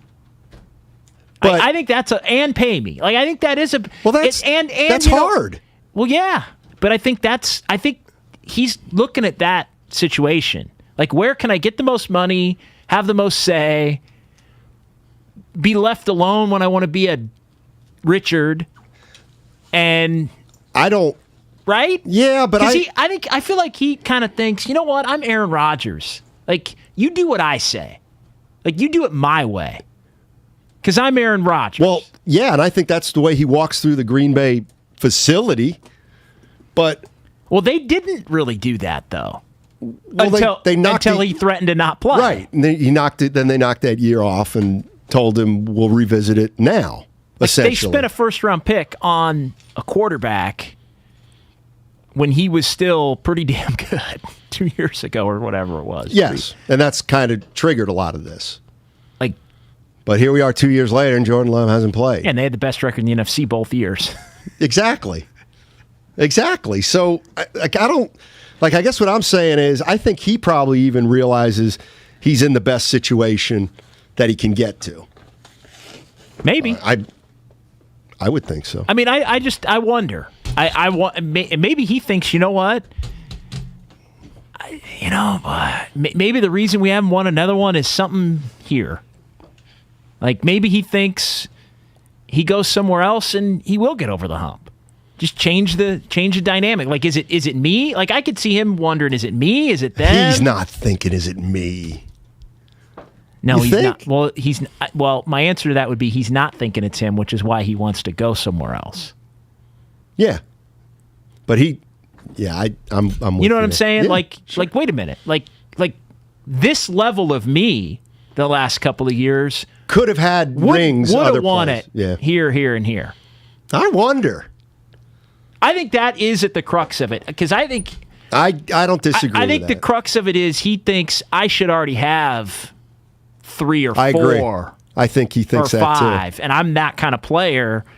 And people look at me a certain way because I only have the one, and whose fault is that? Not mine. Right.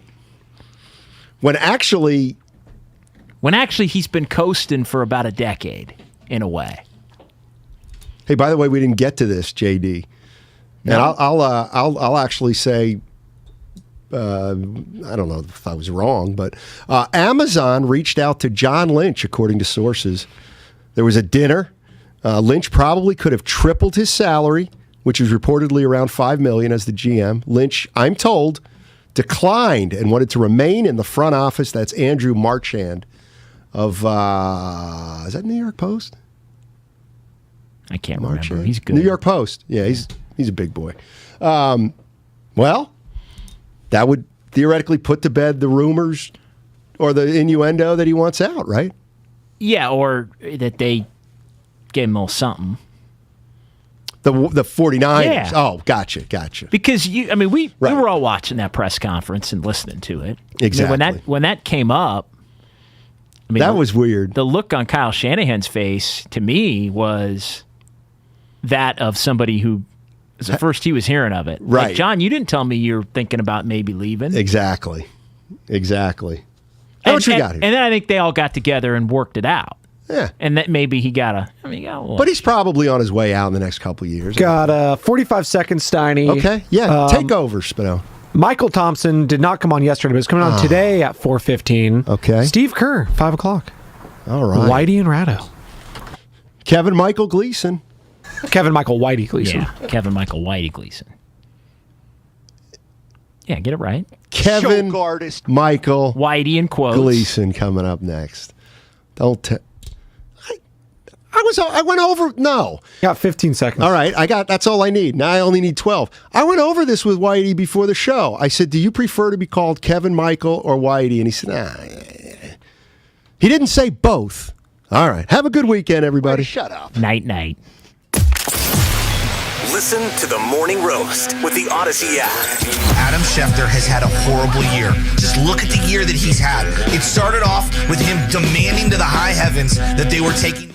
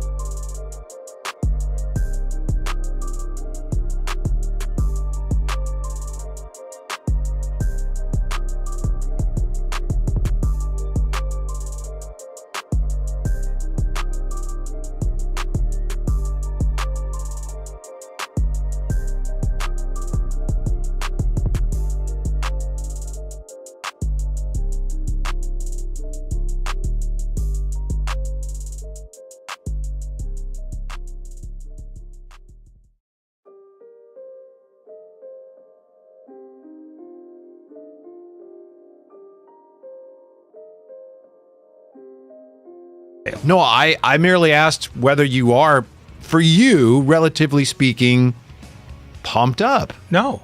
No? I try to keep an even keel. Okay. I'm disappointed by all things. Okay. It must be hard to keep an even keel after that Warrior win last night. I know you and I had the pleasure of doing Warriors Live last night, getting ready for the game, and the Warriors, they need a win. I felt coming out of the break, having lost 4 of 5, and they got off to kind of a slow start. But all in all, that was like a glorified scrimmage. At the end of which you get, okay, tell you what, here's a W too if you're in trouble. You get a win. Just a really nice way to ease back into things, especially with the schedule threatening to get a little tougher here, right? Well, I mean, let's go through what they did last night. First of all, most importantly, they held a bad team to 95, which meant they were defending. Secondly, they got big offense from a lot of people, which you would figure given what Portland was trotting out there. They were able to get whatever shot they wanted. They had 36 assists, which is big for them. Tremendous. They kept their turnovers down to 12, which is well below their game average. I don't know that there is a single player on the roster who played last night that they'd be disappointed with. Yeah, 8 guys in double figures. I think that's always none with 20, by the way. Right. I think that's always a really good sign for any basketball team that their offense is clicking. I think it's an especially good sign for a Warrior team that plays a more democratic style. And one other thing. What's that? Nobody played more than 27 minutes. Right. Which is, I mean, A, because they could, and B, why is that ever a bad thing? Unless they're planning to lose by 37. And you gained some ground on those Memphis Grizzlies who lost to the Minnesota Timberwolves last night. Too early for scoreboard watching? Yeah, but it's not a bad thing to gain a game on a team you'd like to keep behind you. Exactly. But nice little cherry on top of the cherry on top of that game last night. Yeah.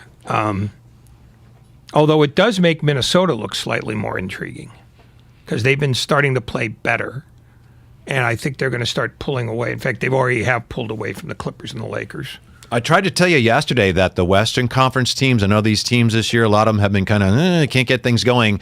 I think the West, by and large, a lot of these playoff teams are going to be playing much better come playoff time than they've been to this point because a lot of things are coming together for these teams. Minnesota is one of those teams. Yeah, but the Clippers aren't, and the Lakers definitely aren't. Portland is awful. I mean, Clippers could get PG-13 back. I mean, they could. They could, but do you think that makes a significant difference in who they are? I think it makes them better. I mean, how much better? Not contender better, but still, a little more problematic in a playoff series better. Yeah. I mean, look, the only reason they would be problematic at all is because they play the Warriors tough. But other than that, they are every bit the slightly below 500 team that they've been all year.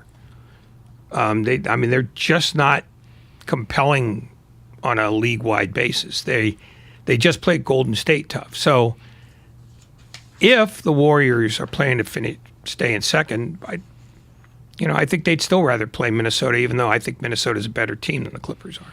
This is Damon and Ratto. Kevin Michael Whitey Gleason in for Damon on the text line. Where's Damon? I hope he didn't quit. No, he's going to be back next week. Thanks for listening from the 707 there. We're brought to you by BMW Fairfield, now open in the Fairfield Auto Mall. Visit BMWFairfield.com today to book your visit. 5 o'clock today, we'll be talking to the coach of the Warriors, Steve Kerr. After the game last night, what else could Steve Kerr say but this? Just liked our energy. I liked the ball movement. And after that first quarter, I thought our defense was connected, and it's just a good all-around effort. Portland's been playing well. They came out hot, and they had won 4 in a row against some good teams, so it's a really good win for us. Right there, Coach Kerr reminds me of the great Bill Walsh. I'm sure you remember this, Ray, way back when the 49ers were just destroying people. They'd be playing a sad sack team like Tampa Bay at the time, when Tampa Bay was really bad. And Coach Walsh would say something, any given Sunday, Jack Thompson, he can sling it. And that's kind of, Kerr, that's nice right there, right? Hey, Portland, they've been playing well lately. They've won 4 in a row. Good team. Right now, Portland is, they barely have a team. And what's left of it was no match for the Warriors last night, although Portland did get off to a good start. But that's just a nice thing for a coach to say, right? Here's the thing about Portland. Portland showed how you tank in the NBA in 2022. They're not the only team doing it. And they weren't doing it most of the year, but right now they're in the situation where, you know what, let's see what we can do here. We get Dame back next year. Maybe we make another run at it. Houston's doing this. I think OKC's doing the same thing. Ray, if you take a young team and you got guys that don't defend very well, don't especially shoot well, and they're a little turnover prone, and then you play them at pace, like, let's go, guys, we're really going to push tempo. And you could say, we're doing that to develop them because that's the style we want to play. It's a great way to tank, because if you do that with a young team like that, you have no chance to win. And that's kind of where Portland is right now. Yeah, but that's not tanking. I mean, I don't think that absolutely is tanking. No, what it is, because they're not playing young guys because they want to. They're playing young guys because they don't have anything else. I mean, Nurkic would have played 35 minutes if he was healthy. I know, but he's not. So therefore, the rest of this year, they're probably in tank mode. Think they're. I still think they'd rather finish 10th than 11th, because I don't think the draft is so compelling that something in the 10 to 12 range is going to make you any better. So I don't think they're tanking. I mean, look, if you want to stand on the hill that Sacramento's not tanking, I mean, they're a significantly worse team than Portland. I'll buy Oklahoma City and Houston because they've been tanking since the start. Mm-hmm. But I'm not buying that Portland's tanking. I just think right now they're bad. They're so shorthanded. Yeah, they just don't have a lot of choice. Yeah. I think we can agree on that. Yeah, no, but I still think they look at San Antonio and New Orleans and go, we got to be better than them. Mm-hmm. Because I don't think San Antonio is tanking. I don't think New Orleans is tanking. I mean, the teams that are tanking are pretty clear. It's Indiana, Detroit, Orlando, Oklahoma City, and Houston. There are some teams that are bad. Right. But they're not necessarily trying to be so bad that they never have a chance. So you think, as far as the Warriors go last night, if you're looking for the most positive of the positives, and it was just kind of a glorified scrimmage, as we said, as we all know. Nice way to get back into the season. The defensive energy that they showed, despite some struggles early to you, that was the most encouraging thing last night? 95 points jumps right out at me. Held them to 16 assists, which meant that they were taking care of passing lanes. Portland shot poorly. I mean, they were 9 for 35 from beyond the arc. But other than Anthony Simons, who do you want to watch on that team? Right. Every time they missed a shot, Portland did, and it hit the rim and go tink. Yeah. But I mean, the truth is, Portland hung around for a quarter because anybody can hang around for a quarter. But come the third quarter, that was done. Who on Portland would you say you'd want on a league average team other than Simons? Right. Josh Hart, maybe, but I agree with you. Yeah. I mean, but the rest of this, it's a tire fire. Right. So that's where they are right now. Yeah. But the Warriors still didn't allow them to get any momentum. They defended them like they were not an elite team, but a good team. And they did all the things that not only transcend the box score, but are right there in the box score. I mean, if you get 36 assists, you've distributed the ball well. If you shoot 51% from the field, you've shot the ball well. If you hold the other team to 39% shooting and, 95 points, you've defended well. Steph Curry. That's really all you really have to do. 14 assists for Steph Curry last night. That's incredible. One of the things that really impressed me the most about the Warriors is when you're playing against a zone, and Portland threw a little zone up there. When I used to coach, Ray, whatever the other team was doing, if they trapped or they pressed, I'd tell my team, they're throwing a little zone at it. I'd always throw the word little in there. Little trap in there, so it's like to try to minimize it. But that's what Portland did. A little zone, some trapping last night. The Warriors demolished it. And it's hard sometimes. Sometimes you see an NBA team, and all of a sudden they run up against a zone, and they look like they've never seen one before. Just catches them at the wrong time. They get out of rhythm. The Warriors demolished Portland's zone last night because they were two things that are hard to be at the same time. They were patient and they were aggressive. And the way they were sending, Kuminga to the rim, they just sliced up that zone. Then they'd hit the open shots. That was really impressive what the Warriors did last night. They filleted the Portland traps and zones. In fairness, though, with that Portland team, I don't know how many of them are really well schooled on I agree. How to trap and zone a good team. So I agree. What I would say is what you saw from the Warriors was them working hard and trying hard against a bad team. I don't know that there are any lessons to draw from that, except that it's one less game they have to worry about winning later. Kuminga, Ray got to the line last night. He's carving out a larger role here with the playoffs looming. That's an incredible story. Kuminga's been an incredible story to this point. Not incredible. I think so. Really? You thought there was no chance that he could be an impact player this year? I didn't think there was much of it. No, I thought there was no chance he'd be as eye-popping as he's been to this point. And when I say incredible, I mean you watch him play, and he has been incredible. He's been remarkable. I mean, we're arguing about superlatives. He's been remarkable, not incredible. No, incredible to me it's your show, so I'll... Incredible means to me there was no chance on earth he could have done that. He's been doing versions of this intermittently since December. Mm-hmm. He's grown into his role. But I would also point out that there's nobody on the floor to guard him. Right. So, again, you have to leaven what you saw, but he did all the things that he could do against the opponent. I mean, he doesn't get to pick who they're playing. Has Kuminga been the story of the year so far? 888-957-9570. I know Steiny and JD were talking about that. Story of the year for the Warriors to this point. What do you got? That's coming up here on 95.7 The Game. It's Damon and Ratto. Whitey in for Damon. And we are sponsored by Cal Hope. The more we learn about COVID-19, the more questions and worries we have. Cal Hope can help with free COVID-19 emotional support. Call 833-317-4673 or live chat.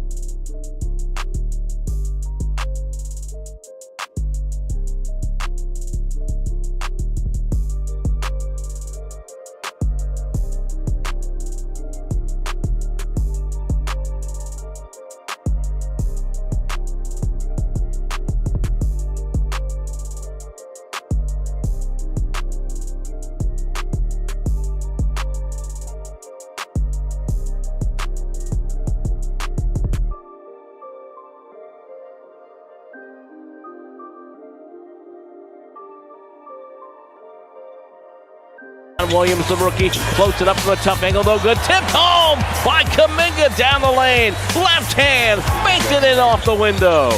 Now back to Damon and Ratto. Brought to you by BMW Fairfield on 95.7 The Game.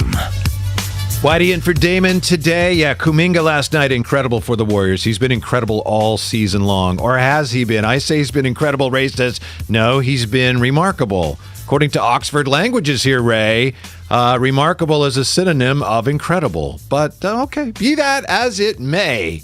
Can we agree that he has been a lot of fun to watch this year and he's progressing at an incredibly rapid rate? He's been okay and he's been getting better. He's been okay? I just told you. He's been okay. Huh. All right. For a 19-year-old, 17 and, 8 last night, got to the line 12 times. I know Steiny and JD were talking about this earlier, and they were talking about this because I guess Kirk Lacob did an interview with Tim Kawakami, and they were talking about the team, and Kirk Lacob said, look, the story of the year so far is GP2. That's an interesting take, and it's been an incredible story. But I know they asked the question, and I'd like to ask, too, at 888-957-9570, in your opinion, to this point, what's been the story of the year for the Warriors? I know we have a long ways to go, and there's a lot that is going to happen. Great stuff, maybe some stuff that's not so great, we'll see. So the story is far from being told, but to this point, what's been the story of the year? And to me, it's been Jonathan Kuminga, Ray. I think he's one of several stories, though. The thing about the Warriors here is that they've been 4 different teams for about 6 different reasons. Early in the year, it was Steph Curry, runaway MVP. Then it was about, man, they're not shooting very well. Then it was about, when is Klay Thompson coming back? Yeah. And now it's Steph and the record. I mean, I know you weren't a big fan of all record, that, but it was a story. It was a monumental irrelevance, though, and it helped screw up their shooting and their offensive rhythm for a while. It was a downer, but it was not. I don't think it was a big story. The injury to Draymond Green, the slow development of James Wiseman. There've been a number of stories. Kuminga is among them. Peyton is among them, but Peyton is more sort of a, gee, you didn't think he'd be that important to them. Right. I mean, he's a rotational player, which you wouldn't think he would have been, but I do wonder how much of a rotational player he would have been if Andre Iguodala had been healthier. Well, he made the team. I mean, in and of itself, that's incredible because we know that there were veterans on the Warriors that wanted Avery Bradley to get that roster spot. And I'm not disagreeing with you here because I know Ray, I say something, Ray goes, don't argue with me. I'll let you know. No, I want you to argue with me. I will, but I'm just so you know. Just so you understand, I reject every argument you make. Yeah, you didn't have to tell me that. Just to be clear, I'm not arguing with you wow, now. That was snotty. I look forward to arguing with you more, but right now, I'm not. I'm just saying that I think the Peyton story is incredible, or I think it's remarkable in that, wow, this is a guy that nobody wanted. Some of the Warriors didn't even want him to take that roster spot, and then they had to waive him, and nobody wanted him, and then he made the team, and then on top of that, he's been playing very well with 10 points again last night, and he's been a lockdown defender. So that has been quite a story, just in terms of, I didn't see that coming. Yeah, but it you know what? All those stories, including Peyton and Otto Porter, as far as that goes, fall into a bigger folder, which is the Warriors as an ensemble again. That's probably the story that nobody ever points to, but in fact takes care of Kuminga, and it takes care of Porter, and it takes care of Peyton. They are now a deep team again, and maybe deeper this year than they were even in 2015. I would agree with that in some ways. If people are healthy, I don't think there's any question. Yeah, I think that's the triumph of the year. If you want to focus on individuals, fine, knock yourself out. But the Warriors at their best are an ensemble offensively and a tenacious defensive team. They have met both those burdens. And you can only meet both of those burdens if you have 8 or 9 guys that you can trust more or less night in and night out. That to me is the story. The Comcast business text line is always open, 888-957-9570. Smartest listeners in radio weighing in here. Ratto's dry humor is okay. Kuminga development so far is remarkable from the 415. Text of the day nominee right there, Ray, to get us started. From the 510, guys, the biggest story of the year is Steph breaking the threes made record, becoming the greatest shooter of all time. By the way, put your name on it so I can give you credit. But you don't agree that was a very big story at all. No, I don't, because I think it's one of those counting stats that I'm profoundly not interested in, because I think Stephen Curry always had already been established as the best shooter of all time. All that was a Jenga tower. I'm glad that he liked it, but I don't think it changed, how people view him. Do you feel I think that people had accepted him as a better shooter career-wise than Ray Allen? That a long time ago. Do you feel that way about counting stat records in general, or just this particular one because of the nature of it and the way the game has changed? I think most counting stats are like that because, one, it depends on who you're comparing yourself to, and it compares to the situations that both players were in. I would say that Curry's, reaching that number was a greater act of year in and year out skill than Allen's was. I think Curry had already established himself as the best shooter of all time before he passed Allen. I think Allen's number is, at least in this context, irrelevant. The record chases in general they're much less dramatic when they're career records, right? When it's you got to get this many home runs before the season ends, there's drama. Anybody who remembers 1998? It's Sammy Sosa and Mark McGwire, and they got the season going to end there. Can they track down Roger Maris? But a thing like even going back to Pete Rose and Ty Cobb, that was huge, but you knew it was going to happen. And this, in that sense, was the same type of thing where this is a big record, or maybe you don't think it's a big record, but we all knew it was going to happen. It's just a matter of time. Exactly. We knew this was going to happen last year. We knew it was going to happen the year before that. The only thing that was going to prevent Curry from catching Allen was catastrophic injury. So in that way, no, it was you could see that coming a mile away. Now, a single season record, I think, is different because there's clearly a finite time. You don't have essentially unlimited time to break a career record. Or you do have that for a career record, but not for a year to year. I mean, if Curry shot 500 threes, I think he's got the record already. But if he did that, then that would be extraordinary. I mean, because you could just say, over 82 games, he obliterated something that only he had ever done. Dolan in Alameda says Kuminga has been remarkably incredible. Love that. What do you think of that, Ray? Vince from Hayward says, story of the year, Kuminga going from risky developmental project like Wiseman to must-watch, exciting TV. When I say that Kuminga to me has been the story of the year, it's in part because he's just been so much fun to watch. Just the eye-popping athleticism. I've said it before, Ray, and I'm not kidding. I remember one game where he was in transition from offense to defense, just the way he ran from the top of the key, going back, retreating on defense, across the mid-court lines, like, other players don't move like that. He's been incredible to watch. I can't wait for the future. I know we can get down, wander down that path. Maybe we don't want to. What's he going to become? I don't know, but right now he's a lot better than I thought he was going to be, and he's one of the most watchable players in the league. I mean, which is fine, I mean, for me, that's an individual judgment aesthetic. If you love watching that, I think a lot of people do though, and maybe I don't everybody. know. I only know you because you're the only one badgering me with this. But no, I mean, I don't look at basketball in terms of individuals for the most part. I want to see how Kuminga fits in the greater picture. What does he do to help the Warriors be more efficient than they were before? He gets to the line. Like he did last night, anyway. Again, yeah. There's a lot of things he does well that make him interesting. But in terms of, man, can he jump? There are a lot of guys who can jump. Man, can he get up and down the floor? A lot of guys can do that. It's how you do it within the context of the guys you're playing with and the guys you're playing against. He's been a success, no question. But that's how I evaluate him. It's not, wow, he's really an aesthetically pleasing player. I'm not as interested in that. Tell me how you're helping your team. And he is indisputably helping his team. That's not the issue. That's how I look at the game. Are you making your teammates better, and are they making you better? This is Damon and Ratto. Whitey in for Damon. We're brought to you by BMW Fairfield, now open in the Fairfield Auto Mall. Visit bmwfairfield.com today to book your visit. Here's Jonathan Kuminga. You ask Ray and you shall receive. Jonathan Kuminga on how he fits into this team and how he realizes shooting, they don't even need me to shoot. I'm going to keep it real. I don't think the team really need me to shoot. We got at least 7 shooters and 3 of them the best shooters in the league. So I don't need to be out there chasing threes. And I know I can get to the free throw line or to the line easy. So I need to be shooting. If he ever can become a really good three-point shooter, there's reasons to think maybe he can be. He's shown signs.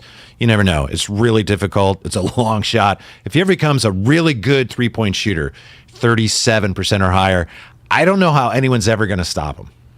But he's a long ways from that. But if he gets to that, I don't know how anyone will ever stop him. Again, to me, it's not whether he becomes a great three-point shooter or not. It's whether his team needs him to be a great three-point shooter. And if they do need him to be a great three-point shooter, that means he's going to be a different kind of player than what the Warriors need. They need him to be well-rounded. And that's what he's starting to show. The idea that being a great three-point shooter, yeah.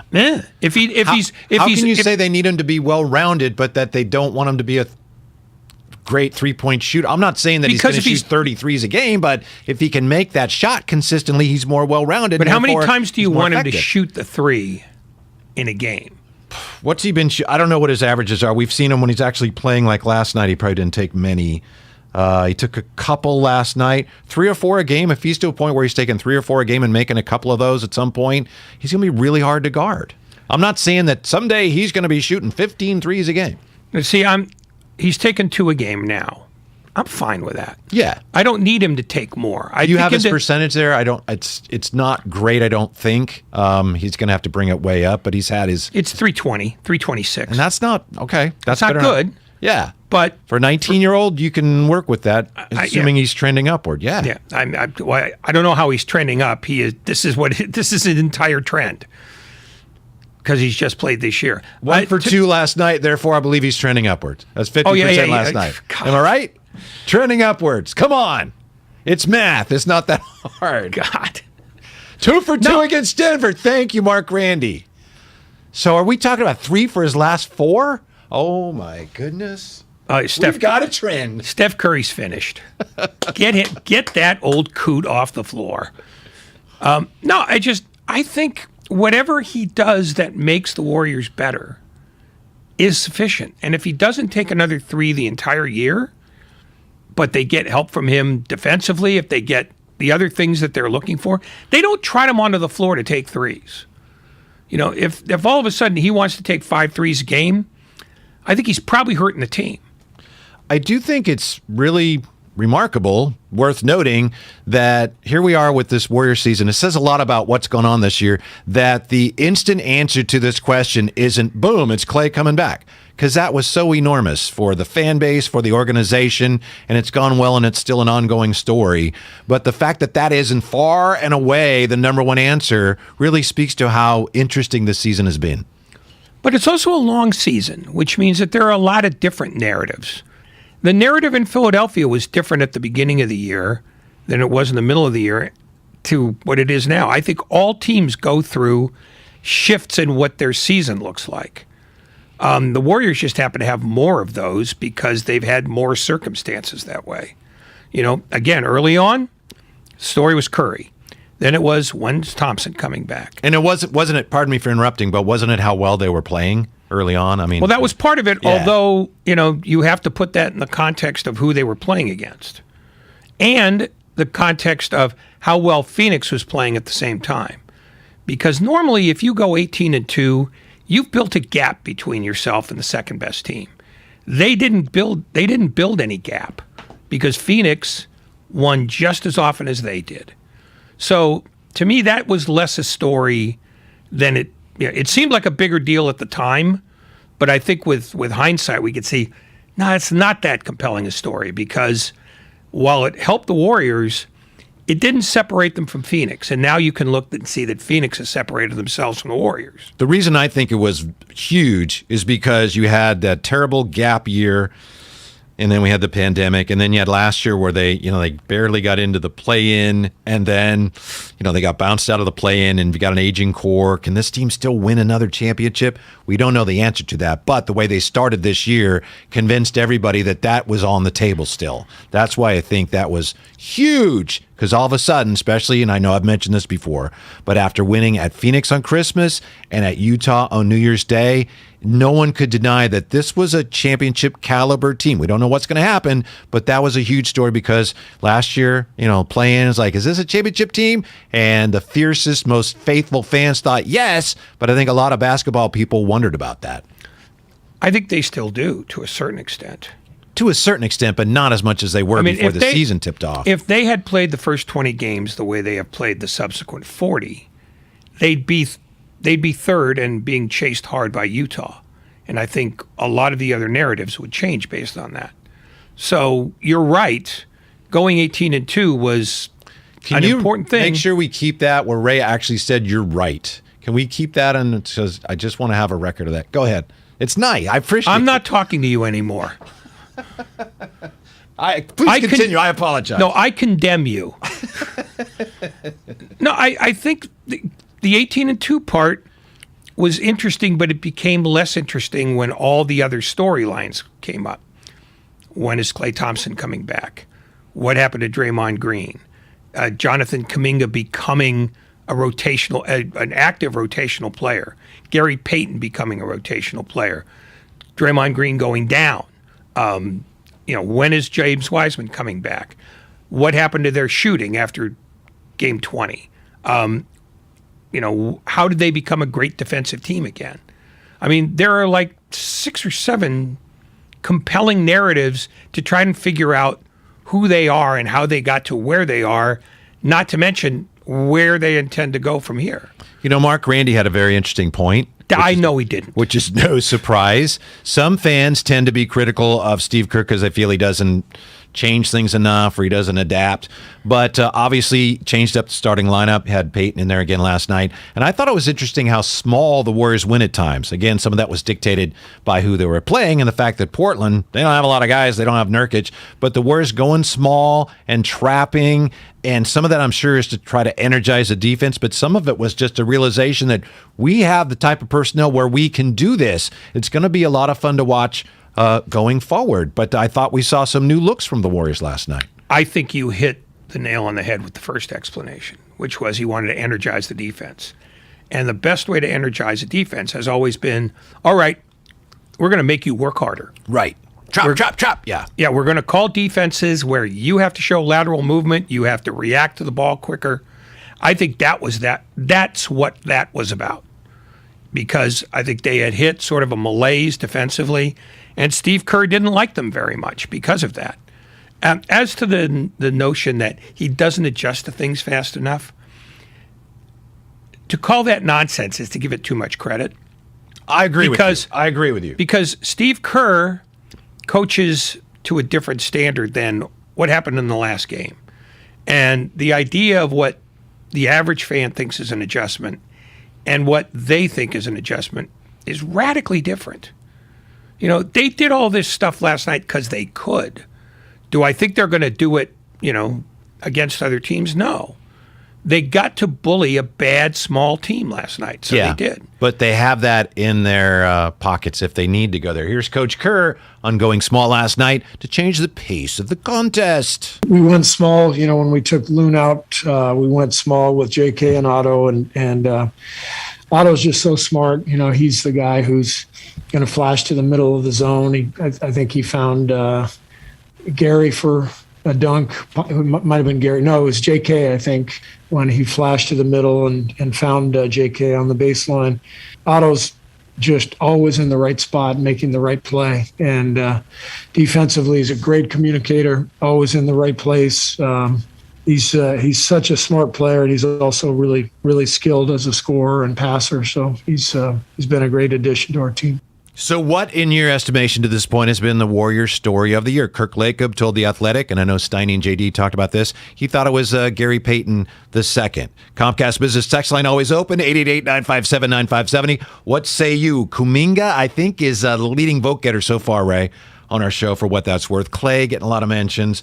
And then Steph and the three-point record, which I know you say, that was not as significant. But again, this speaks to what a remarkable season, what an interesting season it's been to this point, that there are so many things you could point to and say, man, that's been really the story of the season so far. And we're nowhere near done yet. Well, we might be done.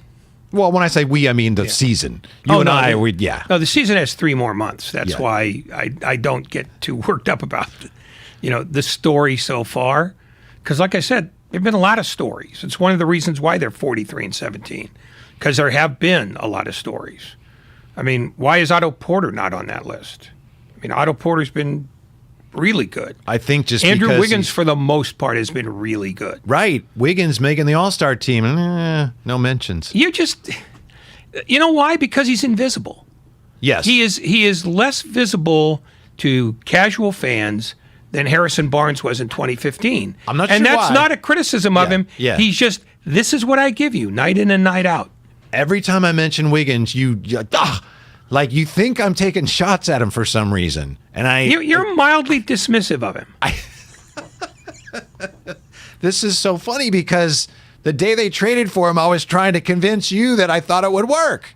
It's amusing. But now that it's worked, you're dismissing it. I'm not dismissing. I just say you're sorry, and we can move on. My point was that no one has mentioned him. When I said, I wasn't going, Wiggins. I'm saying no one has mentioned him yet. Again, that's incredible, given what he has accomplished so far. By the way, 4 for 13 last night, Ray. Get rid of him. He stinks. You're right. I take it back. Your abuse of him was well targeted. He's awful. Look, it's a fact that since Clay came back, Wiggins has struggled to find his role in the offense. We just need to keep an eye on that. It makes sense. There's only so many shots to go around. I'm just saying. I'm not saying, Wiggins. I'm just saying, I think that's exactly what you're saying. It's not what I'm saying. I think I just think your hatred of him has reached a point where it's got to be called out. How can you hate him? He's Canadian. What's that got to do with anything? Canadians are nice, aren't they? They're good people, aren't they? Some. Okay. Like everywhere else, there are some really crappy Canadians, too. Huh. Most of them are in public office, by the way. The JP in Berkeley. Story of the year. How about Steve Kerr voted as one of the top 15 greatest coaches? Not story of the year, but it was... did you guys talk much about that, Ray? We talked a bit about it. Yeah? We think... he makes the list because even if you take away the 39 wins that Luke Walton actually got when Kerr was on blocks with the back problem, he's still like 4th on the all-time winning percentage list. That puts him on there. Yep.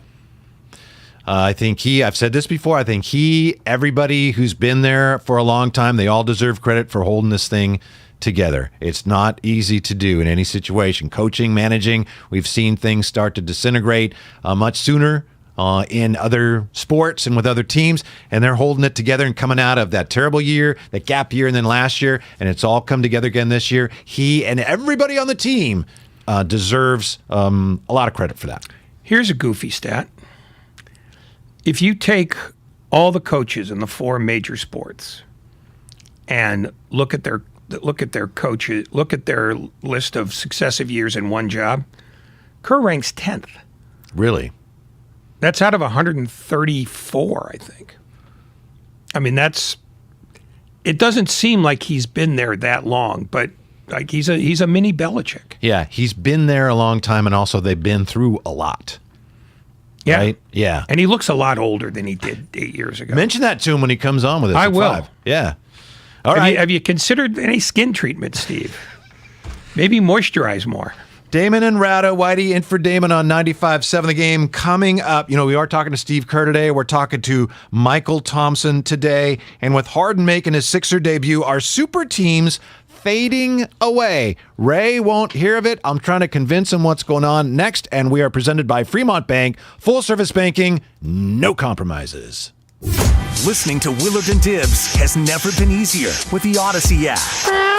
Kuminga brings something that nobody else on this team has, which is explosiveness at a level that you don't see from many players around the association. But I know this, Kyle, when you get into playoff games, tight rotation spots, it's going to be a short leash for Jonathan Kuminga, especially when it comes to defensive lapses and fouling. The Odyssey app. That's AUDACY. Hi, this is Damon Bruce, and I love my BMW of Fairfield. And if you own a BMW, you've got a brand new friend. BMW of Fairfield wants you to drop on by their dealership for any and all of your BMW needs, service, parts, upgrade, or drop off.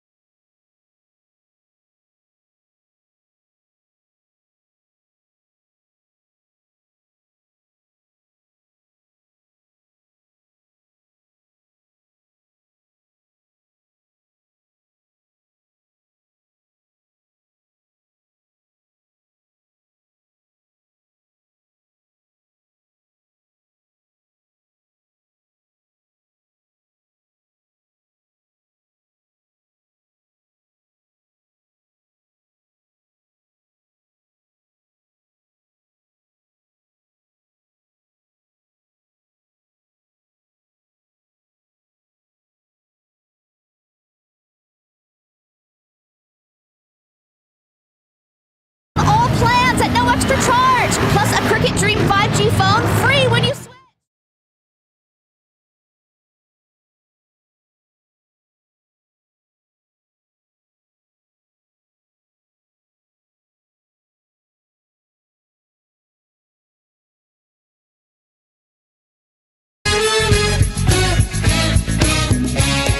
Now back to Damon and Ratto on 95.7 The Game. Brought to you by BMW Fairfield. Now open in the Fairfield Auto Mall. Visit BMWFairfield.com today to book your visit. If you're looking for all the best Warriors content from 95.7 The Game, text Warriors to 20357. That's Warriors to 20357. Make sure to hit the subscribe button in the Odyssey app or wherever you find your favorite podcasts. If you're looking for the best Warrior content, avoid this show. What? We stink. No, with the participation of the smartest listeners in radio on the Comcast Business text line. Well, wait a minute. 888-957-9570. When did we get new listeners? You're right. Thank you, Ray. I appreciate that. Yeah, you're right. You said that to me. I never thought that day would come. Anyway, it's not going to come again. You keep that up. Looking at the biggest story of the year for the Warriors so far, what has it been? Speaking of big stories, Ray, and again, Steve Kerr's going to join us at 5 o'clock today.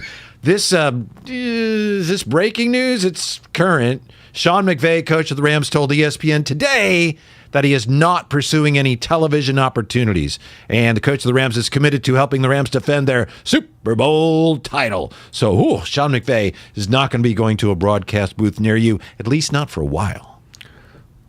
Okay. Mm-hmm. I mean, he would have been an idiot to go. You don't leave a championship and decide, you know what would be fun for me? Spend time with Adam Amin. Are you saying that the time to do something like that, assuming someone wants to, would be right before you can see we're about to tumble into the abyss of mediocrity? I need to get out. No, minimum 10 years. Do very well while you're in it. And then just say, I'm stressed out. Do the Madden. I mean, he lasted 10, and he was fried at the end. So he powdered off, and that was it. Yeah, another part of this equation, and I think it relates also to John Lynch, you can't reproduce that competitive feeling that you get in coaching or being a GM when you're in the booth. And for some guys, like you mentioned, John Madden, he was done. It's like, I'm done with that. Time to move on, and he was happy. But you could see how John Lynch, if they said, you want to do this? He said, how much money? Okay, maybe he would consider it, but there's just nothing like that. You're giving up a lot. Some of these guys, it means more to them than others, but to just give up the fact that you're competing year in, year out, for some guys, that's a lot to give up. But the other thing, and this is an incredibly cynical way to view it, but it is the correct way. You can always do broadcasting. General managers' jobs don't come up that often. Right. So, you could just be a general manager till you're sick of it, and then there'll be a job waiting for John Lynch, guaranteed. Mm-hmm. So he doesn't have to take the first thing that comes along. Now, if somebody said, $15 million, what do you think?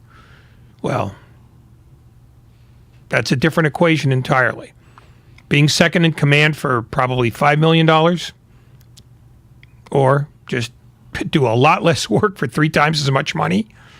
Yeah, sign me up for that. Right, but so close to the ultimate prize as a GM. No, please. The ultimate prize, the Holy Grail, the Super Bowl, Lombardi Trophy. Stop it. If somebody offered him $15 million to do television, the ultimate prize is the $15 million contract. Yeah. Where did that number come from? I've heard that number. Is that what? 15? Yeah. I'm estimating that since Troy Aikman got 18. Okay. A guy who's never been the number one analyst in a booth probably takes somewhat less, but has the leverage of saying no if it's not 15. Okay. So I just pulled that one out of my ear. Gotcha. Okay, because I'd heard someone else throwing that number around, so I was wondering, where did that come from? Probably stole it from me. Probably. That makes sense. Speaking of big stories, before we get to what's going on with James Harden in the NBA, I've been worried, Ray, about, is it Hank the Tank, the bear in South Lake Tahoe? Hank the Tank. My understanding is Hank the Tank is being blamed for a series of break-ins. This is, a 500-pound Black Bear, and people are concerned because they don't want to end up as the featured menu item at Hank the Tank's Black Bear Diner. But now I hear, wait, we have new evidence that maybe Hank the Tank is not responsible. What is going on? California Department of Fish and Wildlife suggests that several bears have been responsible for what have they described as more than 24 home break-ins. So he's no longer the only suspect. They do have him on video for a few, and it's hard to miss him on video because he's a Buick 88 with feet. Is he on Twitch and YouTube like you and Damon? No, he's not. Why would you do that? Well, we were on a roll. We were talking. Keep it rolling. A heartwarming story about a homicidal bear. Yeah. And so this is good news for him because it turns out he's not the only one, but it's bad news for everybody else. Well, it just means he can plea bargain when he's finally arrested. Army of rampaging bears. He can rat out the other bears. Yeah. And go, well, I did that one, but I didn't do those three. I'll tell you who it was. It was Timmy and Johnny Bob and Thelma. They were responsible for that neighborhood. He could break up the whole house burglary ring. Right. So if I lived up there, I would be thinking, well, then once I get Hank the Tank, that's great. And now this would be quite alarming to me, Ray, because now it's like we got a whole bunch of bears breaking into people's houses. Well, you know what? You want to live? You got money. If you're living in South Lake Tahoe, you got dough. Mm-hmm. And where do the best bears go? They go to the place with the best stocked larders. That's a big bear. Oh, he's massive. I mean, literally, you put wheels on him.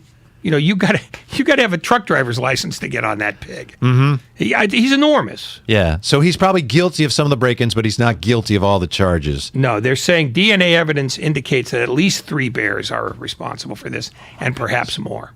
Wow. All right. Good luck. Hope you can round him up. I don't. I want Hank to run free. Well, I mean, round him up and then let him free. It's like D.B. Cooper parachuting out of that plane that he hijacked.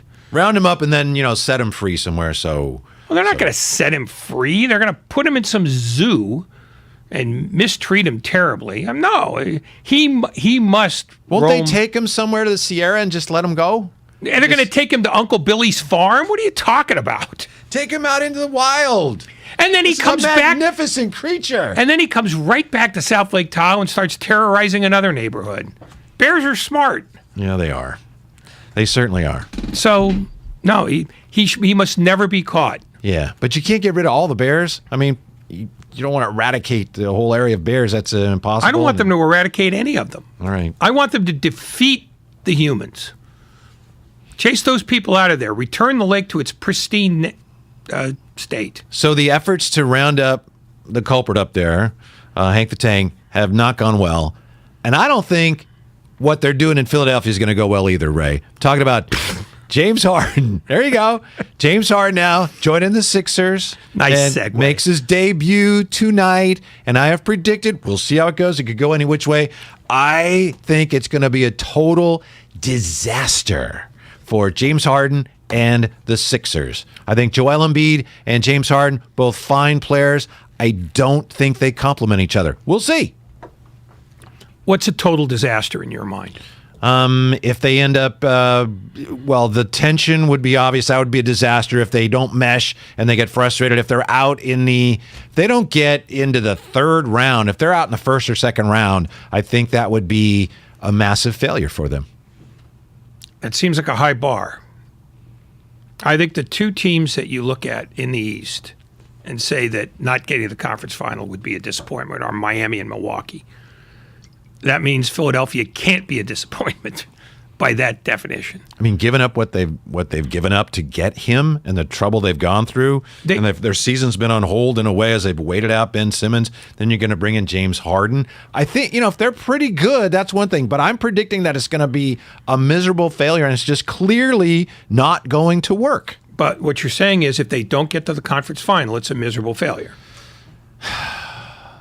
I think I said if they're, yeah, okay, all right. Yeah, okay. I think, but I'm really talking more in terms of how it looks and how it works. I think you're inflating Philadelphia's ability to do things that I don't think they were in a position to do before and are not in a position to do now. And I think the same is true of Brooklyn. Is that Brooklyn wasted too much time because Durant got hurt They were only getting half of Kyrie Irving. Harden took a powder. They're right now, what's their record? Guess what their record is? Philly? No, Brooklyn. Brooklyn. What are they? Are they a couple games over? Yeah, they're 2 games over. They're lodged in 8th, and while they're now 5 games behind the Sixers. That used to be a much tighter race. I think Philadelphia is a lot closer to hanging around than Brooklyn is. Well, and everybody keeps waiting for Durant to make this all right, and they might have cost themselves too much ground for that. And it's not their fault because Durant got hurt, but right. They're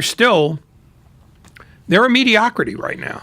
Yeah, well, when I say it's going to be a massive failure, and you're trying to get me to define it in terms of, well, how far are they going to go? And that's a fair question. But what I'm saying is I don't think it's going to mesh at all. I think it's going to be a struggle almost from the opening jump. I'm sure these are talented players. I'm sure they'll have their moments. But I think by and large, they're never going to get any traction with Harden and Embiid. Embiid's having such a great year.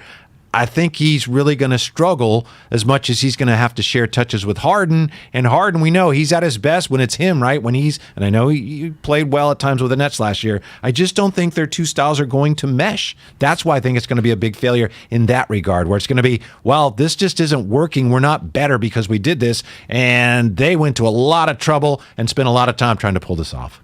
Well, Harden is a more adjustable player than most people think he is.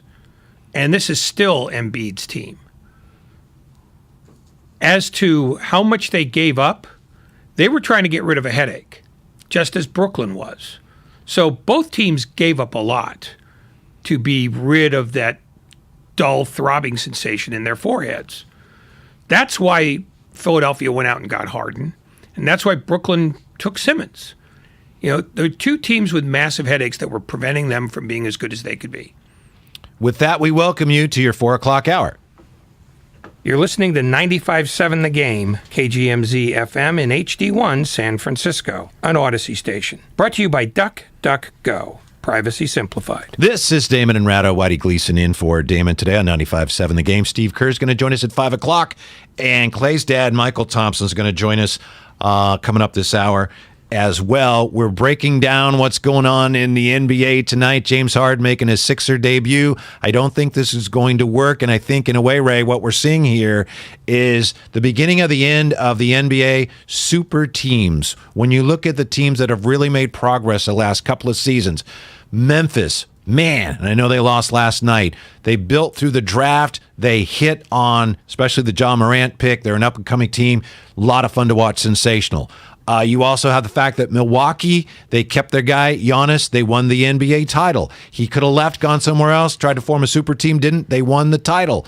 Look at what's going on in Phoenix. Yeah, they added Chris Paul, but they drafted well, and they added Chris Paul, and now they're the best team in the NBA. So I think right now the trend is away from, let's go out and get 2 or 3 superstars, and these guys are going to, we're going to join up on this team, and it's trending more towards you got to put together a decent organization and draft really well and be lucky, but that's the direction in which the NBA is headed, away from the super team era. Nope. The trick to the super team. And when it doesn't work in Philly and Brooklyn, I'll be even more right than I am right now.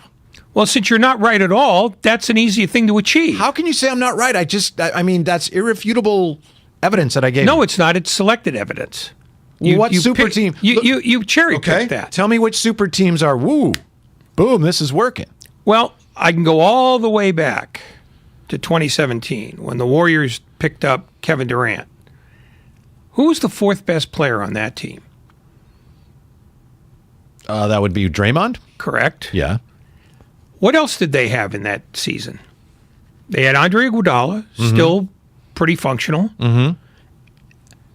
There's 2 more really good players than Philly has now or Brooklyn has now. So you're saying... What I'm saying is... That was 2017. That's what I said. Yeah, I know. But I'm talking about now. No, what I'm saying is if you get 3 great players, you're not home yet. You have to augment that with other guys who could play the 4th and 5th positions and a few guys on the bench. Agreed. That's the difference between what Brooklyn's got and what a classic super team has.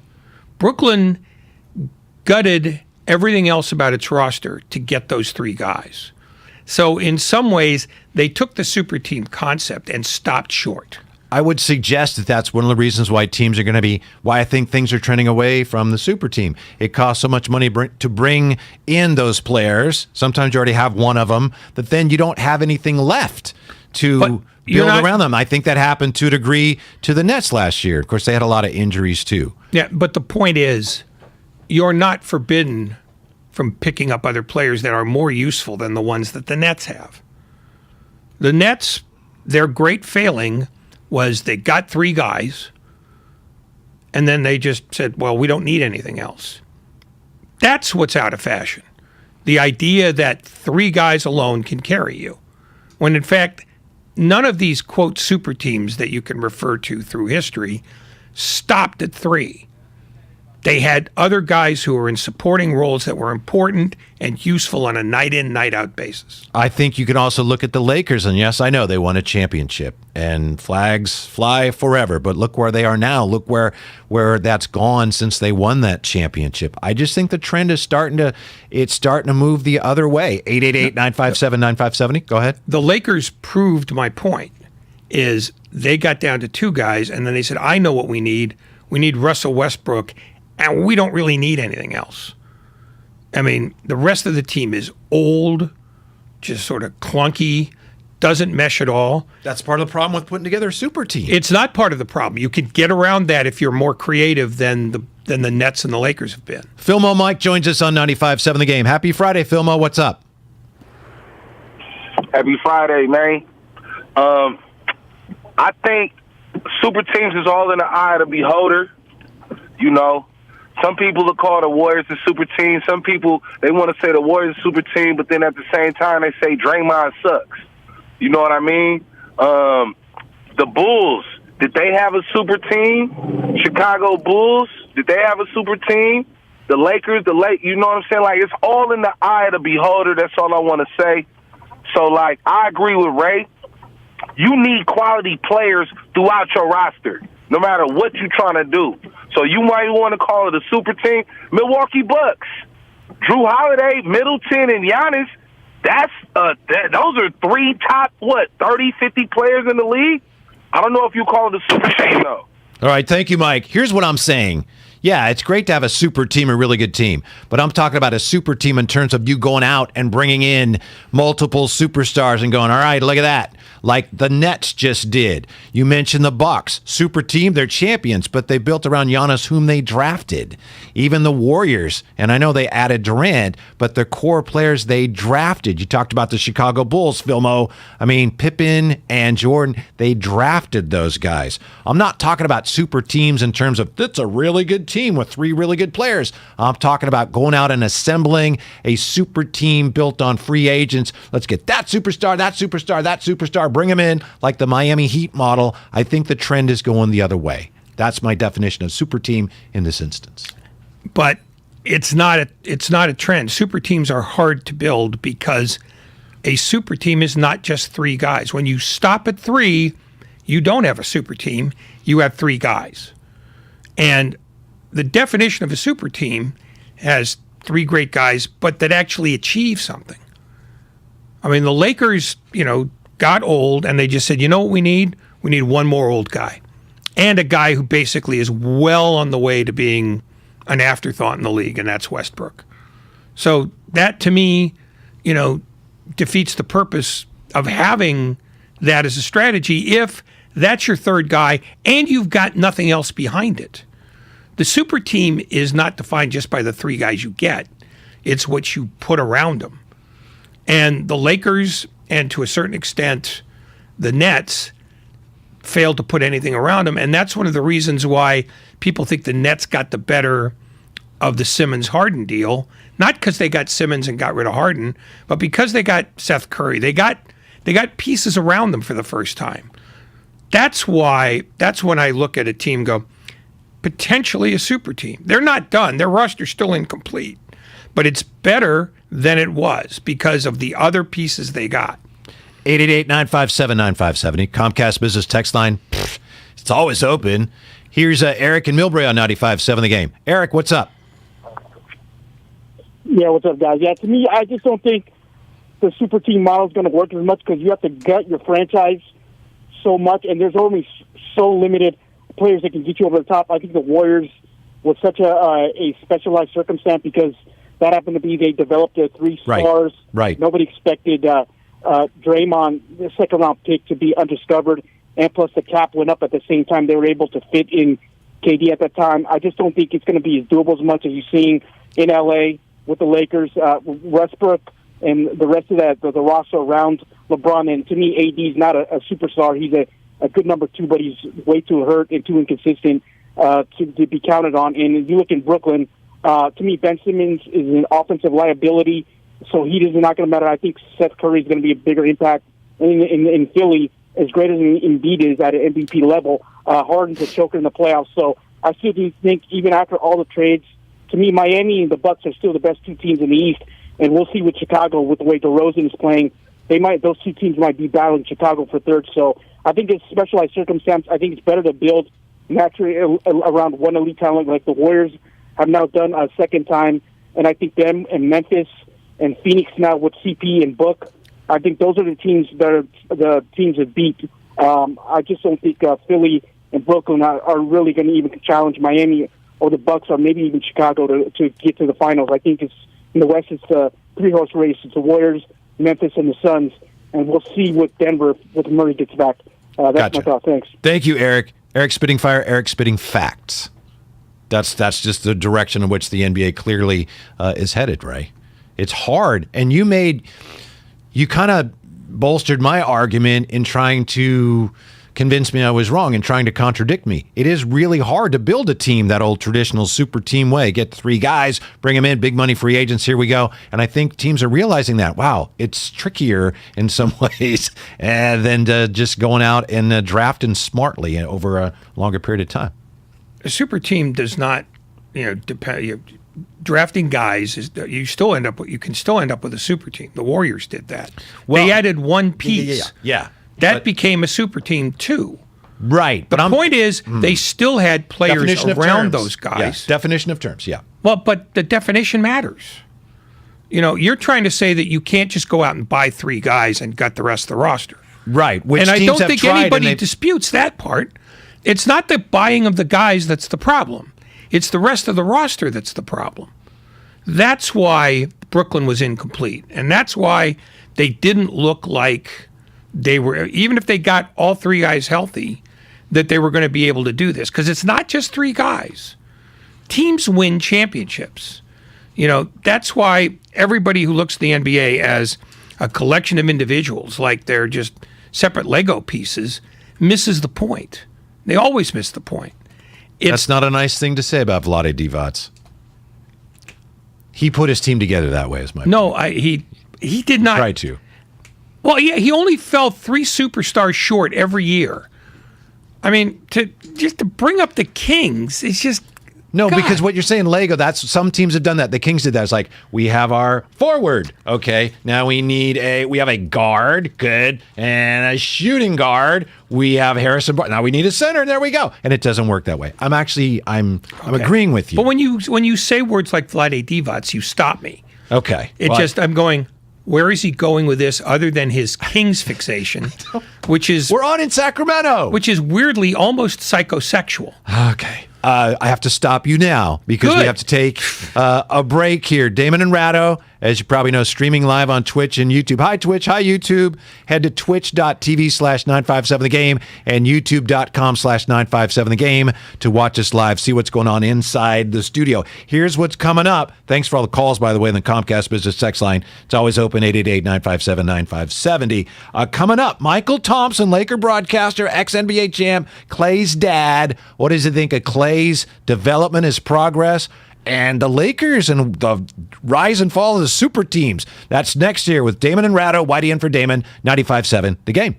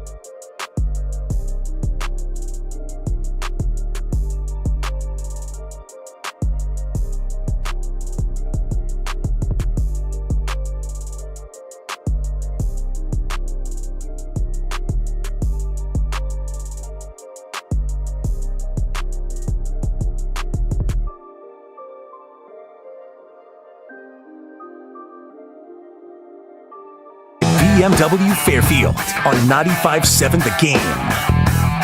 Who better to talk to about super teams than a guy who played for one, a guy who broadcasts for one, although they're not that super right at the moment. Whitey in for Damon today on 95.7 The Game. Our guest, two-time NBA champion, Laker broadcaster, proud father of Clay.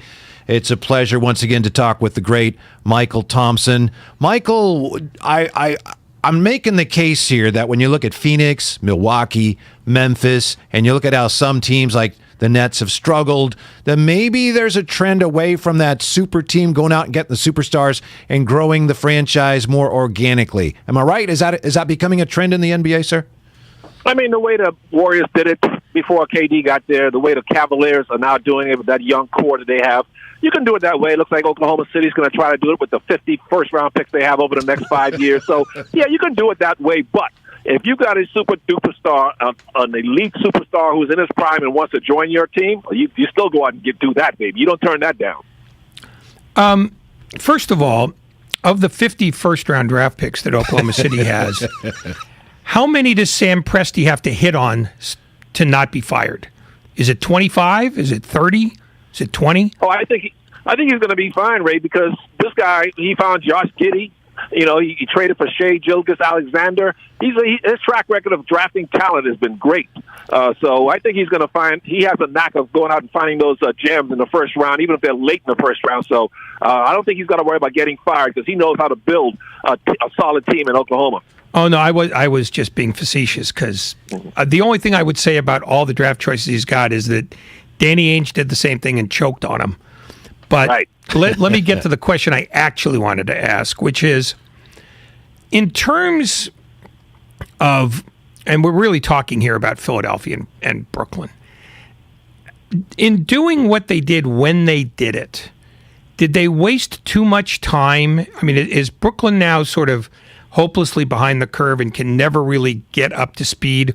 Or is there still time in the last 22 games or so to build the team you want to build and make a playoff run that you can be proud of? Yeah, Brooklyn has a lot of time. When you got three great players like they have, they'll figure it out quickly. These guys all have high basketball IQs. Steve Nash is a smart guy himself. And to your first question, yeah, they wasted 2.5 months. They could have done this deal back in December or as soon as right after James Harden got there when they found out that, you know, if Morey wanted Harden that bad, they should have made the deal because Ben Simmons, people forget how good he is. Just because he doesn't shoot a bunch of threes, people forget what a complete player he is. So when he's up to speed and running, I mean, and you got KD and Kyrie out there every game, they are going to be a dangerous team. Nobody's going to want to see that team in the playoffs. Do they have enough outside those three guys to make this work? Oh, yeah, you got Joe Harris, who's one of the best three-point shooters in the game. Patty Mills is one of the best three-point shooters, and you got some solid veterans there, Blake Griffin and LaMarcus Aldridge and some other young talent. So, yeah, they're going to be well-positioned by the time when they get healthy.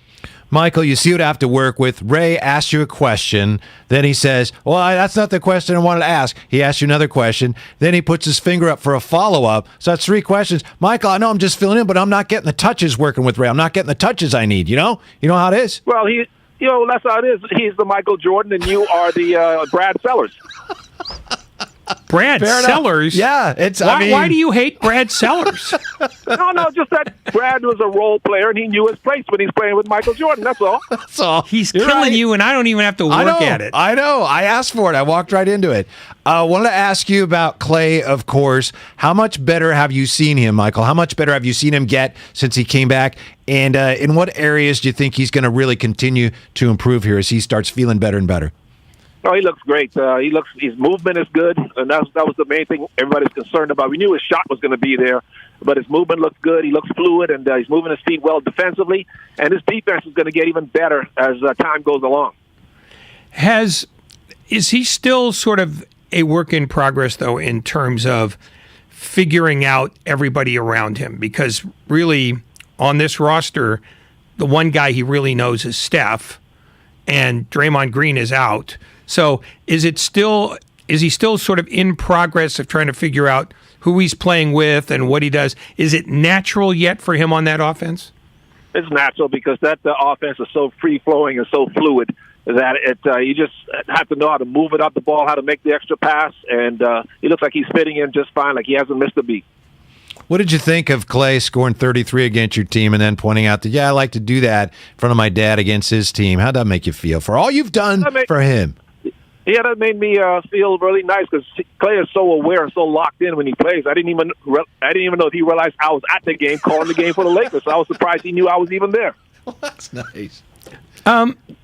Explain the Lakers to us, because everybody's got theories based on being far away, but you're there all the time. What is the difference between what they can be and what they are, and can they get from what they are to what they can be in time? They're not going to be what they thought they're going to be unless their defense improves. We know they can score. They got a bunch of guys in the team that can score, obviously. But team defense has been their main problem. They got to get better defensively. And if they can just improve on their defense and be more consistent on that end of the floor, then they can make some noise in the playoffs. But until their defense improves, they're going to be in a little trouble.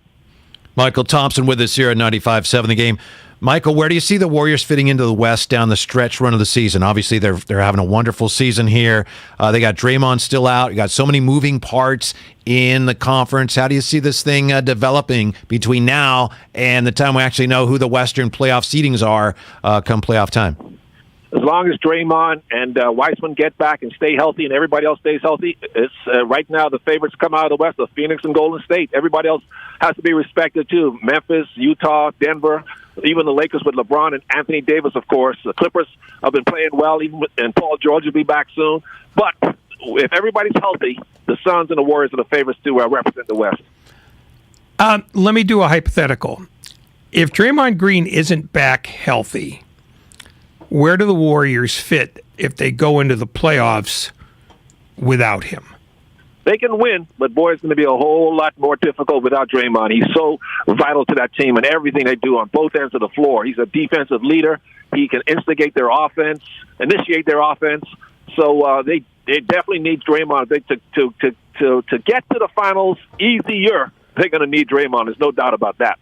Michael, I apologize, but Ray was too shy to ask you this question, but he wanted me to ask, do you know who's going to play you in the HBO Showtime, the Lakers series? You know what actor is going to be Michael Thompson? Well, it came down to two guys because you got to be good looking, so it had to be either The Rock or Rick Fox. So which one is it?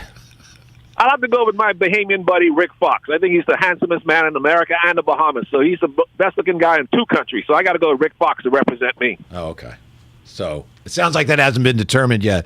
And how about Steph shooting in the All-Star game? As incredible as that was, Michael, I was wondering what you thought of the 75th anniversary team. Obviously, when they had Shaq and then Kareem come out, that was incredible. I mean, I got emotional. You played with and against these guys. You've broadcasted. How emotional was that for you, the 75th anniversary team unveiled at the All-Star festivities? It was great to see all those guys, to see how much they're respected, how much they're loved by basketball fans, and how much we appreciate them. We had to show. It was good to see the league and basketball fans show their appreciation for what they've accomplished and what they've meant to this game. And it was great to see all those legends getting back together and greeting each other and acting as if they're seeing each other for the first time. So that was great. Couldn't see that enough over All-Star Weekend. Phoenix, everybody knows about. Golden State, you've already opined about. But of that next group, is Memphis clearly the best team, or do you think that's an argument that can still be had? Yeah, I think they are the best team. We got to give them young fellas their credit, their respect.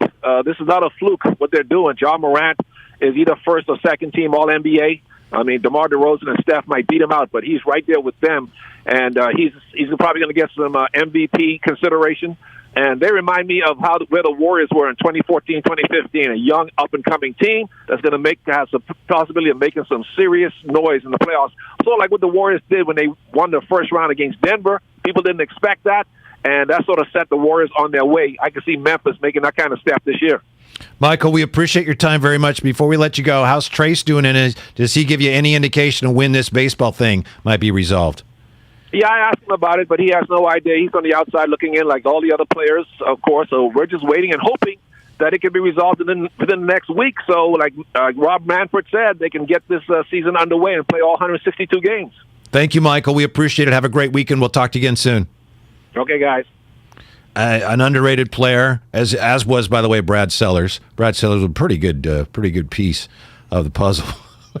He just called me Brad Sellers. Where did he come up with Brad Sellers? I guess probably because he couldn't say Luke Longley. Luke Longley was probably, I mean, he got a ring at least, didn't he? At least one ring. Yeah. Brad Actually, Sellers there was wasn't part of the Red Bulls teams. There was a documentary on him on Australian TV in which the hook was how he was on screen for about 4 seconds of The Last Dance. Mm-hmm. And they became like the forgotten bull. It was a great watch. Mm-hmm. But Brad Sellers, yeah, no question.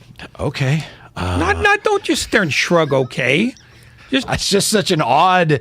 It could have been a lot worse. Is all I'm thinking. He could have mentioned something. Brad Sellers. I don't think people don't even know who he was, which is bad enough. But at least Brad Sellers. Yeah, you can't put an earring on this pig and call it a human. The thing is that he rolled a grenade. He rolled a grenade under your chair. He compared you to Jordan.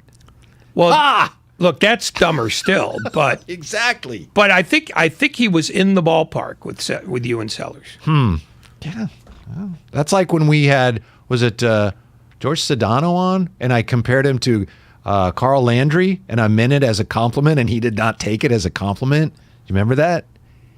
That was on this show. I'm not convinced that comparing him to Carl Landry would have pleased him under any circumstances. Right. I meant it in a nice way, but it didn't come across the way it fell slightly short of Carl Landry. The Comcast Business Text line always open, 888-957-9570. Coach Duran's been hanging on in Union City. Coach D, what's up? Thanks for listening. What's on your mind? Hey, what's up, fellas? A spectacular day here in the Bay Area. I got high hopes for Golden State Warriors. I think this year we're going to come through. I feel it. I sense it. The energy and adrenaline is up there. It's going to be legit and marvelous for Warrior Nation fans. I definitely think that our pieces are there. The cards that we have are dealt. Hopefully, at the end, we can take over with a championship and come away with a full house with the way our guys have been playing. Go Warriors. A shout-out to Dub Nation. Thank you, Coach Duran. Are the pieces there, Ray? Are the pieces aren't there right now, certainly. No, they're definitely not there right now. And the wild card is how many of them will be in place. Because Draymond Green returning is one thing. Draymond Green at the top of his game is another. Because I think right now Phoenix is the best team. And I think the Warriors are less than that unless they're getting the Draymond Green that they got before he got hurt. Because his brain is that's never going away. But, talking about his movement, can he move freely? Can he move quickly? Can he play 35 minutes a game, playing the way he does, if his back is wonky? That's the biggest question mark they've got down the stretch. We hope to get some kind of update, if anything's available, from Coach Kerr when he joins us at 5 o'clock on Draymond Green. Again, as I've said, I take my cues from Draymond and the fact that he seems very optimistic. I know Doc Prandia has been on with Willard and Dibs saying it's probably just a matter of pain management at this point. They don't want to rush him back. But I think that was one of the most promising aspects of the win last night, is how well they played defensively and how much energy they exerted. Because clearly, Ray, you're right. Without Draymond, you're not the same defensively. But they, in recent games, had even been getting beaten off the ball and off the dribble at the point of attack. There was a lot less of that last night. Michael Thompson said, boy, it's going to be tough without Draymond. They could do it. I think he was being nice. I don't think there's any way without Draymond that the Warriors are a championship team. And I think everybody knows that, including them. Well, they're exploitable without him. That's the thing. I mean, they could still beat Phoenix conceivably, but I don't like their chances nearly as well. But without him, they did beat him in a game, but still for a series. No, I'm talking about they could win a series against them, but they would have to be really good everywhere else, and their margin for error would be much thinner. Now, we're saying that while we're talking about a Phoenix team that doesn't have Chris Paul. So it's wild cards all around. But the Warriors, without Draymond Green, are an exploitable team by a good team. So what you're saying, though, is the Warriors could win. You agree with Michael. They could win a championship without Draymond. They could, but it would be much more difficult. Yeah. I mean, I don't even think they could. And because who knows? well, the other thing you don't know is how good Chris Paul's going to be when he comes back. Because I think while Phoenix has a better chance of winning without Paul than the Warriors do without Green, they lose Paul's brain. And Paul's brain is, if not vital to them, it's very important. Because he could see things develop in the flow of a game that I think Devin Booker probably is getting better at, but isn't at that point yet. So I think you got wild cards all over the place. I just don't think the Warriors are a championship team without Draymond. I just don't think there's any way they could do that. Well, let me ask you to clarify that. Without him at all, I get. With him in a limited role, maybe. Yeah, maybe. Because he's got to come back. It's a question of how close to actual Draymond Green he is. That to me is the real wild card because backs are notoriously annoying. Right. And he's talked about that himself. Yeah. So Wiseman, we're all excited about Wiseman. Don't you think anything they get from Wiseman at this point is almost gravy? I mean, if he comes back and he's close to the player the Warriors thought he might be, that's great. But I don't think anybody's sitting there going, oh, man. I know the players are talking about when Wiseman comes back, I don't think it's realistic to really expect anything significant from him when he comes back. If you get it, great. But I don't think anybody's sitting there going, oh, man, here we go. We're going to slot 12 minutes a game for Wiseman to be a rim protector. Great if he can do it, but you really couldn't expect that. They're not slotting any minutes for him. Right. He's going to be a situational substitution. Sometimes he'll get 12 minutes. Sometimes they'll only want him for 6. But he's a depth piece right now. As long as they've got Looney, a form of Kuminga as a big guy, Green, there may not be a lot of minutes for Wiseman, but Wiseman being available frees up Green to not have to play the 5 so much. And I think the Warriors would prefer that. The reason they need Draymond, one of the reasons, there are many, we all know, because the game is so much more difficult in the postseason that you need him running things at both ends of the floor. Without Draymond in the playoffs running things at both ends of the floor, this Warrior team, I don't think they have a chance. Nothing against this. This is a really good team, but Draymond's that important to them when you get in the games that really matter. Without him, they don't have a shot. See, at winning a championship. I think they have a shot. It's significantly diminished, but I think they have a shot because he's not the only smart guy they have. But, one of the things that they would have going for them if he was at 100% is that they'd be deeper than most teams and they'd have more options and more options off those options. You take him off that team, all of a sudden the 5 is now more vulnerable because I don't know how much Looney you can get away with if you have a first-round series with Denver. I don't know how much Looney you can get away with if they're playing Memphis. Like I said, they're more exploitable without Green. I mean, Green, if he doesn't play at all, that hurts them a lot. If he's limited, if his back isn't as forgiving as he would like it to be, I still think they could pull it off. But again, their margin for error would be significantly thinner. How important you think Iguodala is to the postseason run? I think you'd love to have him, but I don't think you need him. And I think they pretty much realize it's pretty iffy whether they're going to have Iguodala anywhere near full strength. Well, they didn't bring him here just to, wear civilian clothes and clap a lot in the postseason. They brought him here for the postseason because they see needs for him. I think he's important to their postseason. He's not important to their right now. But in the postseason, they're going to want the defense he can give them. They're going to want the calming presence that he can provide for the young guys that they're going to play a lot, like Poole, like Peyton, who is young in terms of experience, though not in terms of chronological years. Kuminga, guys like that. I mean, he's a sounding board who not only will give them quality minutes himself, but he will be able to talk some of the nervousness out of Kuminga or Poole, go down the line. He's a resource and he's an asset.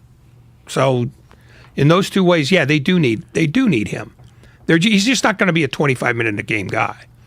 You may not like this, but I have to ask you because people on the Comcast Business text line are asking, a couple of people commenting on, for example, Ray's sweater is awesome.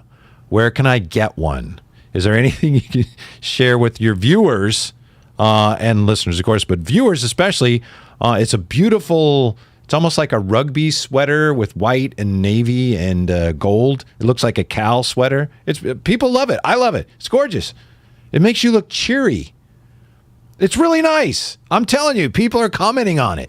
I don't care. Okay. All right. Tell them to go on the internet. Very nice. I mean, how hard is that? I mean, why would anybody want to dress like me?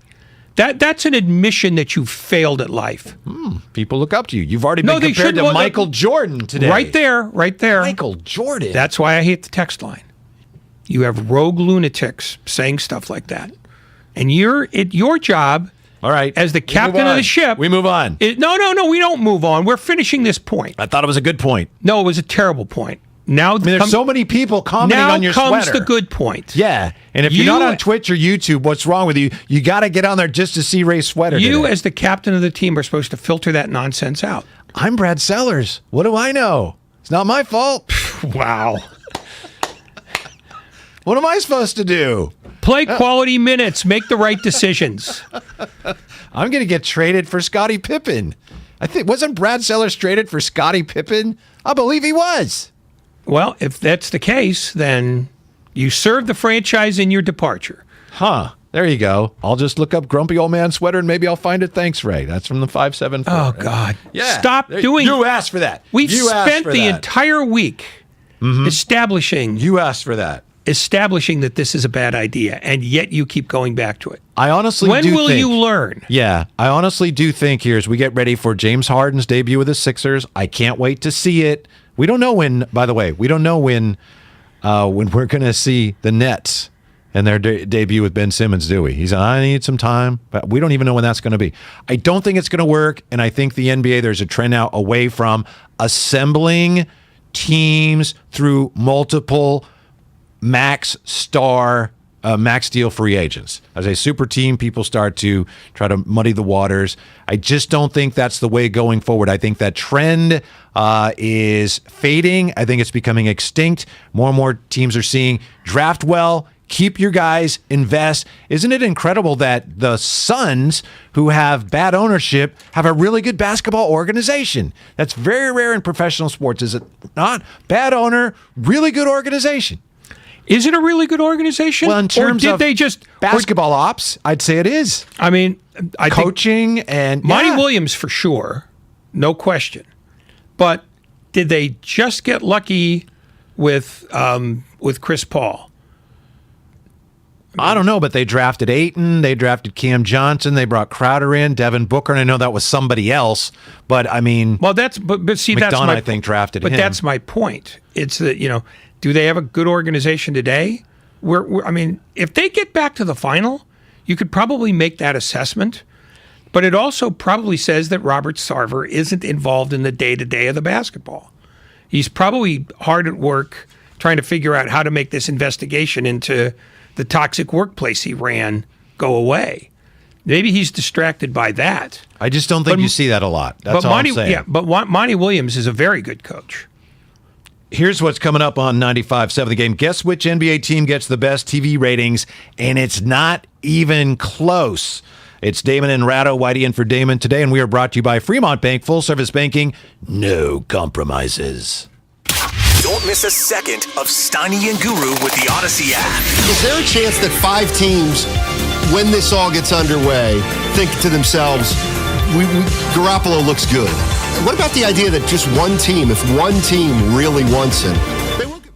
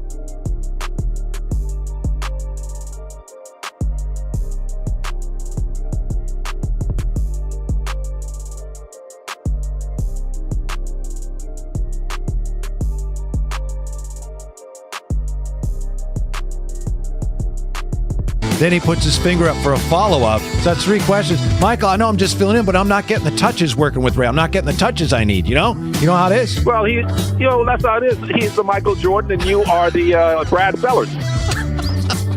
Brad Sellers? Yeah. Why do you hate Brad Sellers? No, just that Brad was a role player, and he knew his place when he's playing with Michael Jordan. That's all. That's all. He's killing you, and I don't even have to work at it. I know. I asked for it. I walked right into it. Now back to Damon and Ratto, brought to you by BMW Fairfield on 95.7 The Game. Brad Sellers in for Damon today. That's incredible because I didn't want to say this to Michael, but Michael coming after me and comparing you, Ray, to Michael Jordan was incredible because you didn't even want Michael Thompson on the show. And I'm the one that stuck up for him. Yeah. So anyway, that's that. You got to turn your mic on. Yeah. That's the way. You are such a monumental jackass. Oh, man. Michael Jordan, Brad Sellers with you here. Yeah, that was a terrible analogy on both ends. Yeah? I mean, I'm not Brad Sellers. No, you are Brad Sellers to a T. I was more like, if I had an NBA player comp, it'd probably be Scotty Brooks. That's who I would have been. Scotty Brooks. Always picking the plucky little white guy? That's who that's kind of how I play. I had to play like him. I don't know. Your coach wanted you to be Stretch Bergmeyer, so. That's right. No, more Brad Sellers than Stretch Bergmeyer. By the way, Steve Kerr coming up top of the hour. Looking forward, of course, to talking with the Warriors head coach. And the Warriors host the Mavericks on Sunday, 4:30 p.m., first home game following the All-Star break. Tickets for all games are still available at Warriors.com, where season ticket holders and other fans resell tickets that are 100% guaranteed by the Warriors organization. Even in the event of a sellout, tickets are always available at Warriors.com. Coach Kerr coming up after that huge win last night. What a nice way, Ray. What a very pleasant way to get the stretch run of the season started. Go into Portland, you have some fun, you destroy a young team without their best players, and you get a W for your troubles just as the schedule starts to get a little tougher. What you get is defense, which is what Steve Kerr has been screaming about for the last 3 weeks. Getting the 132, that's nice, but you were playing a team that doesn't play defense when they're healthy. What they did get was an excellent defensive performance, both in terms of results and in terms of energy. And I think part of that, can be at least attributed to the fact that they did more trapping. They did more aggressive going out and being, in your face. And I think that was by design because Steve Kerr had been unhappy with their defense for a while, that they'd been getting into sort of kind of slovenly habits, for lack of a better phrase, that they just weren't as attack-minded when the other team had the ball. And I think that's probably what you saw last night, which was Steve Kerr saying, okay, we're going to do this. I'll make you guys play hard. I think that provided a window into the things that really matter to the coach. As fans, we worry about Steph's shooting slump or Wiggins not playing as well since Clay came back. I know I've mentioned that. When's Wiseman coming back? But clearly at the top of the list of concerns for Coach Kerr is defense, because he knows that's got to be the foundation going forward of everything they are going to be able to do, because it's always been the foundation of everything they've done to this point. It's the difference between a really good team and a great one. They were a great team in 15, 16, 17, and 18 because they were elite defensively. And as that defense started to fall off a little bit, they became vulnerable. But at the height of their powers, which was first 15 and then 17, they were by far the most difficult out in the league. And in 17, they came this close to running the table in the postseason, which has never been done. As we get ready to chat with Coach Kerr, we have some interesting numbers here from the Sports Business Journal. Some of these numbers are a little sketchy, but they're still interesting, Ray. The Warriors looks like they're going to post the NBA's highest local TV ratings for the 5th time in 6 years. So that, of course, NBC Sports Bay Area, averaging 7.63. That would be the rating in the San Francisco market. What does that mean? Well, it's more than double the NBA's next highest local rating. Cleveland, the Cavaliers games, have a 3.74 rating. That's number 2 in the NBA. Warriors far and away number 1 top local ratings in the NBA. And then you got some real drop-offs here that I would think the league would be at least a little concerned about, but a lot of people watching the Warriors. Well, to me, the interesting point and the thing that I'd want to know is what their numbers were last year, because they had. We can probably get those for you. Yeah, I mean, 2 years ago they still had real good numbers because nobody realized how bad they were going to be. But I think last year, that's probably where the drop off came, because if it's fifth time in the last 6 years, that means only one of those 2 years were they not drawing people, and I suspect it was probably last year. So I'd like to know what the growth rate between last year and this year is. Can you fill in this blank? Other good news NBA stories are in blank, where the blank games on NBC Sports blank are up 83%, thanks to an exciting young team that has 2 All-Stars this season. I have to fill in all these blanks? Well, no, that's all the same. The blanks are all the same team. Do you know what team we're talking about? Oh, yeah. The Pistons. No, it's actually the Chicago Bulls.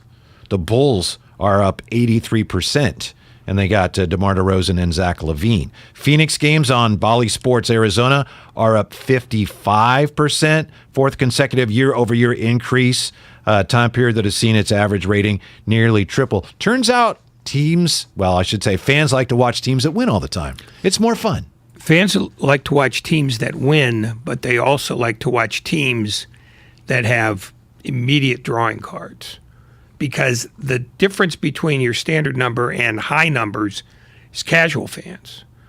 The Warriors have tons of casual fans, and by that I mean people who only watch the games to see Stephen Curry or Klay Thompson. Chicago's now has players that casual fans can get behind, and you mentioned them, LaVine and DeRozan. I'd be interested to know what the Miami numbers are, because they have some interesting guys. And I'll be interesting to see what happens with the Philadelphia and Brooklyn numbers now that they've changed their teams. DeMar DeRozan, by the way, I think he had the game winner last night. Incredible. He's bringing back the mid-range shot, Ray, and he just broke some record that someone said, well, it's like Wilt Chamberlain's the only one that did that, but it's like how many games with this many points, shooting this high a percentage, blah, blah, blah. So it's like, no, that's not a thing. It's not a meaningful record if you Not at all. It's like, I couldn't even explain it to you. But be that as it may, DeMar DeRozan's having a fabulous season for the Bulls. I still don't see them as a legitimate contender, but they've made great strides this year. It's hard to argue with a team playing 650 basketball. I mean, I know everybody likes to downgrade them, because their supporting cast is not as good as Miami's or Milwaukee's. But I think they've got more than a counterpuncher's chance. I think they have a better chance to come out of the East than Memphis does to come out of the West. And I like Memphis a lot. Yeah, but Memphis has got those 2 absolute titans ahead of them in the conference. I don't think the Bulls get out of the East, but they've had a great year. I don't know. We'll see, obviously, but no, that's not going to happen.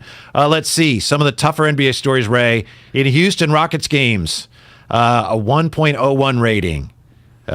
So no one's watching the Rockets, surprisingly. The Spurs had been near the top of the local ratings chart for years, posting their 4th consecutive decline. Have seen their ratings drop 74% since the 2015-16 season. Of course. They're not that good. They're no good. When you do your own sound effects... No, I'm just saying they're... No, you did your own sound effects. I didn't do a sound effect. I said they're really? No good. Barnacles. The fake trombone? Oh, that. Yeah, I thought we're past that. No. I'm sticking that one right in your ear. The Denver Nuggets. I bet you Brad Sellers doesn't do sound effects, or I bet you he doesn't do Squidward and SpongeBob voices either.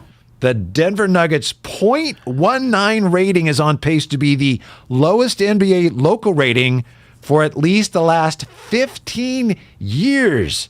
And I think that's a pretty fun team to watch. But I think they've had cable carrier Oh, issues. availability issues? Yeah. See, that's the other thing is John Oren is great at his job. He's the guy who wrote this for Sports Business Journal. But there's a longer story in here about every team's ratings because every team has sort of different situations. I mean, the Warriors have been on the same channel now for, I want to say, 12 years now, so they're relatively easy to find. Yeah, yeah. You know, where Denver, you know, they were Root for a while. Now I think they're Bally.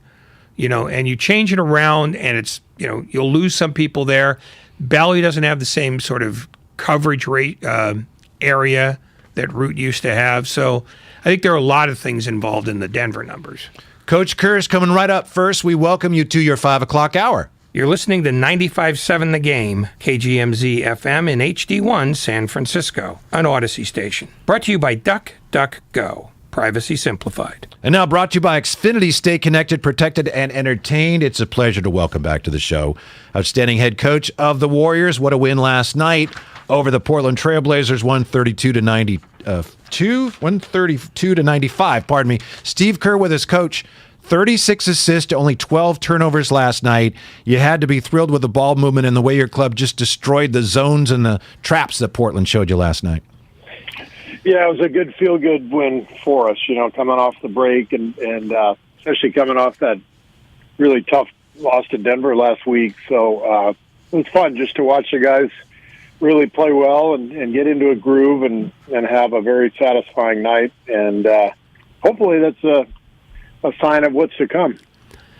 Was the way you defended last night, where it seemed like everybody was more aggressive, there was a lot more sort of at the Portland players. Now, granted, they're walking wounded, but were you trying to instill a greater sense of energy and urgency to get your defense recalibrated for the stretch run? Yeah, for sure. And you know, we've made a few adjustments to our lineup combinations and rotations the last couple of games.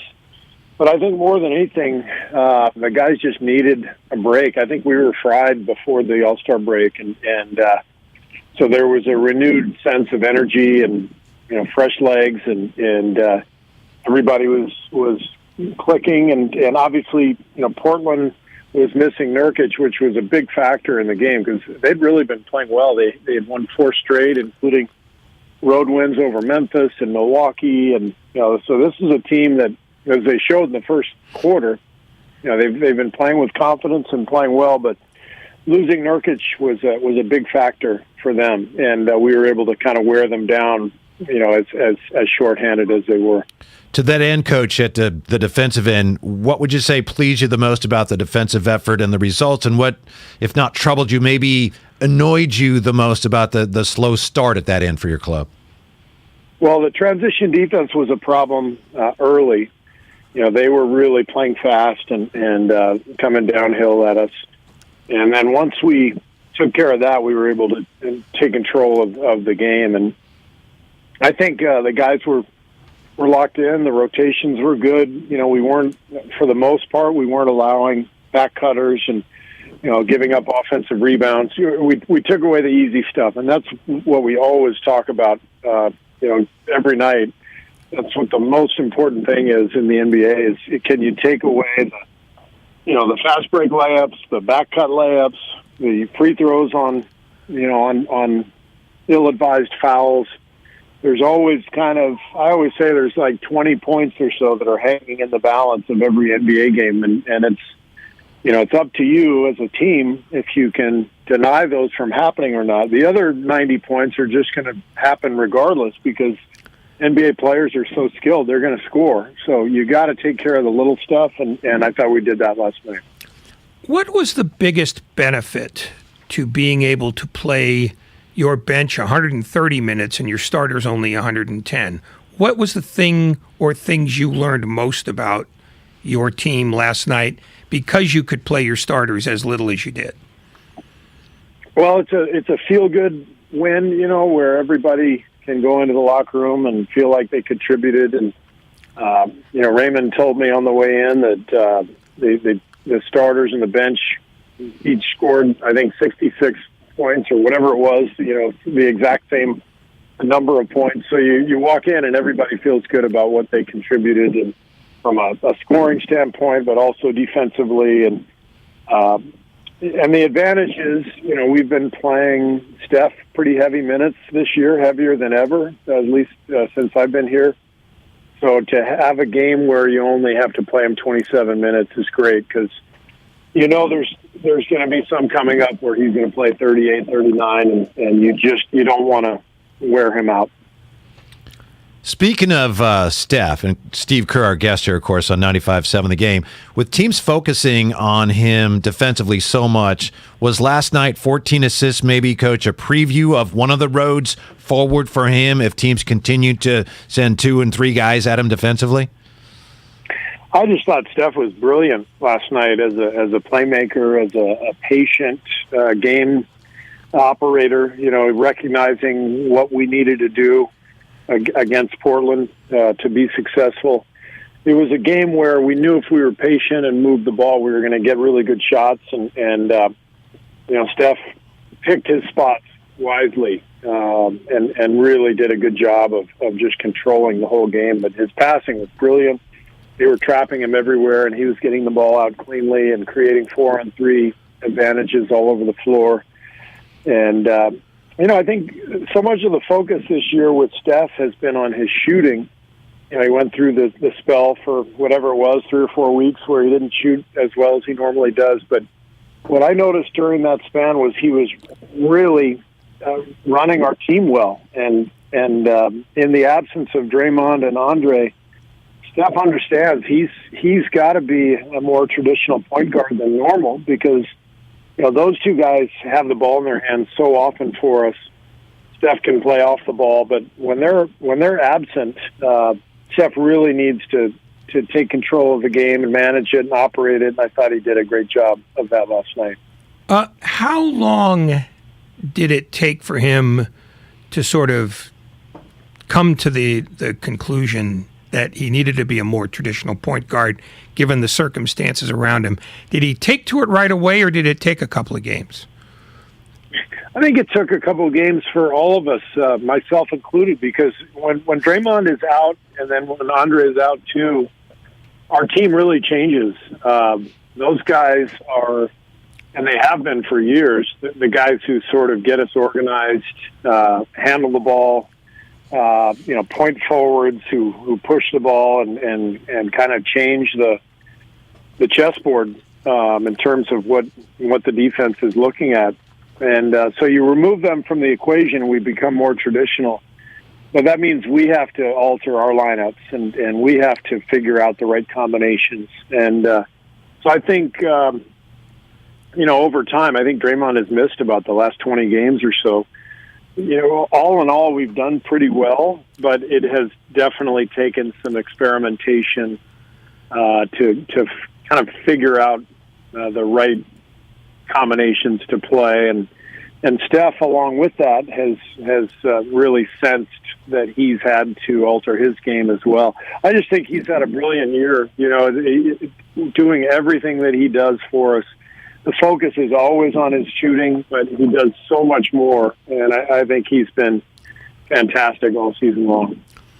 With all the sort of twists and turns in this season for you guys, from, Curry playing at an MVP rate for at least the first 20 games to waiting for Thompson to losing Green, how many teams have you coached this year? That's a good question.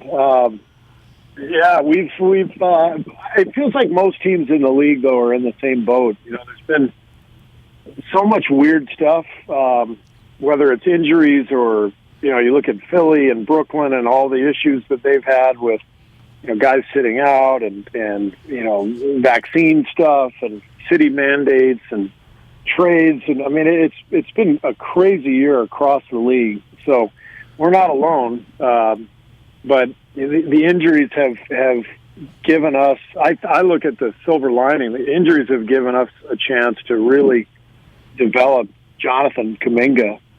He wouldn't have gotten the minutes he's gotten if Draymond had been healthy the last 20 games. And so even though we've, as you say, I've coached several different teams this year. I think it's all heading in the right direction in terms of what we're going to be in the playoffs, and that is, knock on wood, a team that is healthy and versatile, and a team with young players who are ready to compete at a really high level. So it's exciting. Coach, we talked about Steph's playmaking last night. Clay only had 2 assists last night, but he's had a lot more assists in recent games than he used to produce. How is his role in the offense maybe a little different than it was when he was last playing along with Kevin Durant? And if you could, where are we, as far as you know, with Clay and a possible increase in his minutes here going forward? Yeah, so I think that you just nailed it. I mean, the biggest difference in Clay is that Kevin is no longer here, and so we require more from Clay in terms of the playmaking role. When Kevin was here, he and Steph really split the ball handling duties a lot, along with Draymond, and they could play off each other. Clay played off of all those guys. But now, without Kevin and without Draymond, you're seeing the ball in Clay's hands a lot more. We're also staggering Clay and Steph so that one of them can always be on the floor.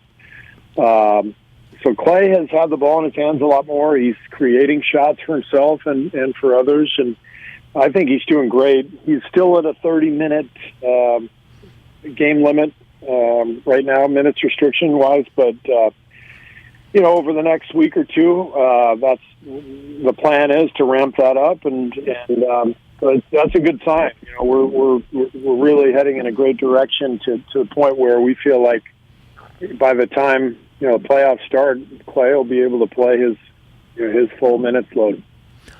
How would you define his full minutes load? Is it 34? Is it? I mean, not that there's a hard limit, but is it just a game-to-game guess? But around 34, 35, or is there more? Is there less? I mean, what's the rough number you're looking at?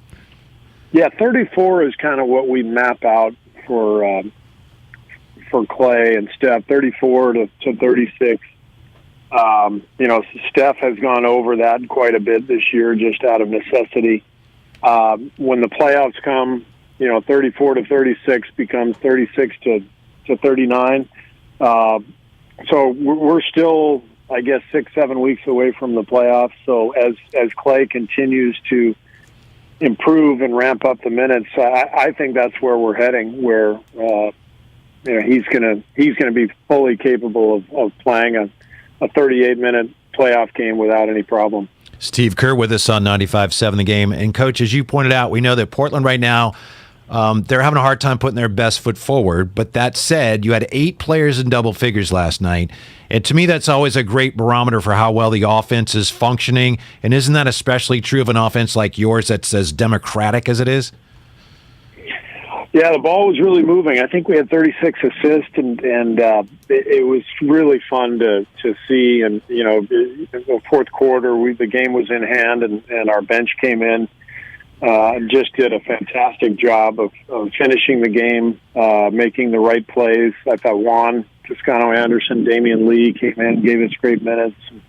Bielitsa played well over that stretch, even though he wasn't in the main rotation last night.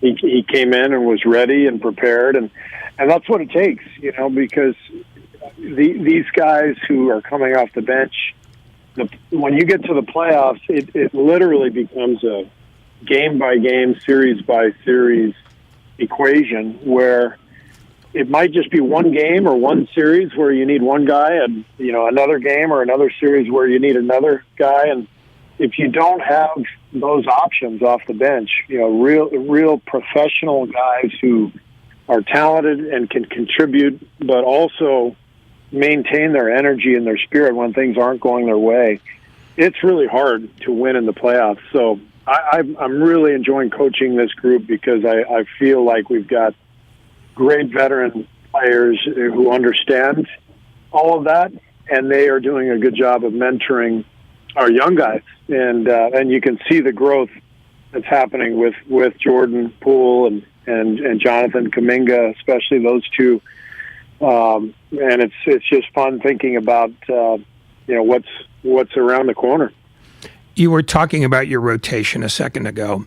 As you go into the postseason, is this roster built in a way that your playoff rotation might be maybe a body or maybe even two longer than normal? Or is it your job to find the 8 or 9 guys that are the rotation come the postseason? Because, as we know, rotations get shorter in the postseason. Yeah, I mean, we've been lucky to have a lot of experience with this because of the fact that we've had great teams over the years. But you can think back to different playoff runs. I remember JaVale McGee making a huge contribution in the finals in, I want to say it was our last title run in 18. Where after game one, the way Cleveland was playing us, we realized, all right, we can score over the top with JaVale. And we put him in the starting lineup after that, and he was brilliant, right? and scored and made a huge impact. I don't know that he played at all in the previous series against Houston. And so, I think the way you look at it in the playoffs is you absolutely have your 8 or 9 guys who are going to play every single night. And then you have options based on your opponent and, what's being presented to you out on the floor. And if you're lucky enough, like we've been over the years, because of the work that Bob and front office have done roster-wise, then you've got some pieces that you can employ during a certain series, and it might be a different guy, in the next series, and that's the beauty of having depth in the postseason. How could Jonathan Kuminga, assuming he continues to develop along this path, which has been remarkable, how can he help you with your depth in the postseason? I know everyone wants to know about his role and how many minutes he's going to play, and obviously some of that's going to be dictated by matchups, but also by how he progresses. In a perfect world, as he continues to progress, in what ways can he give you even more depth and more options as part of your postseason rotation, should it come to that, Steve? Well, there's no doubt in my mind that JK will be in the postseason rotation. He is a unique athlete, even by NBA standards. This guy stands out. I mean, he is so explosive and powerful, and gives us a dimension that we otherwise don't have. And his growth over the last month or 6 weeks has been so dramatic, between his recognition of what's happening on the floor, his awareness, his maturity, his work, his confidence. It's just been beautiful to watch. So everything that he does for us, the athleticism, the speed, the finishing in transition, the post up, if they're going to switch on him, he's our best guy, just throwing the ball down on the block and getting a bucket. So it's been fun to watch his growth, and he has 100% solidified his spot in the rotation. Without getting into detail, can you see playing different teams in the postseason and having significantly different rotations? Or do you foresee, as you look at the other teams that you might play, that your rotations will stay the same, but maybe the minutes may vary a little bit here or there? I think the way it usually pans out, Ray, is you got your 8 or 9 guys that are automatic, and then you see what the matchup is, and from there you can go for short stints with guys who might not be part of that 8 or 9 man automatic rotation. So that's how it's always worked for us in the past. I mentioned the JaVale thing. Nick Young did that for us. Made some big shots in Game 7 in Houston back in 18, I think it was. You just have to figure out what you think is going to work the best on in each series. But your top 8 or 9 are probably going to play regardless of the matchup. Steve, I wanted to ask you about James Wiseman, and I know everyone wants to know, when's he going to be back, and everyone wants to pin you down, and I know that you just aren't in position to do that. Understand that. That said, is there maybe an ideal number of games in your mind that James would be able to play in the regular season for you to get an idea of how he might fit in to your postseason plans? No, there's no number of games. The biggest thing is James is healthy and he's playing. He scrimmaged today. We brought our G League team up from Santa Cruz, and he got his first real extended scrimmage today, and he looked good and he's feeling good. So that's the main thing. And now it's just day to day, and we'll just see how he's doing, and we'll progress from there. The thing that I have been preaching since last year is this is a really young guy who has barely played. 3 college games and I think 39 games with us last year. No summer leagues, no training camps. So he's just a young guy, and the expectations should not be too high for him this year, given how good our team is, where we are as a franchise. The exciting thing for me is, James is such a great young guy. He works so hard. He's so talented. He's going to be a really good player for us for a long time to come. And we're looking, at that, as being the next, 10, 15 years. And that's great. But for people to expect something, right now, is a little far-fetched. He's, like I said, he barely has any experience, and he's just getting back from his injury, and he's a young guy, so, just give it time, and it's going to happen for him. How likely do you think he is to play some games in the G League after he's been cleared for, I guess he is cleared for full participation? It's all, everything is a possibility. We're literally just taking everything a day at a time because of the nature of his injury, the nature of his recovery. You guys know, he had some setbacks earlier in the season, and so we don't have the luxury of mapping this thing out and saying exactly what's going to happen. Sure. So we're gonna continue to ramp up his activity, and he'll take part in a lot of scrimmages and team activities, 3-on-3s and team practices, over the next couple of weeks, and we'll keep ramping it up, and we'll see where it all goes. Steve, I know you're very busy. You don't have a lot of time off. Not sure what you did during the break, but wondering if you had a chance to see the ceremonies for the 75th anniversary team. Given your role in the NBA, you've done so many things there for so long. I'm just a fan. I got goosebumps watching some of that. Did you have any reaction to the ceremonies and how they unfolded in Steph's big night, of course, but as they unveiled, we knew it was going to be on the team, but it was still incredible to see the players introduced and Michael the last one. What was that like for you to see that, assuming that you did get a chance to see that?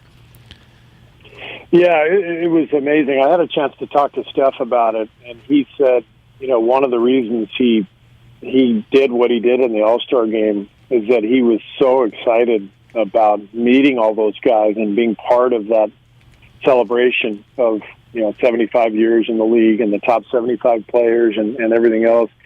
So cool to see Michael and LeBron shake hands and say hello. And, we haven't seen them together very often. We hear about comparisons between the two of them, but just actually seeing them together was really cool. So I think it's one of the best things the NBA does is it really, it hangs on to its legends and really celebrates its history in such a great manner. And I thought this was a really cool All-Star game for that. Absolutely. Before we let you go, one more. Earlier we talked to Clay's dad. We had Michael Thompson on, and Ray was kind of, hogging all the questions, and I complained to Michael Thompson that I wasn't getting the touches. Michael Thompson said, that's because you're Brad Sellers, and he said Ray is Michael Jordan. You played with Michael. I'm wondering what you thought of that comparison, sir.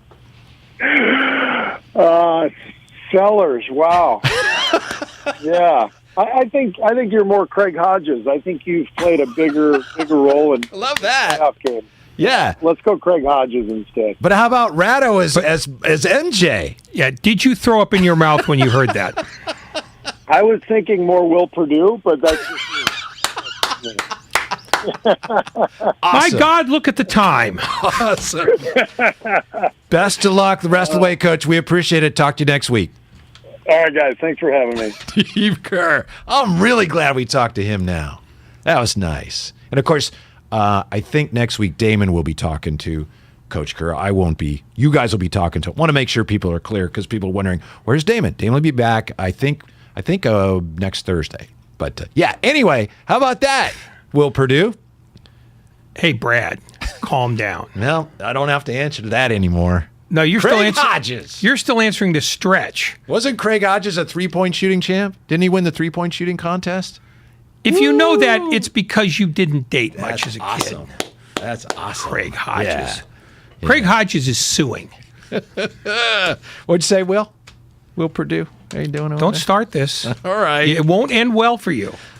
He's in a good mood, right? I know you guys talk to him every week, but how could you not be after that win? Last night was just such a nice way to get back easing into things, right? It's like you're back from vacation, back to work. You got a half day on Monday. That's kind of what last night was like for the Warriors. It was a half day for most of the players. Yeah, exactly. I mean, I don't want to look this up because I'm just not that interested, but I bet it's been a long time since their bench played more minutes than their starters. I mean, that was, I mean, when nobody plays more than 27 minutes, I mean, I was going to ask him this and I should have, but when he talked about what a great thing it was to play the other guys, I mean, this was coming off a week when almost everybody had an entire week off. So they didn't really need any rest. Right. But I got the sense from watching the game that he wanted to see spots 6 through 13. That he knew what he had with 1 through 5. He didn't, he was delighted for them not to have to play. That he wanted to get a sense of, okay, who can do what in what situation and who's going to play hard defense when we make them do that. Because their defensive woes before the break were team-wide. It wasn't one guy, failing to box out. Or You're right. It was communication, but then it got worse. It became a lack of energy in some cases. But you're right. It was, team-wide. I think this was almost, and they didn't plan it this way, but it became a referendum on the bottom half of the roster. Just not to make any decisions about who gets to stay and who gets to go, but what situations what guys can play in. Because, well, he did say the 8 or 9 guys will be in his playoff rotation will be about the same. There'll be different situations in which some of them play and others don't. I mean, the JaVale McGee example, I mean, when he said he didn't play almost at all against Houston. He played 3 minutes in one game, but he got used a lot against Cleveland. So I think that's what he was sort of looking toward, imagining, well, if we're playing Memphis and we've got to do some tweaking, I need to know that those guys can be relied upon when I want to do the tweak.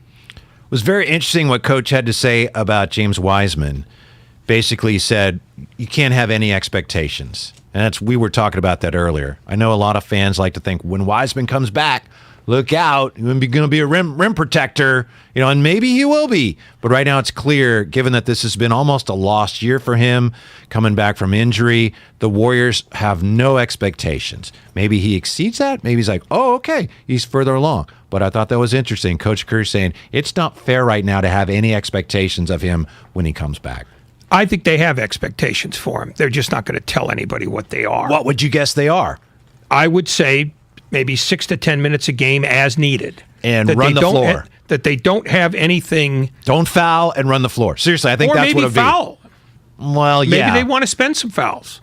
Okay, yeah, I mean in certain circumstances, but don't foul when we don't want you to foul. Yeah. And because, you can't, and especially in the playoffs, we're in the bonus already, and run the floor as if you've never run the floor before. Yeah. Other than that, I think there are no expectations. Well, again, I think they are telling us less than they know, which makes sense. But I think they do have some expectations for them. They may not be lofty, and they may be situational at best, but if they didn't have any expectations for him or any idea of, how they would use him in the postseason, you know, what would be the compelling point in playing him? I think they do envision situations in which they go, this is a Wiseman moment. You know, not because he's going to be a team hero or anything, but there are moments in a game where you want to show a different look. I know he said it before, but how about the comments on Kuminga? Kuminga deserves to be in the rotation in the playoffs. Again, I know it's not the first time he said that, but wow, Kuminga is he's a weapon. People like to talk about it. X factors. That's an overused term. I think if there is an X factor on this team, it's Otto Porter Jr. Kuminga, to this point, it's almost like we know what to expect from him. When he has these incredible games or these really solid games, it's not like, ooh, now it's almost getting to the point where, yeah, that's what Kuminga does. He's actually approaching that point. Oh, I think there are less surprises for him to offer than there were 2 months ago. Yeah. And I think he's been absolutely a part of the rotation in their minds for the postseason for a while now. I don't think that's a surprising development at all. It's not a surprising development, but it's just still significant for the coach to proclaim it in that fashion. Yeah, but again, as you said, he said that before. Right. I think the interesting thing will be not that he's in the rotation, but how much run he gets in the rotation and how much they rely on him when they traditionally have been playing small this year. How much will he change that look to make them bigger? And that's where, you know, he becomes the true wild card, because Kevon Looney can't be a big. I mean, he plays a big, but you know what I'm saying. Draymond Green cannot be a big in the classic sense. You know, he does a million things well, but you know, he's not going to be posted up against Nikola Jokic, you know, with a lot of success. You know, Kuminga can put a body on a body, and that to a much smaller degree is what Wiseman can do if they get what they want out of him when they look at him in the G League. As well as everything went last night for the Warriors in Portland, to me, the most significant thing that happened to them last night was the fact that Memphis lost and they won. I really do think, and I know they got a lot of things going offensively. The ball movement was great. It was a great way to kind of shake off some of those ill feelings that came from losing 4 of 5. But I do think it's really important. You said it yourself yesterday, to hang on to that 2 spot and to get a win when Memphis is losing to Minnesota. I think big picture, that's ultimately got a chance to end up being very significant. I think it can be. I mean, they're not going to say that because they're not going to. They're not going to pimp one team over another. But right. I do believe they would rather be the 2 than the 3, and not just because they could have home court advantage against Memphis, but because I think their choices of beatable teams are better as a 2 than a 3. I mean, I'm not sure I trust Minnesota yet. I don't trust the Clippers. I definitely don't trust the Lakers at all. And whoever ends up being the 10, if that somehow that becomes a thing, you know, I mean, I just think that the 2 is a much better spot than, say, you know, Miami being the 2 in the East, because the East is deeper and the East is weirder. Klay Thompson, his role is changing. That was very interesting what Coach Kerr had to say about Klay. It's a different role for him. They need him to do a little more in terms of being a distributor than they needed from him when Kevin Durant was here. That's one of the reasons we've seen Klay. The Claymaker, last night only 2 assists, but he had a really nice shooting night last night. 6 of 11, 4 of 7 beyond the arc for 18 points. The Splash Brothers were back, but that's also interesting to see how Klay is growing into the role that is not the same role that he had when he was last year. And the league, in fact, I know Draymond's talked a lot about this, the league has changed since Klay last played in it. Well, his role isn't going to change, but they would like it to be expanded from what they're seeing now. And that's part of his transition from being out for 2.5 years to be fully employed now. I mean, again, they're going to bump his minutes up, you know, to 34, 35 relatively soon. And part of what they want is the widest possible repertoire from him. And that does mean distributing a little more and, you know, not being the last option on the offensive end. And I'm not saying he is now, but the offense is still not running as naturally as it can when it's at its best. And I think part of that is because Klay Thompson is still a little bit in his head about, having missed so much time, he wants to experience all of it. And so sometimes a possession doesn't look as natural as it could because, he's thinking about, what can I do here? What's the most fun for me? And it's not being selfish. It's just he's adjusting to what life was like in 18 for him. Earlier I was feeling kind of down when Michael Thompson compared me to Brad Sellers, but now with Coach Kerr saying I'm like Craig Hodges, a 2-time NBA champion. Craig Hodges, let's see, won the three-point contest 3 times. 3 times. Man, that's high praise. High praise from You do know he was Steve being Kerr. excessively kind to you. Fine, I'll take it. And what was your boy you, Michael Thompson doing? I think he looks at you as not Brad Sellers, but definitely not Craig Hodges. And the fact that you're holding on to this means that you're not Craig Hodges. I would much rather be compared to Craig Hodges as I was than be compared to Will Perdue as you were. I'm sorry, that's the fact of Well, the that's matter. only because he hates my guts. Oh, come on. And let's be honest, I hate my guts. All right. It's Damon and Ratto. Whitey in for Damon here on 95.7 The Game. Been an interesting week, and it's great to have basketball back. And now as the stretch run gets percolating, we got a lot to watch, a lot of intrigue over how this thing is going to go in Philadelphia. We find out tonight. James Harden making his debut for the Sixers. I'm telling you, Ray, I think it's going to be a disaster in Philadelphia. A disaster. And that's only partly because I'm rooting against James Harden, and I don't know why any team would want to hitch their wagon to him right now. Well, they're not hitching their wagon to him. They're hitching their wagon to Embiid with him because they couldn't hitch their wagon to Simmons.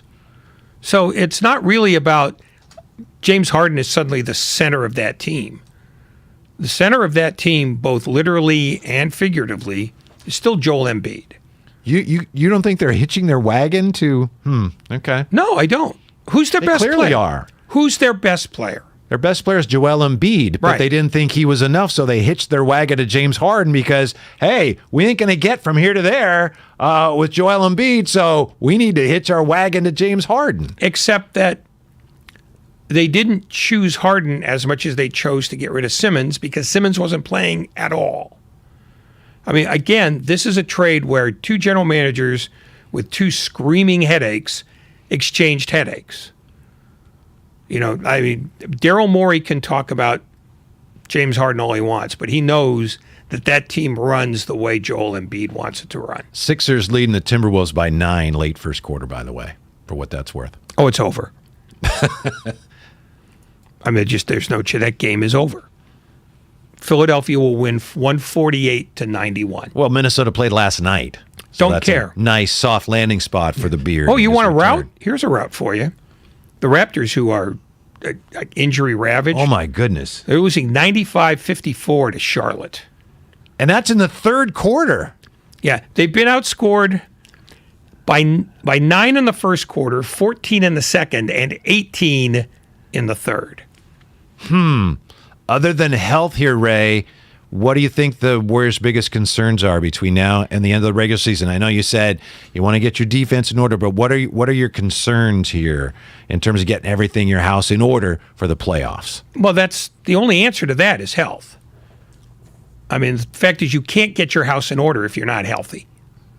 Otherwise, you're basically you're patching holes all over the drywall. Given the health, I think it's a matter of finding your rotations that you know that work and that you're comfortable with. They know what their rotations are. He didn't say so. He knows. He's been changing. As recently as the Denver game, he was experimenting, which is great.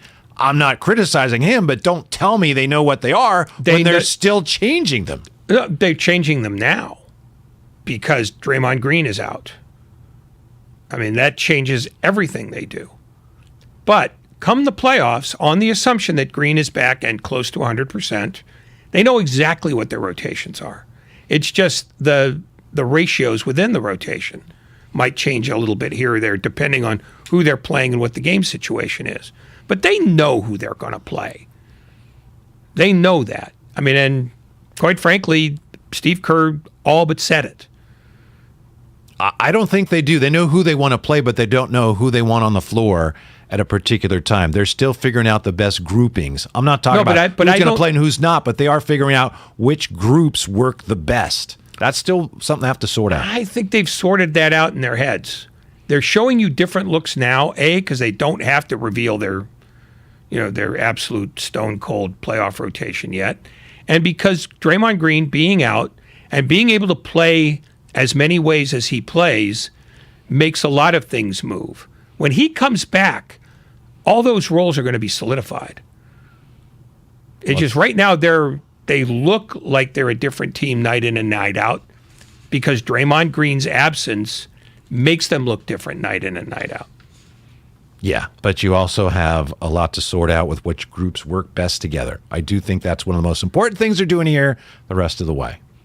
Which group, and especially with Iguodala. Iguodala might be in some groups, he might be a facilitator, but then that gets back to the health. So they got a lot to sort out through the rest of the regular season. It's been a fascinating season. We talked earlier today about what's been the biggest story of the year because Kirk Lacob was talking to Tim Kawakami about that. Steiny and JD were also breaking that down. And the fact that there are so many things you could choose from speaks to what an interesting story it's been. Kuminga got a lot of mentions from those responding to our question here. The GP2 story, Steph Curry making threes, breaking the three-point record, and of course Clay's comeback.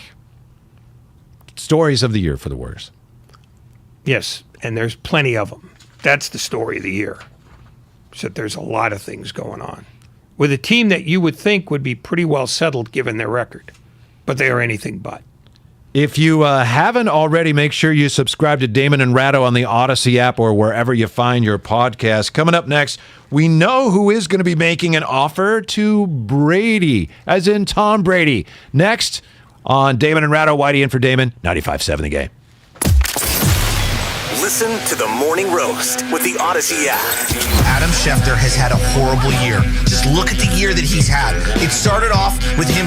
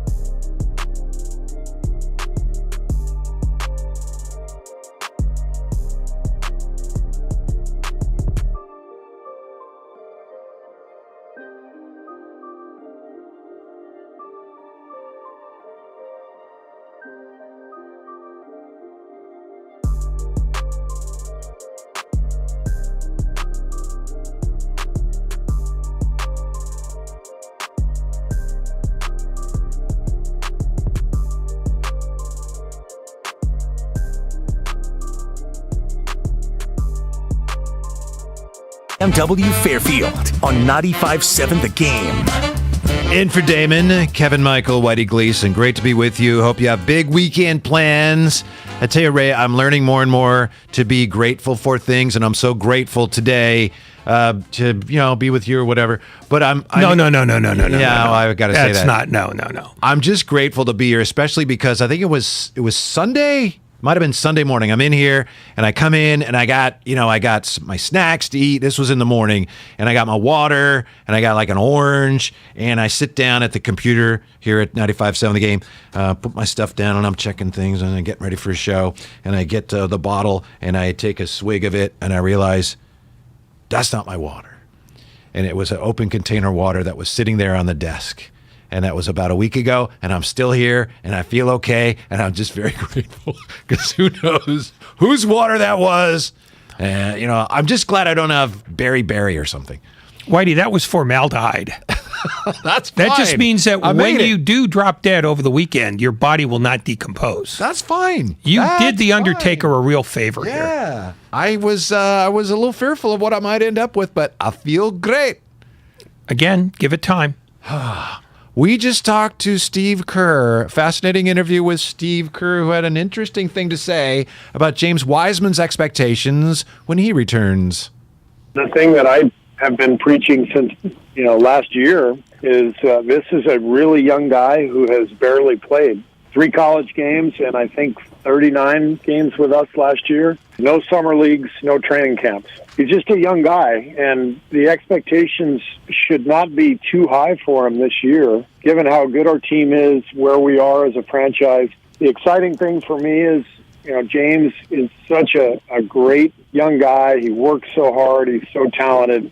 He's going to be a really good player for us for a long time to come, and we're looking, at that, as being the next 10, 15 years. And that's great. But for people to expect something right now is, a little far-fetched. He's, like I said, he barely has any experience, and he's just getting back from his injury, and he's a young guy. So just give it time, and it's going to happen for him. Steve Kerr earlier this hour on the Damon and Ratto show. And by the way, if you missed that interview and you want to check it out, you can do so on the Odyssey app. How much, Ray, do you think it puts added pressure on Wiseman when he comes back, given the progress we've seen from Kuminga? In terms of fan expectations. The hell with fan expectations. In terms of his own expectations. I don't know, because, that's Steve Kerr's job to sort of keep him mellow on that stuff.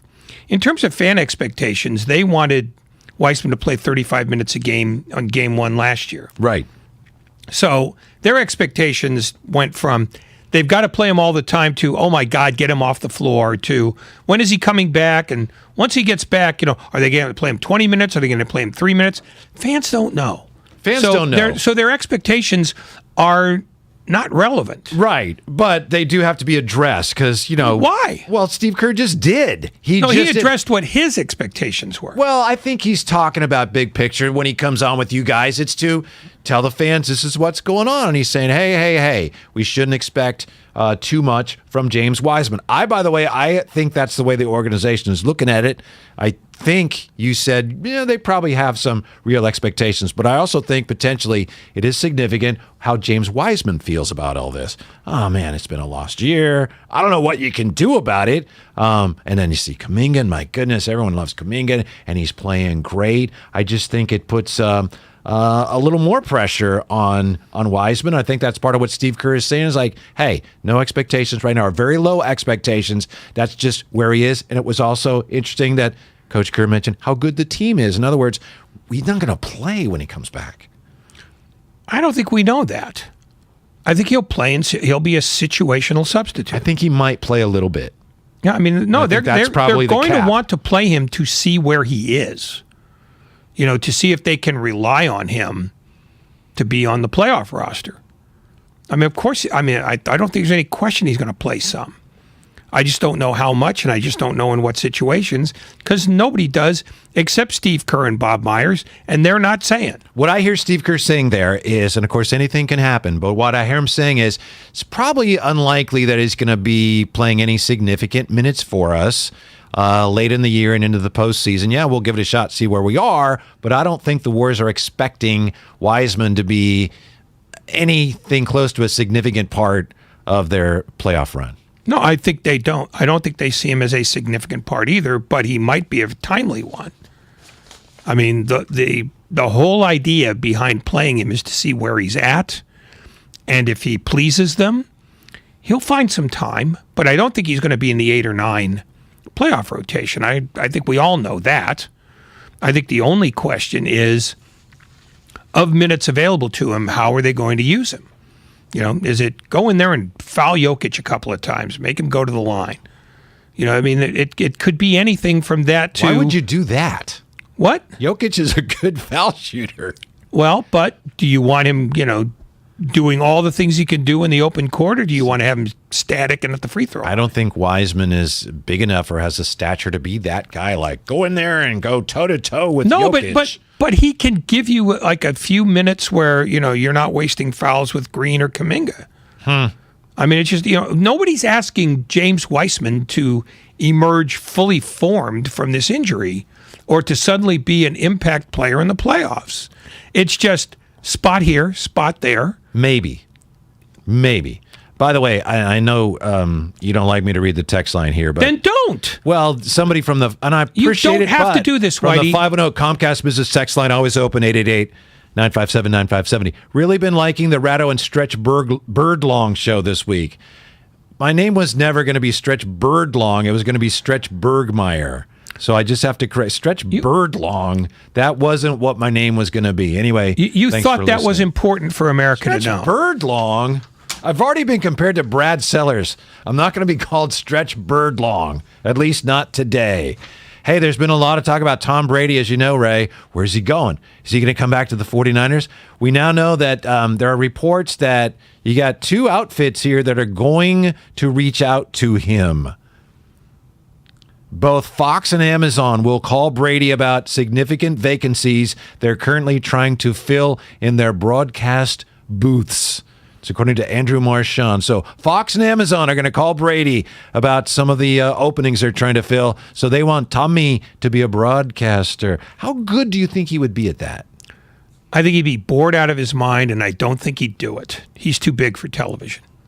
Beyond TV. I think he's a bit like Jordan, that you don't demean yourself to be in public all the time. You just pick your spots. You spend more time with 80-year-old women. Well, he's got his movies producing. That's what I'm saying. Right. I understand.